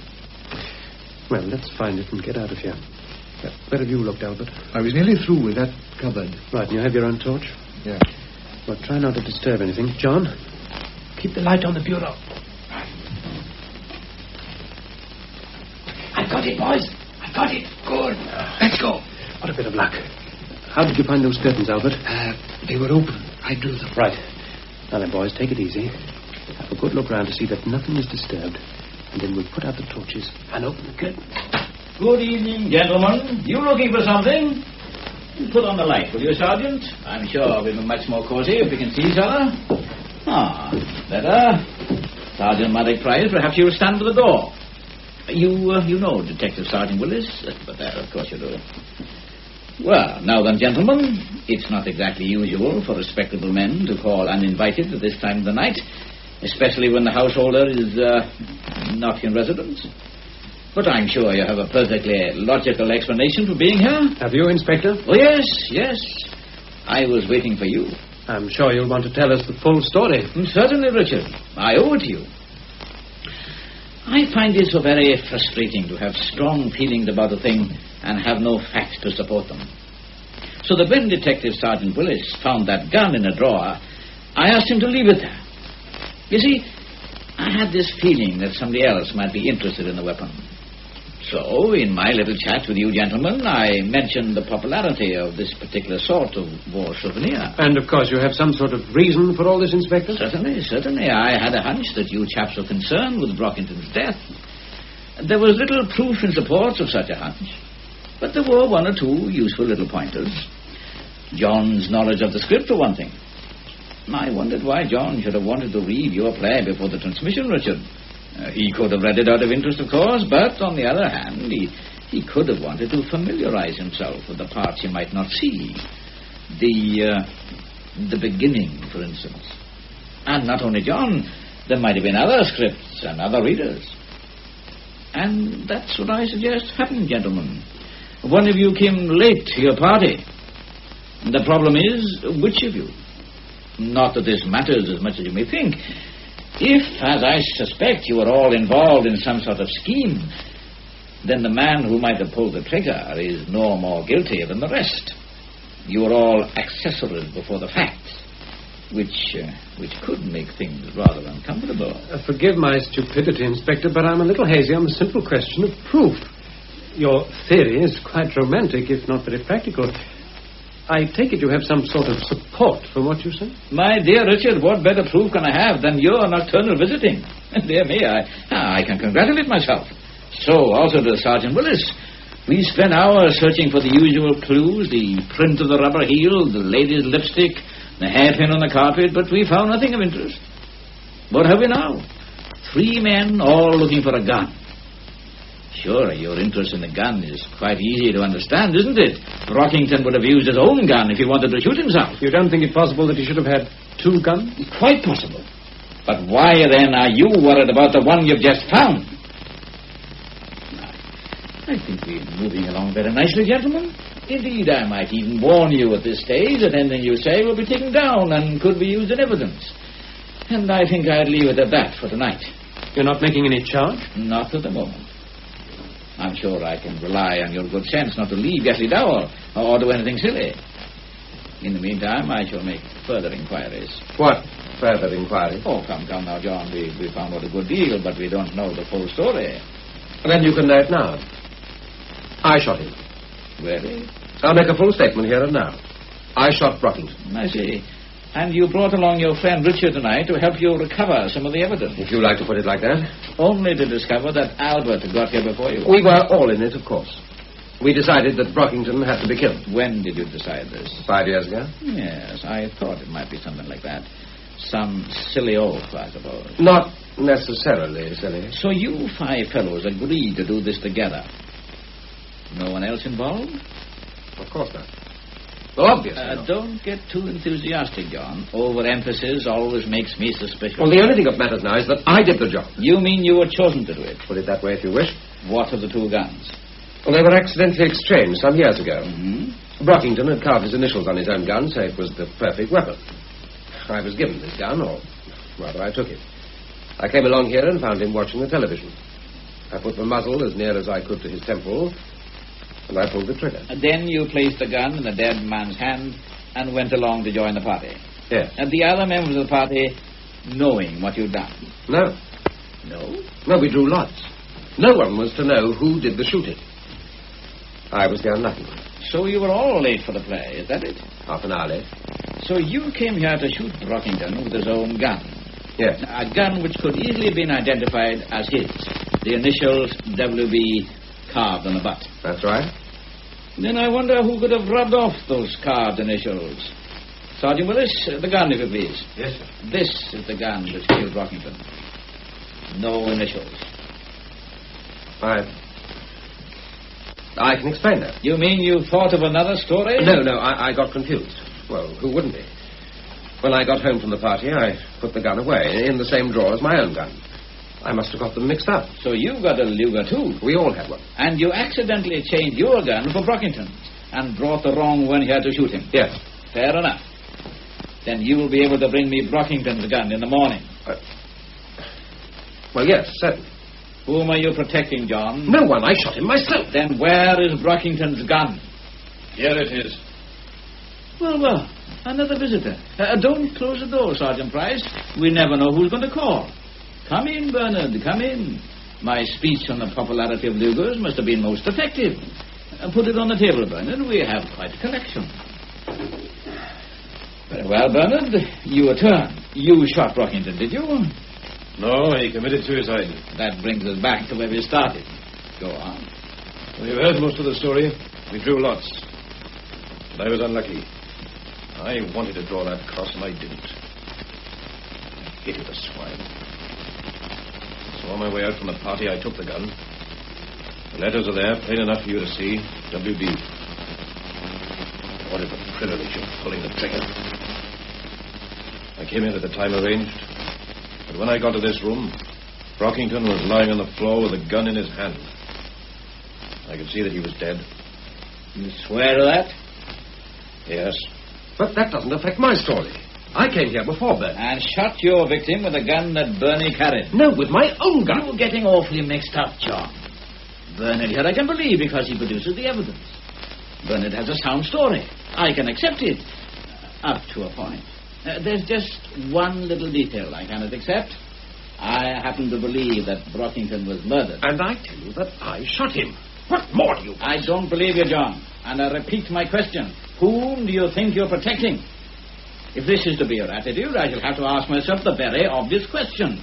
Who else had reason to hate Brockington? Meaning George's widow, I suppose. You're very fond of Anne, aren't you, John?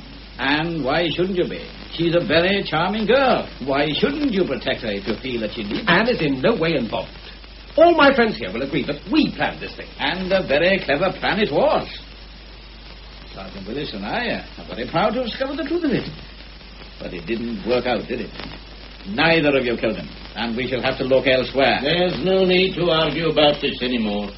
Perhaps you'll allow me to say a word, Inspector? By all means, Sergeant Price. I always think that the local officer... That there gun on the table, the one we found in Brockington's hand, belongs to me. It was one of the few things that George brought back with him. I borrowed it for a moment. Now, just a moment, Sergeant. Inspector, you stay where you are for a few minutes, will you please? I don't fancy a lifetime in jail. Stay where you are, Sergeant Willis. I don't want to use this on anyone but myself, so don't tempt me. Now, Maddox, listen to me for a minute, will you? One thing I'm sorry about, Inspector, that this should have happened when I'm still in the force. If I'd retired when my time was up there and wanted me to, I'd feel a lot happier. As for the other thing, believe me, Inspector, I have no regrets. I always knew I would do it if George died before me, and I had no trouble at all to make up my mind when the time came. Of course, I didn't know about what Mr. Dukes and the others were planning, and let me tell you, Inspector, it warmed my heart to hear about it. Thank you, gentlemen, but it was my job, see? Now, if you'll just give me a minute... Now, don't be a fool, Maddox. Let's look after you and take you to trial. You're only one of the accessories, and you can plead the strongest possible provocation. I think I know what's best. You don't think we'd leave a loaded gun around, do you, Sergeant? Here's the clip. Not loaded. Take him down to the station, Willis. P.C. Bowen is outside, and he'll come with you. He can make a statement, but I'd like to check it before we charge him. Yes, sir. Come along, Sergeant. Willis. Yes, sir? Take good care of him. I will, sir. Well, good night, gentlemen, and thank you again.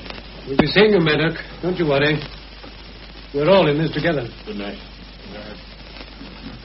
Well, quite a night. I don't think I need you any further, gentlemen. Good night, all. Good night, Inspector. Good night. Life isn't as tidy as one of your plays, Richard. No. No, it isn't, is it? Poor old Maddox. Poor old Maddox, indeed. You got your car? No. Well, it's a nice night for a stroll.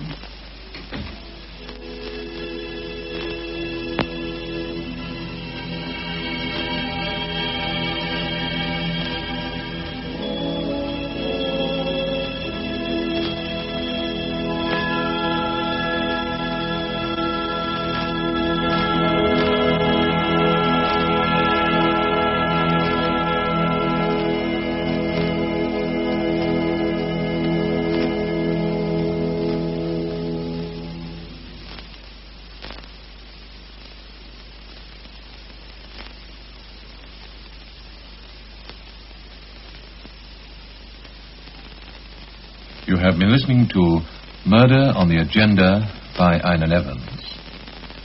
The part of Richard Dukes was played by Hugh David, Sergeant Maddox Price, Norman Wynne, John Griffiths by Richard Webb, Anne Price by Margaret John, Bernard Howells by John Darren, Albert Thomas by Charles Morgan, Matty Thomas by Madge Jones, Gwyn Harries by Henry Thomas, Inspector Enoch Probert, Einan Evans, Jean by Anita Morgan, P.C. Willis, Brenda Jenkins, Josh by George David, and the Vicar, Dilwyn Owen.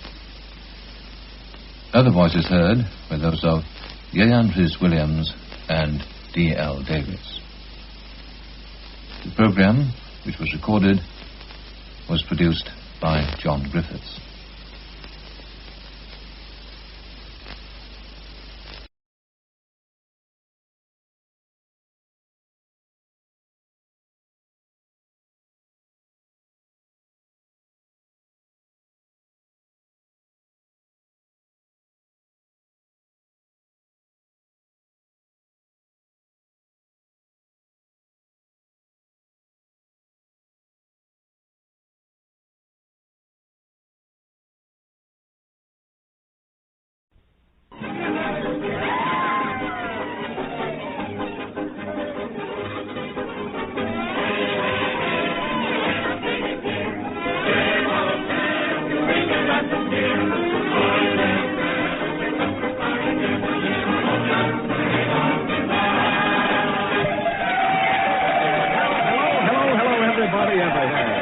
and tonight we're really going to have ourselves a good time, believe me. Oh, boy, Jack, ain't the moon pretty tonight? Oh, it sure is, Lulabelle. And you know, it seems to have the whole gang in a soft, romantic mood. Yes, sir, it looks like we're going to have a nice, quiet party here tonight. And what's more...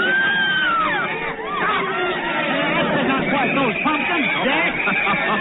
I guess I spoke when I should have been listening. But don't get excited, folks. The hayloft isn't being raided at all. Well, it sure looks like it, Jack, with all those policemen coming in. Oh, now, don't worry, Archie. They're just escorting our guest of honor to the barn dance from the swank Mayfair room of the Blackstone Hotel, where he's appearing. Oh, sure, and here he comes now. Gosh, ain't he pretty? Oh, start them fiddles, boys, Jack. Oh, I saw him first, girls. Now, you leave him Hold alone. on now, Lulabelle, hold on. You'll get to dance with him after a while. But right now, I want to introduce him to the folks. Here he is, that romantic singing star of stage, screen, and radio, Phil Regan.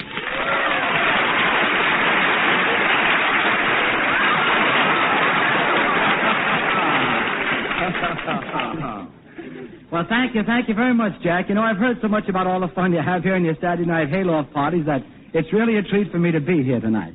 And by the way, Jack, what kind of a party are we having here? Well, now, Phil, we really hadn't planned anything special, but seeing all these fine-looking policemen here gives me an idea. Why not have a policeman's ball in honor of policemen and officers of the law everywhere, huh? Well, nothing could suit me better, Jack. You know, I used to be a policeman myself. No kidding. You a policeman? Yes, and in Brooklyn, too. Well, that makes everything perfect, Phil. With you to help out with the entertainment and the police officers here to dance with our pretty hayloft girls, why, no wonder we want to shout hooray and yippee-yi-yay-yi-yay.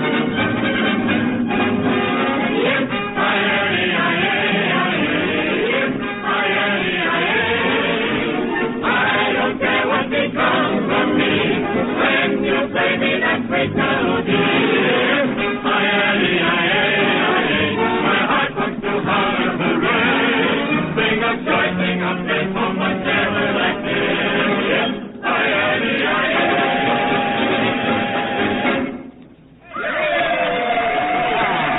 Oh, yes, we all remember Yippee-Yi-Yay from Sweet Adeline to old Aunt Fanny. Oh, I tell you, we're ready for our policeman's ball, all right. I know that Archie and Lulabelle and Scotty are ready, but say, Ken, how about you boys? Oh, just a jiff and I'll find out, Jack. Are you ready, Hizzy? Ready is right, folks. And it's another old-time ditty from Hezzy, Ken, Gil, and Gabe, the Hoosier Hotshots.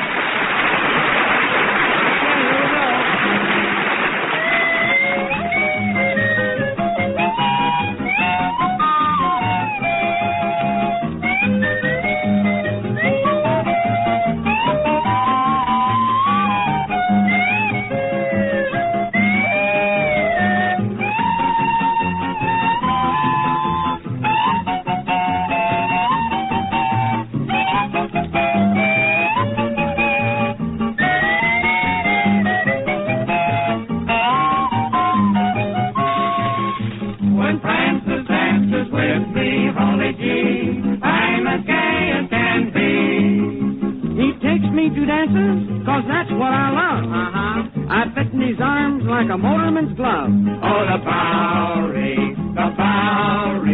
we don't go there anymore. He wears a tuxedo, and gee, how it fits. He looks like the head waiter up at the Ritz. While me, I wear a gown that's got 28 slits. When Francis dances with me. Yep, his hair shines like diamonds. He combs it down flat. Ah, he wears a Palm Beach suit and a brown derby hat. Now, you know that a guy couldn't look better than that. When Francis dances with me, oh, yeah. When Francis dances with me.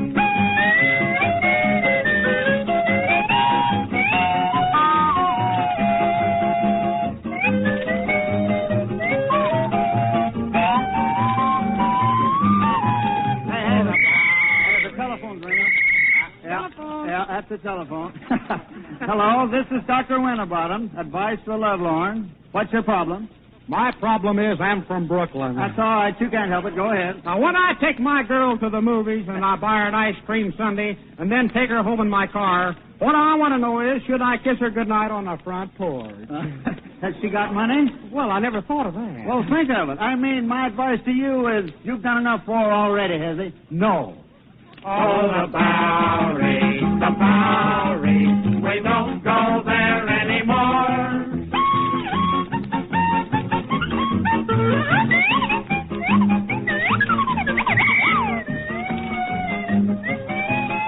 When Francis dances with me.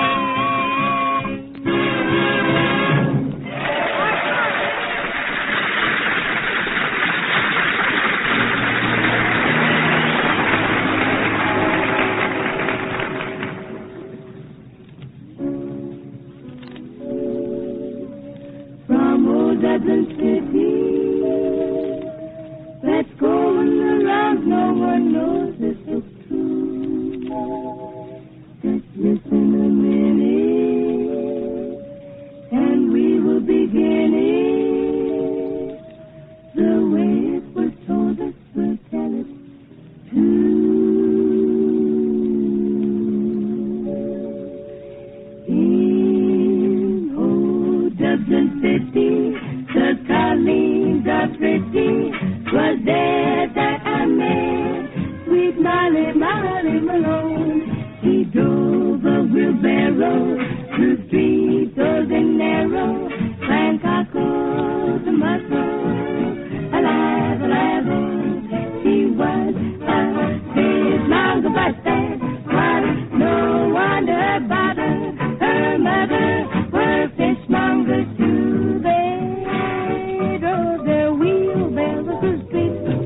Narrow, fine cockles, mussels, alive, alive, till she died of the fever, and no one could save her. Sure, that was the end of Molly Malone. Now her gold drives a barrel through streets old and narrow, fine cockles, mussels.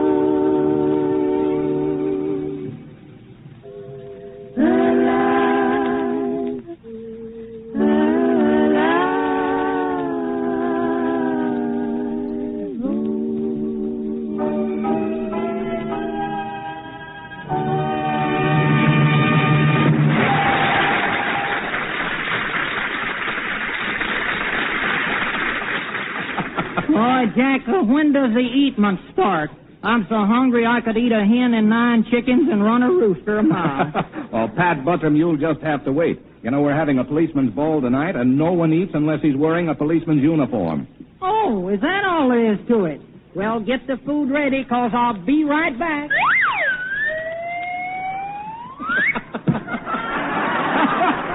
Well, howdy, Jack. Here I am, Officer Buttram Lee Oh, now, Pat, this is too much to believe, even if you did change into a uniform in nothing flat.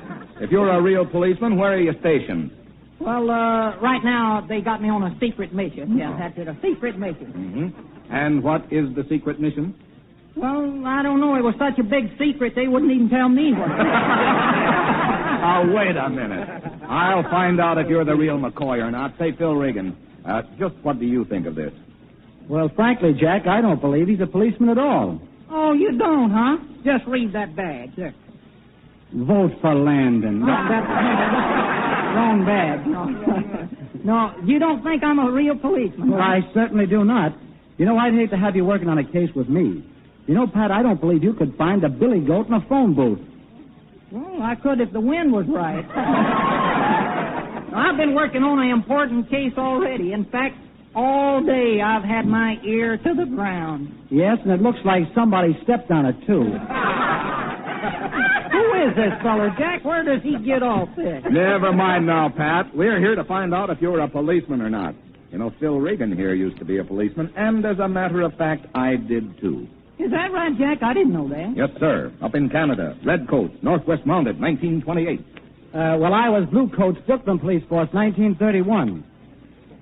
Well, I was Overcoats, Vegenheimer's Bargain Basement, 1995.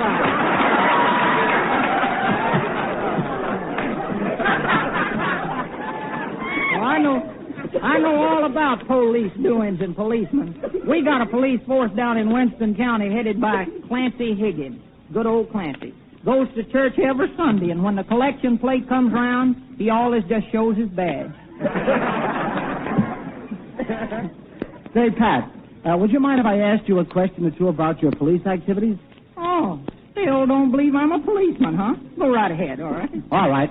Now, suppose that there was a mob on a street corner, and you were assigned to break it up. Now, Pat, just how would you disperse the mob? Well, that's easy. I'd just pass the hat. Well, look, Pat, here's another problem. Suppose a friend shot at you. No, not me. I ain't got no friend. All right, then an enemy shoots at you. No, I ain't got no enemies, no. All right, then a stranger shoots at you. Well, come to think of it, I don't believe I got any strangers either. But all fooling aside, I'll let you in on the secret, Phil. I ain't a real policeman. Well, I thought not. But I'd sure like to be, say, Phil, do you think I could ever be a real policeman like these fellas here? Well, I don't know, Pat. Now, are you willing to face a little danger? And I'm afraid that wouldn't work, no. All I can do is just get up here on Saturday nights and tell jokes. Well, Pat, the kind of jokes that you tell, I think that's dangerous enough.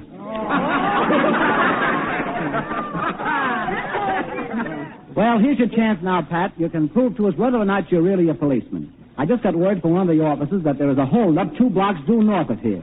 Where'd you say it was? It's due north. Well, I'll see you later. Hey, come here. Where you going? I'm due south. I'll see you later.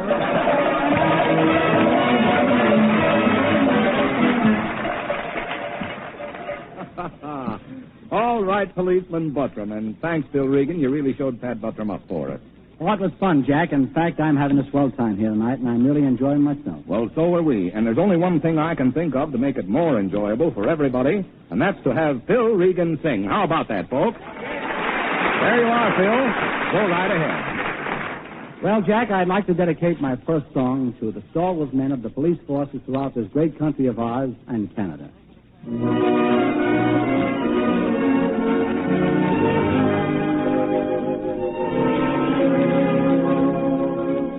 Over in Killarney many years ago, me mother sang a song to me in tones so sweet and low.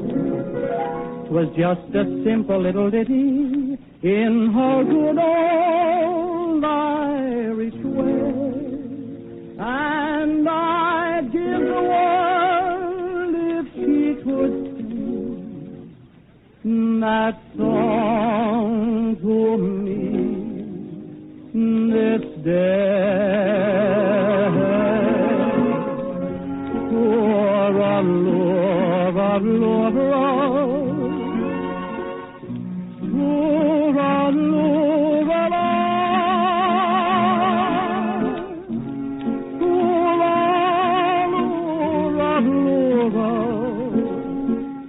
hush, now don't you cry.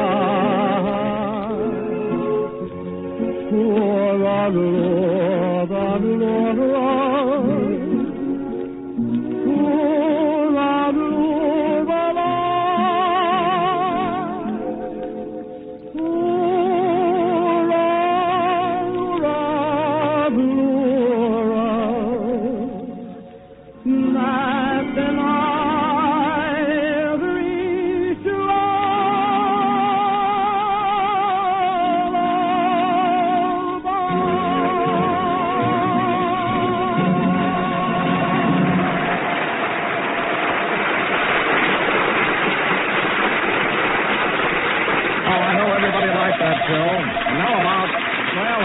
song for all the wives, daughters, and sweethearts of policemen everywhere.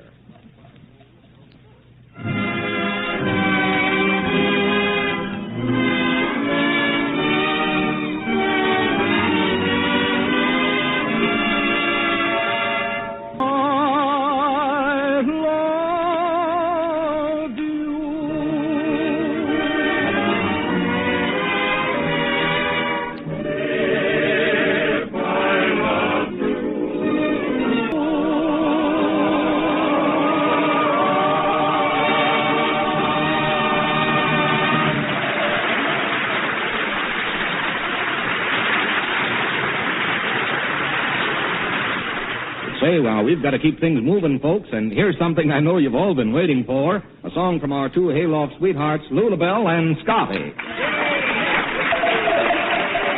Quick, collect that Lou, and let's see who broke the lock.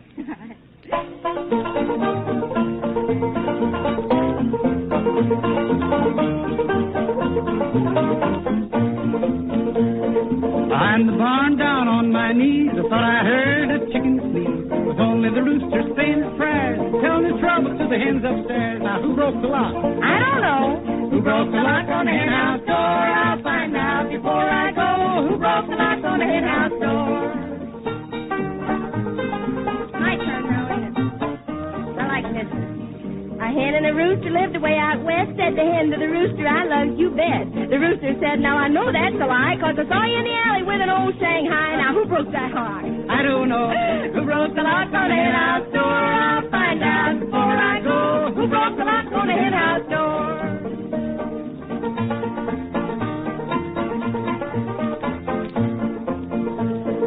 Out in the barn with the rats and the mice, the horse and the flea were shooting dice. Horse, he slipped and he fell on his flea. Flea said, whoa, that's a horse on me. Who broke the lock? I don't know. Who broke the lock on the hen house door? I'll find out before I go. Who broke the lock on the hen house door?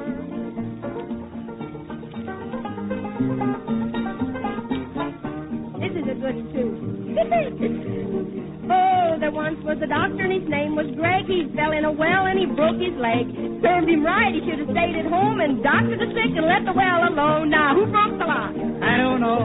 Who broke the lock on the hen house door? I'll find out before I go. Who broke the lock on the hen house door?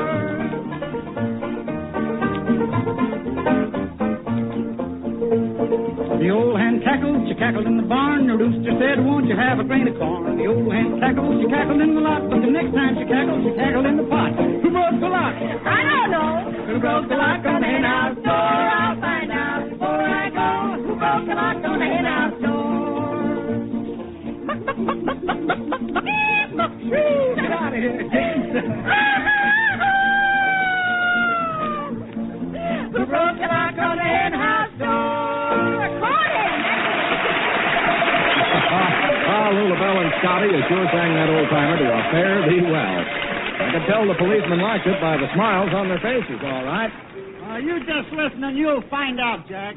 Here, now, wait a minute. What's going on over there by that squad car? Huh? You just listen, you'll find out, Jack. Calling all cars. Due to the hot weather this week, all policemen may now unbutton their coats, that is all.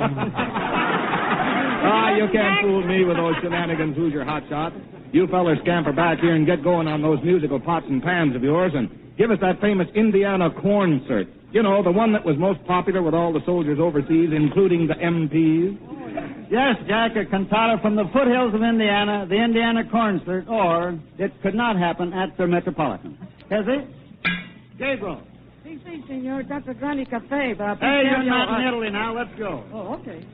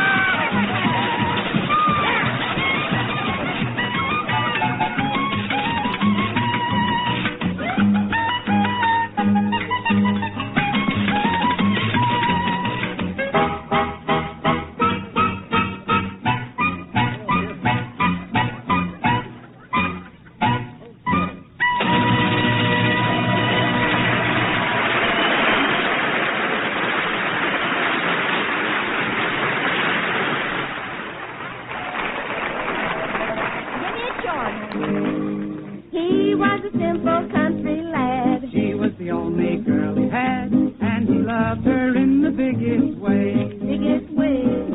2:30 in the afternoon. He said, my dear, I gotta leave you soon, but we'll meet again tonight, okay?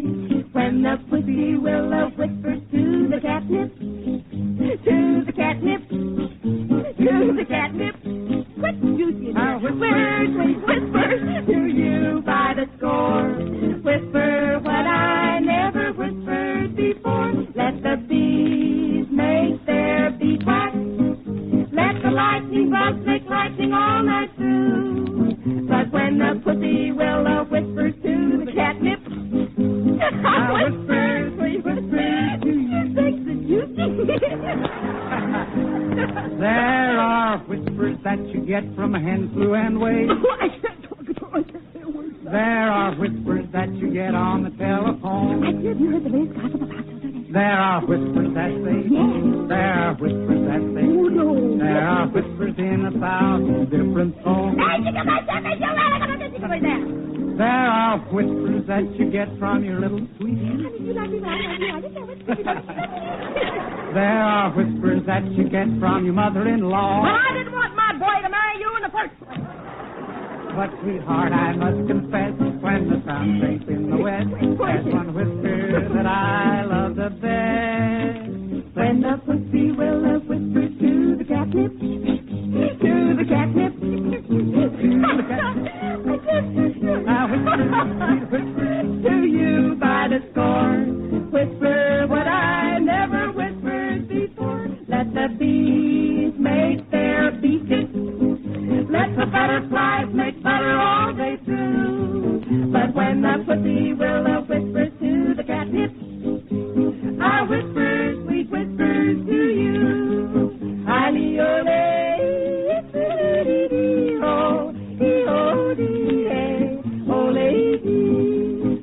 Ali-ole-dee-dee-dee-oh, I whisper sweet whispers to you.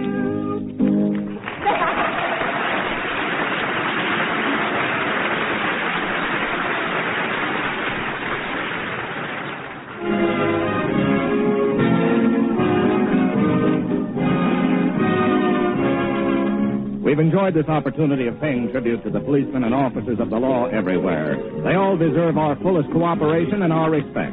And say no policeman's ball would be complete without some good old waltz tunes. Bill Regan, you start us off, and we'll all chime in with you. With all the celebrities we have here tonight, it shouldn't be much trouble getting you all to sing. Come on, Judge Sullivan. It's the same old song they sing. I love you. Come on, everyone sing. The daughter of Officer Kelly. Come on, everyone. Let's hear it outside. Come on.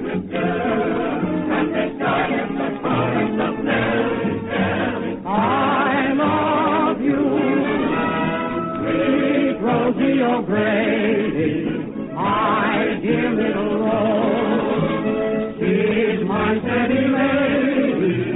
Come on, everyone. Let's hear it outside. And when we are married, how happy we'll be. I love sweet Rosie O'Grady, and Rosie O'Grady loves me. East side, west side, all around the town. Come on, General Orange, and sing. Come on. London Bridge is falling down.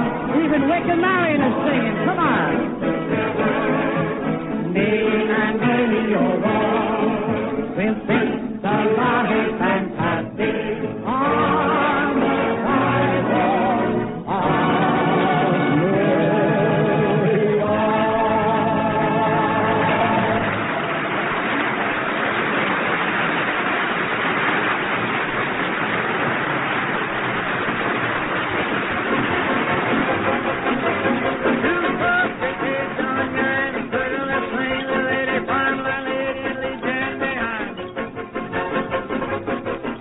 This is the Armed Forces Radio Service.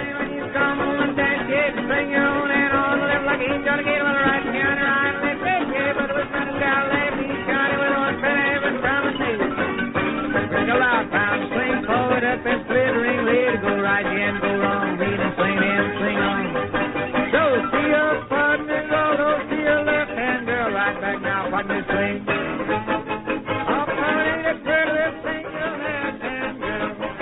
Take the brand new girl out to dinner, you will pour it up and fiddling, go right into a holly thing. Welcome to Chesterton Radio.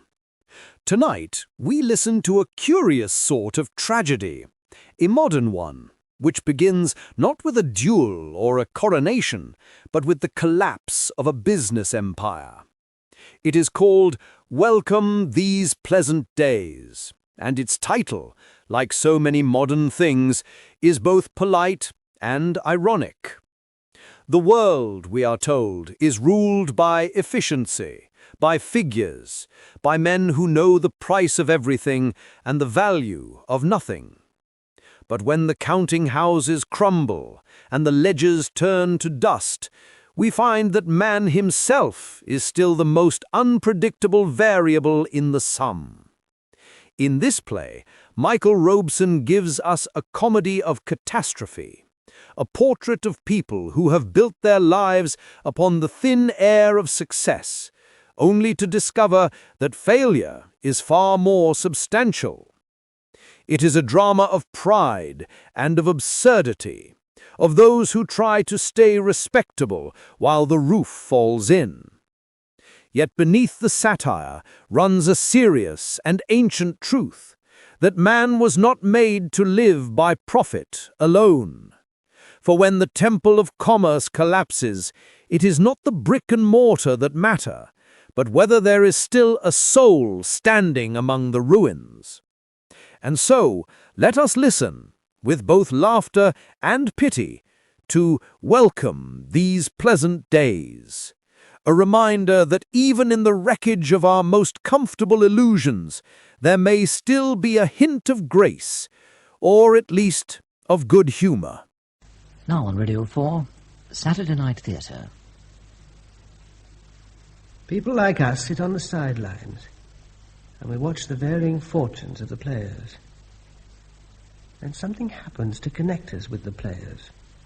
A ball within our reach, a smile across the grass, and we're involved. And there's no escaping that involvement. We're dragged in on the game, for better or worse.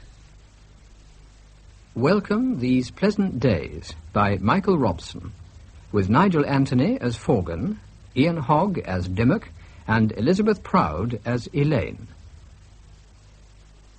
You've done wonders with the place since I was last here.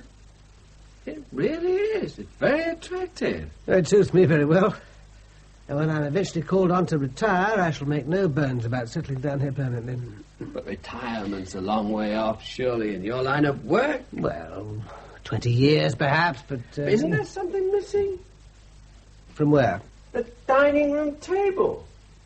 The silver. Ah, yes, the silver. It's at Oxford? No, it was stolen from here. 7 pieces in all. Stolen? I realize the distress the child must have caused you, Dr. Forgan, and I'm extremely sorry. But if I can only begin to explain the circumstances that have brought her to this attitude of mind, I'm certain you'll find it in your heart to forgive her. Stolen? By a girl. A young woman called Elaine Birmingham. Elaine Birmingham?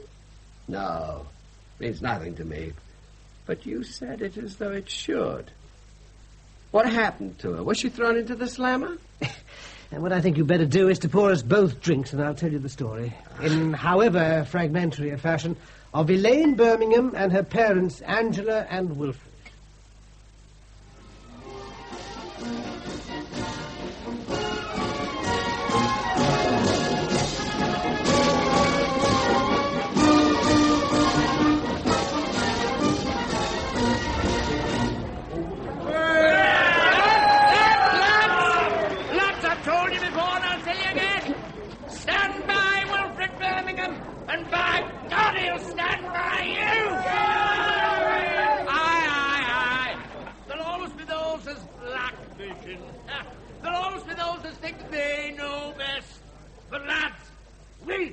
We're in the van of progress. We know best. We've come through. In the face of the mandarines of Whitehall, we've established today, in this town of ours, a new and vigorous industry that will revolutionize family living throughout this nation. Today, when the Lord Mayor cuts the ribbon, he'll be opening the biggest, brightest industrial complex in the north of England. A complex, lads, devoted to a better world for the working masses. A world in which the man of the house is toil done for the day, can open his front door and set foot not on linoleum, not on black brick, not on slabs of concrete, but on the comfort of broad looms, be Birmingham.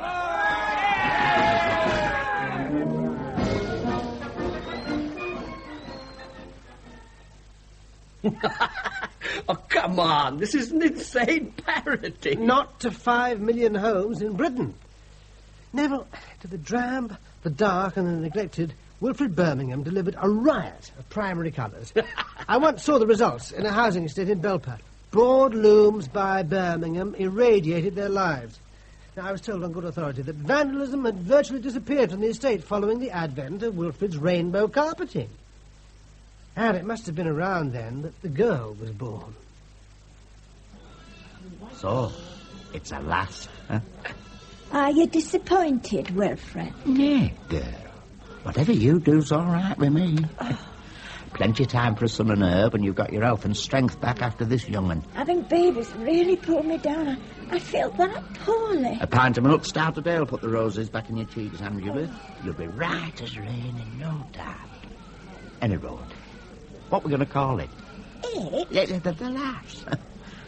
Have a fancy for Geraldine myself. Geraldine? Aye, after me gran.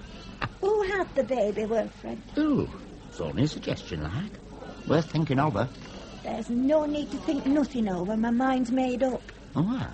I shall call her Elaine. Just like that. Elaine? Why, Elaine, love? Because it's a name you can't shorten. You what? You get Wilf, I get Ange. I can't abide Ange and you hate Wilf, but what do we get? Wilf and Ange. Well, this time it's going to be different. That baby gets Elaine. And nothing else, or I'll know the reason why. It could get Ellie. If anyone dares call that lass Ellie, they'll never darken my door again. So think on. I was right. This is parody. No one has actually talked like that in our lifetime. It's pure invention on your part. Well, how on earth can you know how people talk in Halifax when the furthest north you've been is Gerrard's Cross? Anyway, it amuses me to assume that's how Wilfred and Angela Birmingham conducted themselves at critical moments. All right, all right. But it's the missing silver I'm interested in. When do we get to that? By way of one Dennis Ludlam, a nearish neighbour of mine. He was the first visitor I ever had here, and that was an age ago. Oh, yes, the purple orchises have since put by the coronals of that forgotten summer. What? It was mid-August, and almost impossibly hot. The grass had grown jungle high, and I was trying to cut it back with a sickle. I was aching and sweaty and enjoying it all immensely because it made such a change from my rooms in college. Anyway, above the grass and over the hedge, I caught sight of an energetic cyclist fairly racing up the hill towards me. The man was very brown, short and stocky. He wore a snug beret and modish little breeches and stockings. Clearly a cycling adept. Dr. Thornton? Yes? Good afternoon to you. My name's Ludlam. Live down the road there. Heard you just moved in and wondered if there was anything we could do. Look, why don't you come inside? Come into the kitchen. It's the coolest place at the moment, and I could do with a beer. I imagine you could too. Going to be a weekender or a permanency? Well, to be truthful, neither. I teach at Oxford, and that gives me rather more than half the year to live where I like. And I shall spend the bulk of it here. Good. And you couldn't have picked a more beautiful part of England. Indeed not. You lived here long yourself? All my life, and my father before me. But, you aren't a farmer? Oh, no, solicitor. Family business in Shaftesbury, 3 miles away. No distance. Except in snow, I cycle there every day. And back, of course. Of course. You're the second newcomer to the area in a week. Oh, I've never known such excitement. Oh, really? Yes, the Birminghams have bought a massive place near Semley. Semley Grange, it used to be called. And will be again, I imagine, once they've settled in. The Birmingham? The carpet people. Broad looms by Birmingham, those Birminghams. Ah. Weekenders or permanencies? Oh, more the latter than the former, I should guess. At least on the distaff side. Mrs. Birmingham enjoys poor health. And it appears to be her belief that she can recruit better in Wiltshire than in central London. Not an assumption I'd quarrel with. Mrs. Birmingham must be very forthcoming, given they've only been here a matter of days. Informative. Well, do you see, I have an inside ear, as it were. The Birmingham daughter, Elaine, is a particular school chum of my daughter, Naomi. Over the past 2 years, Elaine spent several holidays with us, and at Easter we had a visit from her father. You've been very good to our Elaine, and I'm really grateful to you both. We enjoy having her here, Mr. Birmingham. She's a sweet girl, and she's excellent company for Naomi. They get on so well together, and they like the same things. Exactly. Ponies. Pony mad, the pair of them. I couldn't be more delighted. And now I've had a chance to see for myself what it's like round here. I've made my mind up. I shall buy. I've talked it over with Mrs. Birmingham and agreed. We'll buy you. So, what would you advise? What I'm after is a short list of property that's already been vetted, so I can come up and see a number of likely places over one weekend. You've lived here all your life, Mr. Ludlam, and you must know the snags and advantages of anything that's up to much. I'd like your help, and I'll see you're not out of pocket on account of it. Oh, we should be glad to help, but there can be no question of money. House hunting takes time, Mr. Ludlam, and in my book, time's money. Of course we'll help you, Mr. Birmingham. But, what kind of property did you have in mind? Something substantial, with land, of course, and stabling. Oh, yes, quite. And how much land were you thinking of? 100 acres, thereabouts. That's what he wanted, and that's what he got. An idea at Easter, a reality by August. Mr. Birmingham doesn't let the grass grow under his feet. Well, he does sound formidably energetic. But most agreeable.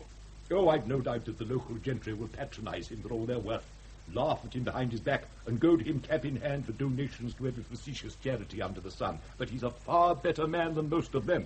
Well, I can see he's greatly impressed you. Oh, well, at any rate, he's got the mansion he wanted. And my daughter and his are in the saddle every day exploring his domain. Do you know, I've quite forgotten what I came here for. Sizing up the newcomer and seeing if there's anything you can do? Oh, yes, of course. Look here. My wife's made a list of the principal tradesmen, their addresses, telephone numbers, reliability or otherwise. I think it's pretty thorough. This is very thoughtful of you both. Thank you. Well, it may be of some use. I'd better be going, I suppose. Oh, incidentally, Dr. Foreman, do you play billiards? Billiards? Billiards, I promise you. It appears that the one thing left to the Ludlams when the cyclist's raffish and intemperate old grandfather died was a full-sized billiard table. And the solicitor can't bear to part with it, although Mrs. Ludlam constantly complains of its vastness and unsuitability in a modest dower house. Well, it's an interesting little news item. But what bearing does it have on the theft of your silver? It has every bearing, because that grandiose billiard table became my entree to the Ludlam household, and thence to Elaine Birmingham. Ah, the plot thickens. About a fortnight after his first visit here, Dennis Ludlam cycled over from the dower house with an invitation to dinner. Nothing formal, you understand? A modest collation with perhaps a game of billiards afterwards.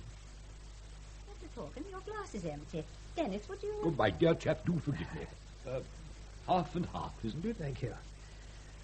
You have an enchanting house, Mrs. Ludlam. Well, we're very fond of it, of course. Although I'm afraid it has grown rather shabby. We had to make a choice quite early on as to whether to neglect the children's education and completely refurnish the house, or do our best for the young ones and let the house go hang. Children? I hadn't realized there was more than one. I've heard about your daughter. Oh, Naomi is the baby of the family. Victor's at the university, and Ed was with his regiment in southern Arabia. Ah, yes. I can quite see 3 is a lot to educate if you do it the hard way. Thank you. But it's worth it in the end, don't you think? Private education prepares them so much better for life, doesn't it? You only have to look at Elaine Birmingham. To meet her, the archetypal public school girl.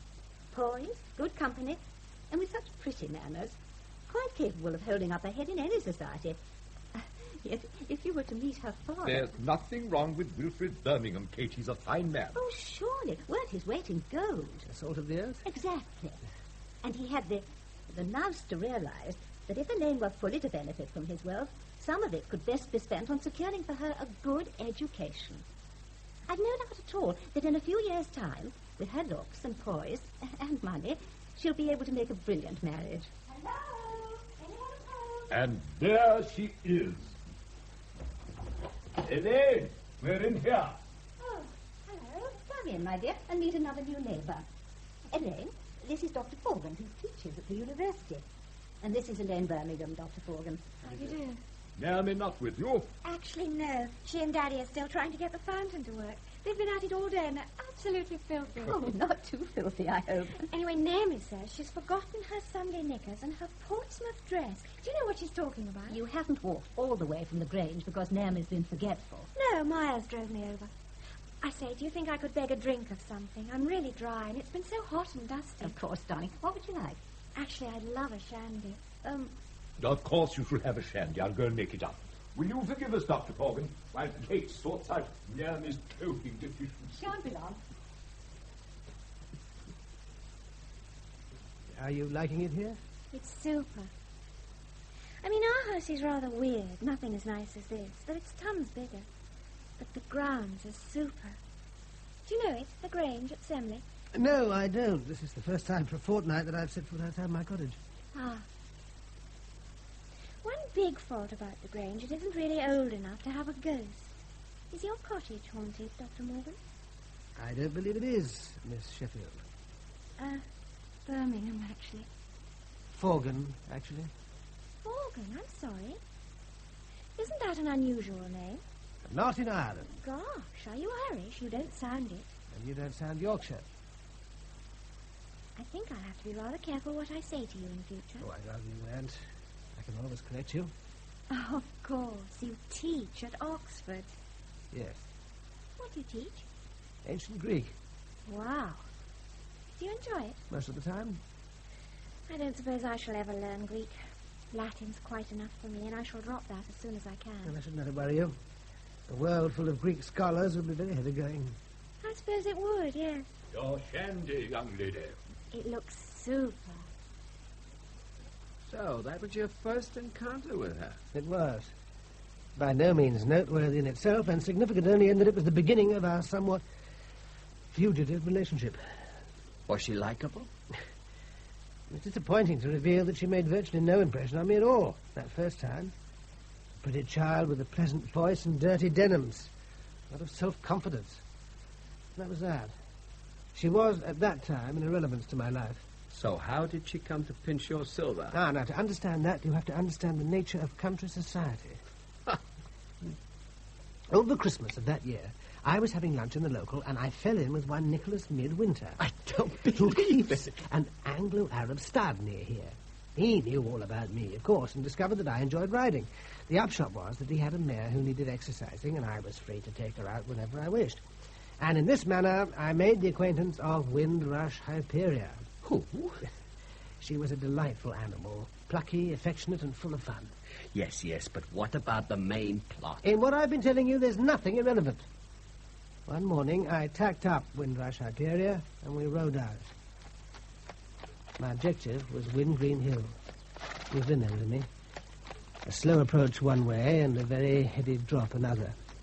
And 900 feet above sea level. The trouble was, the higher we rode, the foggier it became.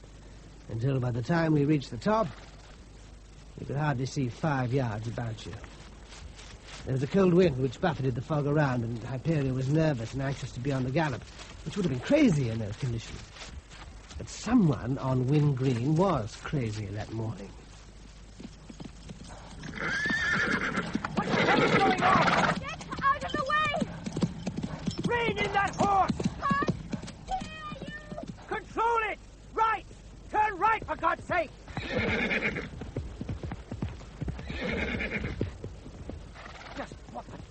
think you were playing? We were scared. That's what this place is for. Not in conditions like these. I didn't think anyone else would be up here today. You simply didn't think. You realize you could have killed us and the horses riding in a lunatic way like that? We could all have gone down the side. Would it have mattered? What you do with your life is your concern. Yes. You also chose to involve 2 innocent horses and me. I don't want my neck broken by the antics of an ill-natured adolescent. Have you finished? No, I have not. Is that your horse? No. Yes. So it's not. And you might have killed him. Who does it belong to? What's it got to do with you? I didn't steal him. Wait a minute. I know you. A friend of the Ludlam girl. Birmingham, Elaine Birmingham. No, I'm not. Young lady. I met you at Ludlam's over 2 years ago. You just moved into the Grange at Semley. Then you have a better memory than I have. Because I've never seen you before. Now, can I go? Certainly. But I'm coming with you. You're what? I realize the distress the child must have caused you, Dr. Forgan. But if I can only begin to explain to you the circumstances that have brought her to this attitude of mind, I'm certain you'll find it in your heart to forgive her. Oh, Dennis, Dr. Forgan must be well aware of what's happened to the Birminghams. He reads the newspapers, he listens to the wireless. Well, I've just come back from a few weeks in Cyprus, Mrs. Ludlam. I'm a long way behind on local news. What has happened to the Birminghams? The parents divorced? Divorced? I'm afraid to say they're dead. Dead? Dead. Both of them? Yes. An accident? Well, Mr. Birmingham was thrown through the plate glass window of his London office. He fell 4 stories onto the pavement in Victoria Street. He died in the ambulance. Mrs. Birmingham died a month later of shock and grief, and of the heart disease that's troubled her for many years. Well, if anyone else had told me this... So Mr. Birmingham was murdered? Manslaughter, it's thought. Oh, it's grotesque. I think it's likely that the alleged villain, Mr. Rufus Osgathorpe of Leeds, will receive the lightest possible sentence. Rufus Osgathorpe? Of Leeds? I'm sorry. But the whole thing... Why would Rufus Osgathorpe wish to defenestrate Wilfred Birmingham? Because he was owed £250,000, and because the morning the defenestration occurred, he just learned that there was no likelihood of his ever receiving it.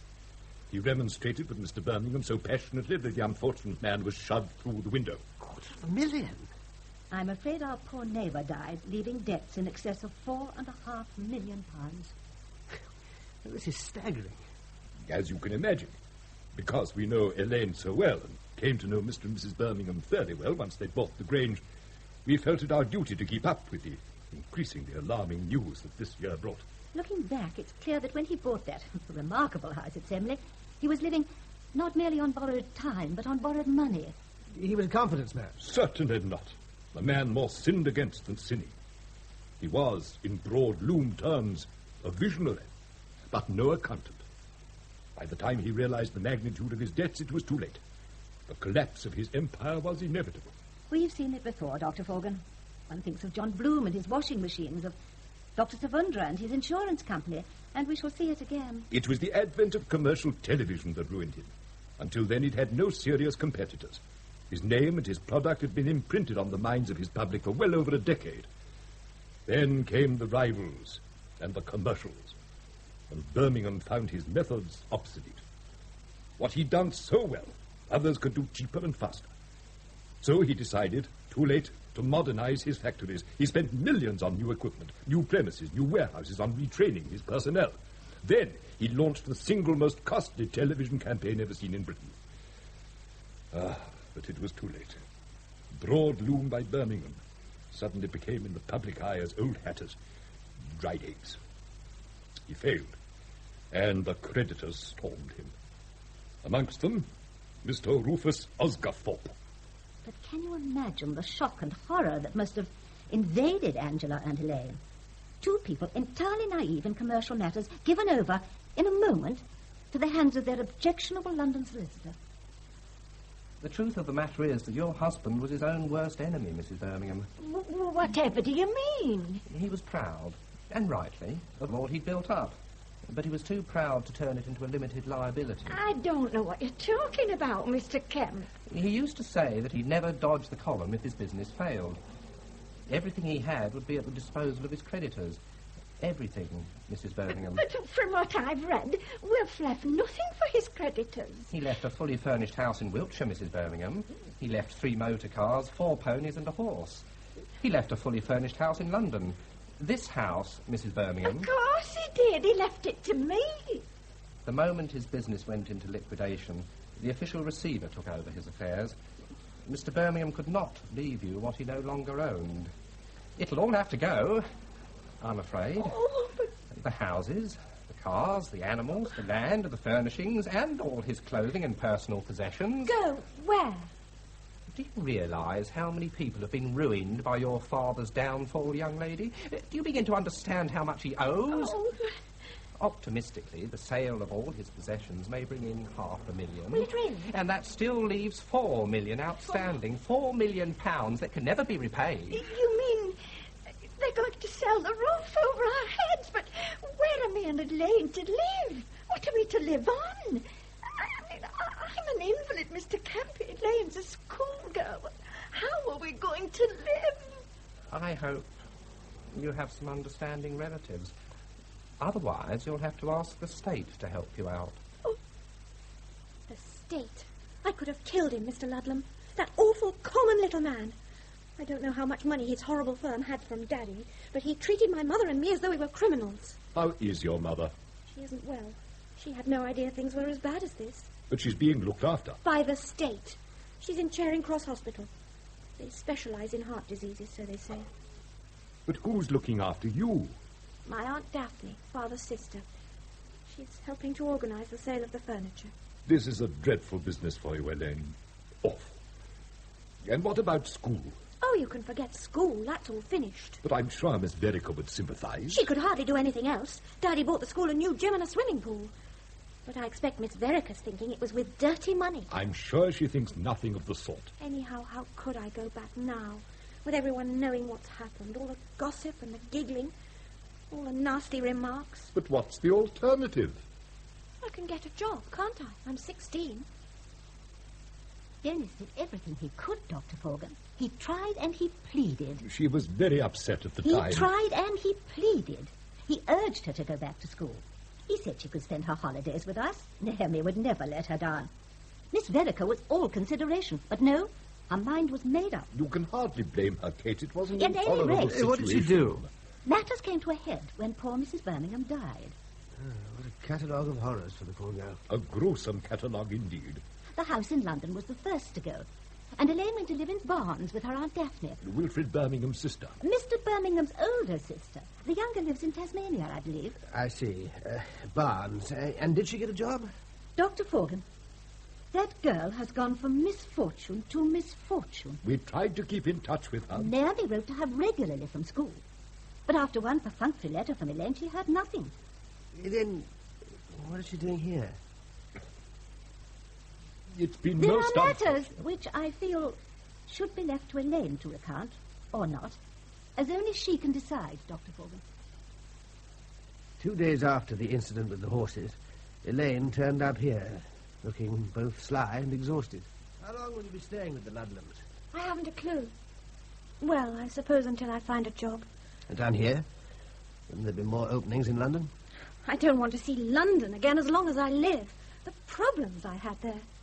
I gather that after the misfortune you went to live with your aunt in Barnes. My aunt. You won't know what it's like to feel obliged to someone you can't stand. Old Barnes was all right. But to be cooped up in the house of someone who has you on sufferance as a duty. Your father's sister? Daphne's the renegade of the Birmingham family. She's academic. She has a degree and a social conscience. She's principal of a teacher's training college, and I can imagine how she trains her teachers. You don't get along with her? She's like something beastly out of Dickens. No humour, no kindness. You've had a very bad time of it recently, Elaine, and there's no one sorrier than I am about the way things have turned out. And it's decent and natural that you should grieve for your parents. I was fond enough of Wilfred myself, though we went our different ways in the world. But what's done's done. You've lost your parents, and you've lost a very nice way of life. A way of life very few girls of your age could ever have hoped for. But it's time to turn your back on all that and set about making your own way. You've several advantages. You've a good education behind you. You know how to behave in society. And when you take the trouble, you can be a very pretty girl indeed. All in all, not a bad start in life. I had a great deal less to build on. I was plain. I was poor. And in those days, and in our family, girls weren't encouraged to go in for higher education. The best I could expect was head of a counter at Marks and Spencer's in Halifax. But I dug my toes in. I stayed on at school, and I took my higher certificate in a county bursary, and I was admitted to the University of Leeds. Proudest day of my life. Now, if you dug your toes in and swallowed your pride, you could be back at that very good school of yours now. Miss Vereker wanted you back. She welcomed you back, and there you could be. Let's not go into that all over again. There you are, you see. Looking the gift horse in the mouth. It's pride, you see. It's pride that was your father's downfall because he wouldn't make adequate provisions for his family.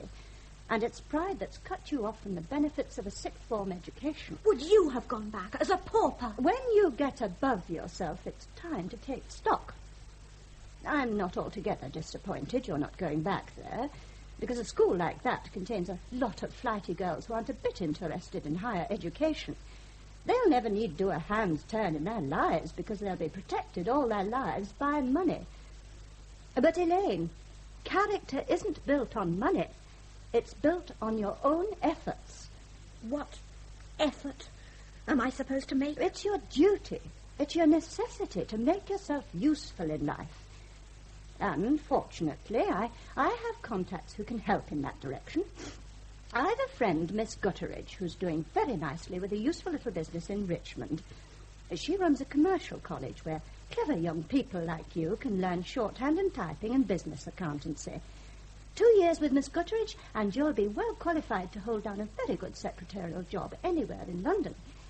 Hip, hip, hooray. Are you being facetious, Elaine? A secretarial job wasn't what I had in mind. Dare say it wasn't. But you're in no position to pick and choose, are you? You can thank your lucky stars that Miss Gutteridge is prepared to help out. She is offering you a 2-year course on very reduced terms, simply because I've been able to find places in my college for 1 or 2 of her best girls. She must be a very wonderful person. I don't admire your attitude, Elaine. Sarcasm's an unpleasant trait at the best of times, and it certainly doesn't become a bit of a girl like you. With regard to your predicament, with regard to what's actually the notoriety of Wilfred's death, we agreed it would be best if you didn't use your own surname at the college. If the other girls knew who you were, they could make life rather difficult for you. So you're enrolled as Elaine Hopper. Elaine Hopper? Your mother's maiden name. We've no need to be entirely fictitious. Yes, I can see. Not the best of springboards for a glittering career. It was awful, awful. I was sent up for putting on airs and graces. And when I managed to do well in the end-of-term exams, the other girls said it was because I had an in with Miss Gutteridge. Oh, I couldn't stand them. They were dreadful. So boring. You'd win no popularity prizes in that society. I was so fed up with their stupid chatter that I couldn't bear to eat where they ate. I made sandwiches for myself most mornings. But once a week I'd escape to a pub in Richmond. Any pub, just to get away from them. Though you were underage? Oh, that's why I enjoyed it. I was defying all the precepts laid down by Aunt Daphne. But is there any other significance in this pubbing of yours? Are you catechizing me, Dr. Forgan? Yes, it was significant. I was in this pub one lunchtime. It was Friday and the place was packed. I'd found a corner stool and I was guarding my ham roll and my gin and tonic for all I was worth. And this man stood near me, trying to buy a drink. He was rather good-looking. Fair hair, a thin, interesting face, and a fair moustache. He was wearing some unusual club blazer, and he knocked over my gin and tonic. It doesn't matter. Of course it matters. Your glass was full, and I, like a BF, knocked it over. What was it? No, really. Nonsense. Looked like a G&T. Sean, a large gin and tonic for the lady and a large vodka and tonic for yours truly. So, though I say it myself, do you come here often? Now and again. Then why is it that I've never clapped eyes on you before, and I come here every day other than Sunday? Have your glass replenished, and with multo apologies. Thank you. Cheers. Cheers. Sir, what's a beautiful creature like you doing in a hellhole like this? I was having lunch. Lunch? One of Sean's disgusting rolls? Yes. You should be feasting on stone crab and pink champagne. Oh, if I had the money. There's always money out for sensational girls like you. And I should know. I photograph them every day, except Sunday. You're a photographer? My card. I yield you my card. If only because you're the best thing that's swum into my ken since Sophia Loren. Clifford Arundel. And you photographed her? The proof positive, my angel. Oh. What about that? It's beautiful. Where was it taken? My studio. Not a stone's throw from here. Now, I know you must have had propositions from 100 guys at least. I really do believe you've got what it takes. What takes? Come on, fez up. You're a model, aren't you? I'm certain I've seen you in Vanity Fair. Then you're wrong. I'm still studying. The wrong things, darling. Your face, your figure. You should be on the front page of every glossy on the news. He couldn't have picked me up at a time when I was more ready to be picked up. He had charm and self-assurance, and he was an older man. And his name again? His card said Clifford Arundel, Society and Fashion Photographer. And was he? Well, he had a Hasselblad with all the fittings, and he must have used 2 rolls photographing me in Richmond Park. Deer in the foreground, deer in the background, against a string of horses from Stag Lodge, running into Spanker's Hill Wood. It took the best part of the afternoon, and Cliff was so helpful and enthusiastic. He was such fun. The best part of the afternoon. Had you no lessons? I skipped them. This was far more amusing. And did you see the results of the afternoon's fun? We were too busy. Afterwards, Cliff drove me to his studio. It was much smaller than I'd imagined and not a bit glamorous. It was over an ironmonger's shop. Quite honestly, it was tatty. Am I supposed to go on? Up to you. He introduced me to a girl called Murray and a boy called Ken, said they were his assistants. Then Cliff got me very drunk, and when I passed out, they undressed me and took pornographic pictures. When I realized what was happening, I nearly went mad. I knocked over one of his big lamps. It exploded. Everyone was yelling and struggling. Somehow I got dressed and just ran.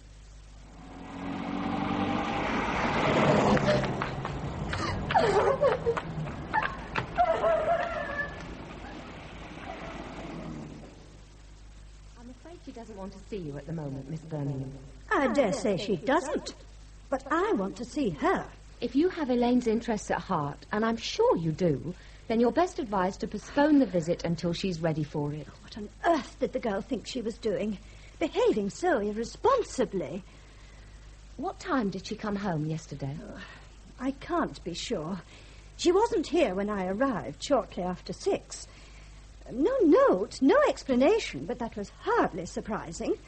She often decided to go to the cinema or just out of an evening without telling me. But when she wasn't home by 11, 11:30, I became very worried indeed. At midnight, I rang the police. They told me not to worry unduly and that they'd make inquiries. I telephoned them again, twice, and at 3 this morning, they were on my doorstep. A girl answering my description of Elaine was in the General Hospital. Would I go there and see if she was Elaine? I was terrified. I went with them, of course, and I identified Elaine. She hadn't recovered full consciousness when they administered the stomach pump, and she was sleeping heavily when I arrived. They told me there was no purpose to be served by my staying there, and that I should be notified when I could visit. And now you tell me I must wait for Elaine to make up her mind when she'll see me.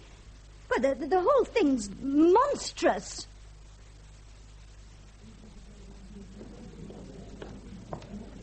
Hello. How are you feeling, love? Bit better, thank you. Not much, though. Who found me? A courting couple. You gave them a terrible fright. They thought you'd been murdered. You also made things difficult. They knew they had to get you to hospital as quick as possible. But unfortunately, he was married and she wasn't. Oh, Lord. The girl made the 999 call anonymously and then shot off home, presumably. The man stood by to look after you. You were wearing his jacket when the ambulance arrived.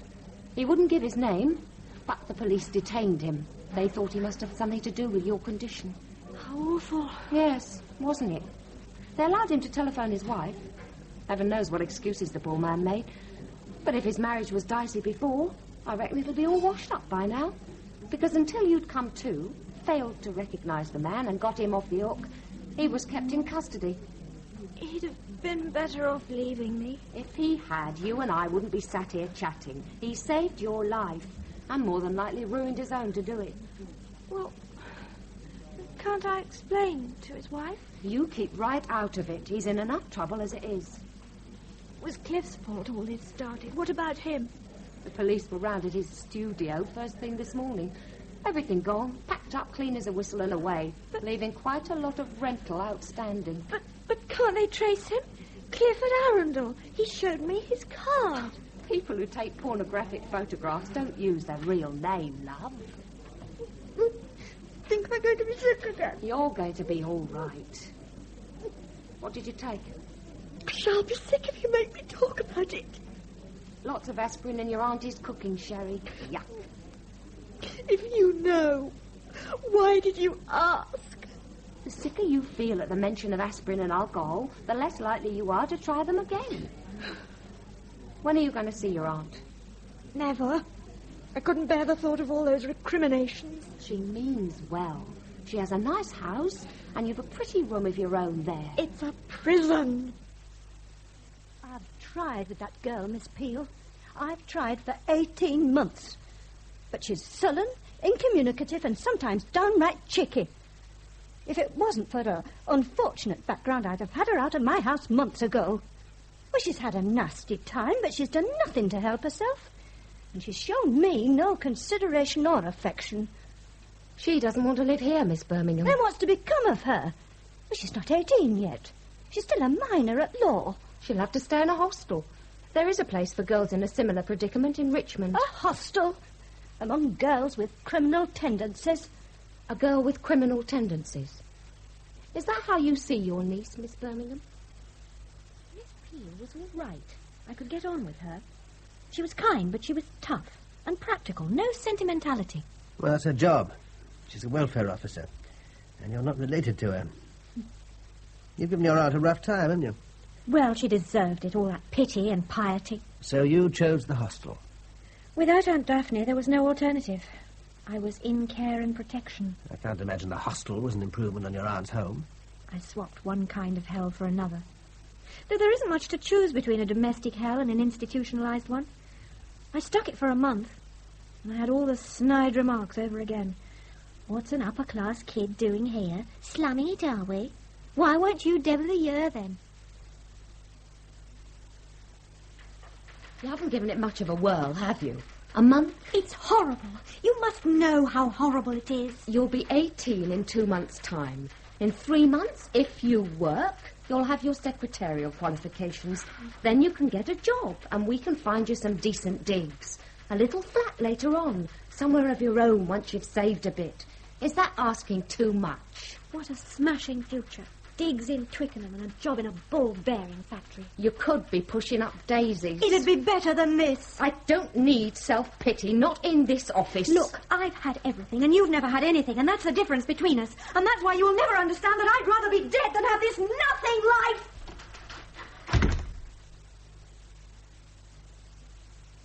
Oh, there you are. I've put a sweat rug on Temeraire, but he needs a short feed after all that exercise.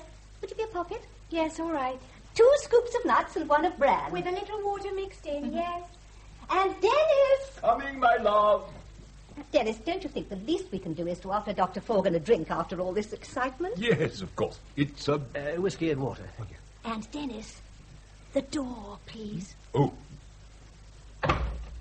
So, was she forthcoming? Very. She had reached the stage of threatening to quit the hostel. I can't wait for the next installment. Oh. I don't mean to be flippant, but that girl's packed more incident into just 2 years of her life than I've seen in 40. That enough water? Oh, thank you. She's had a ghastly time. An impossible time. The greatest in fortune. What's that, old chap? Oh, something Elaine said she said to the welfare officer reminded me of Chaucer. Miss Peel reminded you of Chaucer? Oh, Dennis, really? Well, Chaucer wrote that the worst sort of human misery occurs when someone who's had everything looks back on the full days of old, when they're down and out. Exactly. Exactly. It's what I've said to Dennis over and over again. Elaine had everything, and now... And now she has us, darling. Aha, you've taken her on. Well, what option did we have? You should have seen the state she was in, poor creature. I think Dr. Forgan might like to know. It was astonishing. I was sitting here with the wireless on in this very room at about 9 that evening. Dennis was playing billiards on his own, and I was repairing his cycling breeches. It had been raining heavily all evening, and the fire was spitting and crackling. And then there was this thundering at the door, so loud and unexpected. The dogs created such a hullabaloo that they managed to disturb even Dennis's concentration. He hurried to the door, and there was Elaine, drenched and exhausted, and carrying a plastic bag. All her worldly goods in a plastic bag. Well, how had she reached you? By train, from Waterloo to Tisbury. Then from Tisbury, because she had no money left, she walked. Walked through 7 miles of downpour. If only she thought to telephone us. She had no money. She could have reversed the charges. Anyway, here she was, obviously in difficulties and soaked to the skin. I ran her a bath. Dennis made up a hot cordial, and I laid out some of Naomi's clothes. And then the sorry tale was unfolded. But there was worse to follow. You overwhelmed me. If she had no money... It occurred to me quite early on during her revelation that of course she had no money. That her preposterous but helpful aunt had, as it were, subbed Elaine for 18 months through secretarial college. Given her pocket money, made her some kind of clothing allowance. But all that must have stopped Immediately. when Elaine chose to reject Miss Birmingham in favour of this girls' hostel in Richmond. Where, presumably, the inmates would be allowed the merest modicum of pocket money. Yes, of course. So, where did the train fare come from? She stole it. Borrowed it. Stole it? If rifling someone's handbag and taking £10 without the owner's consent is borrowing, then by all means Elaine borrowed her train fare. First-class fare, Dr. Forgan. Yes, well, old habits die hard. But she left a note saying she would repay the money. And who repaid the money? Dennis? The hostel had become intolerable, and she needed to get away. And she had neither the cash nor a checkbook, so she took the money and left an IOU. The welfare officer, Miss Peel, actually took the trouble to motor down at the weekend, in her own time, all the way from Richmond, in a car that certainly had seen much better days. Dennis gave her the £10 immediately to repay this Mrs. Somebody or other who was matron of the hostel. I liked Miss Peel. She was a sensible young woman, and she took her duties seriously. She obviously liked Elaine. Elaine liked her, but made it clear she was never going back to London. There were certain legal difficulties. But Dennis, as an experienced solicitor, was able to shortcut most of them. Because Elaine is still underage, someone must be legally responsible for her. First it was her aunt, then it was Richmond Council, and latterly us. A neighbour of ours, Janet Bultitude, have you met her? Is a magistrate. With her approval and that of Miss Peel, Kate and I undertook to act as legal guardians to Elaine until she achieves her majority, which time I might say is imminent. You're being very good to her. We're very fond of her, Dr. Forgan. She's been a prisoner of her past, and we're determined to help her to escape to a better future. And what will that future be? So, what was the future? And what about your silver? The silver will have to wait. Oh. I offered Elaine a temporary sinecure. But there was something admirable about the Ludlams' determination to pull her fat out of the fire when I knew that they were hard-pressed financially. So I engaged Elaine at 10 bob an hour to catalogue my books. But she guessed it was a handout. I'm sure she did. though both of us necessarily maintained the fiction that she was doing me an extraordinarily good turn. More? Oh, please. It was an uncomfortable period, probably for her and certainly for me. I was planning a series of lectures, and I like solitude when I'm working. And suddenly, there was a human being in the place, in my life, for whom I had to assume some responsibility, giving her coffee, giving her tea, listening to her jejune ideas about life and art, taking her to the pub for lunch. Then, if she hadn't been round, I'd have improvised perfectly well. Was she conscientious? At times. I found a jackdaw, Dr. Forgan. She seemed to enjoy being amongst books, but she was easily distracted. Can I give him some milk in the kitchen?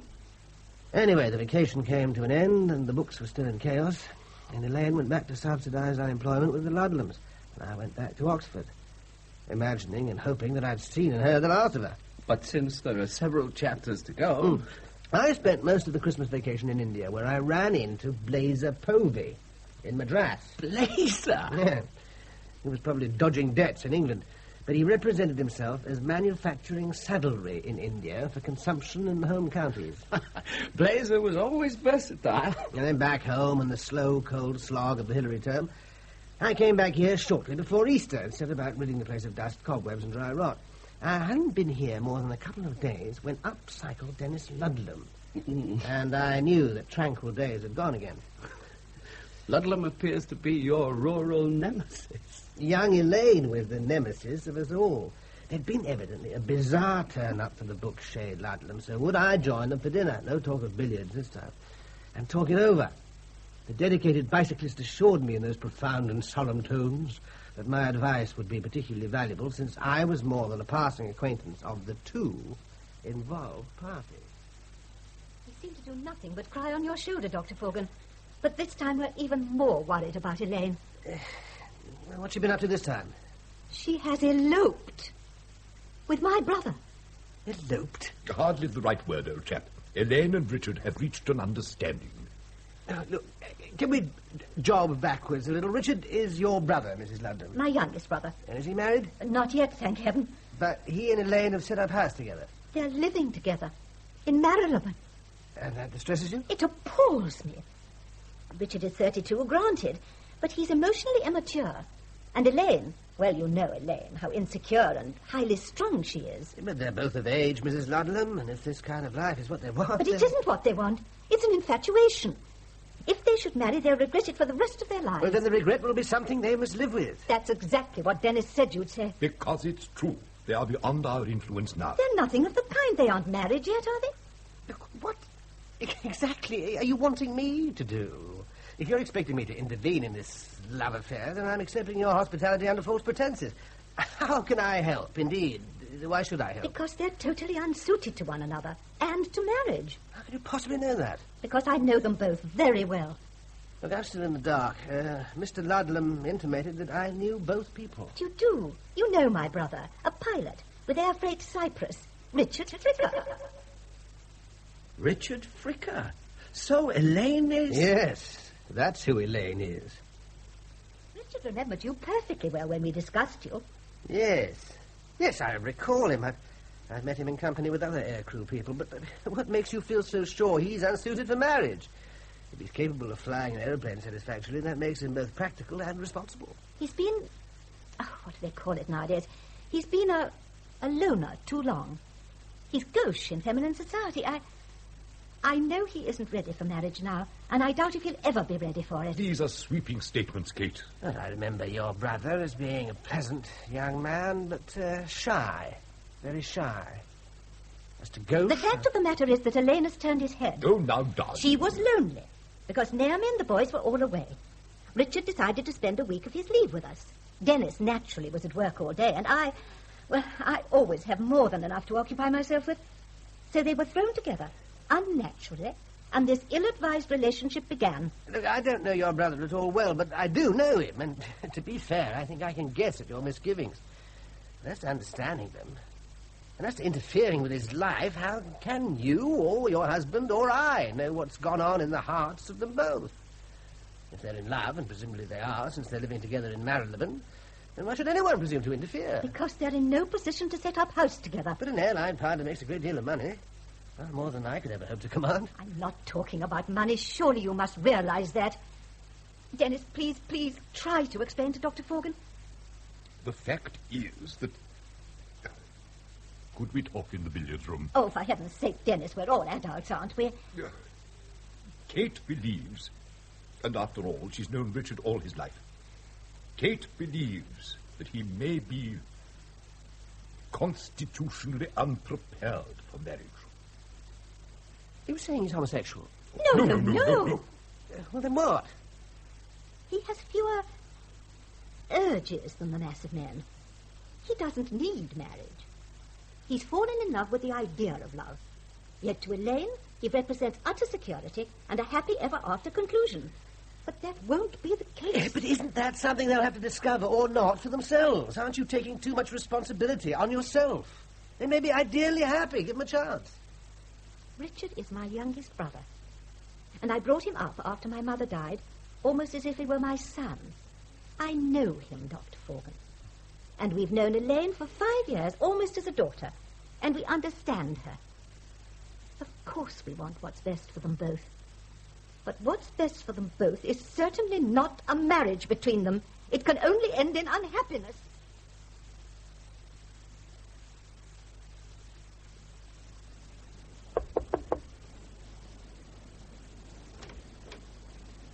Hello, Matthew.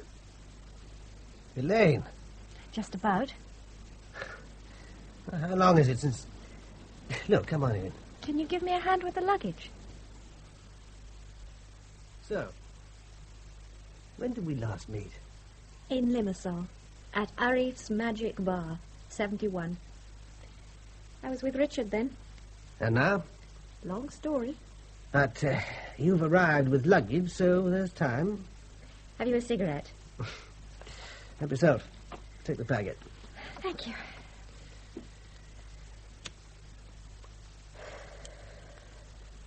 You know, I didn't realize till we lived in Cyprus how many people you knew out there and how many people knew you. Well, it's been my second home. When I was a boy, it was my first. My father worked out there.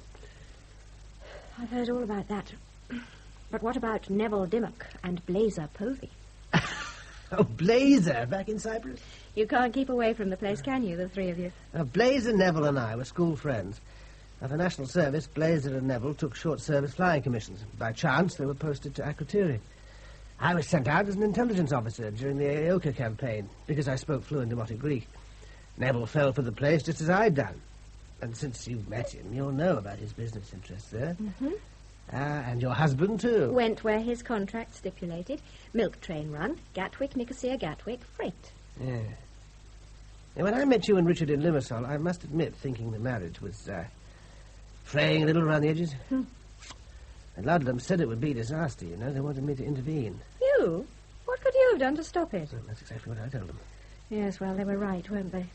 But at the time, it seemed a good idea. I gained the impression that you liked the life on Cyprus better than Richard did. Oh, he never feels secure outside England. But you clearly did. We had a cottage in a village overlooking Kyrenia and the harbour. I've never known a more beautiful view in my life. Nor have I. Oh, yes, the magic's got to you. But it holds no charms for Richard. He wanted me to make the London flat my permanent base and fly out to Cyprus occasionally. I wasn't having any of that. Once I'd seen paradise, I wasn't going to settle for being there only 6 weeks a year. I had the cottage, I had a sports car, I had the sun and the grape and the olive. And I had friends. Some surprising friends, perhaps, but in that atmosphere you get a different perspective on things.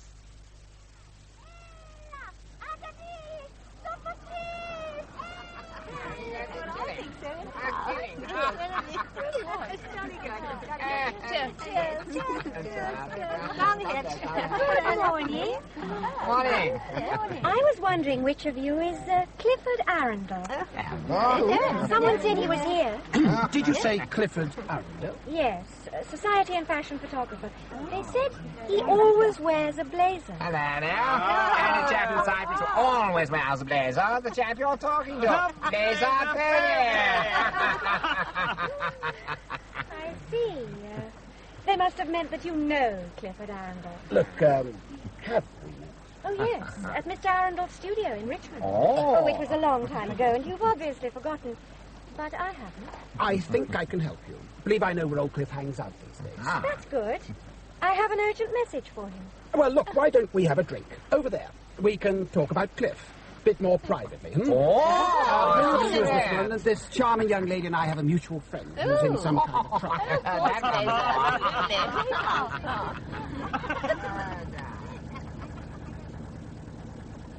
Look, old love, I really don't remember you. I was 17 at the time. You got me very drunk in your studio, and when I passed out, you stripped me and had your chums Ken and Mari perform. And you photographed what they were doing to me.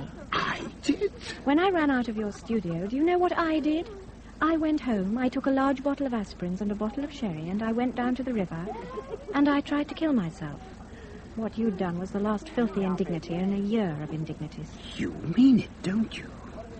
You know, I do remember something. The deer in Richmond Park. And your Hasselblad with all the fittings, yes. Good Lord, good Lord. I'd no idea you'd react so strongly to a bit of fun. Well, you must have been a little worried because you cleared out of that studio so fast that you forgot to pay the balance of the rent. What with that and your porno pictures and my go at suicide, the Richmond police still have an open file on Clifford Arundel. You have no proof. Not now. You're Edwin Blazer Povey, sometime flying officer, sometime con man, now engaged in a civilian capacity in public relations for the Ministry of Defence. And you're a year into a 3-year tour at Episcopi. So? All I have to do is go to the air officer commanding RAF Episcopi and tell him my tale. And I wonder how long it'll be before the Ministry of Defence hands you over to the Richmond police. I'd like an ouzo, please. You wouldn't do that, would you? I mean, it would do you no good at all. But it might dent my career, even though I'd certainly deny everything. Why shouldn't I? You almost destroyed me. If you were going to, you would have been at Flagstaff House by now. You've done your homework, and I'm impressed. So why didn't you take it to the headmaster? Dear Uza, Paracalo. It depends on what reparations you're prepared to make. Now we're getting down to the nitty-gritty. My husband is Richard Fricker. You know him? Richie Fricker? Yes. Heard he was married. Didn't know who to. Congratulations. Too late for those. He and I have come to the end of the line. He's going back to England to a permanent admin job.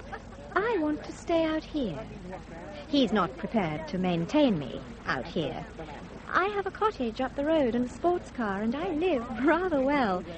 I don't want my standards to drop because my husband doesn't understand. So Blazer got his comeuppance. Well done. I thought he was a friend of yours. Well, so he is, but you don't have to admire a person to like him, do you? Blazer was always a bit of a scamp. Though I didn't think he'd actually stoop to pornography.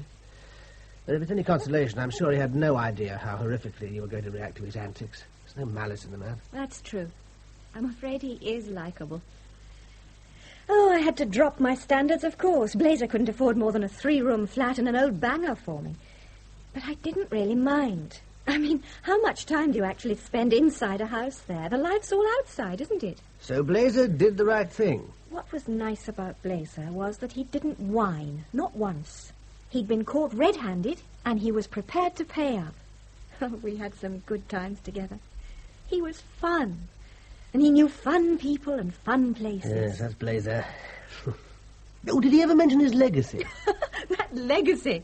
One day, me darling, when the old fruit pops off and me legacy comes through, we'll really paint the island red. In a strange kind of way, I suppose I should be grateful to him.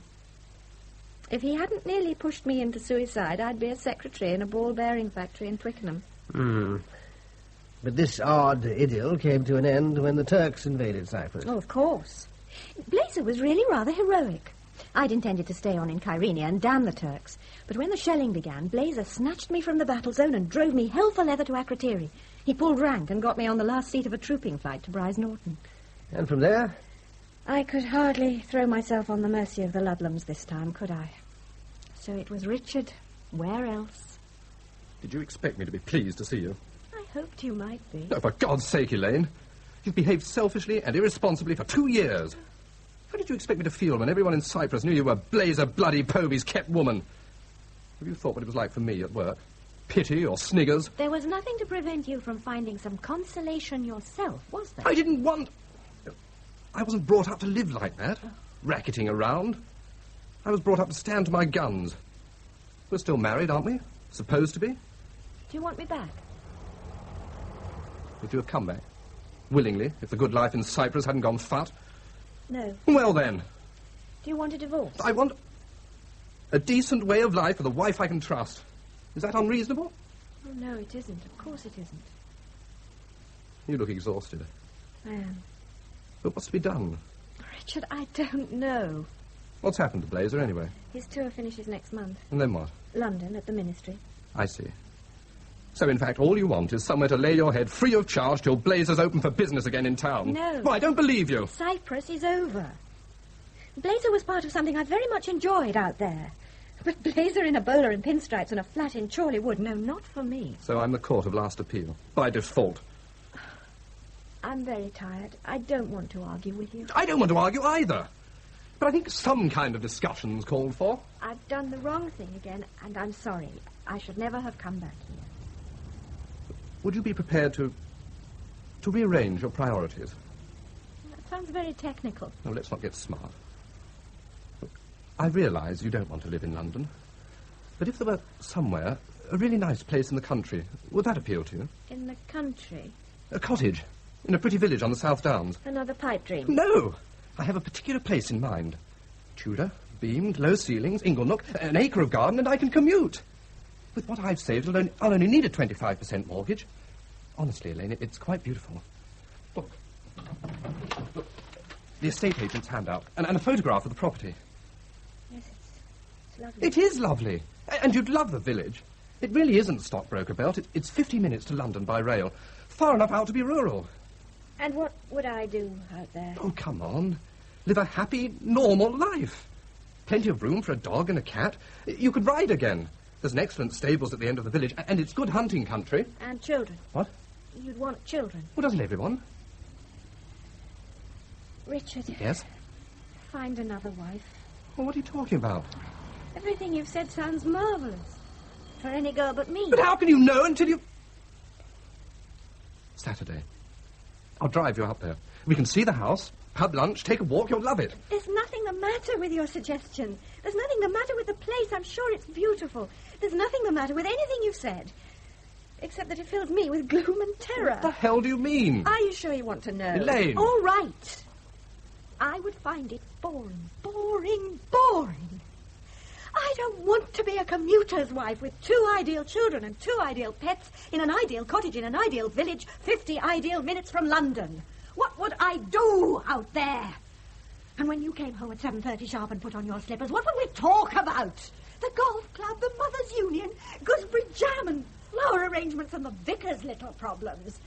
How much the fees will be at Nigel's new school. Oh, what a bitch. What a neurotic, selfish, dissatisfied bitch. And I suppose I am to him. The story doesn't get any better, you know. I'm not a pre-Raphaelite heroine. I never thought you were. Oh, dear. Did you see through me from the beginning? I don't know that I ever tried to.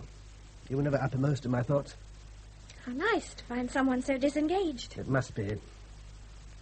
So what are you doing here?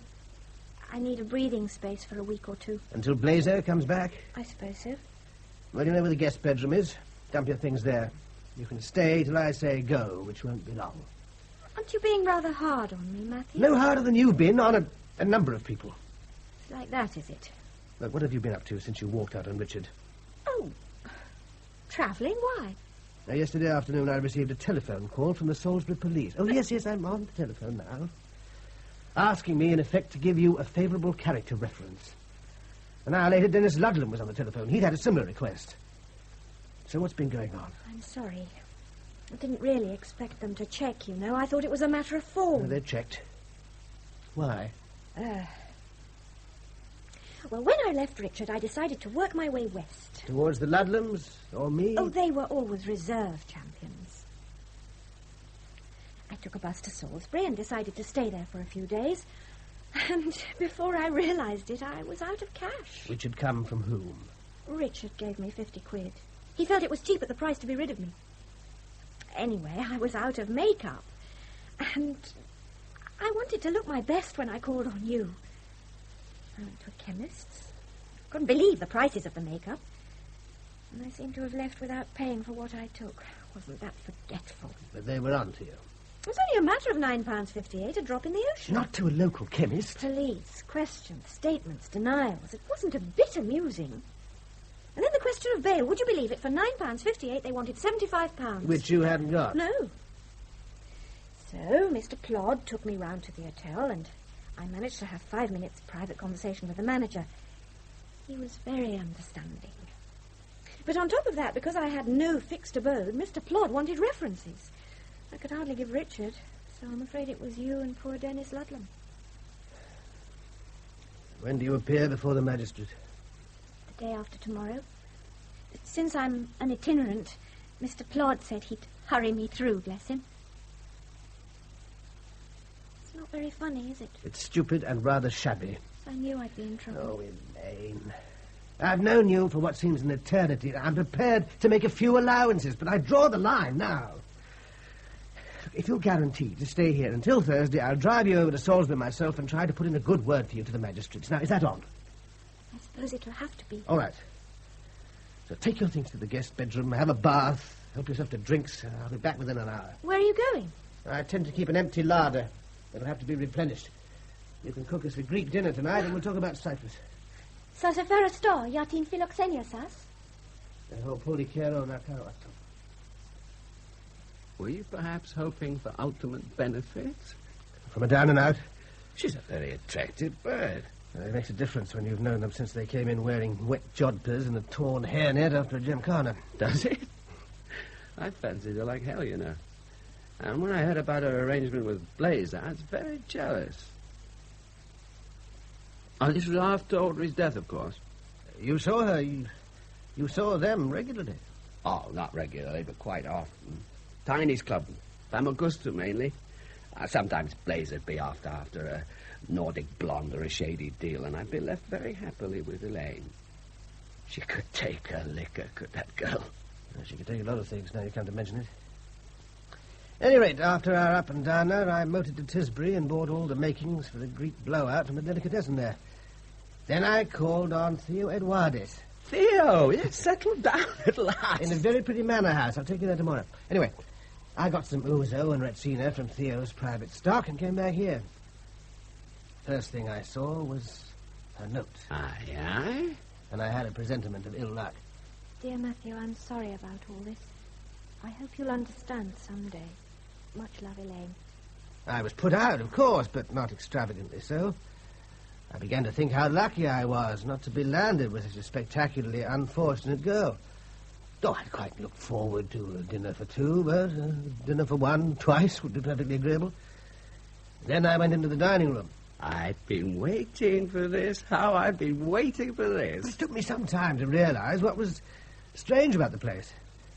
Then I looked again at the sideboard and the dining table, and I knew. Elaine pinched your silver. It must have sounded so jocular. I was furious, angry, hurt, and bewildered to betray me like this. Did you report the theft? No. There you go. How soft. Well, would you have reported it, given her circumstances? Of course I would. Well, I don't know. I really don't know. Oh, I raged around. I swore vengeance. I was on the point of calling the police half a dozen times. But in the end, I didn't. It's obvious. You always had a soft spot for the girl. Well, that may be true. I'm not sure. But what I became sure of was the absence of value, of things like silver ornaments. Yes, they were mine, and she'd stolen them, but they were not articles I'd longed for and paid for myself. They were heirlooms. Things that had been around the family since I don't know when, but not specific to me. Now, if she'd stolen my notes and my manuscripts, then yes, Interpol on the instant. But table decorations, as against a bruised and difficult life. Had I named her the theft, together with her shoplifting and the jumping of bail, she'd have done time. No question of it. And I wasn't going to be responsible for that. So instead she got away with it, scot-free. Well, I was still angry at her betrayal of trust, but this was a private thing. I wanted to know what use she could make of the silver and why. She's a sly bull, she really is. She admitted absolutely nothing in that dear John note she left you. Well, I imagine she'd had enough of lawyers after her father's disaster to be wary of putting anything significant down on paper. You're still making feeble excuses for criminal behavior. Oh, all right, yes, why not? I haven't suffered as she suffered. So suffering's a sufficient excuse for larceny. Well, Neville, you've met the girl. You've confessed to an admiration for her. You know what she's like. Now, would you have put a spoke in her wheel? You're going to tell me next you never slept with her. I didn't. But I did. Look, in Blaze's time, she was the town bicycle of Kyrenia. I don't believe it. Suit yourself. Anyone who could buy her a few drinks and show her a good time and... way! Well, this is locker room braggadocio, and I don't believe it. She may have been desperate, but she was never promiscuous. All right, suit yourself. Oh, do shut up. Now, we've been friends for 30 years. There's no need to lie to me. I'll accept that Elaine's a thief, a chancer, a failed suicide, and a homewrecker. What I'm not prepared to accept is that she's a whore. You keep going your way, and I'll keep going my way. What kind of answer is that? I mean it, Matt. You're on dangerous ground. You look on that girl as a daughter and a mistress. That can't be healthy. You're deliberately misreading the relationship. Oh, no, I'm not. What I want is clarification, and that's something you're just evading. I'm not evading anything. I haven't reached the final chapter yet. Oh, I see. I'm all ears. Right then. About 4 years after the incident of the stolen silver, it would be a Saturday in Trinity, and I was still in residence. I drove out to Woodstock. An auction of the contents of some old family home had been advertised. I'd bought a catalogue and found a couple of things I was interested in. The auction took place in what must have been the drawing room. It was large and it was packed. I suppose most of the people there were dealers, but there were a few obvious punters like me. And what I was really after was a bust of Jonathan Swift. Bit out of your bailiwick, isn't he? I'll call it impulse. Anyway, the bidding began, and after a short time there were only 2 people left in the running, myself and a woman I was unable to see because of the crush in the room and all the furniture. She took me far past what I'd originally set as my limit, and then she dropped out. The bust was mine. Shortly afterwards, when most of the good lots had gone, quite a few people left, and I was able to see my erstwhile competitor. It was Elaine. You could knock me down with a feather. Well, I collared her outside in the drive. She was neither flustered nor embarrassed. She was looking rather beautiful and very composed. She said that the meeting called for a celebration, would you believe it? She was staying at the Bear in Woodstock, and would I meet her there for dinner? You didn't fall for that one. Well, I wanted some assurance that she'd turn up. She smiled, a little wryly, and told me she could hardly blame me. Then she took off her wrist a very expensive and beautifully designed antique gold bracelet. There, Matthew, she said. If I'm not in the bar by 7:30, you can keep that. Didn't I say she was sly? But would she be there? Was it really antique and gold and very expensive? I'm a scholar, Neville. I like to get the facts right. Then she was there. She was there, and she'd arranged things with style. A bottle of good champagne waiting for us on ice in a discreet corner of the room. Well, Matthew, it's lovely to see you again. You sure? You're my oldest friend. What about the Ludlums? My oldest adult friend. Oh, you're back on form again. Things have been much worse. Yes. Where is the life that late I led, say they? Why, here it is. Welcome these pleasant days. One of the ancient Greeks? No, the ancient pistol. You always were too clever for me. Rubbish. I like your choice of champagne. Now, what's become of my silver? And if you say you're glad I asked you that, I'll knock your head off. I was desperate when I took it. Oh, yeah. I'd had everything once, and we lost it when Daddy crashed. I thought I had everything again in Cyprus until the invasion. Then I lost out a second time. It's not very funny to lose everything twice within 8 years. Well, I realise that, being your oldest adult friend. Otherwise, the police would have been on your back double quick. But why didn't you ask me for help? I'd have given you money. I was too ashamed to ask for money. But not too ashamed to steal from a friend. What kind of chopped logic's that? You don't think logically when you're in the mess I was in. You knew that I cared for you. Or at least cared about you. But you've never wanted me, have you? Well, how do you know? Things like that, you just know. I see. If you'd wanted me, instead of regarding me as a tiresome social interlude, then I'd have asked, anything. Oh, you would? I know nature's bachelors when I see them. You're one. And I realized too late that Richard was another. You presume a great deal more knowledge of the world than your experience gives you any right to. You could never stand the disorderliness of a male-female relationship. You've had life on your own terms all your life. And anyway, I'm too young for you, and I always would be. And you know what I mean by young. Well, I can see you're having a heyday with some fantasy of your own. And I still want to know about my silver. Matthew, if I'd accepted money from you and the nice Greek dinner, you'd have insisted on my going through with a magistrate's trial, and everything about me would have come out. I couldn't stand the idea of that. A nice, dishonest blazer would have been far more welcome. I'm sorry. I went back to London. Where else could I go? Richard, poor love, very generously gave me a small allowance. I took a tiny flat in Pimlico.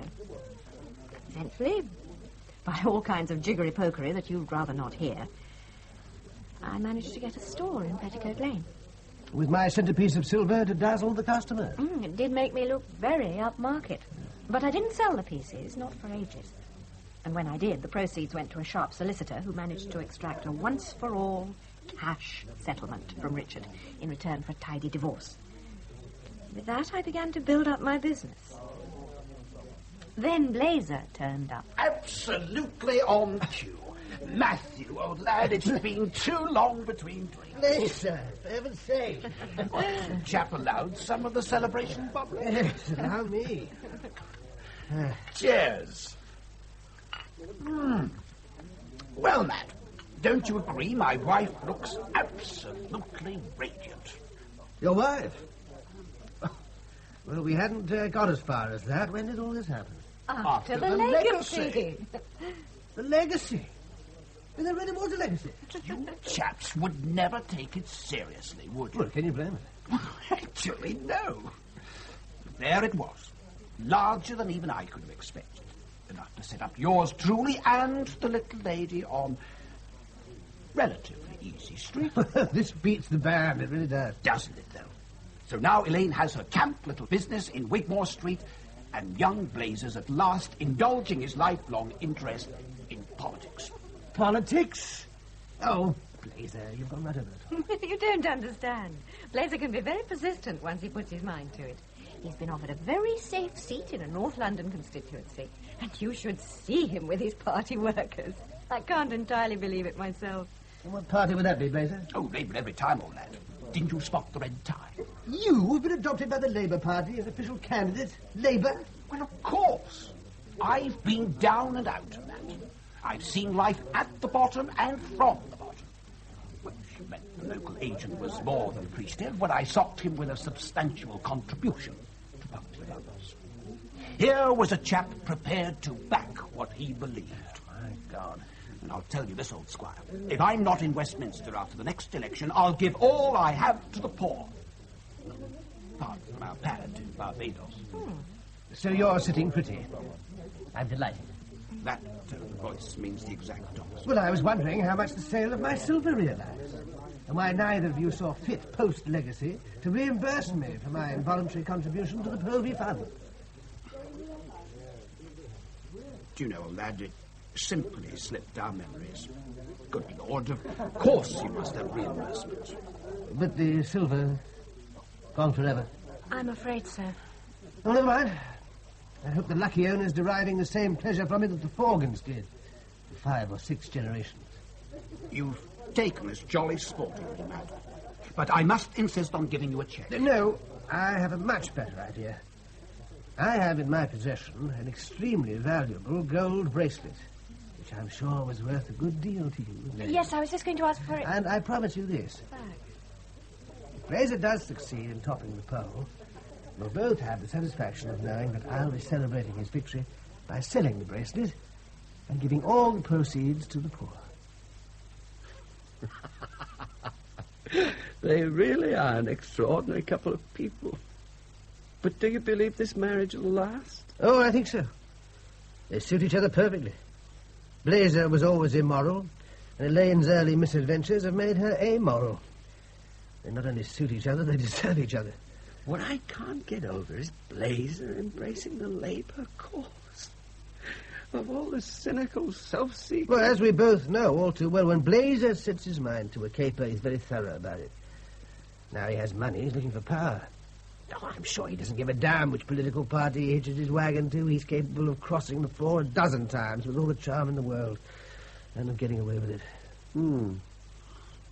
Well, now you've run them to earth, will you make any attempt to keep up with them? Well, there'll be no need for that, because I'm certain our paths are too crossed by now to separate completely. In 2 years or 5, there'll be a telephone call or a knock at the door, and I'll be into a whole new imbroglio. Oh, really? I'd have thought you'd be glad to wash your hands of them. Well, as a matter of fact, I find it all rather refreshing. I lead a pretty sedentary life. Always shall. Shielded, indeed, from virtually everything I dislike or find tedious. People like us sit on the sidelines and we watch the varying fortunes of the players. Then something happens to connect us with the players. A ball within our reach, a smile across the grass, and we're involved. There's no escaping that involvement. We're dragged in on the game, for better or worse. In Elaine's game, certainly for worse. Oh, yes. You see, that day outside the auction, what really angered me was Elaine's twofold insolence. The first, that despite falling on her financial feet, she made no attempt to repay me for the silver she pinched. And second, that gesture of handing me something enormously expensive just to prove she was in the money and to indicate, I'm certain, that she knew her good old reliable Dobbin Forgan was not a man to levant with her property. So, I wanted to give her something to think about every time she dresses. But there's a missing piece from her private collection. And there it is. Pretty little bauble, isn't it? It's magnificent. Must be worth a fortune. Are you really going to keep it? I shall carry out my promise. If Blazer becomes a member of Parliament, that bracelet will be sold and the proceeds will go to a sound charity. But if he fails to get the seat? Well, then, I shall give the proceeds to the Conservative Party. In Blazer's name, of course.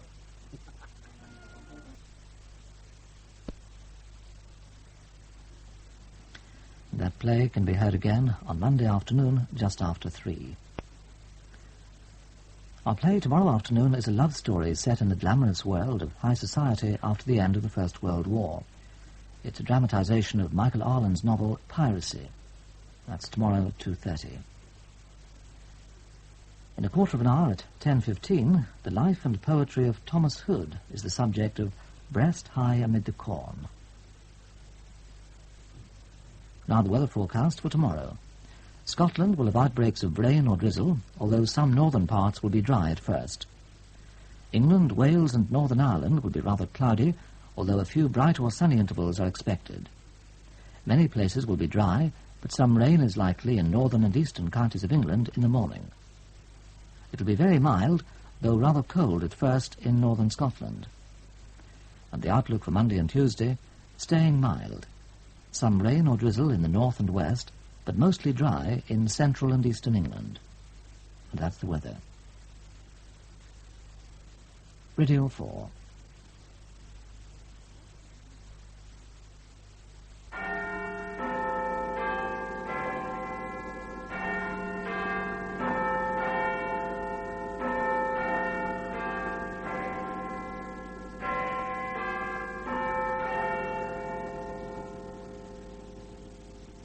BBC News at 10 o'clock. This is Pauline Bushnell. Some of the martial law restrictions in Poland are being lifted. Warsaw Radio has announced that it will be easier to hold public gatherings and to make telephone calls within Poland. There have been demonstrations in many countries in support of the people of Poland. The Russians say the woman hunger striker moved to hospital from the American embassy in Moscow has been taking food. Stanley Holloway, comedian, character actor and master of the monologue, has died. Workers at the DeLorean car factory in Northern Ireland have been given details of the company's redundancy plans. The authorities in Poland said tonight that they were lifting some of the martial law regulations imposed 7 weeks ago.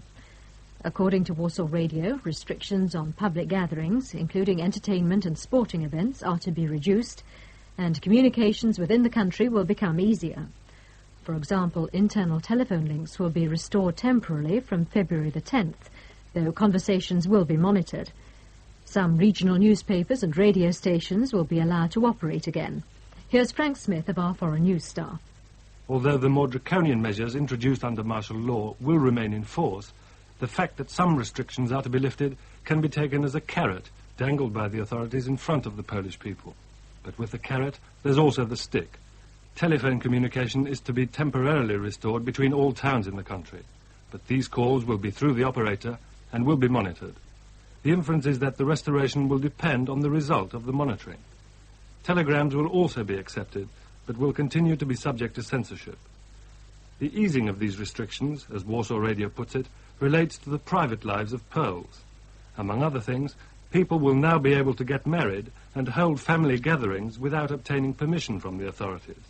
Also, meetings called by parish elders will no longer require permits, but other gatherings such as general meetings, conferences, lectures, demonstrations and marches will still have to be authorized.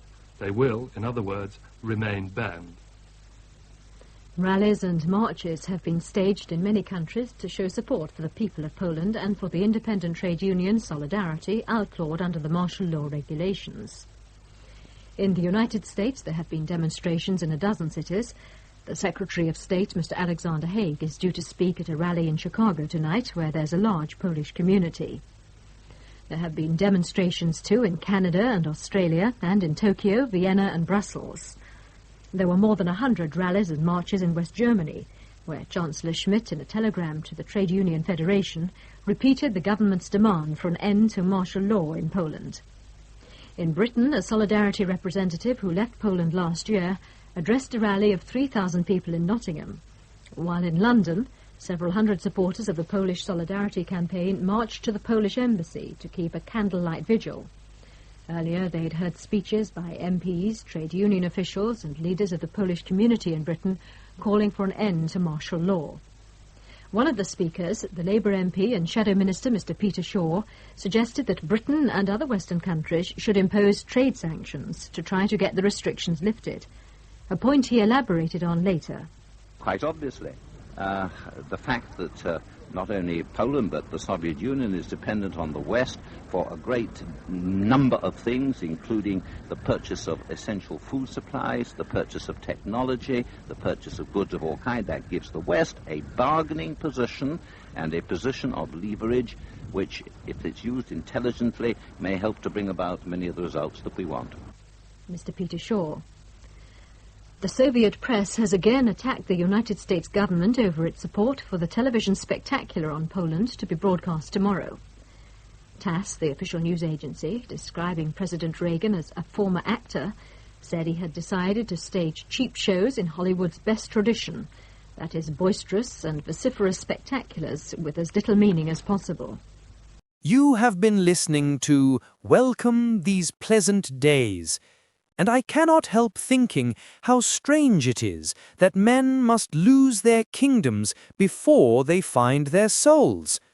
The modern world is full of magnificent ruins that were never built of stone, empires of finance, towers of ambition, temples of success, all raised higher than Babel and fallen just as quietly. Yet, when the dust has settled, we discover that the human heart is still beating somewhere beneath the rubble. There is a kind of mercy in collapse. It reminds us that the universe is not managed by accountants, nor governed by quarterly returns. A company may fail, a fortune may vanish, but the laughter of man, the absurd, indestructible joy of being alive, remains untaxed and undefeated. And that, perhaps, is the point of such a play, that our pleasant days are not the ones filled with comfort or control, but the days when we remember that life itself is a gift, and every failure an invitation to humility and to hope. This has been Welcome These Pleasant Days on Chesterton Radio, where the folly of man and the mercy of God often meet in the most unexpected places. The Adventures of Sherlock Holmes.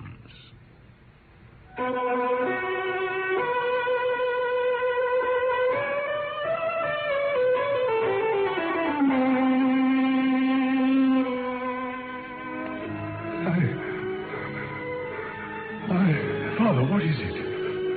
I must tell you where the treasure is. It is hidden in... No! Keep him out! There at the window. What is it? That face! The sign of the four. I can still hear those words echoing in my memory, for in a sense they changed my life. My name is Watson, Dr. Watson, and I was privileged to share the adventures of Sherlock Holmes. I will tell you how we first came across the sign of the four. I can see it still. Our rooms in Baker Street and Sherlock Holmes, and in such detail you will be there yourself, if I may collect my thoughts for just a moment. My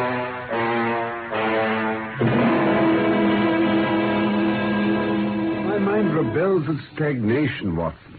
Give me the most abstruse cryptogram or the most intricate analysis, and I'm in my own proper atmosphere. But I abhor the dull routine of existence. That's why I've chosen my own particular profession. Or rather, created it, for I'm the only one in the world. You're the only unofficial detective? The only unofficial consulting detective. The work itself is my highest reward. But, Watson, you've had some experience of my methods of work. I was never so struck by anything in my life. I even embodied the experience in a small brochure with the somewhat fantastic title of Study in Scarlet. I read it. Honestly, I cannot congratulate you on it. Oh? Detection is or ought to be an exact science and should be treated in the same cold and unemotional manner. You have attempted to tinge it with romanticism, which produces much the same effect as if you worked a love story into the fifth proposition of Euclid. But the romance was there. My practice has extended recently to the continent. I was consulted last week by Francois Lavilla, who, as you probably know, has come rather to the front lately in the French detective service. He's now translating my small works into French. Your work? Yes. I've been guilty of several monographs. Here, for example, is one upon the distinction between the ashes of the various tobaccos. In it I enumerate 140 forms of cigar, cigarette, and pipe tobacco. 140? Here is my monograph upon the tracing of footsteps, with some remarks upon the uses of plaster of Paris as a preserver of impressions. But I weary you with my hobby. No, not at all. But you were speaking just now of observation and deduction. Surely the one, to some extent, implies the other. By no means. Observation shows me that you've been to the Wigmore Street post office this morning. But deduction lets me know that when there you dispatched a telegram. Observation tells me that you have a little reddish mold adhering to your instep. Now, just opposite the Wigmore Street post office, they've taken up the pavement and thrown up some earth which lies in such a way that it's difficult to avoid treading in it on entering. The earth is of this peculiar reddish tint, which is found, as far as I know, nowhere else in the neighborhood. Bravo. But how did you deduce the telegram? Why, of course I knew that you'd not written a letter since I sat opposite you all the morning. I see also in your open desk there that you have a sheet of stamps and a thick bundle of postcards. Well, what could you go into the post office for, then, but to send a wire? Eliminate all other factors, and the one which remains must be the truth. Dear me.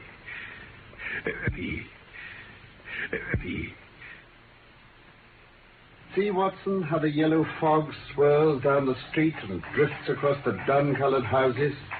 What could be more hopelessly prosaic and material? What's the use of having powers, Doctor, when one has no field upon which to exert them? Crime is commonplace, existence is commonplace, and no qualities save those which are commonplace have any function upon earth. What is it, Mrs. Hudson? A young lady for Mr. Holmes, sir. I have no appointments. Here's her card, sir. Oh, Miss Mary Morstan. I have no recollection of the name. Oh, very well. Ask her to step in, Mrs. Hudson. Very good, sir. Will you go in, please, Miss Morstan? Thank you.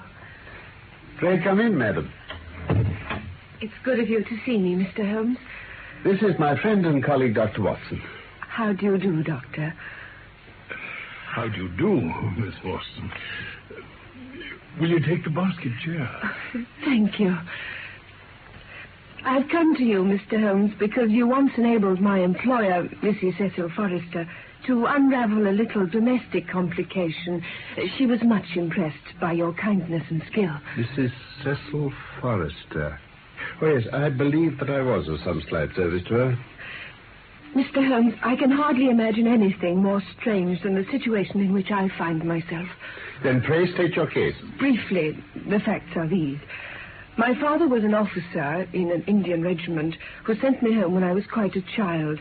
My mother was dead, and I had no relative in England. So I was placed in a comfortable establishment in Edinburgh. When I was 17 years of age, my father arrived in London on leave and directed me to come down at once. On reaching the Langham Hotel, I was informed that Captain Morstan had gone out the night before and had not returned. From that day to this, no word has ever been heard of my unfortunate father. The date? He disappeared on the 3rd of December, 1878. 1878. Nearly 10 years ago. His luggage? There was nothing in it to suggest a clue.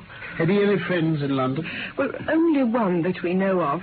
Major Sholto of his own regiment, the 34th Bombay Infantry. Sholto.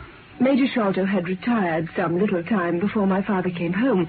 He lived at Upper Norwood. Upper Norwood? We communicated with him, of course, but he didn't even know that his brother officer was now in England. I see. I haven't yet described to you the most singular part. About 6 years ago, in 1882 to be exact, an advertisement appeared in the Times asking for the address of Miss Mary Morstan. 1882. I had just entered the family of Mrs. Cecil Forrester as governess, and by her advice, I published my address in the advertisement column. The same day, there arrived through the post a small cardboard box addressed to me. It contained a very large and lustrous pearl. Remarkable. No word of writing was enclosed. Every year since then, on the same date, there has come a box containing a similar pearl, without any clue as to the sender. You can see for yourselves that they are very handsome. This is most interesting. Has anything else happened? Yes. This morning I received this letter. Oh, thank you. The envelope too, please. Of course. Thank you. Postmark London, SW, date July 7th. Man's thumb mark on the corner. Probably postman. Best quality paper. Envelopes at 6pence a packet. Particular man in his stationery. No address. So what's it say, though, Holmes? Be at the third pillar from the left outside the Lyceum Theatre tonight at 7 o'clock. If you are distrustful, bring 2 friends. You are a wronged woman and shall have justice. Do not bring police. If you do, all will be in vain. Signed, your unknown friend. What do you intend to do, Miss Morstan? That is exactly what I want to know, Mr. Holmes. We shall most certainly go. You and I and... Yes, Dr. Watson's the very man. We've worked together before. You're both very kind. If I'm here at 6, will it do? You must not be later. No. Oh, there is one point, however. Is this handwriting the same as that upon the pearl box addresses? I have them all here. You're certainly a model client. Let's see now. These are disguised hands. But they're undoubtedly by the same person. Well, we shall look out for you at 6. Au revoir, then. Au revoir. Good afternoon. I say, what a very attractive woman. My dear Watson, it's of the first importance not to allow your judgment to be biased by personal qualities. I assure you that the most winning woman I ever knew was hanged for poisoning 3 little children for their insurance money. Yes, but in this case... I never make exceptions. An exception disproves the rule. Well, I'm going out now. I have a few references to look up. I shall be back in an hour. No, my dear Watson, there's no great mystery in this matter. The facts appear to admit of only one explanation. But you haven't solved it already. I've just found on consulting the back files of the Times that Major Sholto of Upper Norwood, late 34th Bombay Infantry, died on the 28th of April, 1882. I may be very obtuse, Holmes, but I fail to see what this suggests. No? You surprise me. Captain Morstan disappears. His only acquaintance in London is Major Sholto. 4 years later, Sholto dies. Within a week of his death, Captain Morstan's daughter receives a valuable present, which is repeated from year to year, and now culminates in a letter which describes her as a wronged woman. Why should the presents begin immediately after Sholto's death, unless it is that Sholto's heir knows something of the mystery and desires to make compensation? Yes, but the letter speaks of giving her justice. What justice can she have? It's too much to suppose that her father is still alive. There are certainly difficulties. But our expedition of tonight will solve them all. I think that's a 4-wheeler. Yes. And there's Miss Morstan inside. Are you all ready? I'm ready, Holmes.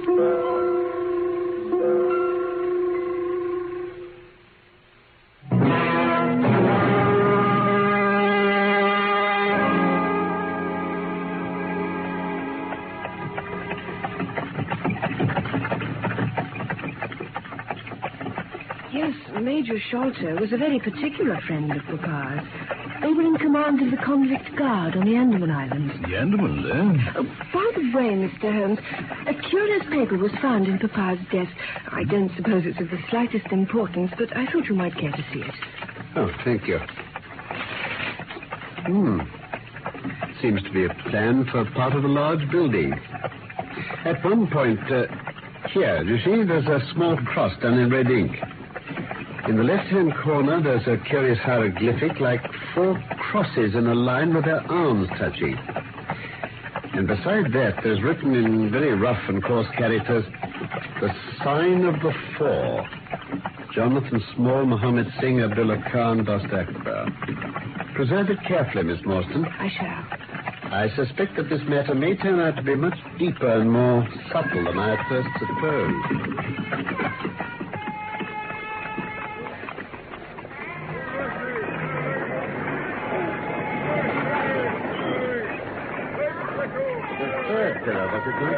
That's right. This one. And I fancy this is our man. Are you the party who have come with Miss Morstan? I am Miss Morstan, and these 2 gentlemen are my friends. I was to ask you to give me your word, miss, that neither of your companions is a policeman. I give you my word. Thank you, miss.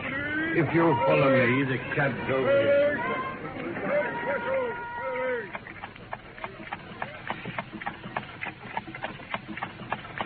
Oh, I lost my bearings ages ago. Wandsworth Road. I don't know how you'll do it, Holmes. Stockport Place. Cold Harbour Lane. Dear me. Our quest doesn't appear to be taking us to very fashionable regions.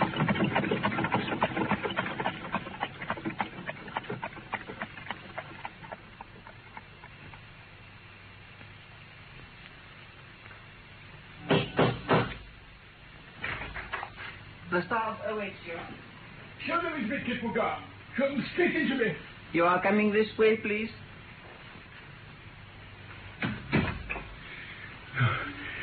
Your servant, Miss Morstan. Your servant, gentlemen. Pray step into my little sanctum. My name is Thaddeus Sholto. These gentlemen? This is Mr. Sherlock Holmes, and this Dr. Watson. How do you do? Oh, a doctor, eh? I'm a great sufferer, and I've long had suspicions as to my mitral valve. Had your father, Miss Morstan, refrained from throwing strain upon his heart, he might have been alive now. Really, sir, pray have some consideration for the lady. I knew in my heart that he was dead. Miss Morstan, I can give you every information, and what is more, I can do you justice. And I will, whatever Brother Bartholomew may say. But let us have no outsiders, no police or officials. Whatever you may choose to say will go no further. Thank you. Mr. Sholto, it's getting late, and I should like the interview to be as short as possible. Well, at the best, it must take some time, for we shall certainly have to go to Norwood and see Brother Bartholomew. He's very angry with me for taking the course which has seemed right to me. Norwood, then wouldn't it be as well to start at once? Well, I must prepare you by laying the facts before you. Then pray do so, sir. My father, Major John Sholto, retired from the Indian Army some 11 years ago and came to Pondicherry Lodge, Upper Norwood, with a considerable sum of money, a large collection of valuable curiosities, and a staff of native servants. My twin brother Bartholomew and I were the only children. I very well remember the sensation which was caused by the disappearance of Captain Morstan. We read the details in the papers, but never for an instant did we suspect that my father had the whole secret hidden in his breast. We did know, however, that some mystery overhung our father. Early in 1882, my father received a letter from India, which was a great shock to him. From that day, he sickened to his death. Towards the end of April, we were informed that he wished to make a last communication to us.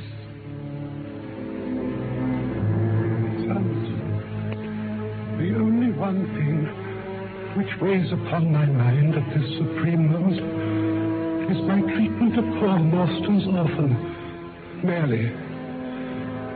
At least half of the treasure should have been hers.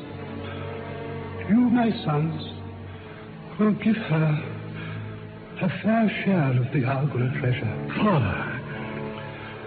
When we were in India, Morstan and I, through a remarkable chain of circumstances, came into possession of a considerable treasure. I brought it over to England, and on the night of Morstan's arrival, he came straight here to claim his share. We had a difference of opinion. Morstan sprang out of his chair, and then he suddenly pressed his hand to his side and fell backwards. I found, to my horror, that he was dead. Good God. I was still stooping over him when I saw my servant, Belchowder, in the doorway. Do not fear, Saab, he said. No one need know that you have killed him. I did not kill him, said I. Belchowder shook his head and smiled. I heard you quarreling, Saab, said he. And I heard enough to decide me. If my own servant couldn't believe my innocence, how could I hope to make it good before 12 foolish tradesmen? In the jury box. And then? Well, Belchowder and I disposed of the body that night. And within a few days, the London newspapers the full of the mysterious disappearance of Captain Morstan.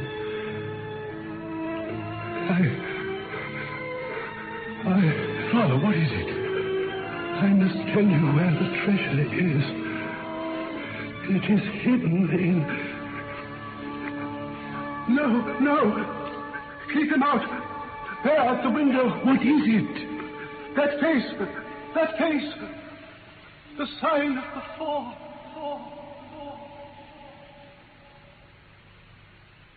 Can you describe the face at the window, Mr. Sholto? Bearded, hairy, with cruel eyes, and an expression of concentrated evil. When we returned from the window, we found that my father's pulse had ceased to beat. In the morning, we found his window open, his cupboards and boxes rifled, and on his chest there was fixed a torn piece of paper with the words, "The sign of the four." Ah. Sign of the four. And the treasure? For weeks and months, my brother and I dug in every part of the garden. Oh, it was maddening to think that the hiding place was on my father's lips at the very moment he died. To this day, I have seen only one piece of it. That little chaplet over there. Yes? Yes, Doctor. Some of the pearls are missing from it. Well, after my father's death, I persuaded Bartholomew to let me find out Miss Morstan's address and send her a detached pearl at intervals, so that at least we might make part of the restitution my father had wished. That was a kindly thought, Mr. Sholto. Oh, not at all. We were your trustees. Well, that was the view I took of it, though Bartholomew could not altogether see it in that light.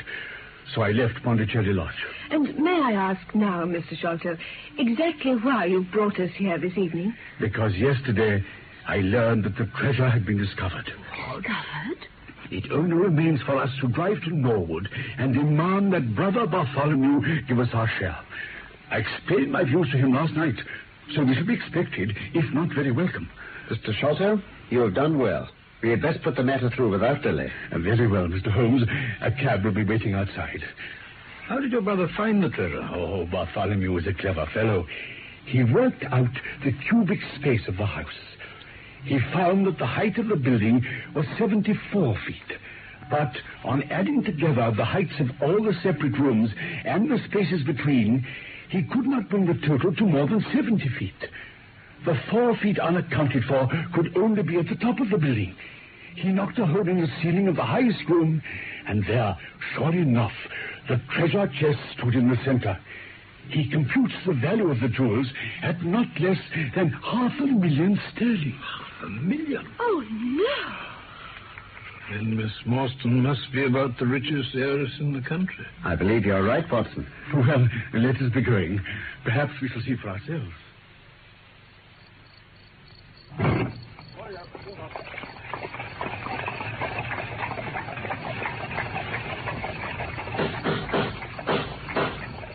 Who is there? It's I, McMurdo. Sure you know my knock by this time. Oh, aye.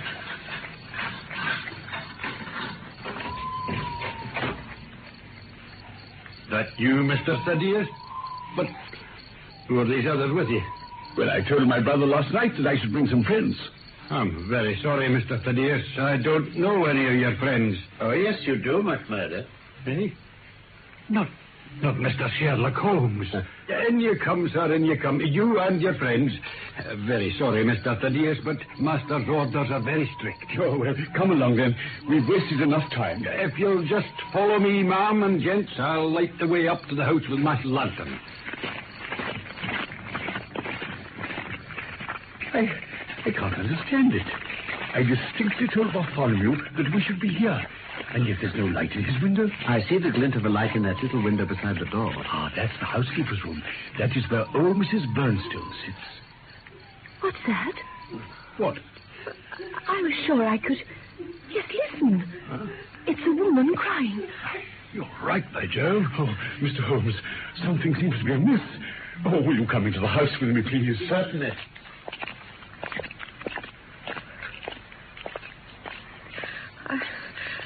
I think I'm a little afraid. Nothing to fear, Miss Morstan, I assure you.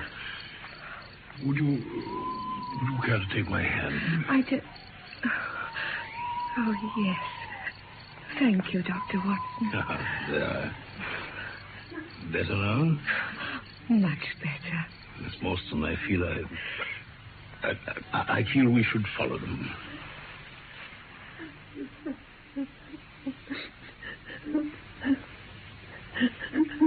Oh, now, Mrs. Bernstone, what is the matter? Oh, Mr. Thaddeus, sir, there is something. There's something amiss with Mr. Bartholomew. My brother? He's locked himself in and won't answer me. All day I've wanted to hear from him, and so an hour ago I went up and peeked through the keyhole. You must go up quickly. You must go up and look for yourself. Oh, dear. Give me your lantern, McMurdo, and you stay here with Miss Morstan. Yes, sir. Mr. Salter, Watson, come with me quickly. There's his room, the first door on the left. How can we see into it if there's no light in there? Well, there's plenty of moonlight. Let's see. Good heavens, something damnable. You take a look, Watson.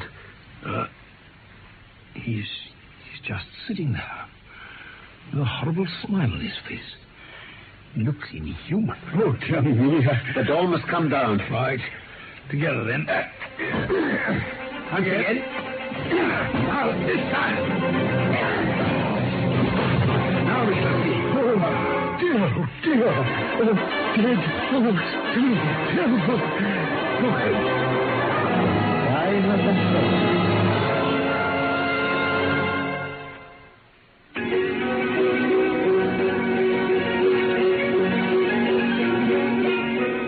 The Sign of the Four is one of the Sherlock Holmes stories by Sir Arthur Conan Doyle. We're presenting it in 3 parts. You've just heard part 1. My name is Norman Shelley.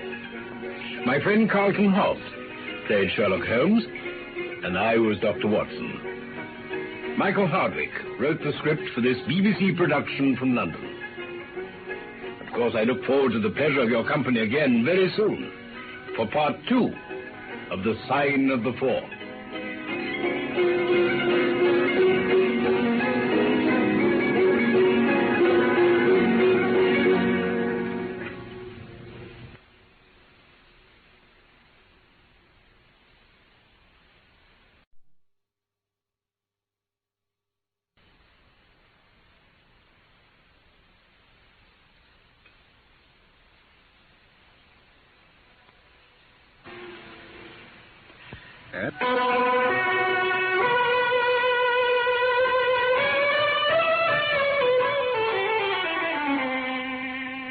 He's just sitting there with a horrible smile on his face.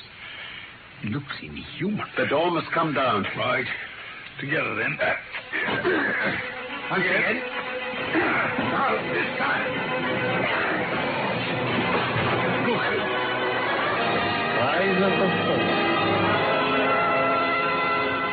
So, was the sign of the four again to be the sign of death? A further mystery for my friend Sherlock Holmes.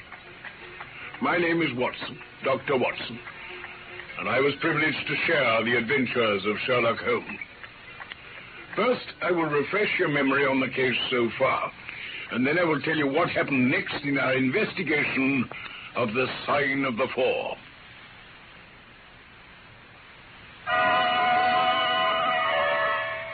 Sherlock Holmes, the most singularly attractive young lady, Miss Mary Morstan, concerning the disappearance of her father, Captain Morstan, 10 years earlier. Each year since then, she had been receiving through the post a single large pearl. And now the anonymous sender had expressed a wish to meet her. We accompanied her to the rendezvous and heard from an eccentric fellow, Thaddeus Sholto, how his father and Captain Morstan had gained a fabulous treasure, which had disappeared after both their deaths. Now it had been rediscovered by his brother, Bartholomew Sholto, whom we were to visit to claim Miss Morstan's rightful share. Arriving at Bartholomew's house, we found him sitting in a chair, a horrible smile on his face, and quite dead. Oh, what on earth does it all mean, Mr. Holmes? It means murder. Murder? Ah, just as I expected. Look here, Watson. Stuck in the skin, just above his ear. A long, dark thorn. Be careful. He's poisoned. Poisoned? Oh! What a fantastic mystery, Holmes. On the contrary, my dear Watson, I only require a few missing links and I shall have an entirely connected case. Oh! Oh! Mr. Sholto, what is it? The treasure! It's gone! Are you sure? Oh, there is the hole in the ceiling. We lowered it through. I helped him to do it. I left him here last night, and I heard him lock the door. The treasure was locked in this room with him. What time did you leave? It was 10 o'clock. Oh, dear me. Now the police will suspect me of having a hand in it. Take my advice, Mr. Sholto. Drive down to the police station and report the matter. The police station? Offer to assist them in every way. We shall wait here until you return. But please do as I say. It will be for the best. Oh, very well. I suppose you know best. Oh, dear, dear, dear. Now, Watson, we have a little while to ourselves. Let us make good use of it. Very well, Holmes. In the first place, let us consider how these folk came and how they went. Now, Sholto reckoned the door hasn't been opened since last night. Then how about the window? No, it's fastened on the inside. Solid framework. I'll just open it. No water pipe near. Roof quite out of reach. Yet a man mounted by the window. How do you know? Here is the print of a foot in the mold upon the sill. And here is a circular muddy mark. See here again on the floor. And here again by the table. But that's not a footmark. It's something much more valuable to us. These are the impressions of a wooden stump. A wooden-legged man. But there's been someone else here. Oh? Could you scale that wall yourself? Let's see. Whoa, certainly not. A good 60 feet from the ground and not a foothold all the way. But supposing you had a friend up here who lowered you that good stout rope which I see in the corner. Then, if you were an active man, you might swarm up wooden leg and all. Of course, you'd depart in the same fashion, and your ally would draw up the rope, shut the window, secure it from the inside, and depart in the way that he originally came. Yes, but look here, this accomplice, how did he get in? The door's locked, the window is inaccessible. Did he come down the chimney? The grate's much too small. Well, then, how? My dear Watson, how often have I said to you that when you have eliminated the impossible, whatever remains, however improbable, must be the truth. He didn't come through the door, the window, or the chimney. He couldn't have been concealed in the room as there is no concealment possible. Then where did he come from? Through the hole in the roof. Of course he did. Now, if you will have the kindness to hold the lamp for me, we shall now extend our researches to the secret room above where the treasure was found. Can you manage to get up? I fancy I can just get up.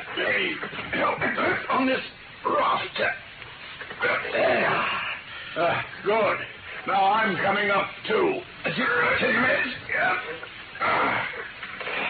There. Here you are, you see. Oh, there's a trap door leading out onto the roof. I fancy I can press it back. Yes. And the roof slopes at a gentle angle. This is how he got in, then. Now, let's see if we can find some other traces of this queer individual. It doesn't look as though this place has been entered for years. Founded dust. But even dust has its uses. Look at these footprints. As clear as we could wish. But these are the prints of a child's naked foot. Holmes, a child has done this horrid thing. Come along, Watson. There's nothing more to be learned here. If my memory hadn't failed me, I should have been able to forestall this. Now, where did I put my lens? Here it is. Oh, thank you. Yeah, we're certainly in luck. What is it now? Our naked-footed friend has had the misfortune to tread in this creosote that has leaked out of the cowboy there in the corner. You can see the outline of the edge of his small foot here. What then? Why, we've got him. That's all. I know a dog that would follow that scent to the world's end. Hello. Here come the accredited representatives of the law. Now, before they come, Watson, just put your hand here on this poor dead fellow's arm. Yes. And here on his leg. Yes. What do you feel? The muscles are as hard as a board. Quite so. They're in a state of extreme contraction, far exceeding the usual rigor mortis. Coupled with this distortion of the face, what conclusion would it suggest to your mind? Oh, death from some powerful vegetable alkaloid. Some strychnine-like substances which produce tetanus. As you saw, I discovered a thorn which had been driven or shot with no great force into the scalp. You observed that the part struck was that which would be turned towards the hole in the ceiling if the man were erect in his chair. Now then, examine this thorn. You go first, Mr. Sholto. It looks as though some gummy substance has dried on it. Quite so. But is that an English thorn? Oh, no. No, it certainly is not. Then with all these data, you should be able to draw some inference. But here, the regular, so the auxiliary forces may beat a retreat. Here's a pretty business. The house seems to be as full as a rabbit warren. Ah, Mr. Jones.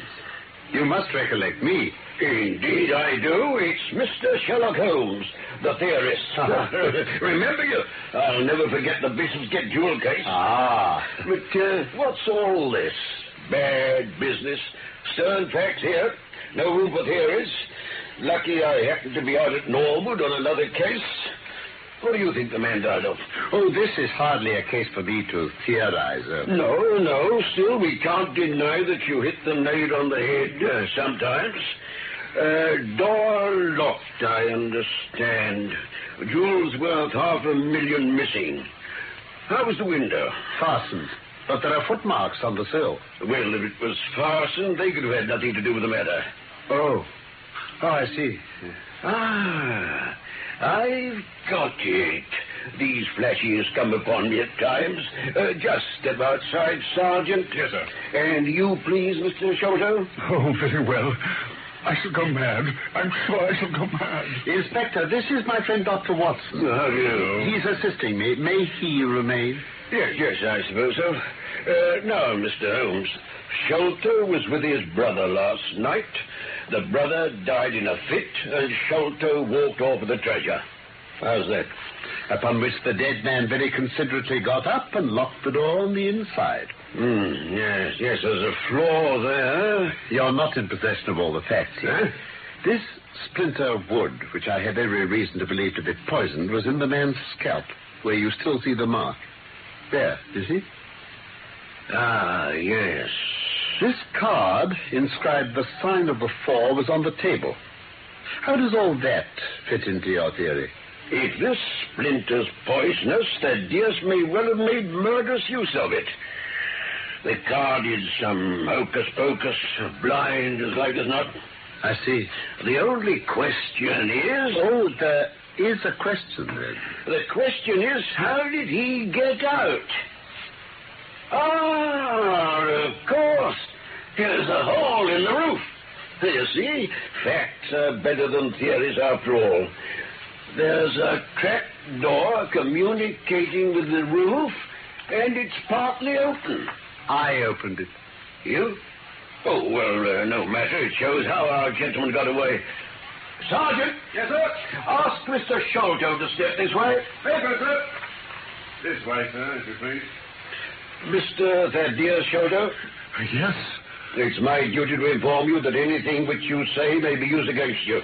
I arrest you in the Queen's name as being concerned in the death of your brother. Oh, there now. Didn't I tell you what they would say? Don't trouble yourself, Mr. Sholto. I think I can engage to clear you of this charge. Oh, you can, Mr. Holmes. Don't promise too much, Mr. Theorist. You may find it a harder matter than you think. Not only will I clear him, Mr. Jones, but I'll make you a free present of the name and description of one of the two people who were in this room last night. His name, I have every reason to believe, is Jonathan Small. He's small and active, with his right leg off, and wearing a wooden stump which is worn away on the inner side. He's been a convict. As for the other man... the other man. He is a rather curious person. I hope before very long to be able to introduce you to the pair of them. Oh, a word with you, Watson, please. Yes, coming, Holmes. Watson, You must escort Miss Morstan home. Oh, delighted. Then I want you to go to number 3 Pinchin Lane. Yes. Down near the water's edge at Lambeth. Uh-huh. The third house on the right-hand side is a bird stuffer's. Sherman is the name. Sherman, yes. Knock old Sherman up and tell him with my compliments that I want Toby at once. You'll bring Toby back in the cab with you. Toby? A queer mongrel with the most amazing power of scent. I'd rather have Toby's help than that of the whole detective force of London.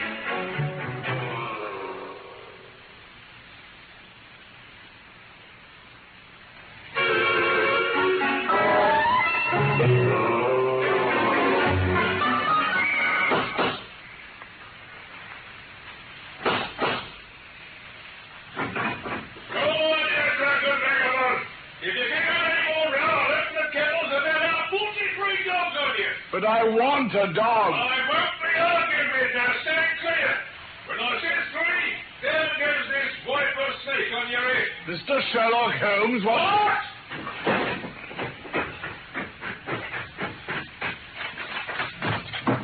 A friend of Mr. Sherlock is always welcome. Thank you. Step in, sir.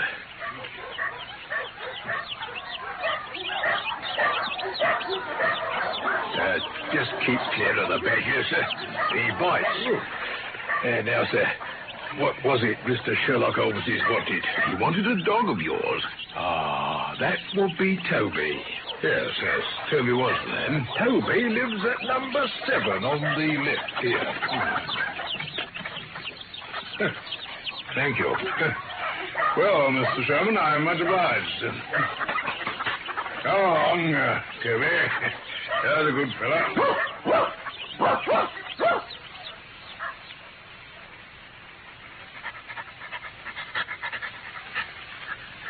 Ah, you have him then, Watson. Leave the dog here and come up. Yes, I'd better tie him to this banister, I suppose. Oh, boy. Unprepossessing brute, isn't he? Ah, Toby and I understand one another. Oh, Sergeant, lend me your bullseye, please. Certainly, sir. Thank you. Now then, I must kick off my boots and socks. Watson. Yes? Just carry them for me, will you, please? Where to, Holmes? I'm going to do a little climbing. Oh, yes, and I must dip my handkerchief into this creosote. There. That'll do. Now, come up through the hole in the ceiling with me for a moment.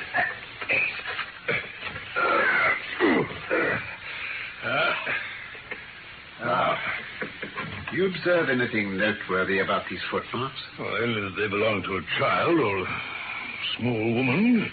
Apart from the size, what's the chief difference? Well, your toes are all crammed together. The other print has each toe distinctly separated. That is the point. Now, would you kindly step over to that roof window and smell the edge of the woodwork? I shall stay over here, as I have this handkerchief in my hand. Yes. By Jove, yes, there's a strong, tarry smell. That's where he put his foot in getting out. If you can trace him, I should think Toby will have no difficulty. Thank you. Now, while I get out onto the roof, you run downstairs and wait for Toby in the garden below. Very well, Holmes.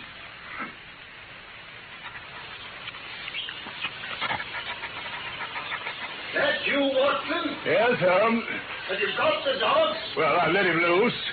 This water pipe feels pretty firm, so here goes. No, careful, Holmes. Oh, do be careful. Oh, well done. My boots and stockings, if you please. There you are. Thank you. It was easy to follow his course across the roof. No? Oh, yes.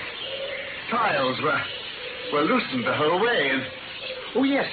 In his hurry, he dropped this. Some sort of a pouch made out of beads. Anything inside? Ah, some more of those thorns. They're hellish things. Now, Watson, will your legs stand a 6-mile trudge? Certainly. Then here you are, doggy. Good old Toby. Smell it, Toby, smell it. What's that you're showing you, Holmes? A handkerchief with a creosote on it. And watch him go. What? Come on, Watson. He's going to set us a stiff face.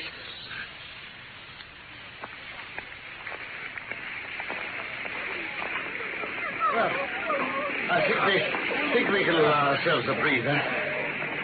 We've had no very heavy rain since yesterday. They had 28 hours fast, but their scent will still lie upon the road.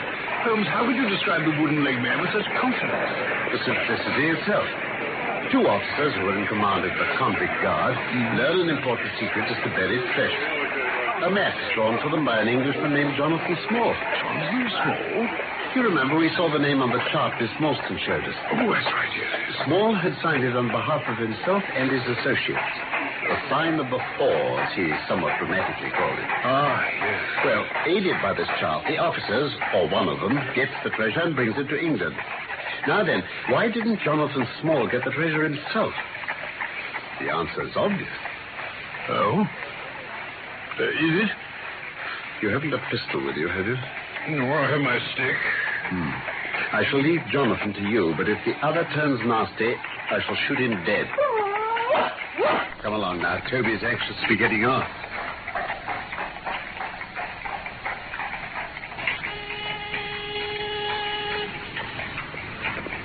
Well, he's baffled again.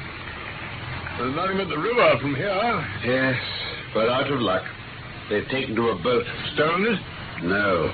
These fellows are sharper than I expected. Daddy! Daddy! Oh, what, Ma? You come back to me, Walt. Come back to youngin.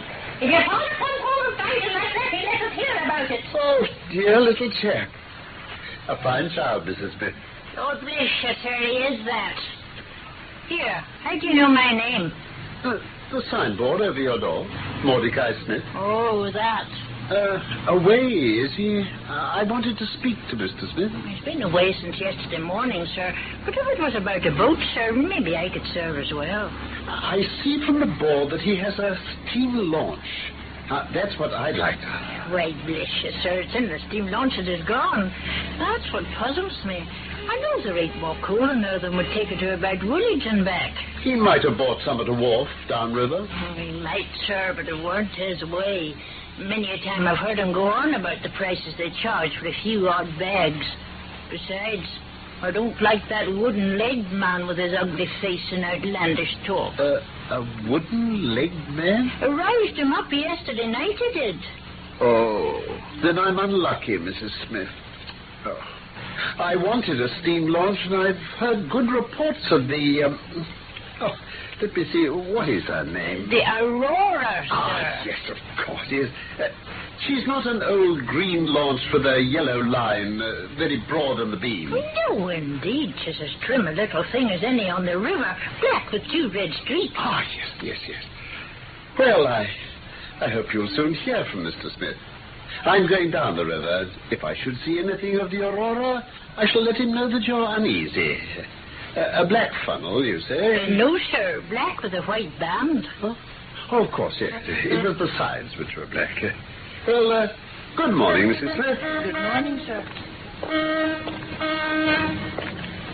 Clever, Holmes. The main thing with people of that sort is never to let them think their information can be of the slightest importance to you. If you do, they'll instantly shut up like an oyster. Well, our course seems pretty clear now. What would you do, then? Well, I would engage a launch and go down the river on the track of the Aurora. My dear fellow, it would be a colossal task. She may have touched at any wharf on either side of the stream between here and Greenwich. Employ the police, then? Worse and worse. What are we to do, then? I want you to take a hansom and return Toby to his owner with my compliments. Then drive home, have some breakfast, and get an hour's sleep. It's quite on the cards that we may be afoot tonight again. Very well. I must send a wire. To whom? You remember the Baker Street irregulars whom I employed in our study in Scarlet King? Oh, those little ragamuffins. This is just where they might be invaluable. The wire will be to my dirty little Lieutenant Wiggins. I expect he and his gang will be with us before I have time to finish my breakfast.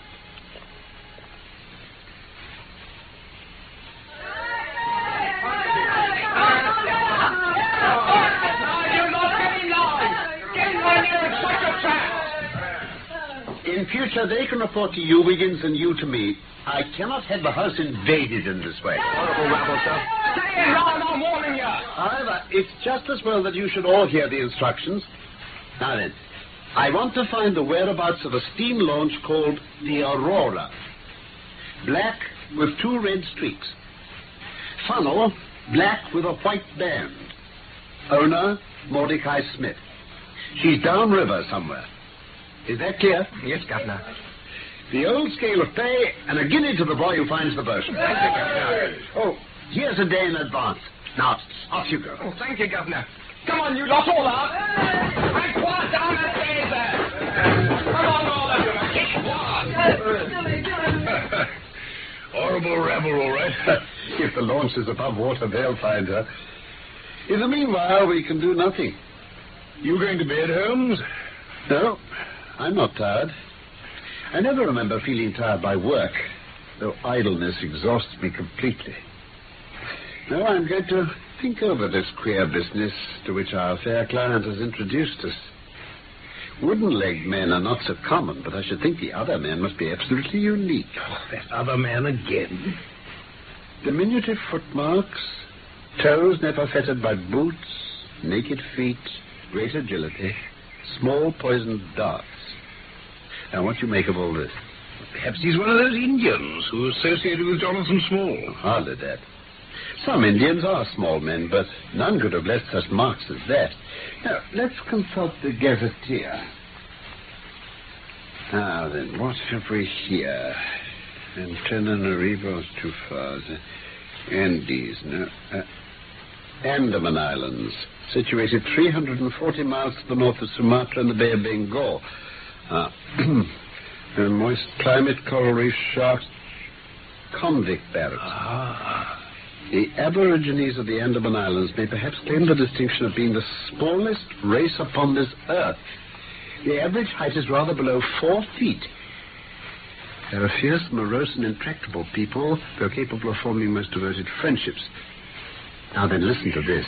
Their feet and hands are remarkably small. They have always been a terror to shipwrecked crews, braining the survivors with their stone-headed clubs or shooting them with their poisoned darts. Amiable fellow. Watson, you look done. Why not lie down there on the sofa and see if I can put you to sleep? Oh, well, Holmes. I don't mind admitting I could do with a few winks.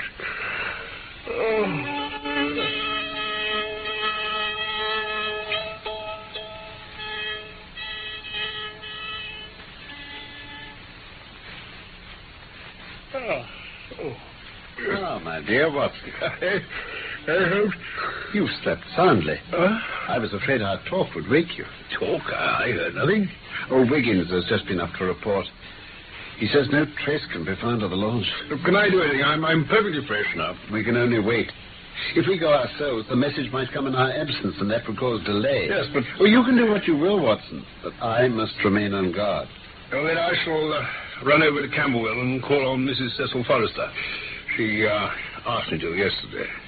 On Mrs. Cecil Forrester? I see. Well, of course, on Miss Morstan, too. They were anxious to hear what's happened. I understand. I wouldn't tell them too much, though. Women are never able to be entirely trusted. Not the best of them. What's an atrocious sentiment, Holmes? Don't be too late back, my dear Watson. I expect to hear something definite before the night's out.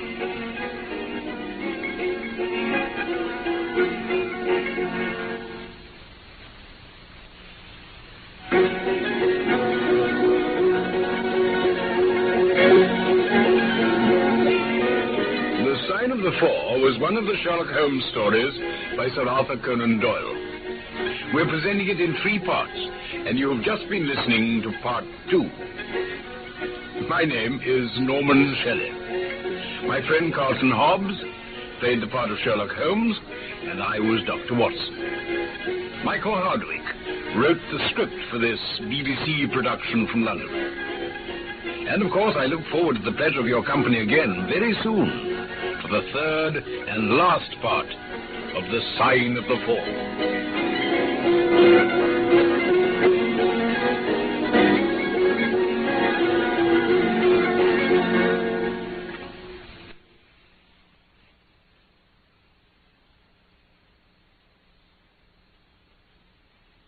The BBC, The Adventures of Sherlock Holmes.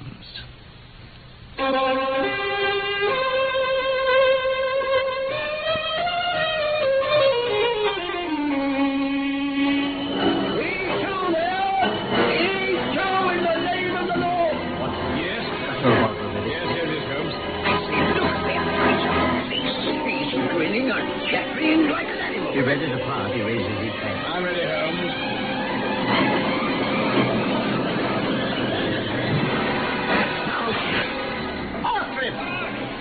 Action and danger were a frequent climax to the investigations of Sherlock Holmes. My name is Watson, Dr. Watson, and it was my privilege to share the adventures of Sherlock Holmes. First, let me refresh your memory concerning the case so far, and then I will tell you what happened in the end of the Sign of the Four.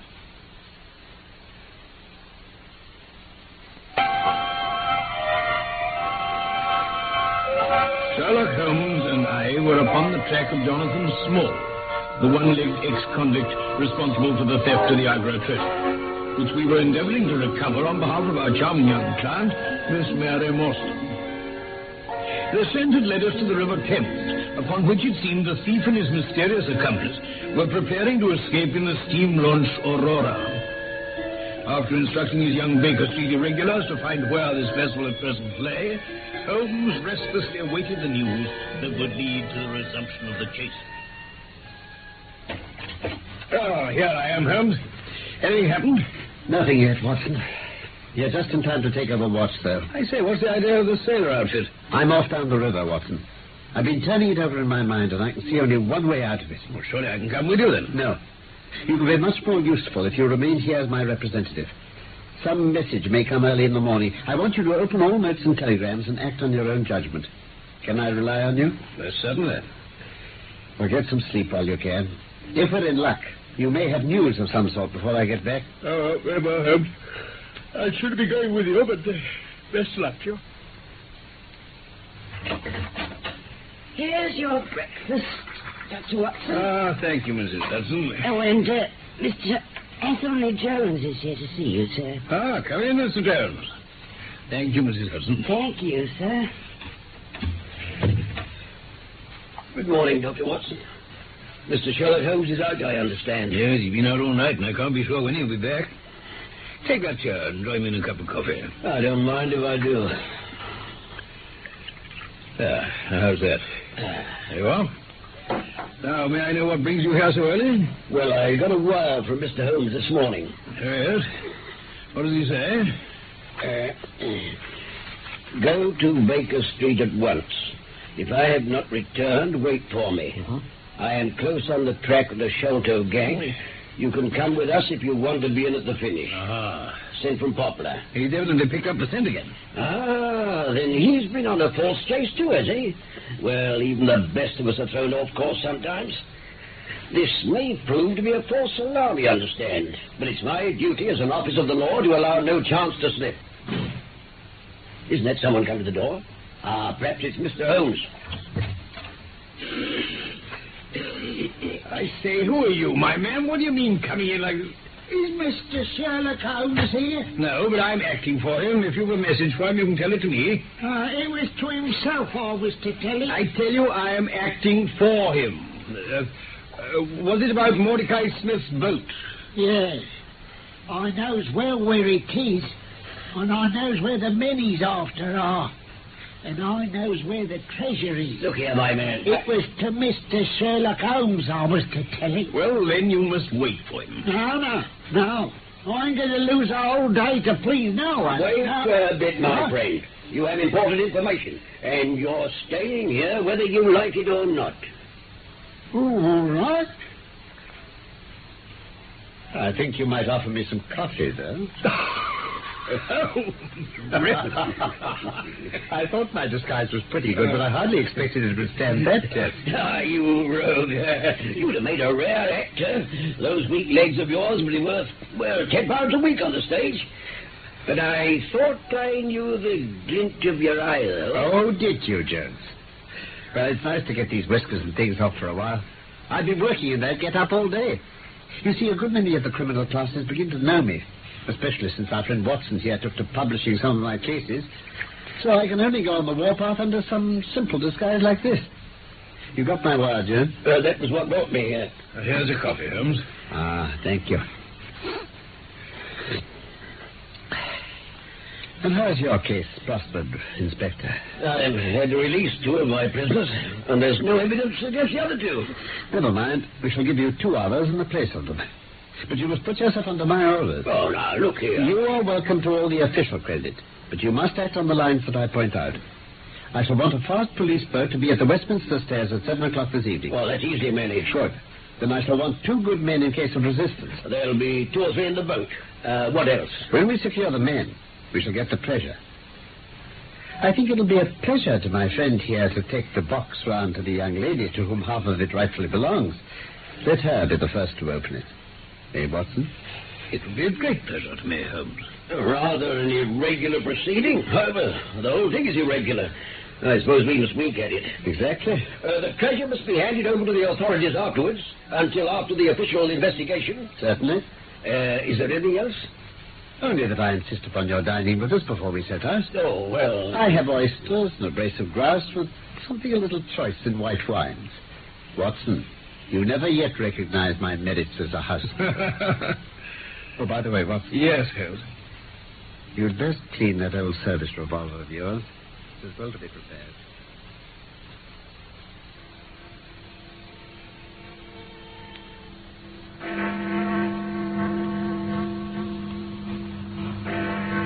Tidy-looking craft. Is there anything to mark her as a police boat? Well, yes, that green lamp on the side. Then take it off. Oh. All right. You can tell them to cast off now. Right. Cast off? Yes, sir. Where to? To the tower. Tell them to stop opposite Jacobson's yard. Opposite Jacobson's yard. All right, sir.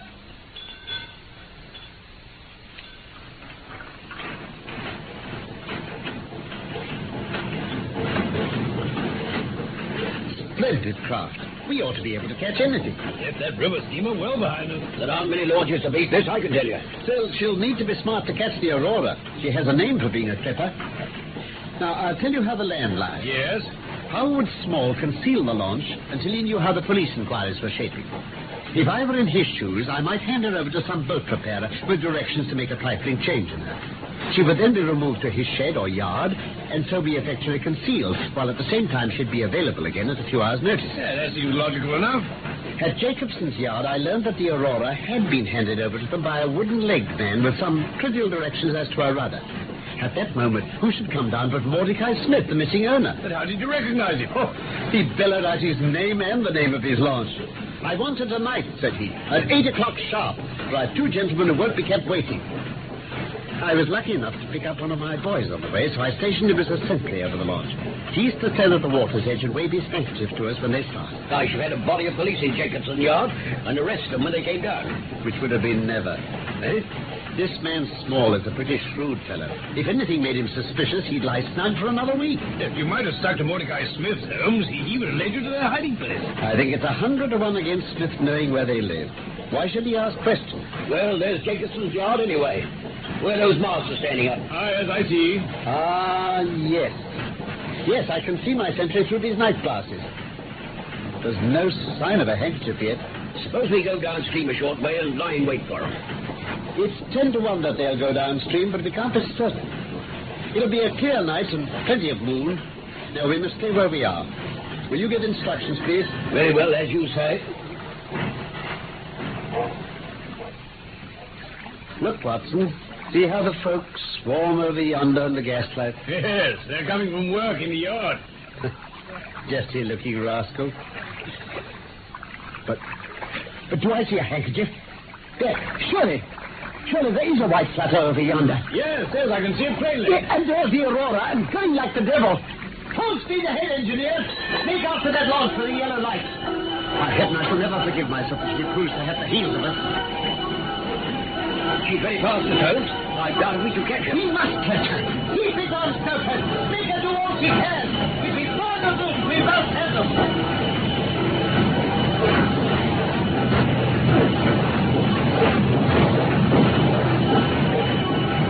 Hold it on, men. Hold it on. Get every pound of speed you can.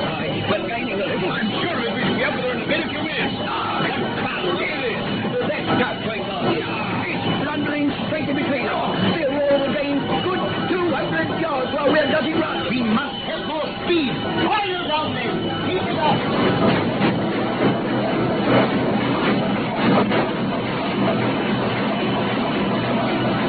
Catching up on them again, Holmes. I can see them plainly now, can't you? Yes, that old Smith's awfully close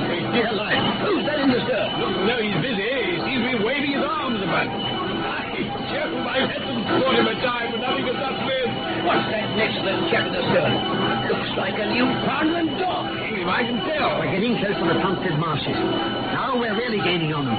Look, see! What? That chap standing up on the stern. A wooden leg. Oh, you're right, Holmes. That thing next to him, he's a little black man. I've never seen anything like him. Look at them, a child. I'll give them a hand. He's through there. He's through in the name of the Lord. Yes, that's all, Father. Yes, it is, Holmes. Look at that. He's grinning like that. He's ready to part. He raises his hand. I'm ready, Holmes.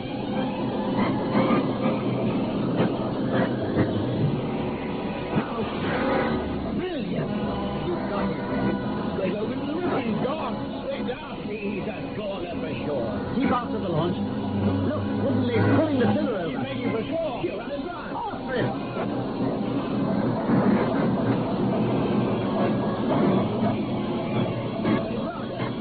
For it. Hold fast then.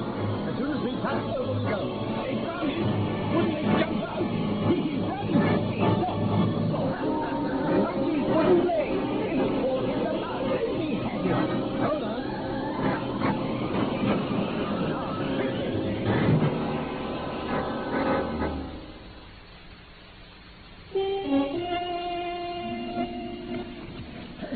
Mr. Jonathan Small, I fancy. Down this mud. I'll come quietly. Give me a hand.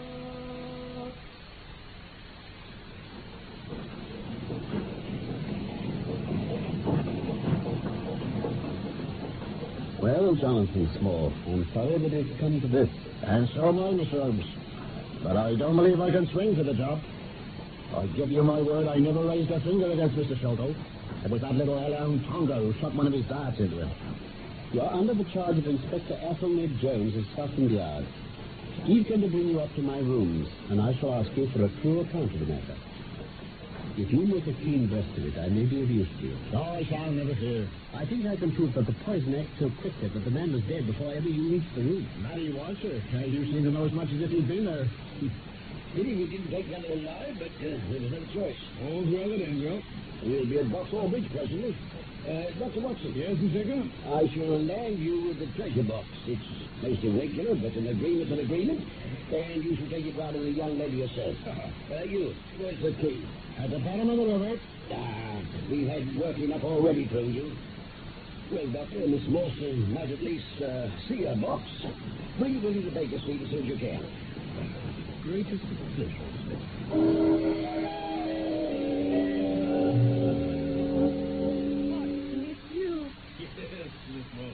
I thought I heard a cab drive up. Huh? What news have you brought me? I brought something better than news. Oh? I've brought you a fortune. Is that the Agra treasure? The great Agra treasure. Half of it is yours and half is Thaddeus Sholto's.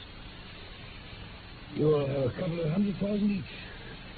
There will be few young ladies in England richer than you. If I have it, I owe it to you. No, it's my friend Mr. Sherlock Holmes whom you thank. When do you sit down? No, here, beside me, and tell me all about it. No, I have to get round to Baker Street with it as quickly as I can. I just got leave to bring it so that you should be the first to see it. Where's the key, then? It's been mislaid. The police will soon have it open. You don't like to see into it now, Dr. Watson. Well, I don't really think that'd be... Oh, but you can't treat a woman's curiosity in this way. Oh, come on, I insist. The police might... Oh, as part owner of the contents. Would you really? Of course. Now, what should we use? Well, I think that's okay. Oh, you have my permission, Doctor. Now then, get the end of it under the heart. Good. Now, use it as a lever. Bravo! Well done. And now, you must lift the lid. Very well. No, I feel quite nervous.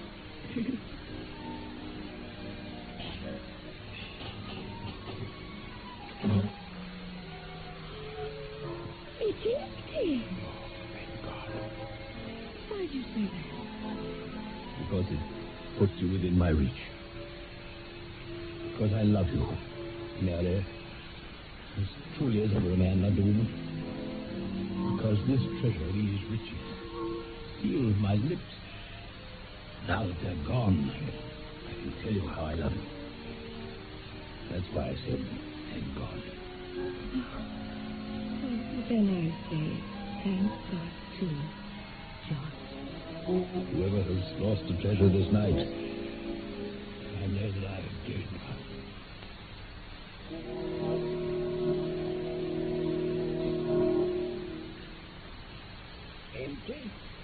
Empty, did you say, Dr. Watson? Inspector. This is your doing, Small. Yes. No every man is in it right for it. Say 3 men were in the Andaman convict barracks and myself. And I know they'd have me do just what I done, rather than let it go to Kip or Kim or Sholto or Morstan. Cut out that bragging. Where is it? You'll find the treasure where the key is, and where little Tonga is. In the river. You're a team there, Small. Why didn't you throw the box in as well? The man that was clever enough to hunt me down is clever enough to pick an iron box from the bottom of a river. Now, they're trying to pick up what's scattered over 5 miles or so may be a harder job. This is a very serious matter, Small. If you'd had justice instead of hindering us like this... Justice? Talk about justice. Look how I earned that treasure.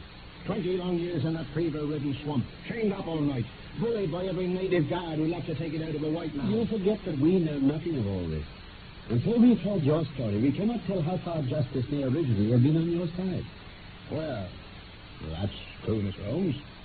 Now, you've been very fair-spoken to me. If you want to hear my story, I'd no wish to hold it back. If you please. Keep it short. I shall want it in full when we get to the station. Very well. Well, it begins when I was 18, and soldiering in India with the 3rd Bucks. A crocodile in the Ganges nipped off my right leg. With this piece of timber strapped to my stump, I was useless for anything active. But lucky for me, I got a good job as overseer on an indigo plantation. And that was all right till the mutiny. I got into Agra just before the siege closed it off. Well, to cut a long story short... That's right. Get on with it. I joined up with 3 Indians. And these were Abdullah Khan, Muhammad Singh, and Dos Akbar, in a bit of a plot to get some treasure off a refugee merchant. Mind, it wasn't none of my idea. No, of course not. They couldn't work it without me, and they put it to me at the point of a knife. Join them, or get them in. Well, I killed the merchant. I never touched him, mind. I hid the body in the fort. Well, there was no use dividing the treasure while we were under siege, so he had that too. I drew 4 plans of where it was, and we put the sign of the 4 of us at the bottom and swore that we should each always act for all. Leave out the fine sentiments. Well, the mutiny was broken, and we thought we were safe. But the merchant's body was found, and so now we were suspected. We were brought to trial. We all got penal servitude for life. Wasn't the treasure found then? Not a word of it came out at the trial. But there we were, shipped off to the Andamans to serve our time and work a fortune we couldn't touch. Well, after a few years, I was put to dispensing for the surgeon. They gave me a little hut next to his quarters. Now, some of the officers used to come and play cards with him in the evenings. There was Major Sholto and Captain Morstan and some others. Well, I used to overhear them talking, and it pretty soon struck me that Major Sholto was falling in for some pretty big losses. That was it. And one evening I heard him say, "It's all up, Morstan. I'm a ruined man." So when the captain had walked off to his quarters, I nipped out and asked the Major if I could have his advice. "What about?" says he. "Oh, well, sir," I said, "I happen to know where $500,000 in hidden treasure lies. And I thought if I told the proper authorities, it might get my sentence shortened for me." Get on with it. I could see him think it over, like. Well, the upshot of it is that he comes back next day with Captain Morstan and a little, what you might call, unofficial proposition. Don't mean to say it, Mind, I didn't betray my friends. We held a little meeting, the 3 Indians and the 2 officers and me, and it was decided Major Sholto would go to Agra and recover the treasure. Then he'd send a small yacht provisioned for a voyage. The Indians and I would get away in it. Captain Morstan would apply for leave to go to Agra, and we'd all meet there for a final share out of the treasure. Say this way, Small, if this is a yarn you're spinning, I've never heard the like of it before. What do you say, Mr. Holmes? I fancy we're hearing the truth. And you can guess what happened next. That villain Sholto went off to Agra, but he never came back. No yacht to fetch us, nothing. Well, what else did you expect? An officer's word, sir. If 4 convicts could keep faith with each other, then you might have thought that... let's hear the rest of it. Well, from that day I lived only to escape and track down Sholto. But it was weary years before my time came. One day, a little Andaman Islander was picked up in the woods, sick nearly to death with fever. He was venomous as a young snake. But as I nursed him round, he took quite a fancy to me. Was this Tonga? That's right, sir. He was a fine boatman, and he owned a big roomy canoe. He didn't need much talking into getting me away from that place. Now we got to Singapore. From there, we wandered about the world until we reached England 3 or 4 years ago. I earned our living showing Tonga off at fairs as a cannibal. He used to eat raw meat and do a war dance. I was staunch and true with little Tonga. Don't say enough about him. Give back the shelter. It wasn't long before I found where he lived, but I was too late. We went to his place and looked through the window of his room. He was lying in bed with his sons at either side of him. Even as we watched him, he died. Well, I got into the room that night. I searched his papers, but there wasn't a line about where the treasure might be. And before I left, I thought of my poor Indian friends still back there in the Andamans. I wanted to leave our mark behind, so I scrawled down the sign of the 4 of us on a piece of paper, and I pinned it on him. Oh, that explains that then, Holmes. Yeah. Pray continue, Small. Well, after a while, I heard that the treasure had been found at the top of Pondicherry Lodge. Well, I couldn't hope to get up there, not with this leg, so I brought Tonga with me, with a long rope wound round his waist. He could climb like a cat. But as ill luck would have it, Bartholomew Minnesota was still in the room when Tonga got in. Little devil killed him with his blowpipe. Thought he'd done something very clever until I gave it to him with the rope's end. Anyway, there was nothing else to do but lower the jewels down, leave the sign of the 4 on the table, and get away as quick as we could. And there you are, gentlemen. I told it all. And every word the truth, I swear. A fitting wind-up to an extremely interesting case. There's nothing at all new to me in the latter part, except that you brought your own rope. That I didn't know. By the way, I had hoped that Tonga had lost all his dart, yet he managed to shoot one at us in the boat. I have it here. I didn't see you find that, Holmes. You'll examine your hat when you have a moment, my dear Watson. I managed to pick it out without your noticing. Yeah. Well, sir, he did lose them all, except the one he had in the blowpipe ready, you see. Ah, of course. Well, Mr. Holmes, you're a man to be humoured, but duty is duty. I'll feel more at ease when we have our storyteller here safe under lock and key. All right. I shan't make any trouble. Of course, you'll both be wanted at the trial. Good night, sir. Good night, gentlemen both. Good night. Well, Holmes. There's the end of our little drama. Thank you. Well, good health. And to you. I'm afraid it may be the last chance I shall have of studying your methods, Holmes. Oh? Why, sir? Miss Morstan has done me the honour to accept me as a prospective husband. I feared as much. I really cannot congratulate you. Any reason to be dissatisfied with my choice? Oh, not at all. I think she's one of the most charming young ladies I've ever met. But love is an emotional thing. And whatever is emotional is opposed to that true cold reason which I place above all things. I should never marry myself lest I bias my judgment. I trust my judgment may survive the ordeal. You're weary, Holmes. Yes. The reaction is already upon me. I shall be as limp as a rag for a week. Strange how terms of what in another man I should call laziness alternate with your fits of splendid energy and vigor. Yes. Well, I need the makings of a very fine loafer. And also of a pretty surprise, actually.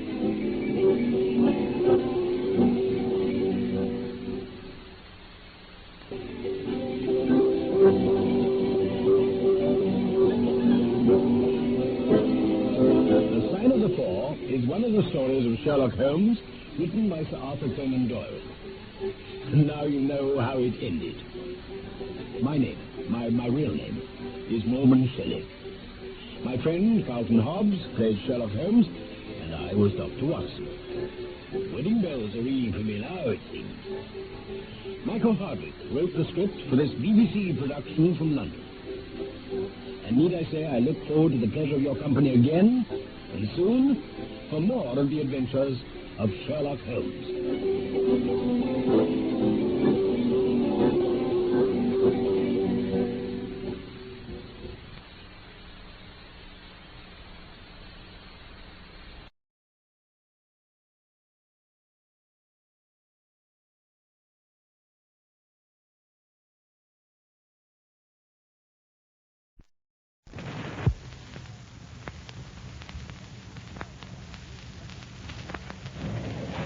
Alka-Seltzer for headaches. Alka-Seltzer for acid indigestion. Alka-Seltzer for muscular aches and pains. Ask your druggist for Alka-Seltzer.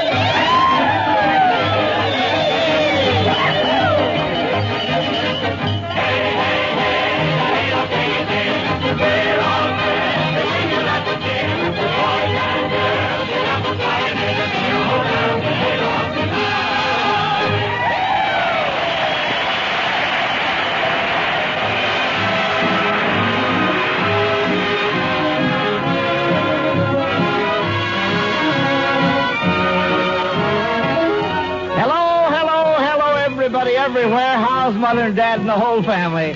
Well, folks, that old harvest moon is shining down extra bright on the old Red Barn tonight, and for a very special reason. Yes, the Alka-Seltzer National Barn Dance Gang is celebrating its 9th birthday, its 470th Happy Hayloft Party from the old WLS Hayloft in Chicago. So come right on in, folks, and join our 9th birthday. We're celebrating it with a harvest home party. Oh, say, the old hayloft is going to shine tonight, folks. So come on, boys and girls, start shining. Hayloft will shine tonight, hayloft will shine. Hail to our birthday night, hail number 9. 9 years of friendliness, all right in line. Here's the number 10, here we go again. Hayloft will shine. Everybody hand in hand, swinging down the lane. Everyone in hayloft land, singing loud refrain. Many are the memories as the music plays. Night line needs some other day. Everybody hand in hand, swinging through the years. Heart to light and life is grand, not a cloud appears. Through the years of happy rhyme, we'll be rolling crow bells chime. We've a dated a long time with you.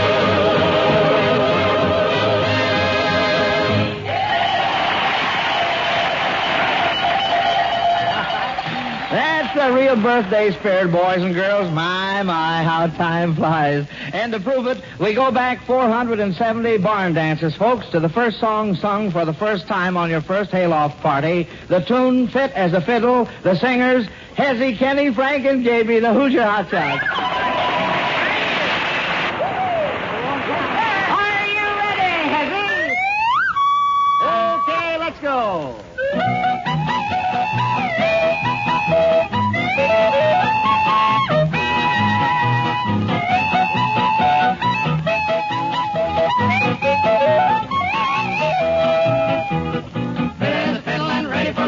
I could jump over the moon up above, fit as a fiddle and ready for love. Having a worry, having a care, feel like a feather that's floating on air, fit as a fiddle and ready for love. Soon the church bells will be ringing, now march with Moll and Paul. Now the church bells will be ringing, well the hey nunny nunny and a hop chop chop. Hi diddle diddle, my baby's okay. Ask me a riddle and what did she say? Fit as a fiddle and ready for love. Fit as a fiddle and ready for love. I can jump over the moon up above. Fit as a fiddle and ready for love.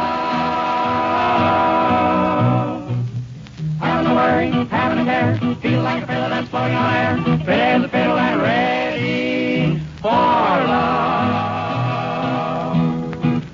Soon the church bells will be ringing, ringing, and I'll march with Moll and Paul. Oh, that'll be nice. How the church bells will be ringing again with a hey nunny nunny and a hot cha cha. My little diddle, my baby's okay. Ask me a riddle and what did she say? Fit as a fiddle and ready for love.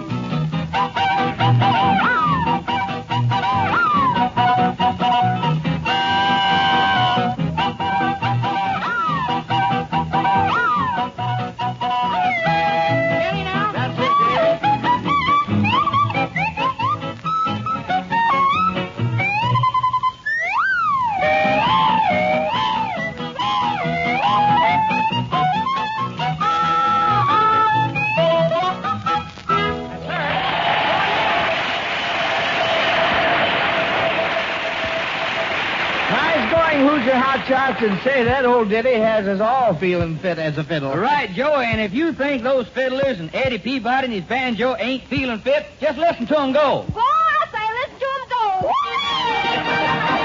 Well, start those anniversary adage, boys and girls, and Archie, call it off Harvest Home style, will ya?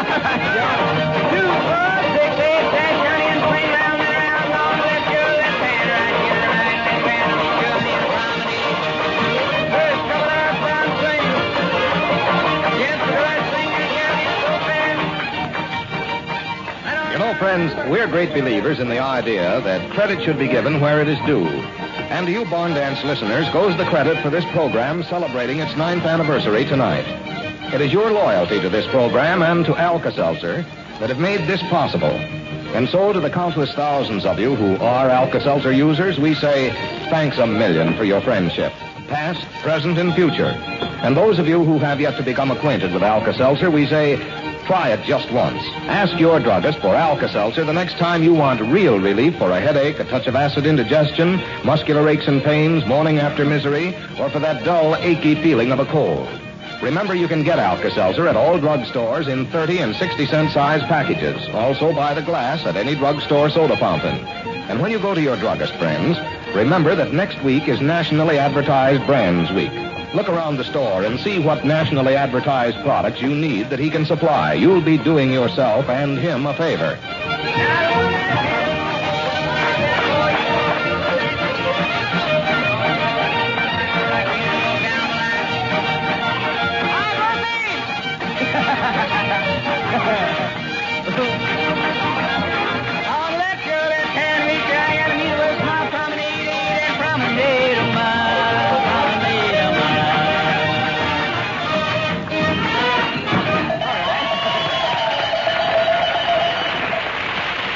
Oh, boy, say, that was a square dance and a half, gang, and a swell way to work up an appetite for all the good eats. Not forgetting the big birthday cake we'll have later on. Uh-oh. Seems the Denning sisters can't wait. Let's see what they've got.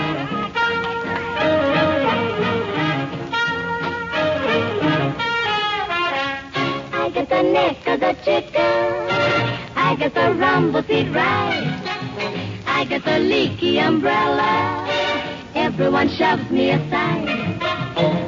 When morning papers come to the door, sure as day I'm too late, and they're mine long about 4.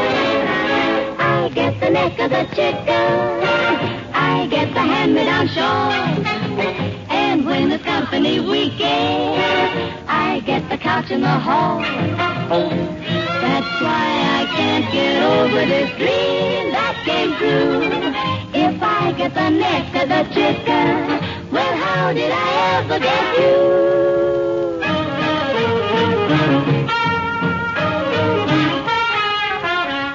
I get the neck of the chicken. That's how they gave me the bird. And in the family snapshot, mine is the face that's blurred. When I jump in my shower each morn, sure as fate, I am too late. All the hot water is gone. I get the neck of the chicken. I get the burnt piece of toast. I get that seat in the movie, the one in back of the post. That's why I can't get over this sigh. How did you? If I get the neck of the chicken, well, how did I ever get you?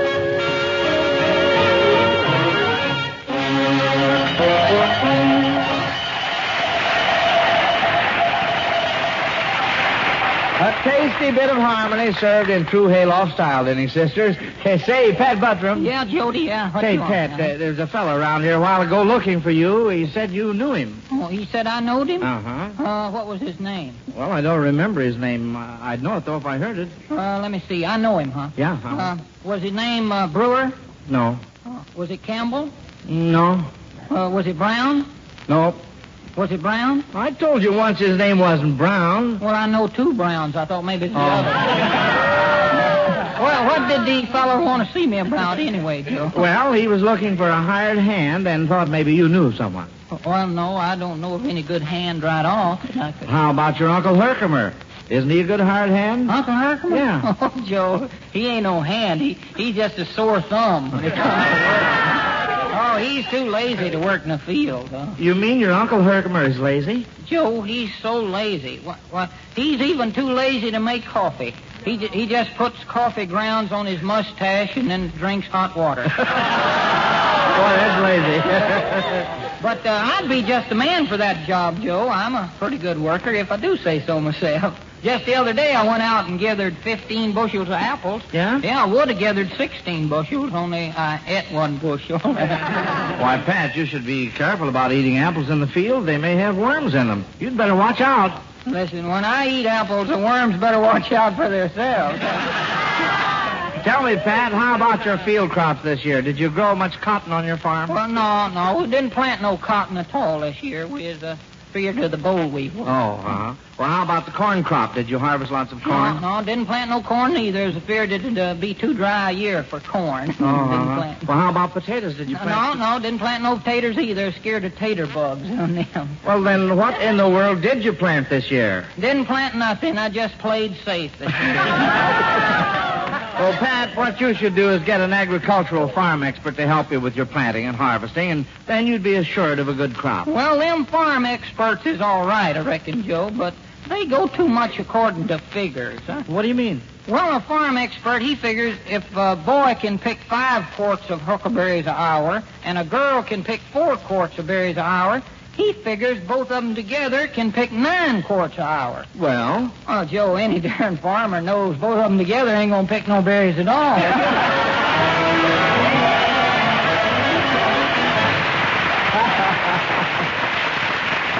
All right, Patrick, but pick a pretty partner now and get ready for the anniversary waltz, sung by the Hayloft Chorus and patterned by everybody's favorite, Eddie Peabody, the Banjo King.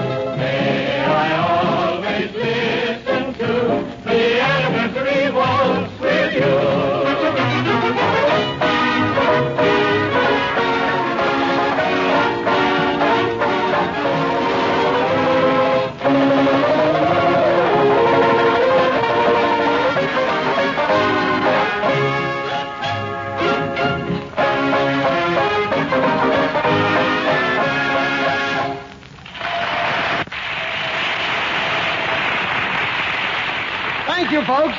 And now, with my personal gratitude at being included in this grand barn dance gang, may I present another old favorite on the banjo, good old Ida, sweet as apple cider.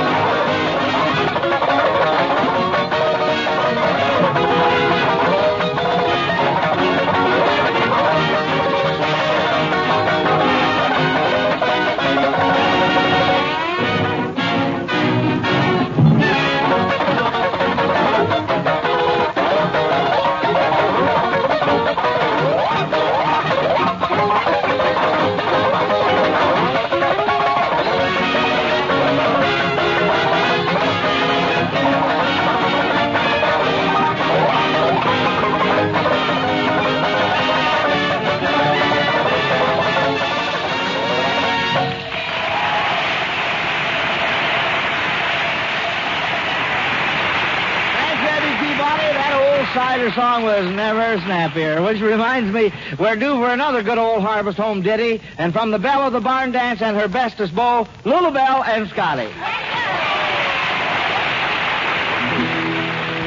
When the moon goes to shining and my heart goes to pining for my Blue Ridge Mountain home, where the hound dogs are baying and the pine trees are swaying, that is where I long to roam. When the sun comes a-beaming, then I start into dreaming of a place where flowers bloom. When I get back again, I'm gonna live to the end in my Blue Ridge Mountain home. Now, I never thought that I could be so sad till I left my mountain home.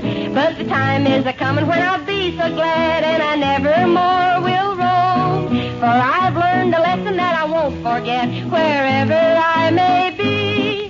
And oh, how I'm longing for the folks down home, 'cause they mean more than all the world to me. I gotta swallow, wait a minute. Now, when the stars are a-winking, then I start into thinking of the place I left behind. And I keep on a-saying while I know she's a-praying that I'm coming back sometime. With the old fiddle singing, I'll soon be a-swinging to the tune of Home Sweet Home. And I know she'll be waiting by the old garden gate in my Blue Ridge Mountain home.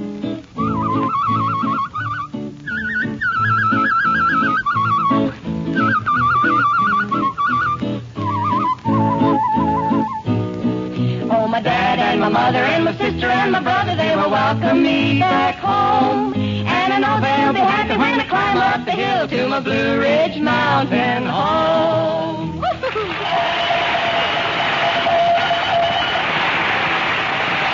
Well, I claim that old tune had all the poetry of the Blue Ridges in person. And now let's listen to a serenade to the Harvest Moon, memories of 1908.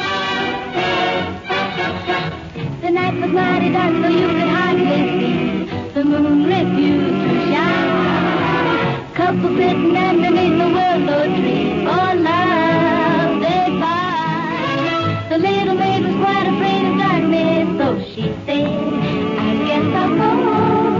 The boy began to sigh. He looked up at the sky and told the moon his little tale of woe.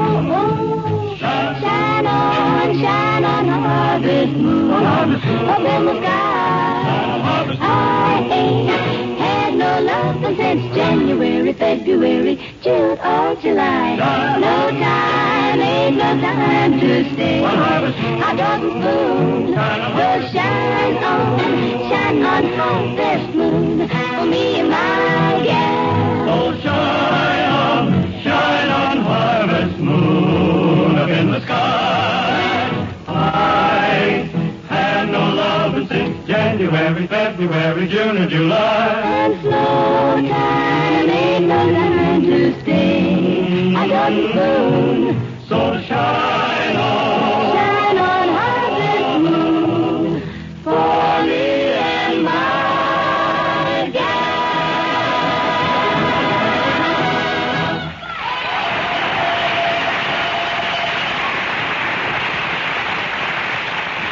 Well, Dilling sisters and you boys, that old Harvest Moon was never lovelier. Friends, the Miles Laboratories, they're the folks that make Alka-Seltzer, you know. Well, they also make two great vitamin products under the brand name of One-A-Day. There's One-A-Day brand vitamin A and D tablets, and also One-A-Day brand vitamin B complex tablets. Jack Holden, which are you going to talk about tonight? About our One-A-Day B complex vitamin tablets, Joe.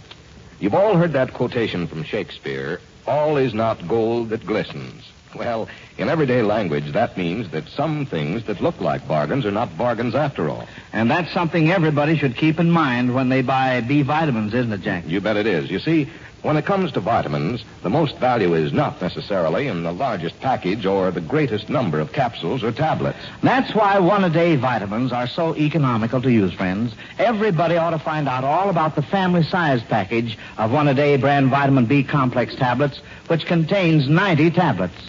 Now, of course, you may possibly find some other B-complex product which offers, say, twice the number of tablets for around the same price. Yeah, but don't stop there. And find out how many of those other B-complex tablets you're supposed to take every day to get your B vitamins. And then, friends, remember, with One-A-Day brand vitamin B complex, you take just one a day. Just one a day. And that's what the name One-A-Day means. One tablet, once a day. Yes, friends, one-a-day brand vitamin B complex tablets are so vitamin-rich, you take only one tablet a day to get your full minimum daily supply of all the B vitamins for which requirements have been established by the authorities on nutrition. And because one tablet a day is all you take, the cost is surprisingly low. For example, in that large economy size package, you get 90 tablets for only $2.25. Now, that's enough to last one person from now until after Christmas. And that means they actually cost you only about 17 cents a week. Of course, your druggist has smaller size packages if you want them. So when you go to your druggist, be sure to ask for and insist on one-a-day brand vitamin B complex tablets. Right, Jack. Well, our 9th anniversary and Harvest Home Party goes right along, folks, and it's sure nice to meet all our old songs and old friends again. But say, Hezzy, I hear you Hoosier Hotshots have brought a new girl to the party. What's her name? Oh, boy, wait till you see her, Joe. Her name is Sweet Prunella. All right, fellers, let's start to pruning. Yes. Well, you start first, and we'll fall in. Okay, here we go.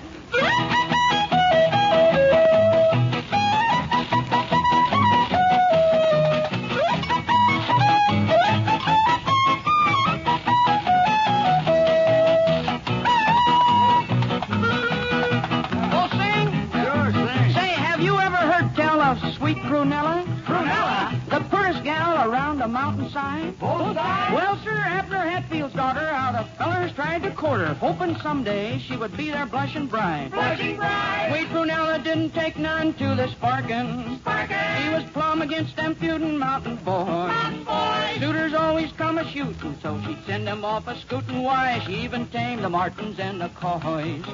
Oh, the martins and the coys.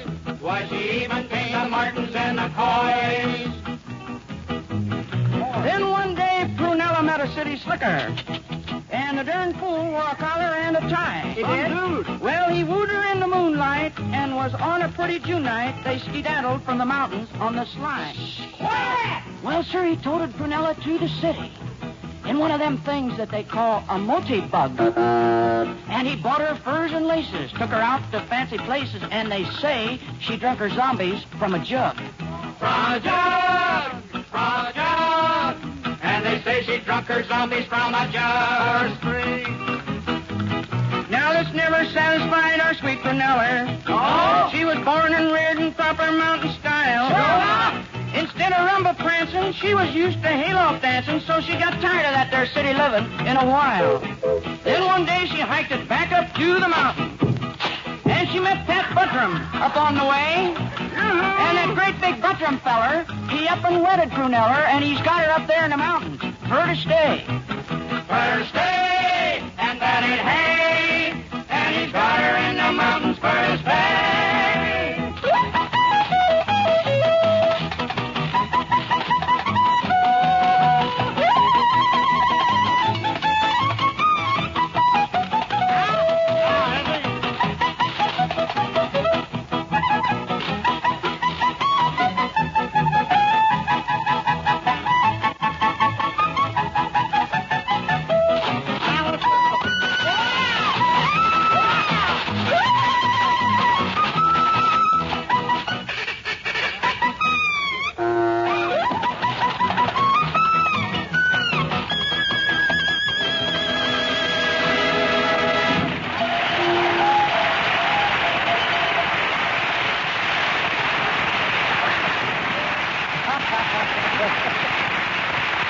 Oh, say, Prunella is quite a gal, Hoosier Hotshots. But now, friends, here's a Harvest Home salute to our brave boys in the armed services all over the world. The Hayloft Chorus sings, Keep the Home Fires Burning. Keep the home fires burning while your hearts are yearning. Though your lands are far away, they dream of home. There's a silver lining through the dark clouds shining. When the dark cloud in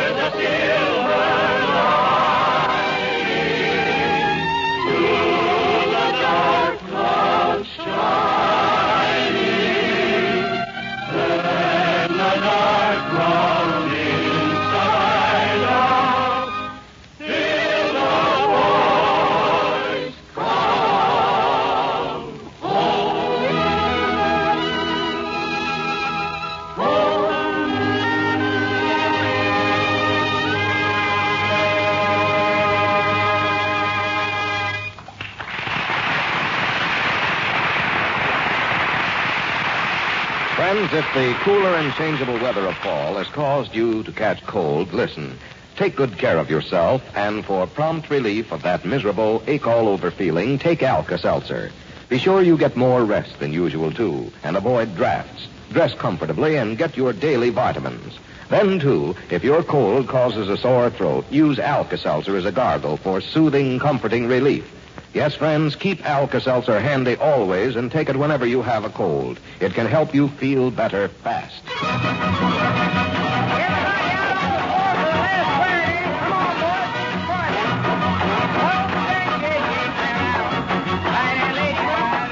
Folks, how about checking up? Is your home a V home? Are you and your neighbors displaying in your windows our government's V for victory symbol? Well, here are the 5 requirements to get one. Number 1, preparedness for air raid emergencies, knowledge of first aid procedure.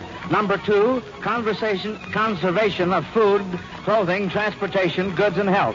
Number 3, salvage of essential materials to be converted into immediate war use.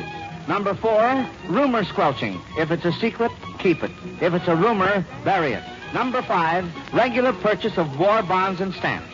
If your home meets with these requirements, you will be given a V home sticker to post in your window, a symbol that your home is 100% American and all out for victory. Well, thanks a lot, folks, for joining our 9th anniversary party tonight. We sincerely hope that you'll be with us again next Saturday night and every Saturday night in our 10th year here in the old hayloft. So until we meet again next week, then, this is Joe Kelly saying good night and good health to you all for Alka-Seltzer.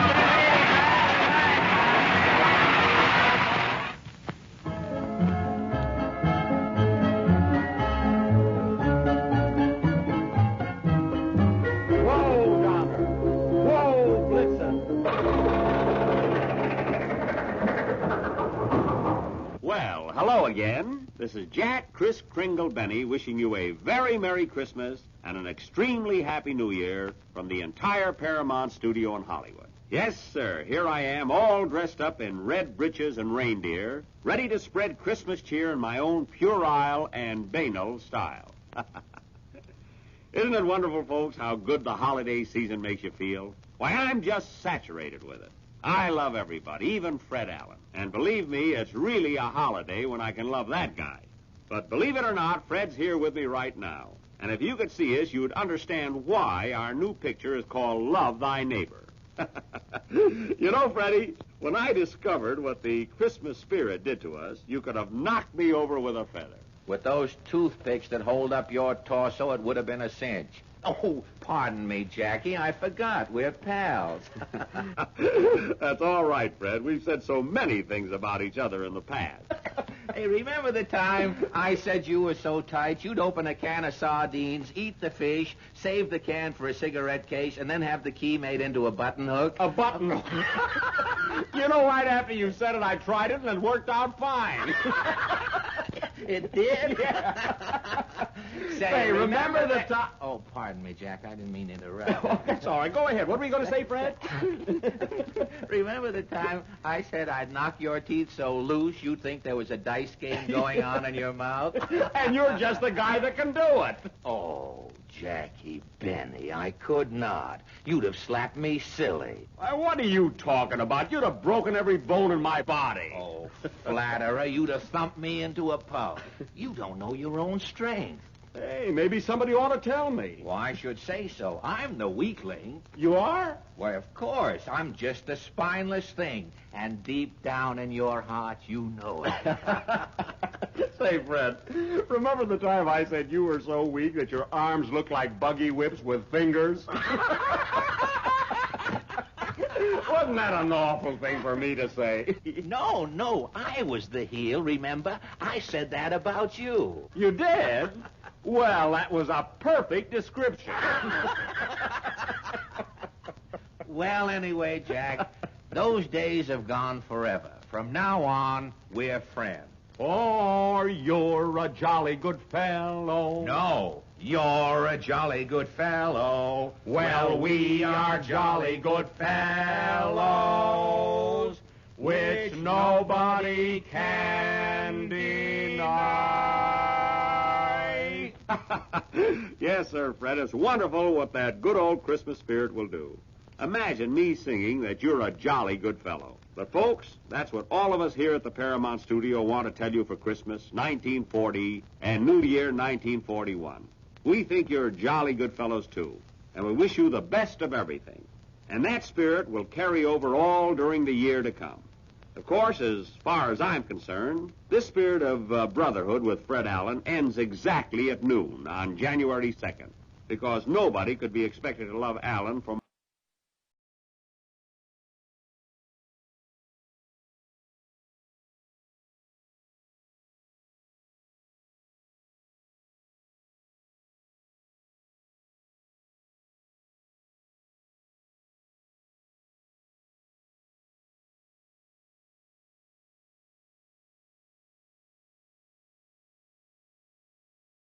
Murder of Quality, adapted for radio by Frederick Gradnam, from the novel by John le Carré, with David Bird as George Smiley, Joan Saunderson as Miss Brimley, and Patrick Barr as Terence Fielding.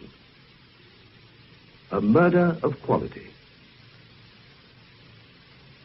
So, it really is you, Brim. Come on in. Did you think there was another female called Brimley about to enter your life? Oh, what a nice room, George. Yes, I suppose it is. Only it must be years since we last met. It is. 10 years. 10 years. And no doubt you could tell me exactly when and where. I could, but I won't. Oh, do sit down, Brim. May I sit here? Please.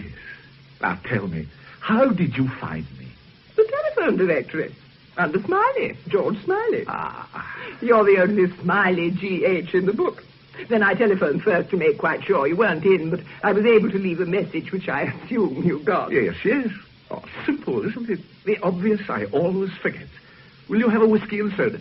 You still drink it? I do, and I will. Fine.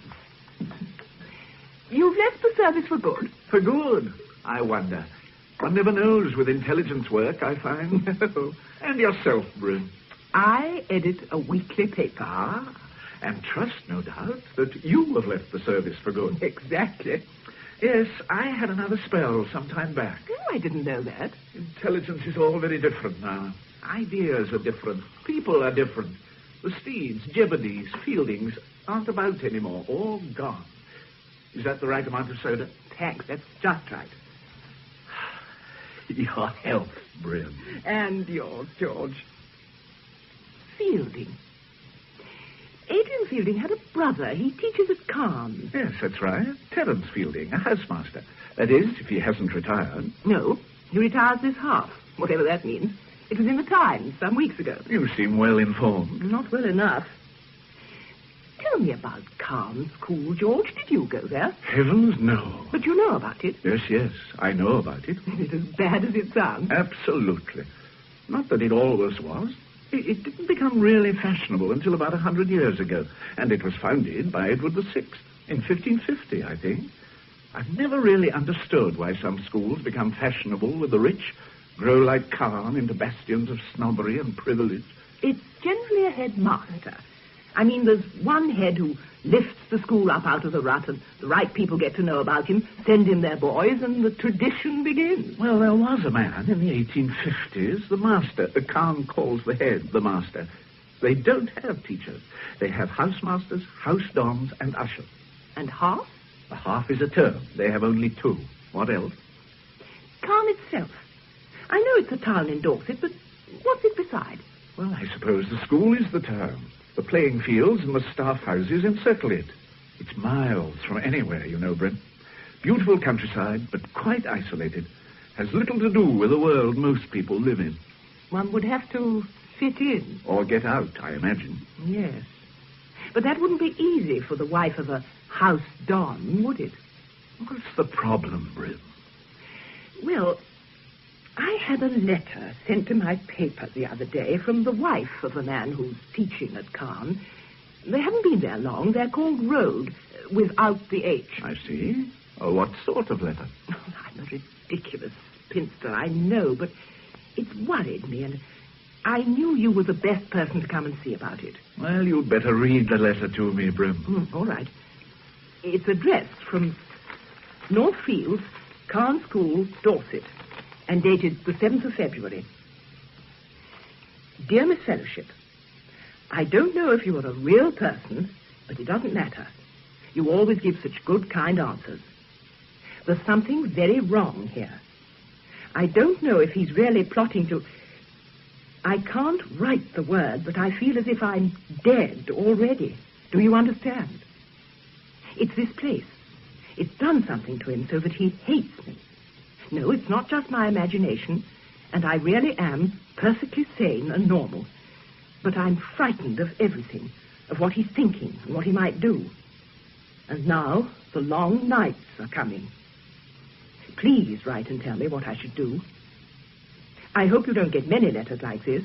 Yours faithfully, Stella Road, Mrs. Nay Glaston. He is the husband, we must assume. Yes? It can't really be anybody else. And you're Miss Fellowship. Yes. Tell me, my dear Brim, what exactly is your paper, and how did you get onto it? It's called The Christian Voice, and it's a nonconformist weekly newspaper founded in 1903 by old Lord Lansbury. I'm its editor. It's very much a family affair. The same families take it now as did in 1903. The Lansbury we know is the son of the founder. He offered me the job after our outfit was thinned down in the 50s. Oh, yes, I remember now. And why do you take Mrs. Rhodes seriously? You've had other letters of the same order? No. Only one for a kitchen hints competition, and a note from her last year saying that her husband had been taken on to the teaching staff of Carn School. We printed the news. The point is, George, she's a Glaston. What is a Glaston? Well, they've been readers of The Voice since it started. The Glastons are part of our magazine, one of the few hundred families who form our establishment. So you take her letter seriously? I must. I know the Glastons are as down-to-earth as you could wish, Stella included. I don't think she's likely to be suffering from delusions of persecution. Oh, what are you going to do? Write to her. Ask her to come and see me. You see, I have the idea that Stella's husband isn't the usual Carn type. The product of a grammar school, red brick and all that. Yes. And Stella Road wouldn't be the type, would she? I doubt whether Carn has ever had a nonconformist wife. Road himself is also. Yes, he would be, of course. So I shall write to her. And if that doesn't help, well, I wondered, perhaps you could contact the man Fielding for me. Well, I have met him. Of course I would, but... What's Fielding like? Terence. He's not quite the man his brother was, you know. In his late 50s now, a big man with a fine head, rather flamboyant, a superb natural actor. Is he married? He's not the marrying type. Ah. He's very intelligent, of course, and very vain. Have you met any of his colleagues? Well, Anne knew a housemaster and his wife, Charles and Shane Hecht. I don't remember meeting them ever. I think they were typical of Carn and quite awful. Of course, things aren't at all the same at Carn these days. I remember before the war when Charles inspected the corn of Whitehall. Ah, yes. We don't do that kind of thing now, do we? Of course, I've nothing against Mr. Iredale as commandant. Nothing at all. Oh, he's a good chap, Iredale, when all's said and done. And his wife's such a nice person. Don't you think, Terence? Oh, I don't know, Shane. A bit overdressed for my taste. I know what you mean. I wonder why they can never keep their servants. I hear Mr. Road will be helping out with the corps next half. Poor little Road. Running about like a puppy trying to earn his biscuit. He tries so hard. Have you ever seen him at school matches? Well, he ought not to try quite so hard. Do you know, Terence, he'd never seen a game of rugger before he came here? It's all soccer at grammar schools, I believe. Is it? Do you remember when he first came, Charles? Oh, yes, quiet as a mouse. It was fascinating how he lay very low, drinking us in. The games, the vocabulary, the manners, everything. Then one day, it was as if he'd been given the power of speech, and he spoke our language. It was amazing, like plastic surgery. It was Felix Darcy's work, of course. I've never seen anything quite like it before. Dear Mrs. Road. So sweet and such simple taste, don't you think? I mean, whoever would have dreamt of putting those china ducks on the wall? Big ones at the front and little ones at the back. I wonder where she bought them. I must ask her. Shall I ask her? You, Terence, would you? I think not. I find Mrs. Road hell, to be honest, for once. So, they're here next Wednesday. I can't leave them out. Black candles, Terence. Of course. Here are the coats, Mr. Fielding. Oh, thank you, True. Let me help you with yours, Mrs. Hesh. Thank you, Miss Truebody. Poor, dear, sad old fur. Oh, no. It's a lovely coat, madam. Well, thank you, Terence. Extremely pleasant. You know we're going to miss you when you go. Good night, Terence, darling. So kind. And in your last half, you must dine with us before you go. I'd be delighted. Good night, Mr. Hesh. Oh, good night to you, Miss Truebody. Oh, it's turning very cold, you know. We'll be having snow soon. Good night, Miss Truebody. Good night, Mrs. Hesh. And thank you for such a delightful meal. You must have gone to a lot of trouble. Oh, not really, madam. It's nice to know you enjoyed it. Good night again, Terence, darling. Good night, Shane. Oh, it's damn cold. It's nearly the long night, isn't it?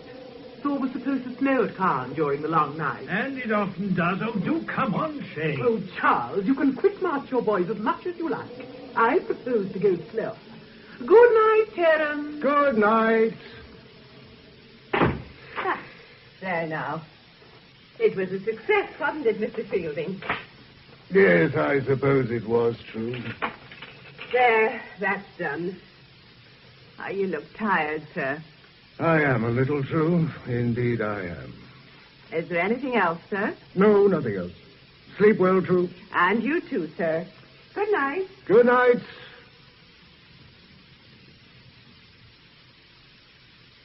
I wrote to Stella Road, George.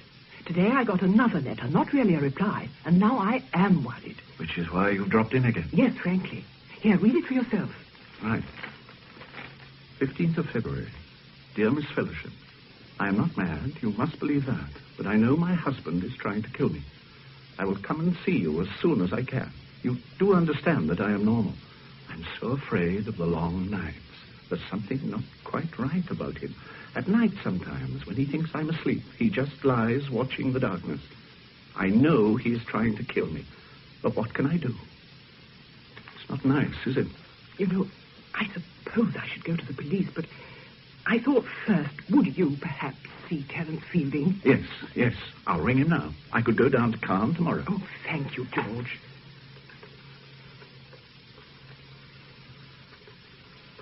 I looked up Fielding's number after you were here the other day. Oh.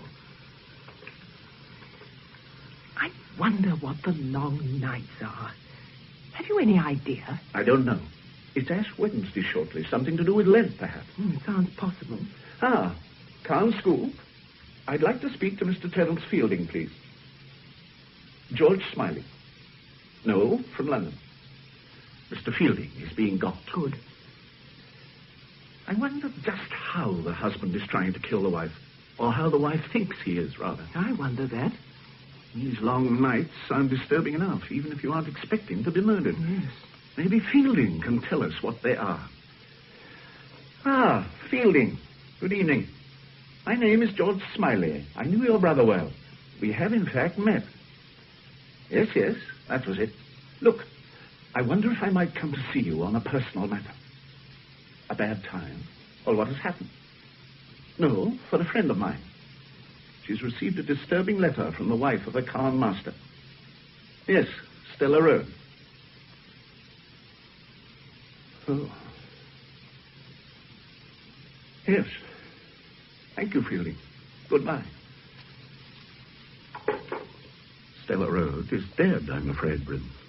Dead? She was murdered. Late Wednesday night. That's last night. She and her husband had been dining with Fielding earlier in the evening. And the husband? I don't know. Fielding said something. I couldn't quite catch it. George, they'll have to know about the letter. The police, you mean? Yes. Yes, I think they will. You couldn't go down there, could you? To Caen? Well, I suppose I could. But would it really help? I have a feeling it would. All right, then. If you say so, Bryn. Oh, good. I'd better find out who's in charge of the case there. Special branch might help. I'll give them a ring, and no doubt be on my way in the morning. Oh, sorry, sir. I say I nearly knocked you down. I say, you nearly did. What's the rush about? Sex, sir. Sext? Midday prayers, sir. We say them in the Abbey during Lent. Ah, I see. Is that the east gate across there? Yes, sir. I'll show you, sir. I had no need really to rush, but we always do. Are you visiting the school, sir? Yes, I suppose I am. I hope to see Mr. Fielding if I have the time. Oh, he's my housemaster, sir. My name's Perkins. I'm Mr. Fielding's head boy, sir. Oh, that's what's called a coincidence, isn't it? Yes, it is, sir. You had a lot of snow here. When did it start? Yesterday, sir. It's a few days early. We usually get it on the long night. This is the gate, sir. Do you? On the long nights, eh? Oh, thank you, Perkins. That's the police station just across the road, isn't it? The police station? Yes, sir. Oh, thank you again, Perkins. And don't be late for Sext.